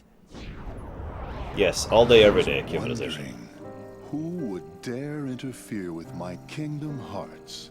And look, here you all are. How convenient for me. Ansem the Wise. You look pathetic. Really quick, the purple stuff, you remember how I mentioned how that's associated back in Kingdom Hearts with the darkness? So, there's just a massive amount of darkness flowing out and around this area, around the artificial Kingdom Hearts. Have your laugh. I deserve as much for failing to see you for the fool you are. Students do take after their teachers. Only a fool would be your apprentice. After all, none of this would have happened without you. You are the source of all Heartless. It was your research that inspired me to go further than you ever dared. I admit, my disregard brought chaos to more worlds than one. But what were you seeking? You erased me from the world, only to take my name and continue research better left forgotten. Is this the answer you've been looking for? All that and more. I'm carrying on what you yourself began, and I'm creating a brand new world, one heart at a time. I thought you'd praise me, but all you ever do is hold me back. I understand, though. Unlike me, you have a heart, and you're powerless to control it. Consumed by the jealousy you feel toward the student who surpassed you. Xehanort, foolish apprentice of a foolish man. I think that line is a little more literally true than we think, by the way. Also, in case you didn't... Yeah, sorry, Samurai got there before. Yeah, that's why I emphasized that line with regards to the world that never was. And the true purpose of the artificial Kingdom Hearts. Only proved how little we both know. We may profess to know the heart, but its essence is beyond our reach. We're both ignorant, as oblivious as when we began. I'm afraid that any world you try to create, any world of yours, would be an empire of ignorance. Because remember, even the original Xehanort did not actually know what Kingdom Hearts was, and he did not know what would happen if the worlds were redesigned. He says this literally to Ericus. Ericus says, you know, you have no idea what the consequences of this would be. And Xehanort says, that's true, but I want to know. I want to see what happens when we remake the world. An empire built on ignorance. That is why you and your creation are destined to fall. We've said enough. Rico, you know what to do. King Mickey, my friend, forgive me. Farewell. So I theorize that this is not Ansem the Wise. I know. You hate me for that. I've already talked about this with Samurai. I actually, based on the evidence we see, I think this is Ansem the Wise nobody.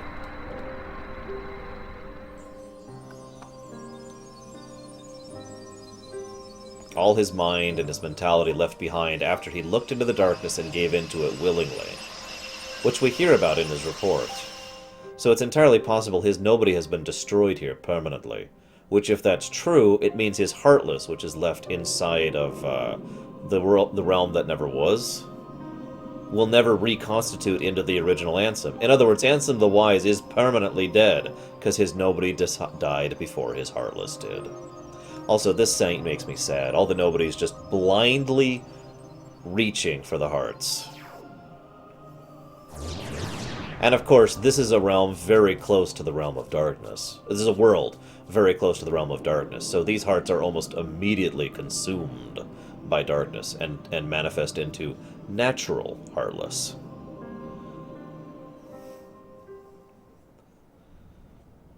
So, still haven't talked about Xemnas. I'll talk about it after this cutscene, because I'll pause for a second to talk about him.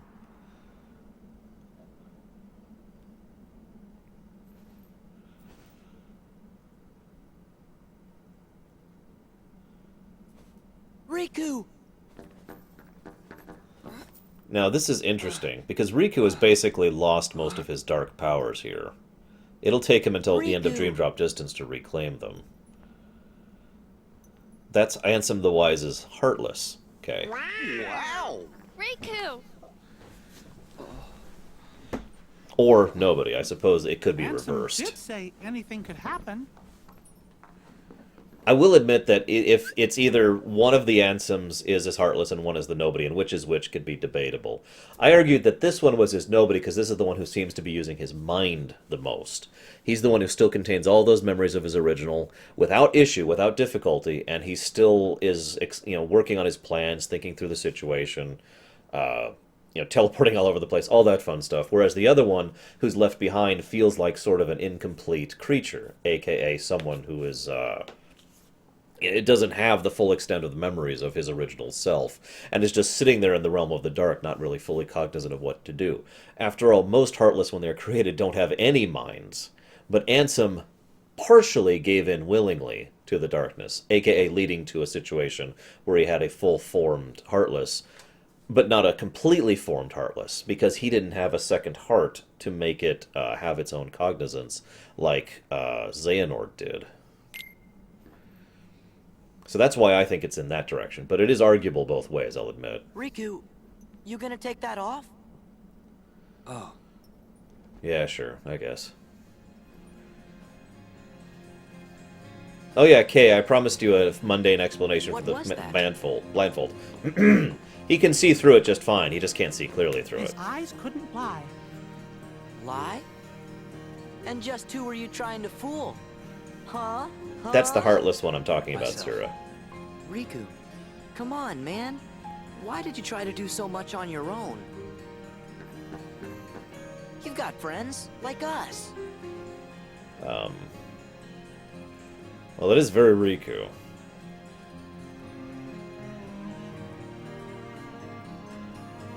There were two, actually, Kay. So yeah, Xemnas, right? Have you forgotten? I'll tell you why. Because I'm not a total sap like you. Say that again. You gonna break down and start sobbing in front of me again?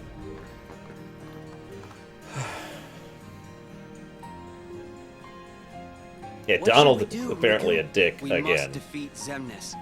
He's the organization's last survivor. Right. Yeah, last survivor. That would also explain why he had to lift it to see Shion in that one scene. So I think that's like the only time he lifts it that we see. So, Get out of my party. Xemnas, right? Why do I have an ability? What did I just get? So many abilities. Oh, auto final. That's all that is. Okay.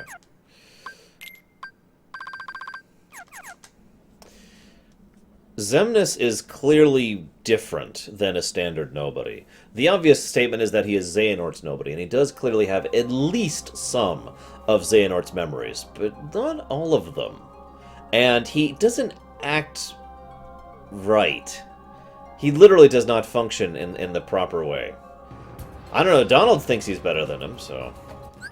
Okay, fine, I'll bring frickin' stuff back there. Anyways, hey, Cumanization, you're all good. While we're going through Loreruns like this, it's all day, every day. 11 a.m. EST to whenever. Just get a nice view here. So, we know that Xemnas isn't a complete nobody. We know that he has, see around here, says. We know that he has at least a good chunk of Terra. Probably literally all of Terra in him. He probably also has Ericus in him. So, we have a being that has some of the knowledge of Xehanort, some or all of the knowledge of Terra, some or all of the knowledge of Ericus, and at least 2 hearts in addition to that. What we have here is a literal insane person in the more traditional sense of the word. In other words, he is a completely unstable being. There's nothing actually keeping him cognizant. No, we're streaming tomorrow, too. There's nothing keeping him coherent. You know what I mean? And if you pay attention, this comes across in virtually everything he does. I've pointed out the eyes several times, but the other thing is Xemnas in his grand gestures as he's talking are just a little bit off. He doesn't come across as like Kefka. He doesn't come across as Joker. He doesn't come across as like, I don't know, some other twisted, insane character. See you around, Kimurosco. He comes across as just someone who's off. He's actually got a little bit of uncanny valley in his approach, his word choice, his terms, you know, the way he speaks, his tonality, and the things he says, which in many cases actually contradict the other things he says. He is literally a self-contradictory individual, which would make sense if we have a situation where he is primarily Terra, being controlled by the mind of Xehanort, with Ericus empowering that heart within him. In other words, he is literally fighting himself, because I had a race to watch, Nicholas. So I watched it. Exactly, Samurai. This is why I think Xemnas was the most detached from the original Xehanort's plans. He is still in at least some way working towards Xehanort's plans, because he still deceives the other organization members, and he still constructs the artificial Kingdom Hearts. And yet, one of the things that's been bothering me in the back of my mind is, what would Xemnas do with all the power of Kingdom Hearts? Because Xemnas' goal is to claim Kingdom Hearts, and the power of literally thousands upon thousands of hearts, to be his power, to be able to wield that control not just over nothingness, but over all of reality. It is entirely possible that he was trying to use this for Xehanort's original goal, but was being influenced by both Ericus and Terra within him, causing him to basically want this a little bit more than Xehanort does. It's actually debatable how bad things would have been if Xemnas had succeeded. Oh, by the way, just because I feel like pointing this out, Terra is darkness, Ericus is lightness, and the Xehanort piece within him is the nothingness. He's actually got all 3 pieces of the triangle inside him, making up his being, which is another interesting thing about him. But yeah, I guess that's really all I have to say about Xemnas overall. It's a bit of a shame that he's probably gone. I do have one other thing to talk about with him, but that really deserves to be talked about elsewhere. I mean, I guess I could talk about it now. I gotta kill some nobodies anyways. Frickin' nobodies! So, when a person's Heartless dies, and then their nobody dies, they are reconstituted to their original being. Xemnas, as I've just described, is not a natural, normal nobody.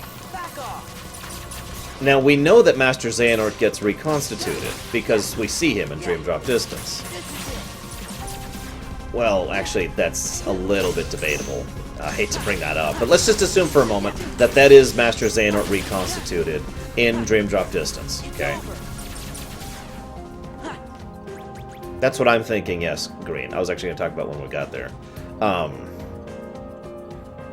What was I saying? Damn it, I need to not look at chat when I'm discussing things. Because I always lose my place. Right, so we're going to just assume that Master Xehanort is actually reconstituted at the end of Dream Drop Distance. That means Xemnas and Xehanort did both create that, but what the heck happened to Terra? Where is Terra's heart? Where is Ericus's heart? Both of them were in Xemnas. Now, I'm just leaving this as a question here because we don't know. I could only speculate blindly of the fate of Terra and Ericus.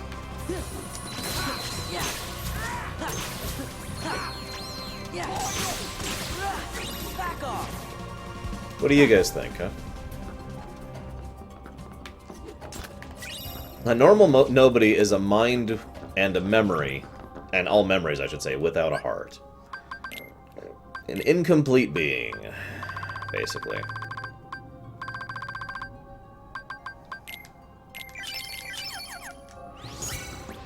I'm sorry, Nerdman. I actually saw that in the middle of my speech earlier.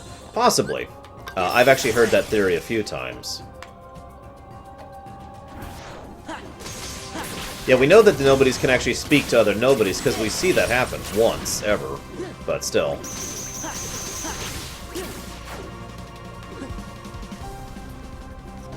Much as I hate to take a real-life perspective on this, it's actually kind of likely we'll see Ericus again, because Mark Hamill is still around.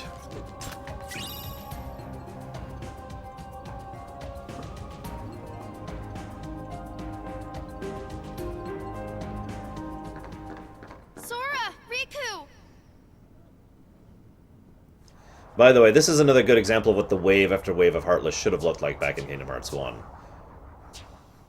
We just see hundreds of these things. And again, natural Heartless, but I already explained that. There's gonna be no end to this. I got that. Let me go into Wisdom form really quick. Yes, Mark Hamill played Ericus. Be gone from here. Leave these creatures to us. But there's no way we could take them all. I will be sending them after Xemnas. Or perhaps you would rather fight them yourself.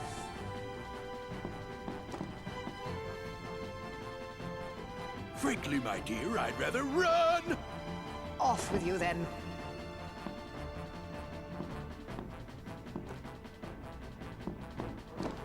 Well, if it ain't the Boat Boy King. Time to weigh anchor, Captain Pete. What, like abandoned ship? I don't think so. Sora, your Majesty, do not forget, when I've destroyed them all, this castle shall be mine! I feel like pointing out this castle... Well, we'll talk about it later. Don't come along every day, you know.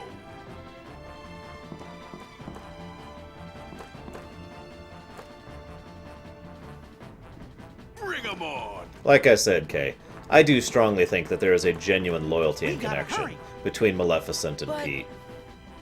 They're doing what their hearts command. We can't interfere. Basically, this castle either stops existing or goes someplace else, depending on how you define Dream Drop Distance. One way or another, though, she's not getting a castle out of this.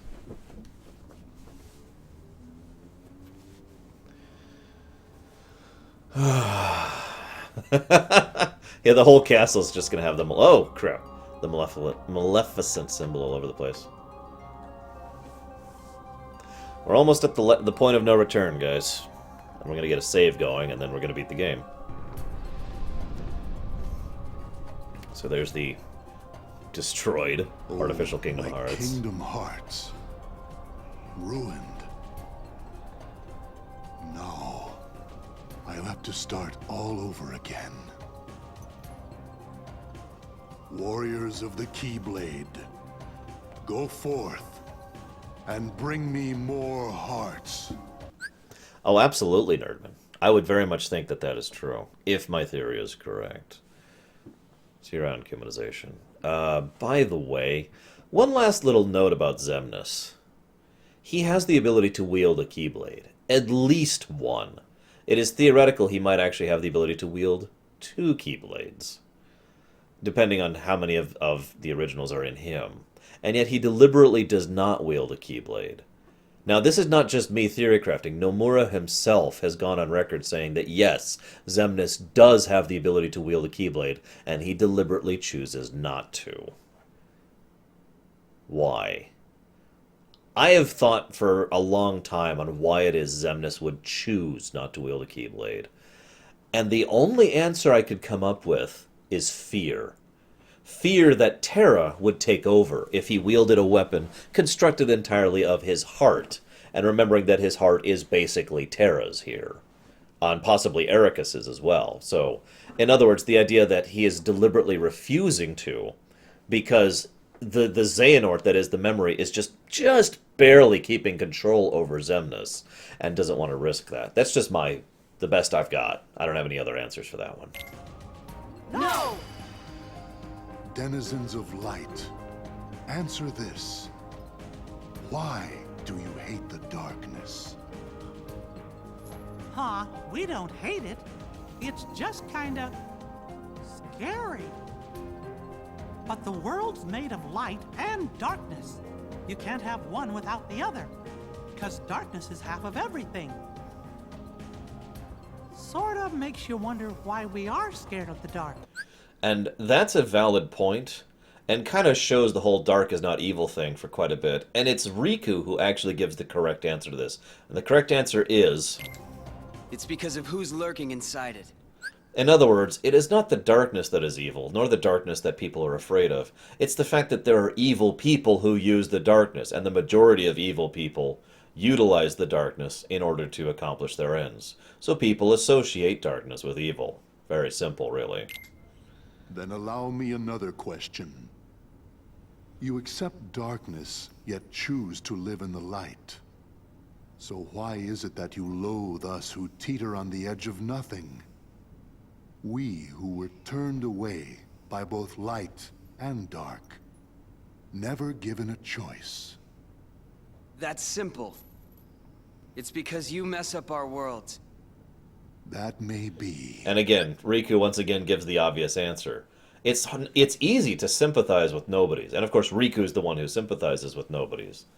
And yet, the main reason why the nobodies are so hated overall is because they have been doing so much damage over a long period of time.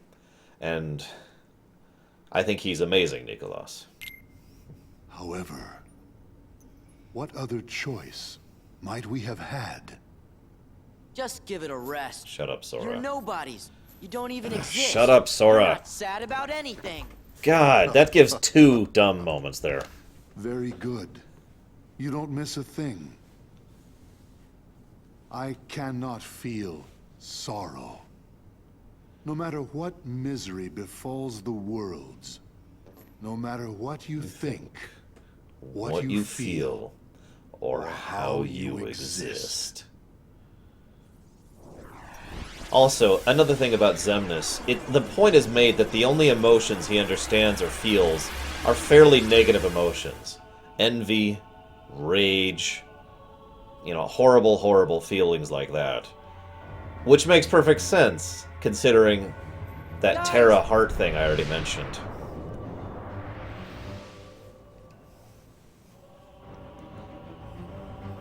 Number 1, he's dumb, K, because Riku and everyone else have already figured out the real situation with the nobodies.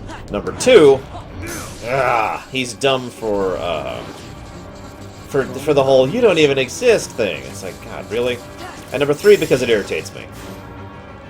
Although I think I only gave him 2 dumb points for that one. Alright, timing. The only reaction command in the entire game that is timing-based.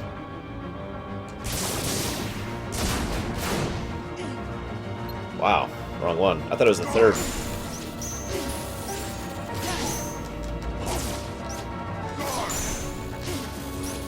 So this is a very much easier version of the fight from when you fought him in Hollow Bastion. I might have just missed.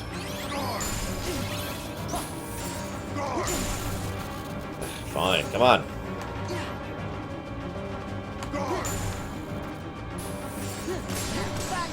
Oh, I must have just plain missed it. Whatever. I did say I have a bit of twitch reflexes. No, he's not wielding lightsabers. He's basically wielding maces. Really long, thin, blunt weapons. But yeah, they function as blunt weapons.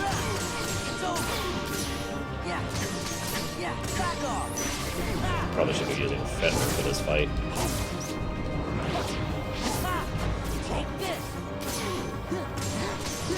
Oh yeah, sorry, we meant to talk about this. So what is going on here? Notice we're fighting him, and I want you to look at what's around us. Especially the bits and pieces of, like, specks of whatever. Now, maybe this is just me. Notice, by the way, it's, like, mirrored up and down like that. Really nice touch. Anyways, he does do the Darth Vader power walk, yeah. He doesn't run anywhere. He lunges with his attacks. He teleports, or he walks casually to you. Anyways. So, where the hell are we and what the hell is going on during this fight? Also keeping in mind that this tower, which is called the Skyscraper of Memory, is very significant for several points in the game. So what are we doing here? Well, a couple of possible answers here. First, let's examine the terrain out here. Now, obviously, this looks like, you know, the world that never was, but it looks a little bit different, both in terms of the buildings and the fact that they seem like they actually have activity going through them. There's actually motion out there. I mention this because this might be a fragment of what he's trying to create, an illusion, basically, of the Ark world actually seeing its purpose. It is also entirely possible that that is actually an image of what the original world looked like. As in, the actual original world that has been destroyed by the Keyblade War. You with me? And yes, that's the other thing I was going to point out. This is basically Xemnas versus Roxas in every way that matters. It's actually a shame they don't let us have final form for this fight. Not for gameplay reasons, but because it would make perfect sense. Again, Skyscraper of Memory, which is getting back to my point. In other words, this is Xemnas trying to reach into us and actually access our memory. Wow, he actually reached me. Anyways, I don't have much else to say about this area, so whatever. Remind me to re-equip Combo Reducer. It's actually kind of screwing up my strategy not having Explosion constantly.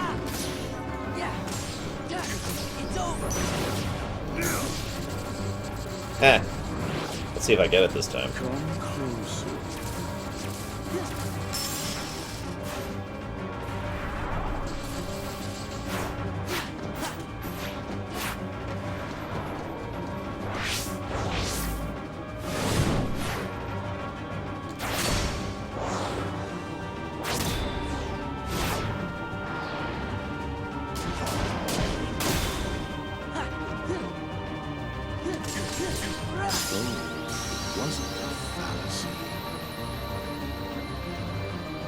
Also, his last quote there, so it wasn't a fallacy. Referring to Roxas, I imagine, anyways.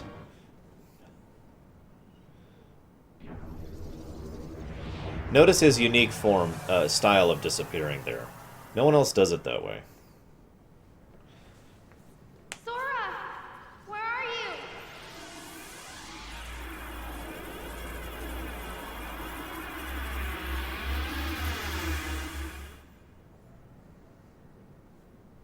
Reflect is too overpowered. I don't like to use it. It feels like cheating. Sora, answer me! Also, notice that he actually took Sora away for that fight. And of course, he's not defeated. That was like Form 1 of, Where's what, Xemnas? technically 4? Hear me, Kingdom Hearts. This, I feel, is much more clearly Terra speaking than anyone else. But know this. I will give to you as many hearts as it takes. Mark my words. You can no more be complete without me than I without you. Heed me, Kingdom Hearts. Lend me your power so that we may be complete. The power to erase the fools that hinder us. Xemnas! No! Hearts quivering with hatred. Don't! Hearts burning with rage. You never win! Hearts scarred by envy. And again, notice the three emotions he points out. Hatred, rage, and envy. That fool Ansem said the heart's true nature was beyond his understanding. But it's not beyond mine. Hearts are the source of all power. Terra's heart, to be more clear, Titans. But yeah. Xemnas, you can't hide from us! That's not really hiding. We're not gonna let him get away now! Look at that!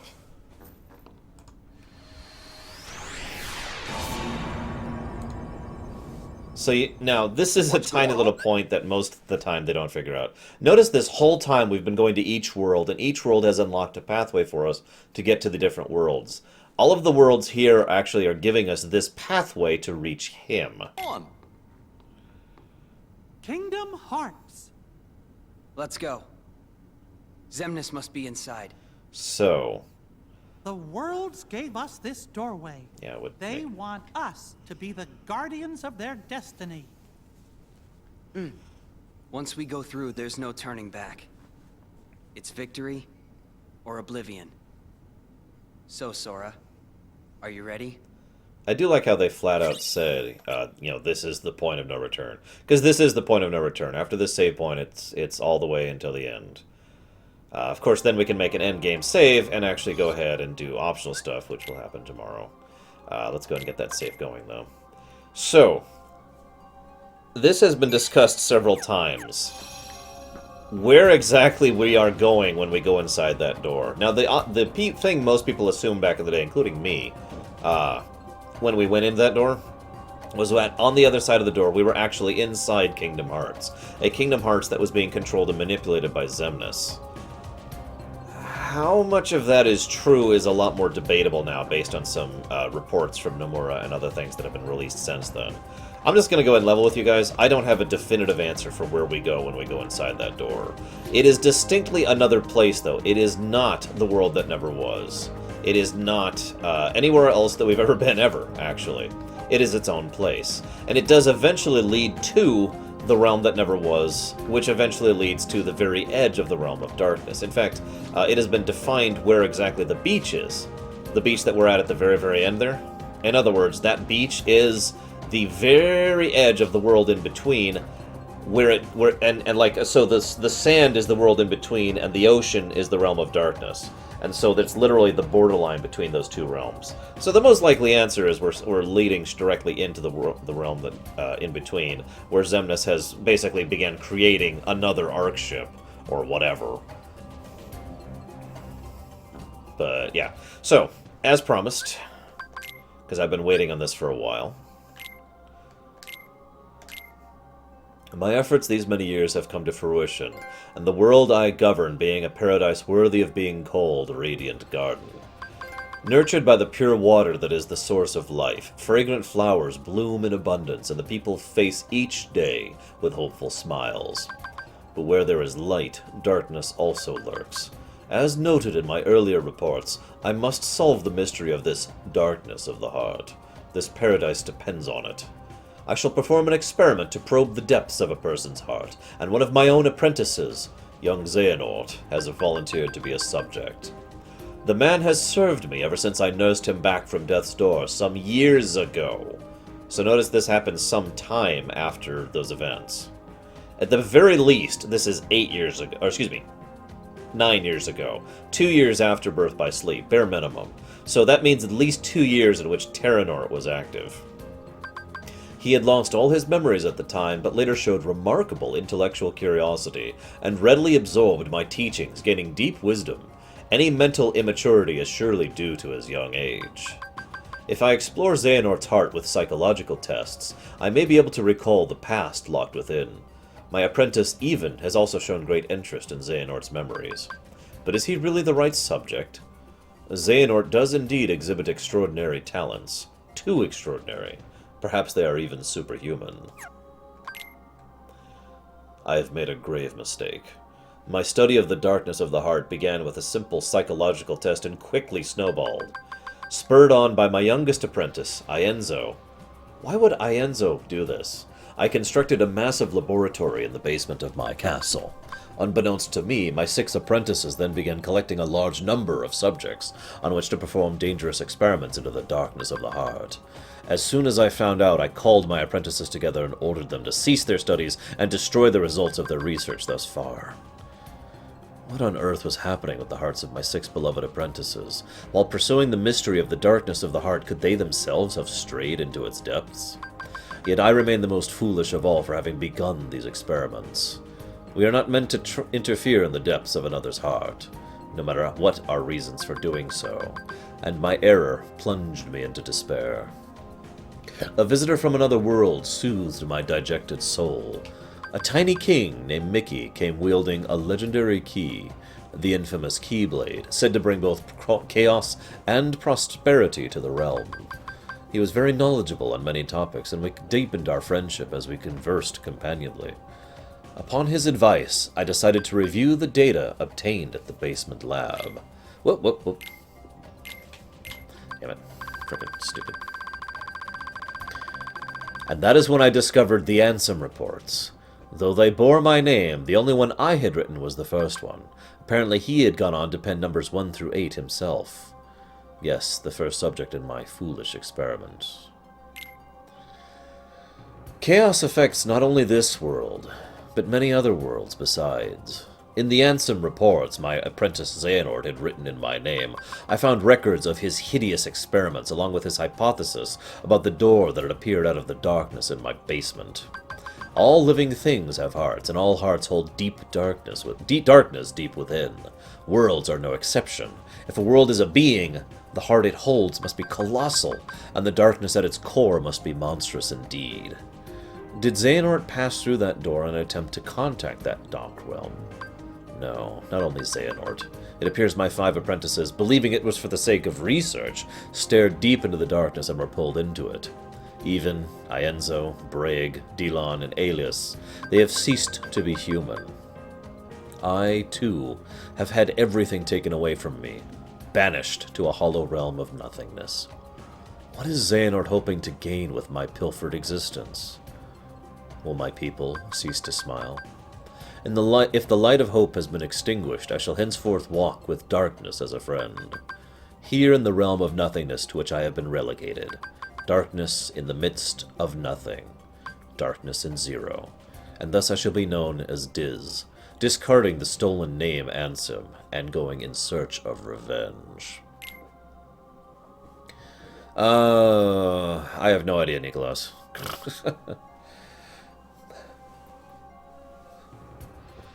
The distant days spent in that beautiful paradise are an illusion to me now. How long have I been here, banished to this realm of nothingness? It is only by relying on my anger and hatred that I have been able to retain my sense of self here, where all existence is nullified. My heart is being overcome with hatred towards my apprentices, possessed by the darkness, and I feel the anger, and with the anger I feel for stupidly allowing myself to be betrayed. Is this darkness eating away at my heart? I cannot continue to idle my time away here. What are Xehanort and the others attempting to do? I must unravel the mystery of these Ansem reports, intercept my apprentices, and defeat them. That is my mission. The only way to repay the realm for my sins. Those being who lack hearts, the heartless, must be the key. The darkness of the heart made flesh, cursed shadows who not only lack hearts, but multiply by seizing hearts from any and all living things. Where have they come from, and where are they going? 3 elements combine to create life: heart, soul, body. But what of the soul and body left behind when the heart is lost? When the soul leaves the body, its vessel, life gives way to death. But what about when the heart leaves? A being that does not perish when its heart leaves its body. The heart alone disappears into darkness. There is little time. If I remain in this realm much longer, I will certainly learn these answers the hard way.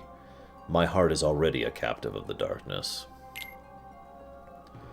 In this realm where all darkness has been disintegrated, I have just barely managed to preserve my sense of self by continuing to think and write. It is a place where even time has lost all meaning. Eternity is but a moment here. By the way, this is something that's emphasized several times throughout the course of the series, that time does not flow in a standard method of 1 second to 1 second in the Realm of Darkness. That it's a little more morphic, a little more meandering. It's one of the reasons why Aqua has been wandering for some time, but not for 11 years. And there's several other examples of this, but it's something to keep in mind. We don't know if there's a linear amount of time variance in the Realm of Darkness, or if it's just time does not obey linear law in the Realm of Darkness. So, something worth noting here. I must make haste. Certainly their plans are already underway. The Heartless must be the key to unraveling this mystery. The 6 traitors were operating a laboratory that churned out those cursed shadows. Not only did they generate pure-blood Heartless from living hearts, but they then used those Heartless to synthesize artificial versions of the creatures as well. These synthetic Heartless bore insignias that were called emblems. Pureblood or emblem, these Heartless act only to fulfill their instinctive needs. They single-mindedly detect hearts and swarm around them. A human's commands would be totally ineffective. The Heartless would easily steal the human's heart and use it to increase their own ranks. Jafar! Oogie boogie! Gaston! Just like every Disney villain ever. But what if an even stronger Heartless was giving the orders? If he cast aside his own soul and body and became a Heartless, wouldn't he be able to control the otherwise intractable Heartless? Furthermore, wouldn't he be planning to make use of the creature's instincts? If the heart-seeking Heartless have their sights set on a larger, more powerful heart, their ultimate goal is crystal clear. The largest heart in existence, the heart of the realms. This is all conjecture, but it would seem he is utilizing the Heartless in his search for a path leading to the heart of the realm. Theoretically, that is possible, yes, Nerdman. My choice to befriend darkness here in the midst of nothing was a sound one. This, by the way, is like the biggest reason why I think that Ansem became a nobody and a Heartless. The moment I stared straight ahead with a calm heart, neither rejecting darkness nor fearing it, I gained a newfound power, a superhuman power, the power of darkness. In other words, the same basic thing that Xehanort did when he became the Seeker of Darkness and Xemnas. It is likely Xehanort and the others were enraptured by this power and eventually becoming its prisoners. I do not intend to allow my heart to be devoured by the darkness as they did, of course. With this new power, I discovered a corridor of darkness that connects the realm of nothingness to the outside world. While it is still difficult to come and go as I please, my banishment is now a thing of the past. To deceive Xehanort and my apprentices, I first used my power to change form before returning to the Realm of Light, which is an ability of darkness that is shown several times in the series, the ability to literally change your appearance. As I had suspected, Xehanort had become a Heartless. Under my name, he commanded other Heartless in quests to snatch away the hearts of many different worlds. At the center of the hearts Xehanort had stolen was Kingdom Hearts, which attracts tremendous darkness to itself and attempts to send any and all matter back into its depths. The other 5 have disappeared. Have they become heartless like Xehanort? Or did they vanish after Xehanort exploited them? I became familiar with an unusual entity while pursuing the truth. It is the soul and body that remain when a being loses its heart. When a Heartless is born, these entities disappear from the Realm of Light to be reborn as entirely new beings in a completely different realm. The realm in between. While beings born of darkness and those lacking hearts may find them convenient, it is dangerous for others to make use of the corridors of darkness. Darkness erodes the heart. In search of a place to proceed with my research and planning away from prying eyes, I found myself in Twilight Town. It is a quiet village, forgotten in the chasm between light and darkness. I situated myself in the basement of an abandoned mansion, standing beyond the woods. My underground research resulted in one new discovery after the other. When a Heartless is born, the body and soul left behind are reborn into this world as a different being. They possess different intentions than their Heartless brethren, and while it is unclear what these sentient things are, it would appear they are responsible for much bedlam in the world.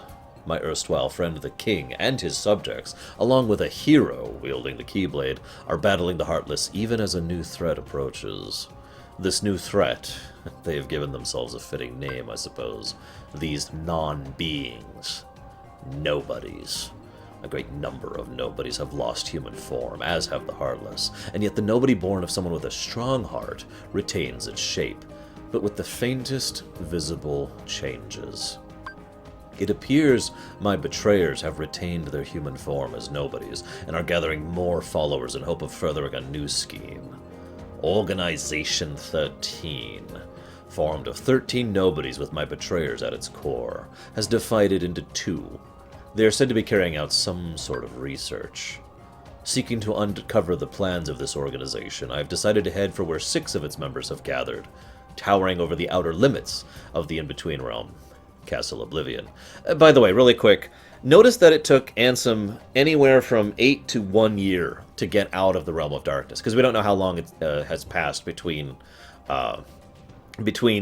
basically until he was banished to the realm of darkness. I mention that as relevant because it again emphasizes that time distortion thing that I already talked about.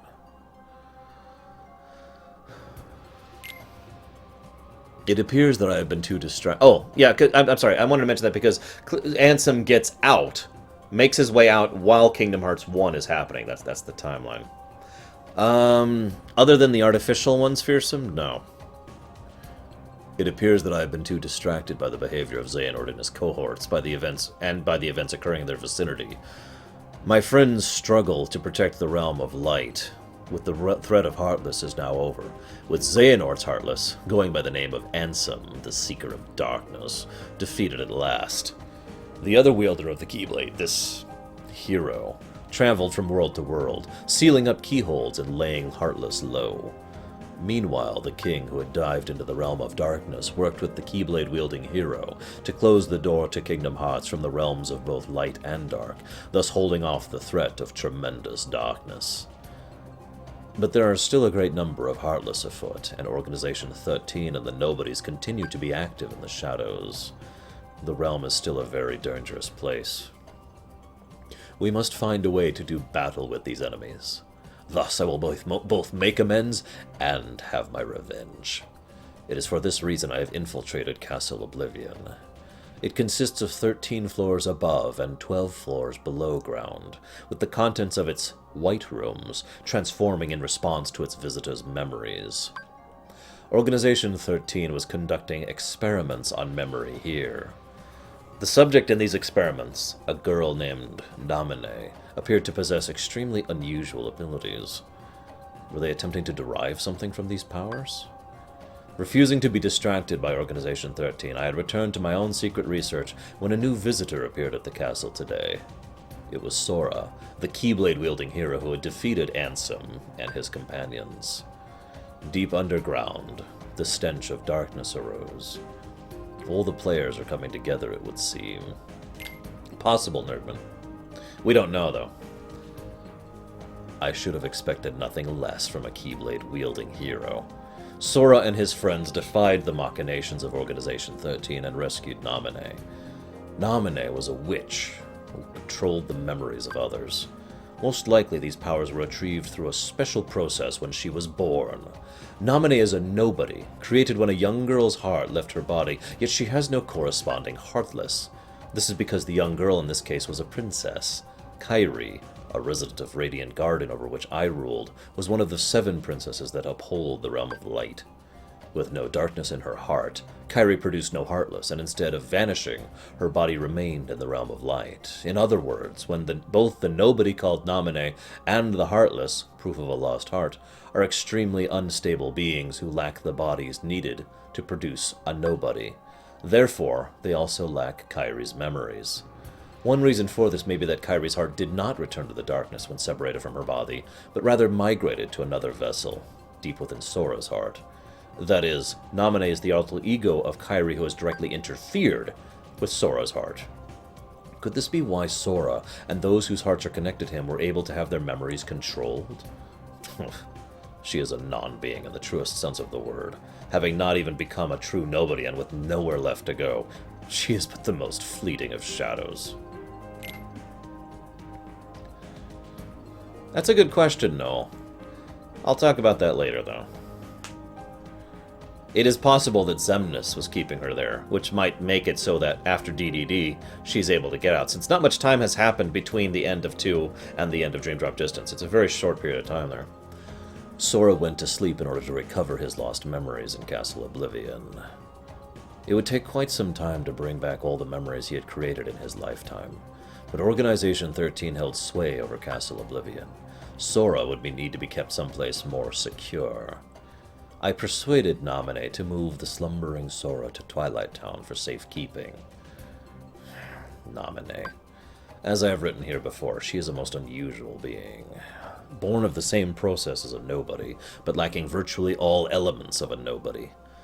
Perhaps she continues drawing in hopes of capturing that which she lacks, the memories of others, especially Sora.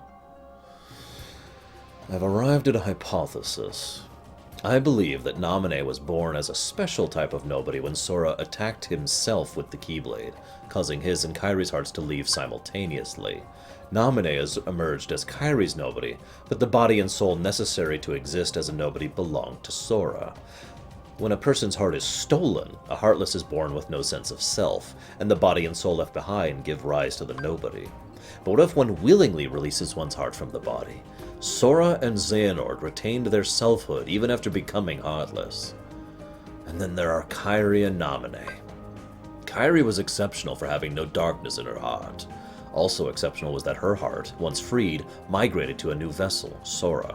The combination of these two theoretically unlikely exceptions may be behind this anomaly. There are matters I must attend to while Sora is sleeping, and a new ally has appeared on the scene. Riku. I was reunited with an old friend at Castle Oblivion, but was unable to disclose my identity. If he knew the situation, he would likely try to stop me from carrying out my revenge. As much as I would love dearly to converse with him as in the old days, that is now but a hopeless dream. My friend has been fighting in the Realm of Darkness. Most likely he found his way there through Traverse Town. Like Castle Oblivion, that village also rests in the cleft between light and darkness. It consists of the remnants of worlds whose hearts have been stolen by the Heartless. I actually talked about this back in Kingdom Hearts 1. It is where those who have barely escaped the destruction of their worlds eventually find themselves. This realm in between is quite unstable, with corridors of darkness appearing from time to time. Whenever a world disappears, some of its inhabitants must arrive here through these corridors. Surely Sora traveled these same corridors of darkness when he first came to Traverse Town.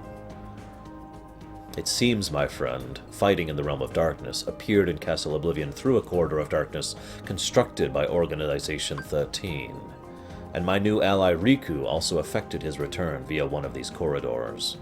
He swore to me he would give his all for his best friend, Sora. In fact, Sora's memories have been slow to return. Thus I have asked Riku to bring me another Sora, his nobody. Sora is indispensable if I am to achieve my goal. I require a Keyblade-wielding hero to fly through the Realm of Light and defeat Organization 13. Apart from Naminé, nobody's retained their memories of their time as humans, but Sora's nobody, Roxas, has lost Sora's memories. This is likely because Sora's time as a Heartless was short, having recovered his heart and returned to his human form soon after leaving behind Roxas, his nobody. It would seem that Roxas is much like Naminé. Naminé is Kairi's nobody, but came into being via Sora's body and soul. Likewise, Roxas is Sora's nobody, but was left behind because Sora's Heartless regained form, using Kairi's heart instead of his own. It may be that Sora's memories are slow to return because the half of him that Roxas is still lacking. I must convert Roxas to data and return him to Sora. As a member of Organization 13, it was exceedingly difficult to bring Roxas in. Having lost to Roxas once, Riku laid everything on the line and used the power of darkness in their second battle, only just managing to bring Roxas back with him. But Organization 13 grows ever nearer. Here in Twilight Town is where Roxas was reborn as a nobody.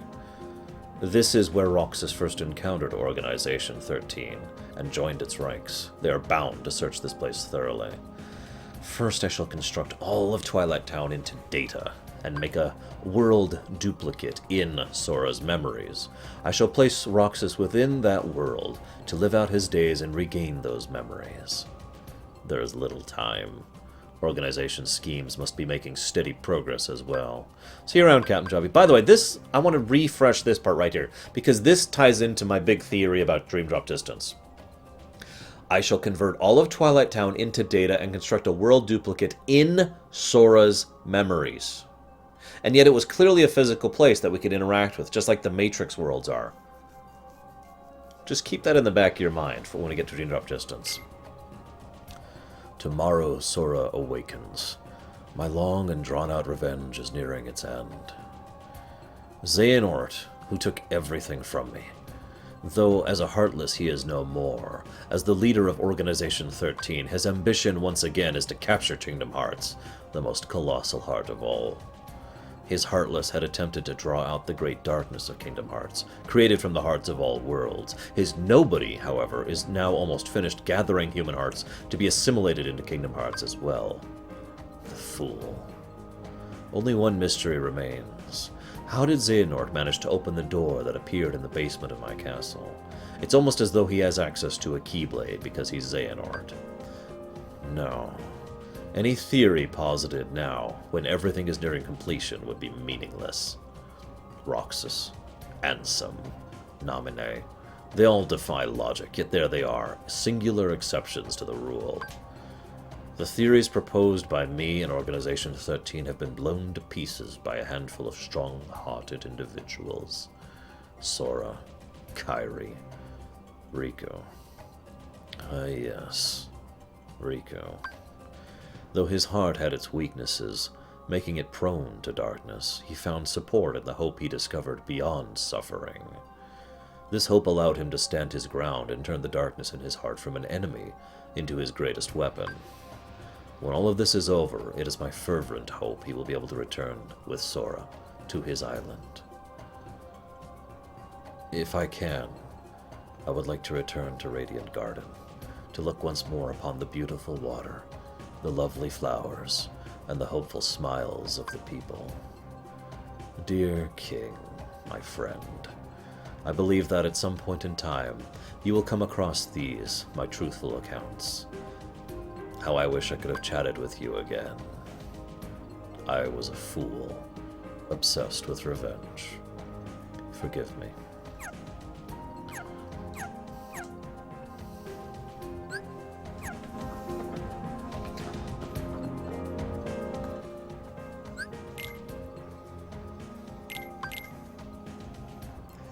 And basically, yes, that's part of basically my theory there, Kay. It helps to explain a lot of the inconsistencies in Dream Drop Distance.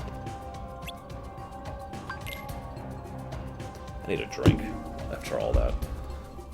Sorry guys, I really need to get a drink. That hurt my throat a little bit. Do I forgive whom? Ansem the Wise? Ansem the Foolish?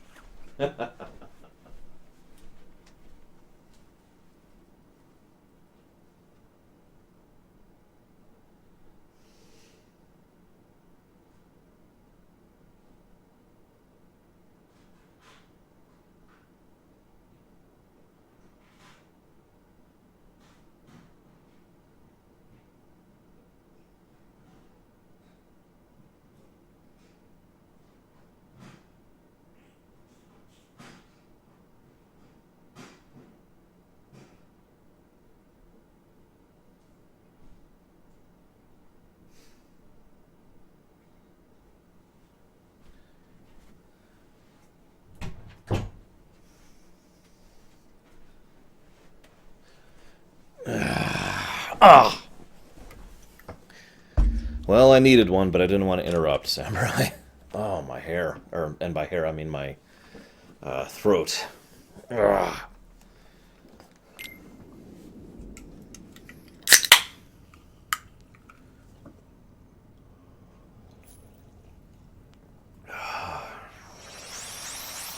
Most likely he doesn't, Nerdman. Or if he does, it just makes him more ashamed.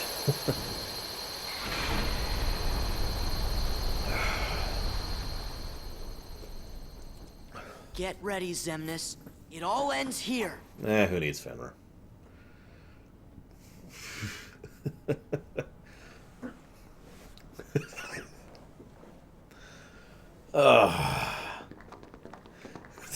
Hair, throat, what's the difference? So here we are.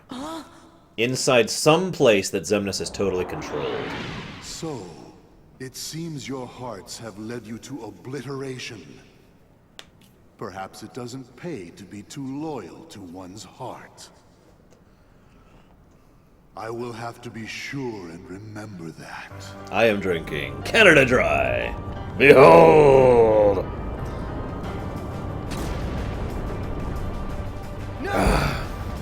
So, you want to hear my theory on where we are here? My theory is that the world that never was not the only place he was building to be this Ark. That this entire time he had been constructing another world to also be the new Ark. And it was in the realm of in-between. And that's what this is. An incomplete world that never was, in the realm in-between. What do you mean, Nicholas?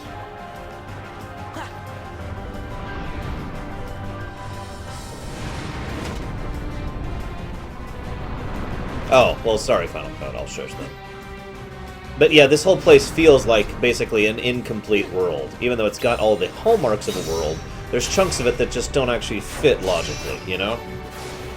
Like the white lines, and the fact that these buildings are basically singular constructs rather than actually being buildings, you know? So yeah, I think that's what this is. I think that we are literally in the realm in between, which makes sense since we're about to be in the realm in between too. If you remember, right after this,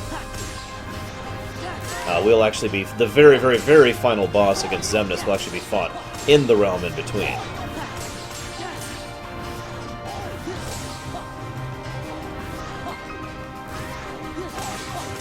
And I'm sorry, but I really like the this whole section. This is a great series of last bosses, in my opinion. With the one exception of the Star Fox sequence, which doesn't really feel enjoyable. Oh. I don't actually know, Nicholas. I can only speculate. I don't have a good answer for you, though. Given that Ventus is clearly the light. And, you know, the others are clearly darkness and in between. Yeah, I don't know. Yeah, there's a lot of spectacle on display here. But I will say this, I love the fact that the very last fight, the one against Xemnas in his final form, is properly enjoyable and awesome.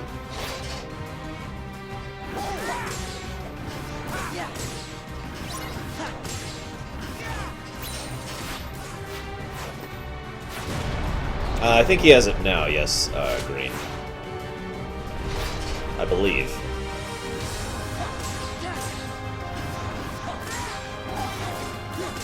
I also like the idea of us doing this as we're sailing over the cityscape. Just nice touch.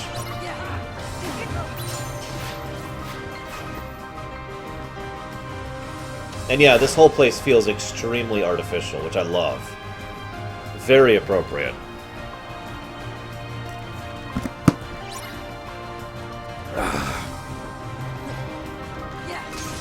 I do kind of wish I had Fenrir for this fight. But whatever.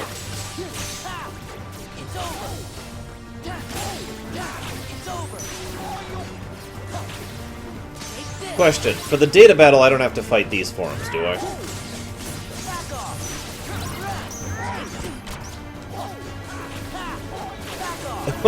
That would be funny, Kay. His final form? No. His final form is... His very final form is a reverse One-Winged Angel situation. Which I talked about when I was talking about Twilight Princess, which you haven't seen yet. But I've already recorded that video, you'll see it in a few weeks.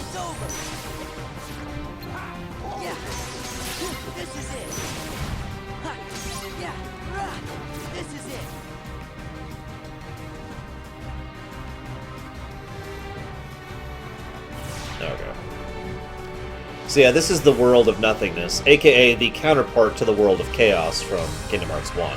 The artificial dragon as opposed to the natural one. If there's any further significance than that, I don't know it. That is Xehanort's armor. I mention this because I feel like while he's here, Terra is in greater... Basically, Xemnas is in greater danger of Terra taking over.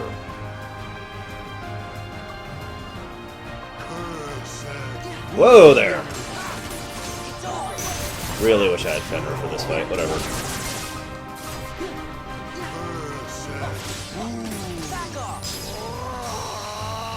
A reverse One-Winged Angel moment is where... a One-Winged Angel moment is when they give up everything. They don't care about their plans. They don't care about, you know, the big schemes or the long-term figure. They're giving up everything because they want to do something now. To kill the party member, to destroy their hometown, to destroy the world, to just wreck whatever. Because they have basically lost. And they don't care anymore. So they give up, give themselves over to whatever it is that's appropriate for their setting, and become the One-Winged Angel. And while you're the One-Winged Angel... you're just, screw it, I'm just going to kill you, and that's it. There is no end game. If they beat the hero there, then they die too, right? That's what a One-Winged Angel moment is. Or if they don't die, they lose their mind. They lose the sense of self. A reverse One-Winged Angel is when you get to the point where you have to actually really care about a fight, where you have to try, rather than just sweeping over you with his raw power. And again, this works really well with Ganondorf in Twilight Princess. Rather than just, I sweep you away, I have to actually try with you. So I'm going to actually focus. I'm actually going to be paying attention this time, and I'm going to fight you at full strength. In other words, the reverse One-Winged Angel. So I've always believed that the final Xemnas fight is a reverse One-Winged Angel. He is actually going full tilt for the first time against them.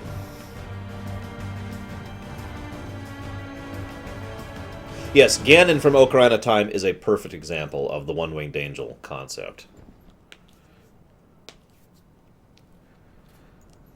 Me too, Lava.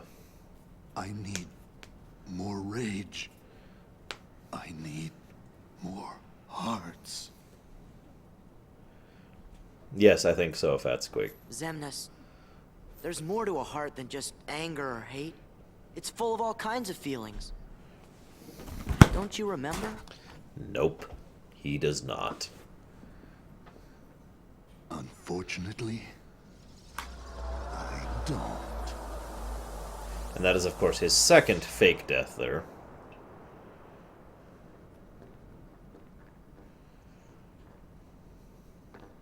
Gosh, you all did great.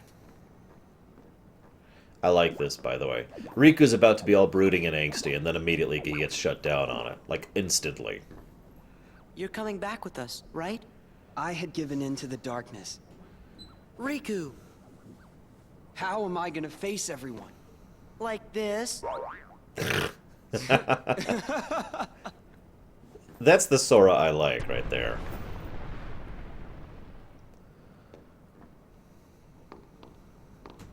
Hurry! I'll open a path. You can't. Huh? Oh. You don't belong in the Dark Realm anymore, Riku. How do we get out of here, Your Majesty? Fortunately, Naminé fixes this one for them. Yeah, tell me about it, Last Samurai. Or Samurai. I don't know why I said last. I must be getting tired. Ridiculous. Well, I'm not sure. But we better hurry and get through.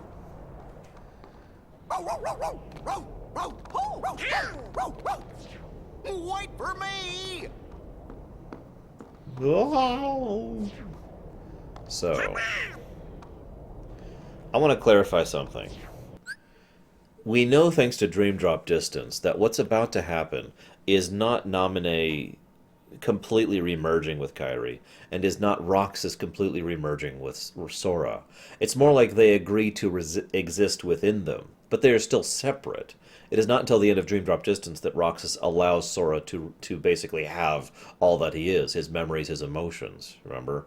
So, this is them agreeing to basically coexist with their original selves. Naminé. Sure. Oh, notice how Kairi is the one who actually thanks Naminé there. See? We meet again, like we promised. Huh? Yes, We Nicholas. said we'd meet again. But when we did, we might not recognize each other.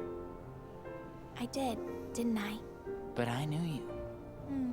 It's strange. I think I understand. I see myself the way you remember me. And you see yourself the way I remember you. I always thought nobodies were doomed to fade back into darkness. That's because Ansem kept saying that. Yeah. But you and I didn't. We got to meet our original selves. So, we can be together again. Right. Anytime Sora and Kairi are together. We'll be together every day. Right, Sora? Yeah.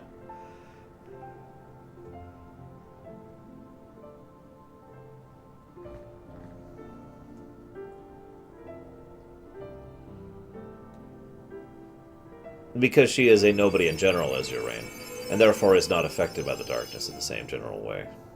Look sharp.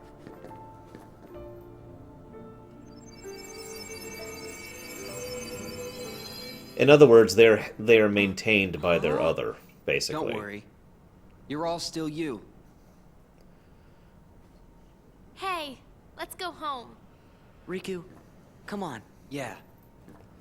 Now, I noticed that Xemnas takes the Keyblade Wielder of Light and the Keyblade Wielder of Darkness, arguably the two strongest individuals in the entire series, and two protagonists to bring him down. I just feel like mentioning that because it helps emphasize how damned strong Xemnas is. Meanwhile, also notice how even the ceiling is a city here. Really helps emphasize the artificial nature of this place.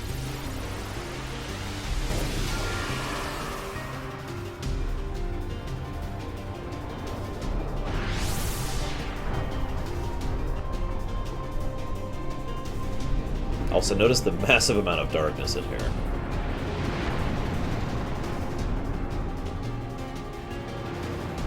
So this is the only fight I don't like in the finale of Kingdom Hearts 2. The one we're literally about to do. Although the next one after that has frustrated me a few times.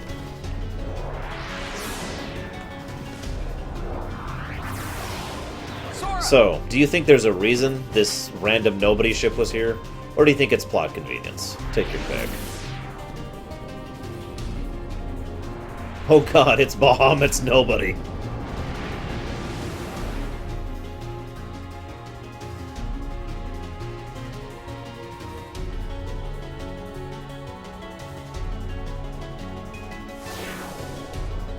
And once again, notice how the ceiling and the floor are both the cityscape.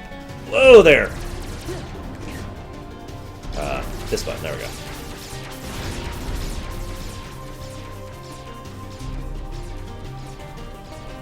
Yeah, by the way, in case if the way I didn't phrase that wasn't indicative enough, I think this is pure plot convenience.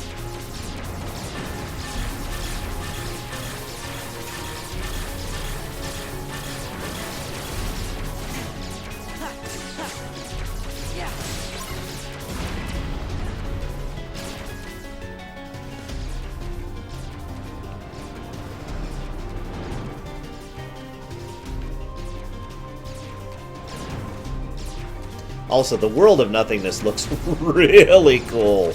I know we never will, but I would love to see this thing again. Because it just looks really, really cool.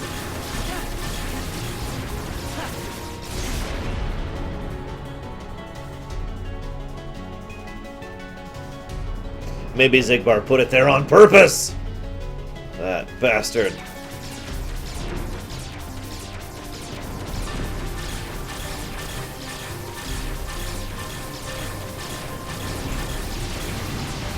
Aha! It all makes sense, Lord of the Flames. Or Flame, singular. I don't know what is with me in my wrong word usage today.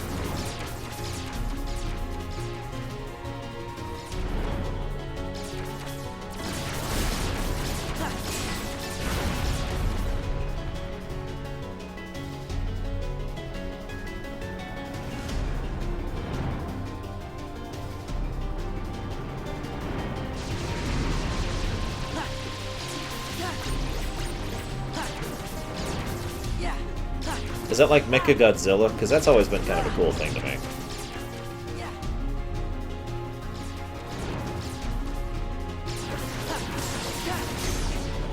Also, funny little fact about the recusant and the nobody symbol in general. The nobody symbol is actually more indicative of Terra's symbol than it is of the recusant. I just feel like pointing that out because it again helps emphasize how much of Terra is influencing Xemnas.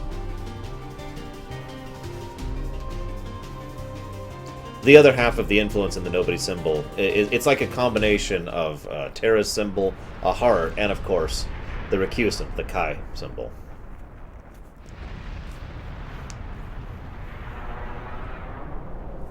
Because she wasn't branded Ventress. The only people who have the X in their name like that are branded by Xemnas. I love this part of the song right here. I also love this purely visually. We are about to fight basically at a straight angle. Like, this is going to be forward for us. And that's going to be up. And we're going to be staring down. And as we look behind us, we'll see a freaking black hole. There's a lot of cool in the design, visually, of this particular section of the fight. I love this.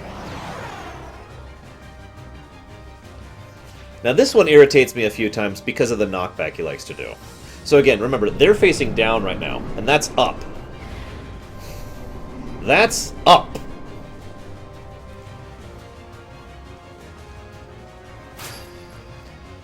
Hey, Riku? Yeah? I wanted to thank Naminé, but I couldn't bring myself to say it. Not until everything was back to the way it was before. Don't worry. We'll make that happen. Once this is over, you can thank her all you want. Yeah. Except we never do. And so, once again, that is Xehanort's Keyblade armor. Like, copy-paste right there. And yeah, the kingly thing is just, whew. And the obvious symbols of light here and there. He also wields the weapons of pretty much all the organization, showcasing just how much of the organization he effectively had control over. Hearts are power. Nothingness is eternal. Sora, are you certain you can trust me? In case you couldn't hear it, he's saying in a kind of whispered voice, Sora, are you certain you can trust Riku?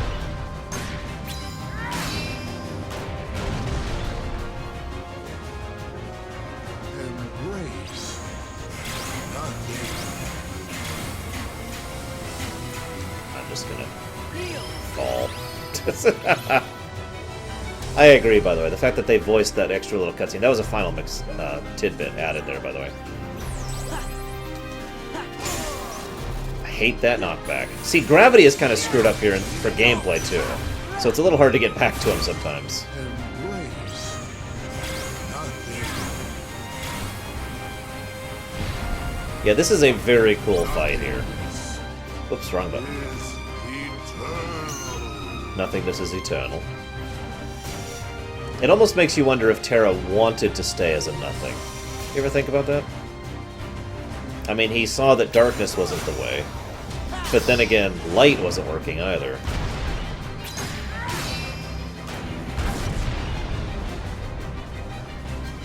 Embrace nothing. I forget what he says to Riku, but basically he plays to Riku's jealousy. It's his other quote. I think I actually skipped it because I'm hitting him too hard. I also love the sheer size of this. You really get the idea of just how ridiculously huge this bastard is.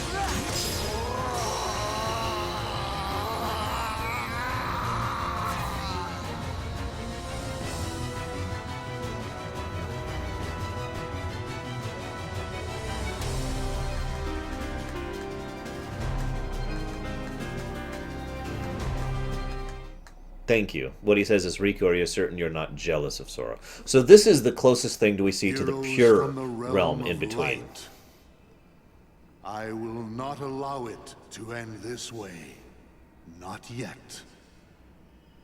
If light and darkness are eternal, then surely we nothings must be the same. Eternal. You're right. Light and darkness are eternal. Nothing probably goes on forever too. But guess what, Xemnas? That doesn't mean you're eternal. I love this. And I love that cloak. No more eternal than that radiance of yours. By the way, the first symbolism in the cloak is pretty obvious. It's light and dark combined. It is literally the true Xemnas, the one who is the in-between. By the way, I actually plan to buy that coat in the future. The other symbolism of it, though, remember the actual purpose of the organization cloak was not just for uniform purposes, but also to protect him from the darkness. But Xemnas does not need any of that here. Oh my god, there we go, got the pattern, and so he doesn't actually have a cloak to protect him from darkness, because he literally doesn't need it.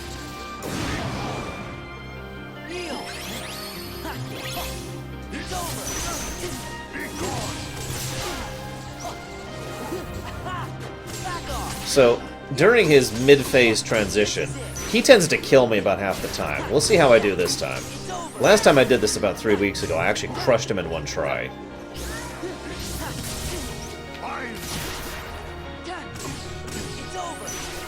I also love the aesthetics of the in-between, by the way. It looks like what natural artificialness would look like, as bizarre as that sounds.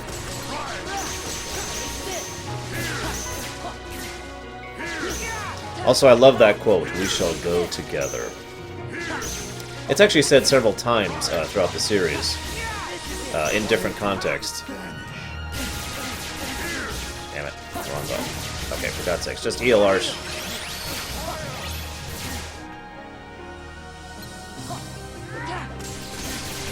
Also, some people ask about the cloning himself thing. Basically, is it significant or not? I personally think it is. I think this is, again, him really trying his furthest extent, really showcasing the full amount of power he can use. So yes, I do think he can make a temporary clone of himself to help him fight. Can you spare a heart? This is the part right here that I usually lose at. You have to get back to him as Riku. There's a time limit on this. If you're too slow, it's game over. And Riku is really easy to get knocked back. And that's basically all the clone of Xemnas does here, is knock you back. Damn it. There we go. Oh, wait, no. Oh, shoot. I'm right here! I'm right here! Let me do it! Oh my god. I was right freaking there! Oh my god! Okay.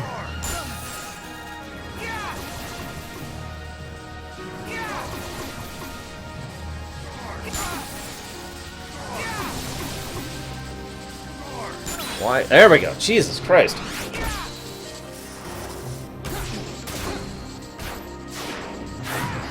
Is that all you got? Okay. He's about to do his ultimate. So remember how we've seen the ultimate of like every single character thus far. We're about to see what Xemnas' ultimate looks like.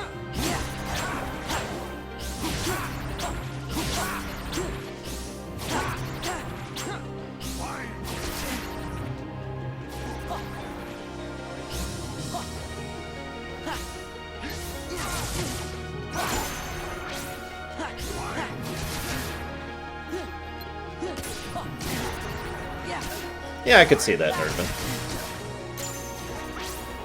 Come on. One more.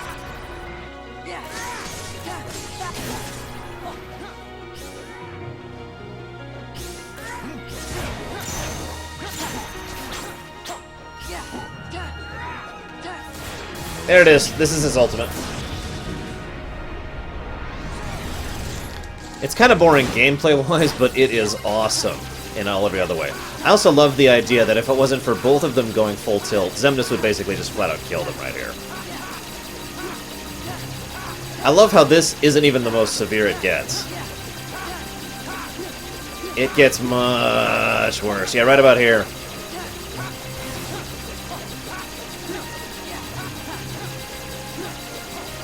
Just, yeah.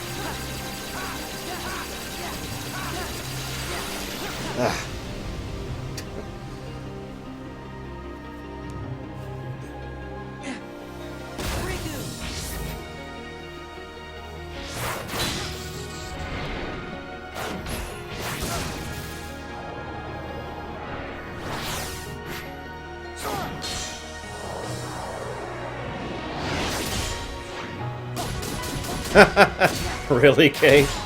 Wow. And of course, Sora beats him with both his and Riku's Keyblade. And then it takes both of them, putting both of their power, the power of light and darkness, to actually hurt Xemnas. Although some people theorize that actually what's happening here, the thing that actually causes his defeat...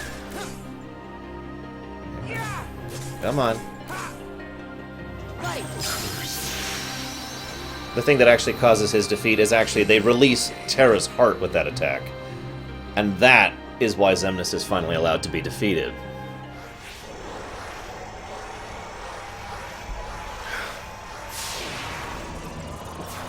Actually, I think so, yes, no.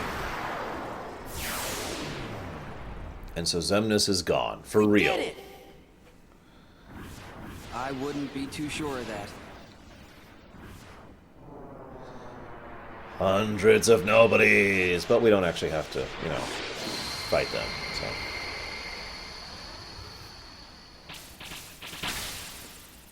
By the way, it's important to note for later that Xemnas is gone, okay? Keep that in the back of your mind. Don't say another word. It's not over. It's just not. Theoretically, yes, Nerdman. How can you say that? Even if we could go on. Look where we are. Aw, come on, Riku. You've been hanging out in darkness too long. You gotta try and think positive. I like this, by the way. Sora? You lead. Got it. The entire game, Sora has been in denial. He has been thinking this is just another lighthearted adventure. I always figured I was better at stuff than you. Really? Are you mad? No. I kinda always thought you were better at everything, too.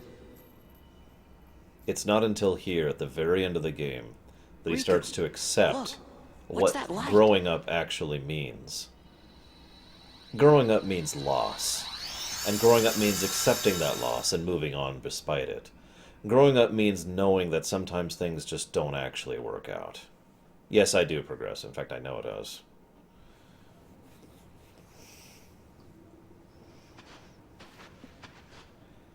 So this is the end of the road. The very edge of the realm in between. That is the realm of darkness, right from the water onwards. Put me down. I can walk.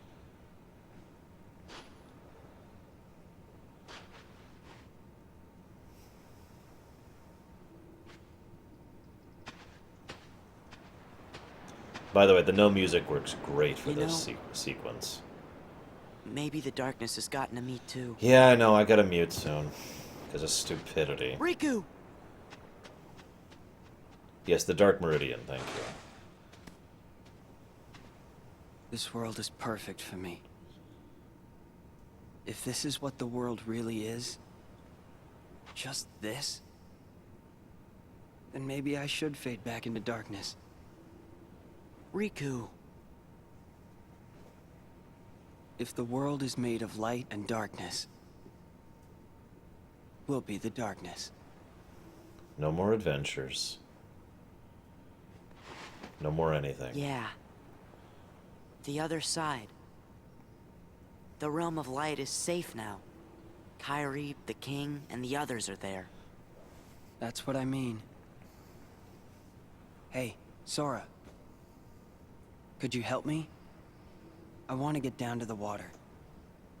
Significant not just because of the water significance, which I've talked about many times, but again, the water itself is the realm of darkness and everything and thereon. By the way, considering the size of the realm of darkness, I doubt Aqua would just be right here, especially since these two are only here for an unknown period of time. At least the waves sound the same. By the way, another point of the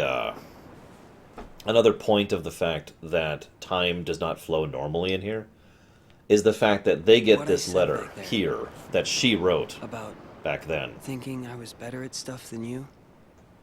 To tell you the truth, Sora, I was jealous of you. What for? I wished I could live life the way you do. Just following my heart, Yeah, well, I've got my share of problems too. Like what? Like wanting to be like you. As of this point in time, yes, Aqua is still here somewhere. There is one advantage to being me. Something you can never imitate. Really? What's that? Having you for a friend. By the way, I'm And I very guess sorry to my viewers. I'm okay the way I am. Because I'm going to have to mute this soon. I've got something you could never imitate too. Because, yeah. By the way, I don't know about you guys, but I kind of like the idea of this being the ending. Obviously it isn't, but them just fading away into darkness.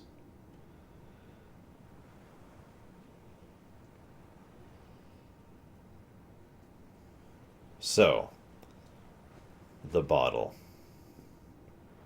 How did it get here? I've only heard 2 theories about this, and I wouldn't mind hearing yours. I'll talk about it while everything's muted in just a second, though. Just to make it clear, yes, this is Kyrie's letter that she wrote to someone she didn't even remember fully. Sora? I think it's for you.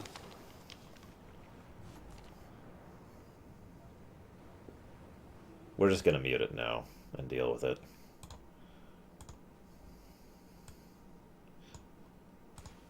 We pray for our sorrows to end, and hope that our hearts will blend. Now I will step forward to realize this wish. And who knows? Starting a new journey may not be so hard. Or maybe it's already begun. Theoretically, yes, Nerdman. But they share the same sky. One sky. One destiny.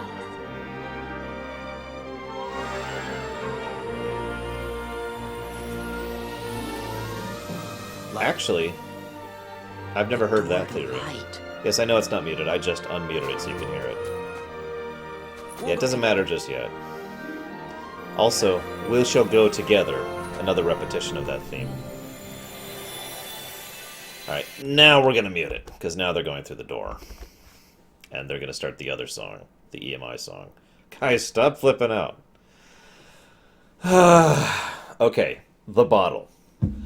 Green actually comments gave me a third theory I've never heard before. The theory that because it's literally a letter from one heart to the other, and due to the non-linear nature of Kingdom Hearts, that's how it reaches them. Also, I love this right here, this method of transit. Just amuses me greatly. It's actually very similar to what Mickey does with the gummy pieces later on. Anyways, the second theory is, of course, the obvious one, that it's tied into what Green said, that the letter reached them because it was to him and it just kind of found its way to him, or whatever. The third theory I've heard is, yeah, that's what I have to mute right there. We're going to turn that down a lot. The third theory I've heard is it has to do with the raft idea. Remember I brought this up all the way back in Kingdom Hearts 1, that if they actually took the raft out, they would have literally reached other worlds because of the nature of how the worlds work, and because of the nature of how Destiny Islands might be. Again, we don't literally know what Destiny Island's nature is. So it's entirely possible that that ocean literally connects to the other worlds, and that's how it eventually found its way to the Dark Meridian. It is also possible that Destiny Islands is centered in the realm of darkness, and that ocean is literally the ocean that is the realm of darkness. So I've heard a bunch of theories about the bottle, but nothing concrete enough to really call the one I would put my stamp on. Not yet. Not until we understand more about what Destiny Islands is and the realm of darkness. This is what I meant, by the way. Roxas is still there. Naminé is still there. They haven't gone away yet. And Sora still doesn't have access to all of Roxas, nor will he till the end of Dream Drop Distance.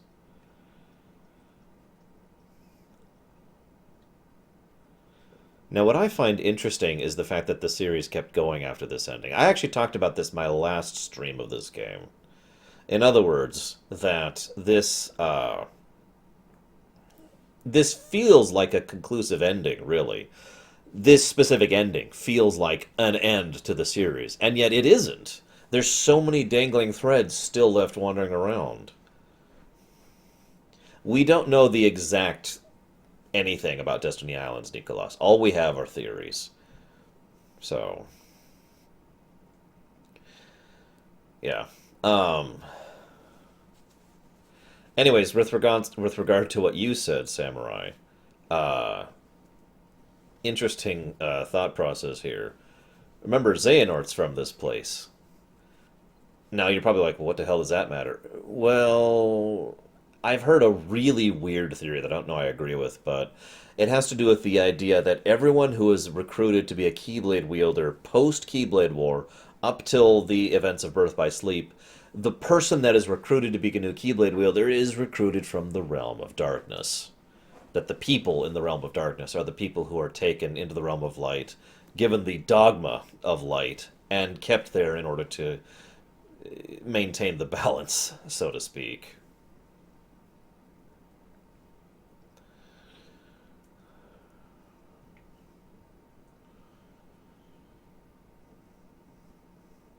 Their heart would remain unaffected, Nerdman.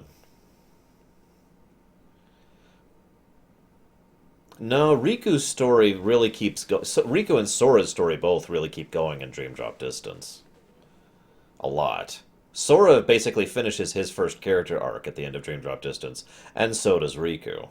Riku, at the end of Dream Drop Distance, finally manages to accept, you know, the darkness within him, fully embraces it, and becomes a full-tilt Keyblade wielder of darkness. In a good way. Sora comes to realize the true harshness of what's been going on, understands and accepts the mistakes and flaws he's been going to, and realizes the pain of his other selves. And that leads him to break, actually. He literally crushes under the pressure. But then he keeps going after that because he's saved by Riku. So both of their stories finish their arc in Dream Drop Distance.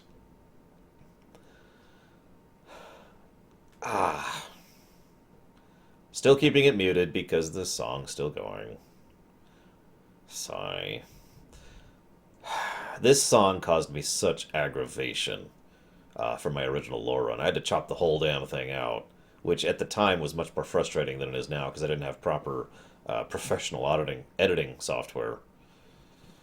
That's why I didn't do it for so long, too. Movie Maker was literally incapable of chopping it out. It couldn't handle the large file size. Anyways. But yeah, I don't actually fully believe with the Keyblade Wielders of Darkness thing, but it isn't worth noting that we literally have zero information on where Terra, Aqua, and Ventus came from. We also don't actually know where Ericus is from. The only person we have their birthplace of the old Keyblade Wielders, is Xehanort.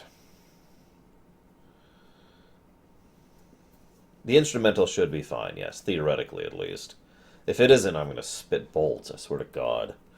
Anyways, I mention that because it's one of the outstanding mysteries of Kingdom Hearts in general. Where did they come from? And it's actually brought up in Birth by Sleep, and is something I will actually be mentioning when we get to Birth by Sleep, too. So to make this clear, for those of you not aware of the goal right now, given how late it is already, we're not going to do the optional stuff tonight. Tomorrow morning, we're going to start with the optional stuff in Kingdom Hearts 2. And once we fail miserably at fighting all the optional bosses, we're going to go ahead and move on to 358, which we will finish tomorrow. And then after 358, we will move on to to Recoded, which we will probably also finish tomorrow. And then next week will be spent on Birth by Sleep. So now we should be good to unmute the audio. Theoretically, at least. Again, if they hit me for this song, whatever. No, we are not doing the Mushroom 13, as I already mentioned.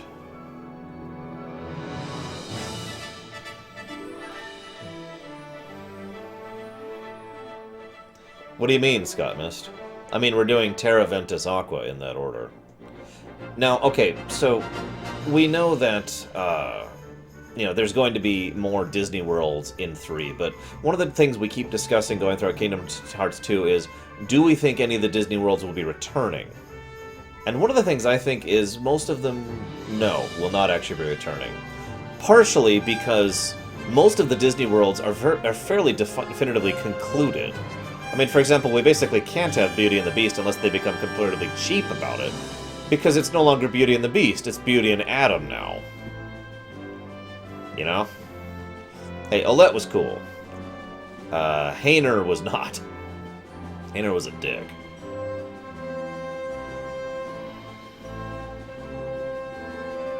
Oh, that sucks, Full Metal.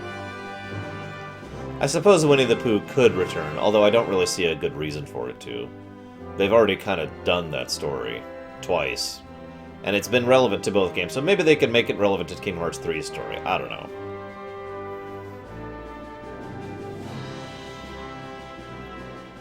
Mulan's world has pretty conclusively ended. And we all know how terrible Mulan 2 was, so let's not even talk about that. Damn it, Kay.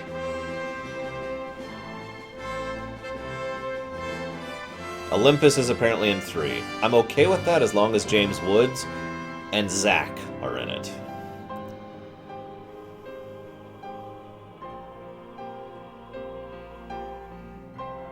And there's Adam and the Bell. Or Adam and the Bell, wow. Bell, whatever, it's Adam and her. No Minions worlds. I wouldn't mind Mount Olympus, as long as James Woods is there. And I really do want to see what happened with Zack. I want Zack... It's like one of the only little things I want in Kingdom Hearts 3. I really want Zack, Cloud, and Sephiroth... Oh, Auron.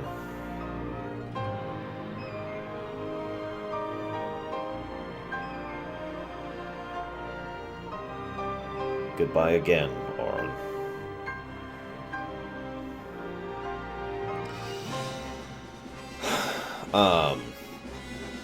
What was I saying? Right, I really want to see the conclusion of the Sephiroth Cloud Zack story. I really want to see how that ties in and works in the finale.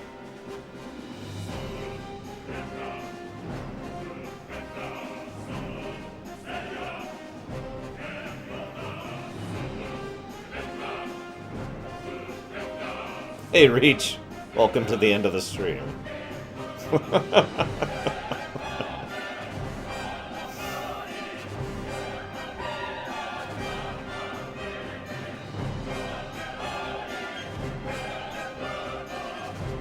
Actually, in all honesty, and I've said this before and I said it again, Davy Jones fits surprisingly well in the Kingdom Hearts setting. They'd have to do it right, but they could, you know?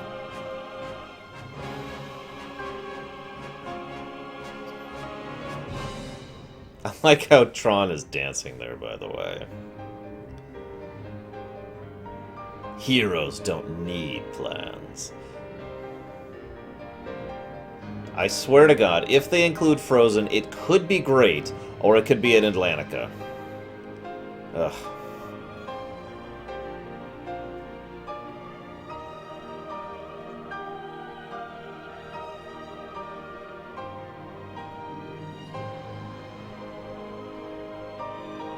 You know, given how long it's been without real news about Kingdom Hearts 3, we know so little about Kingdom Hearts 3, it's actually kind of funny. We don't even have a release date or definitive anything about it, really. I mean, even that Toy Story thing is just a hint of a hint. Rumor at best. Kingdom Hearts is awesome, Reach. There's your answer. Kingdom Hearts is a compilation of 3 ideas. Kingdom Hearts, which is its own original thing. Final Fantasy, in bits and pieces, but not really. And Disney, which isn't actually the Disney movies. It's basically a reimagining of a world in which Disney and Final Fantasy exist side by side, with its own unique stuff in it, which is the Kingdom Hearts stuff, which is the meat of the actual story, characters, plot, etc.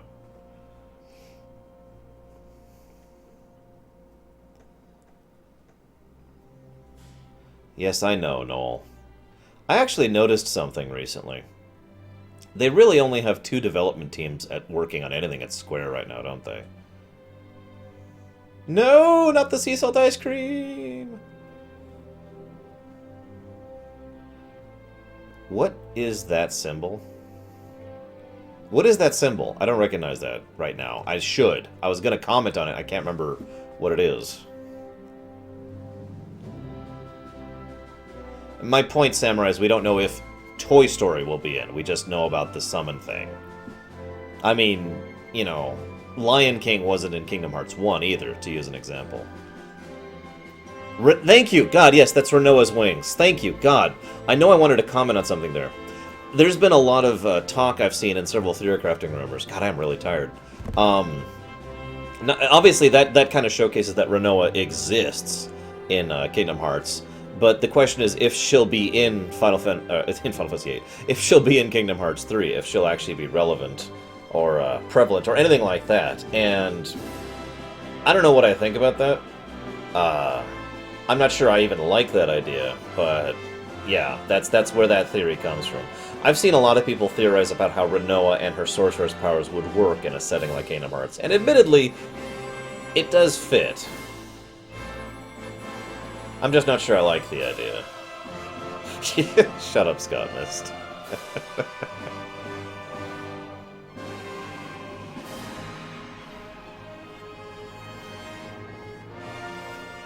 Yoichi Wada! Alright, we have at least one extra ending here. We should actually have two. Really, Nerdman? Interesting. Red 13? Only as a cameo. Yeah, that's a good idea, Nicholas. I kind of like that.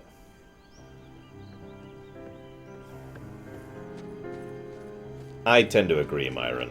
Although I actually think in a slightly different direction. I think it needs more Kingdom Hearts and less Disney.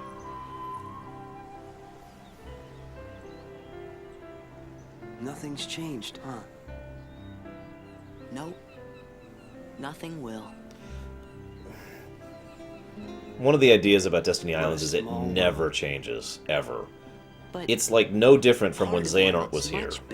Like 50, 60, 80 years before these guys came here. It's still the same world, like a century later almost. Hey, Riku, what do you think it was? The door to the light. This. This? Yeah. It's always closer than you think. No, the correct answer, Grain, is what mother? Sora! Riku! Yoichi Wada was the CEO of Square Enix when they made a lot of stupid decisions, and he personally made a lot of very stupid decisions. From the king? So this is the letter that Mickey sends to Sora after Recoded. So in other words, Recoded happened in between the ending and this scene.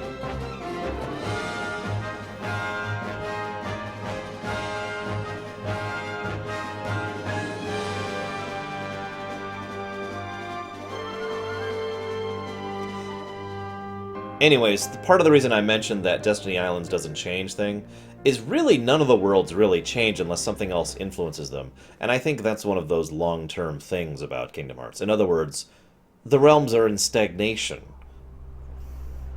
You know what I mean?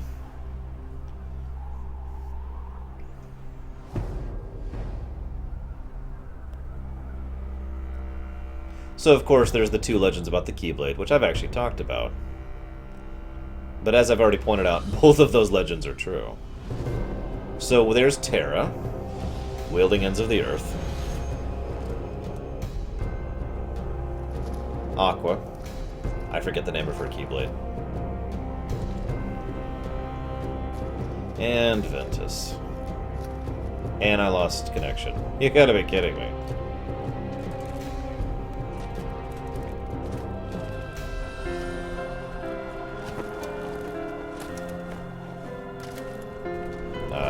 Anyways, we appear to be back, maybe? Not sure what the hell that was about. That was Twitch. Anyways.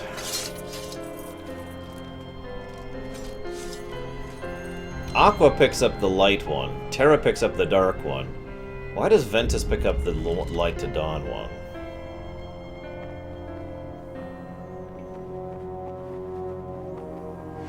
And of course, there is Master Xehanort.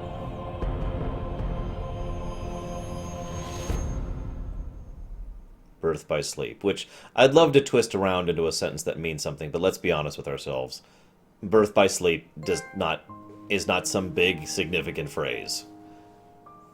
So yeah, you guys have no idea the amount of theory crafting we all were doing about that. I mean, there's so much significance and symbolism in that scene, and we were so wrong about everything. God. Save. There we go. Save. God.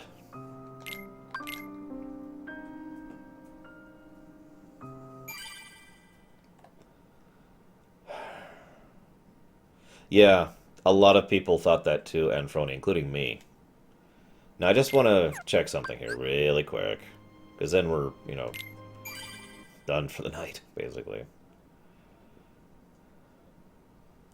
For those of you not aware, and I'll talk about this again later, but basically, Nomura wanted to be like, everything has a, you know, of or if or whatever in the title. I want a title that has by in it. Nothing has the word by in it. So he came up with Birth by Sleep. And it's like, really?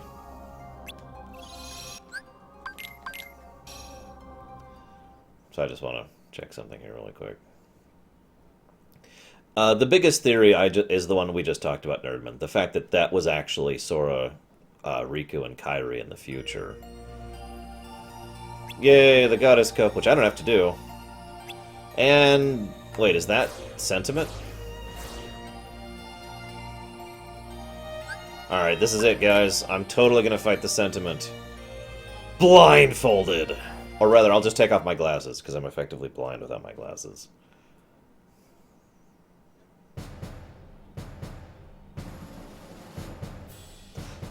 Also, the very idea of a Keyblade War and the hundreds and hundreds of Keyblades in the background, yeah.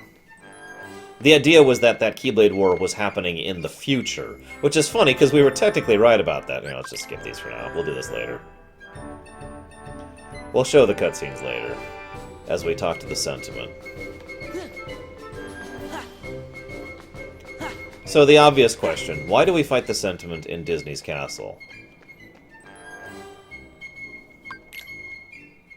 I don't have a good answer for that, because we know where the Sentiment is. The Lingering Sentiment is on, is at the Keyblade Graveyard.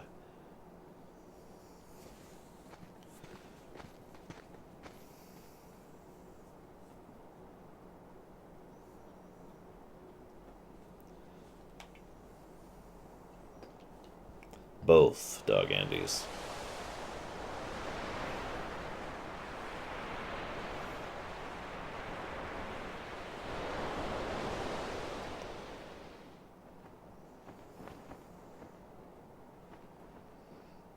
Sentimental. You're terrible, Foo Dogs.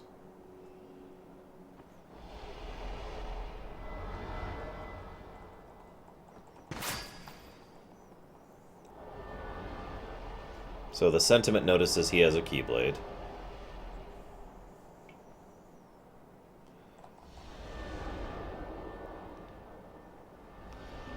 And he thinks they've met before. A long time ago.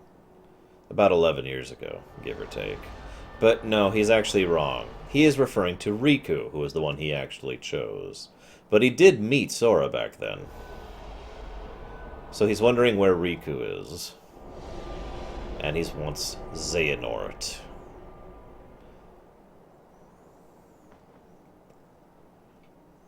There's a quote this guy says if you try to repeat fight him. I have nothing left but my memory of hatred for Xehanort. Would you have me carve it into your heart?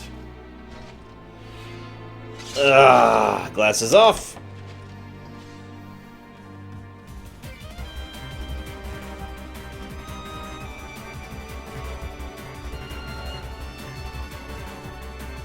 I love this song.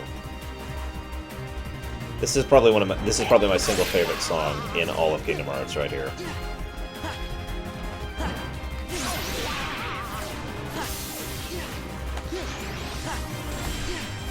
Can't even tell what the hell that is.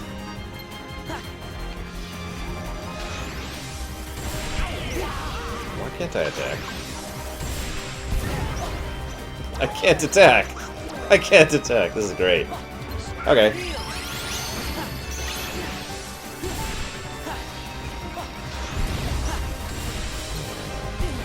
Alright.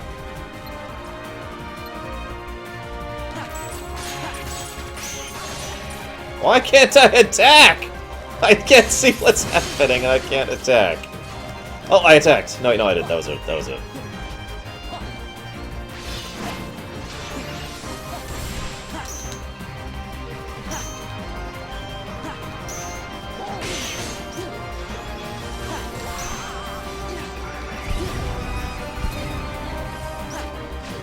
Okay, seriously, what the hell's happening? Why can't I attack?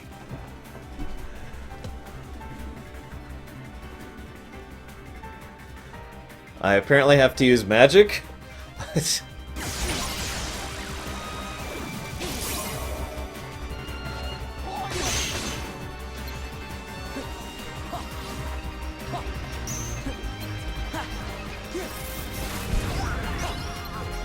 Ah, okay, I get it.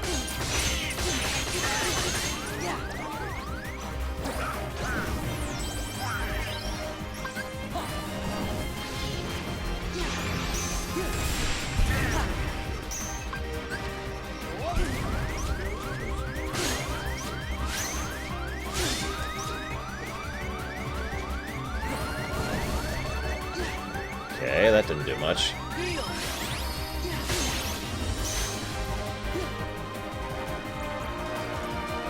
So,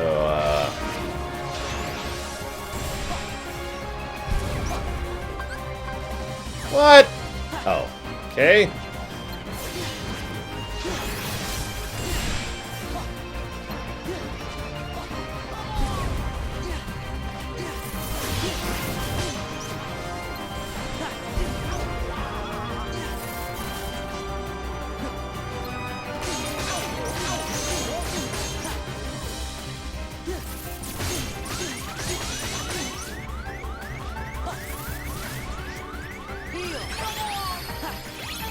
Oh my god, can I hit him yet?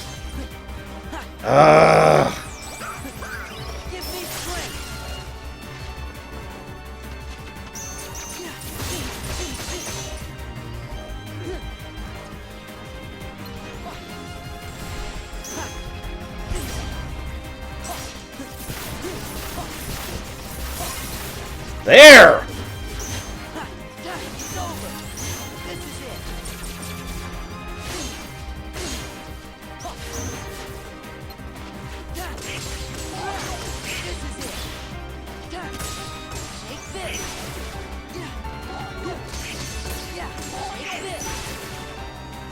God, he has a lot of health.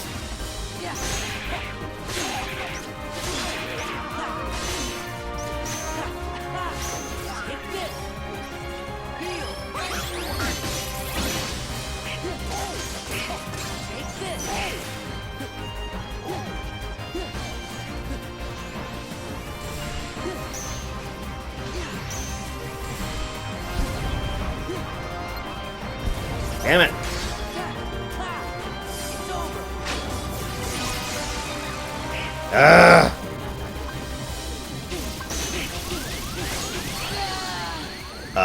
Whoa! Okay, I'm dead.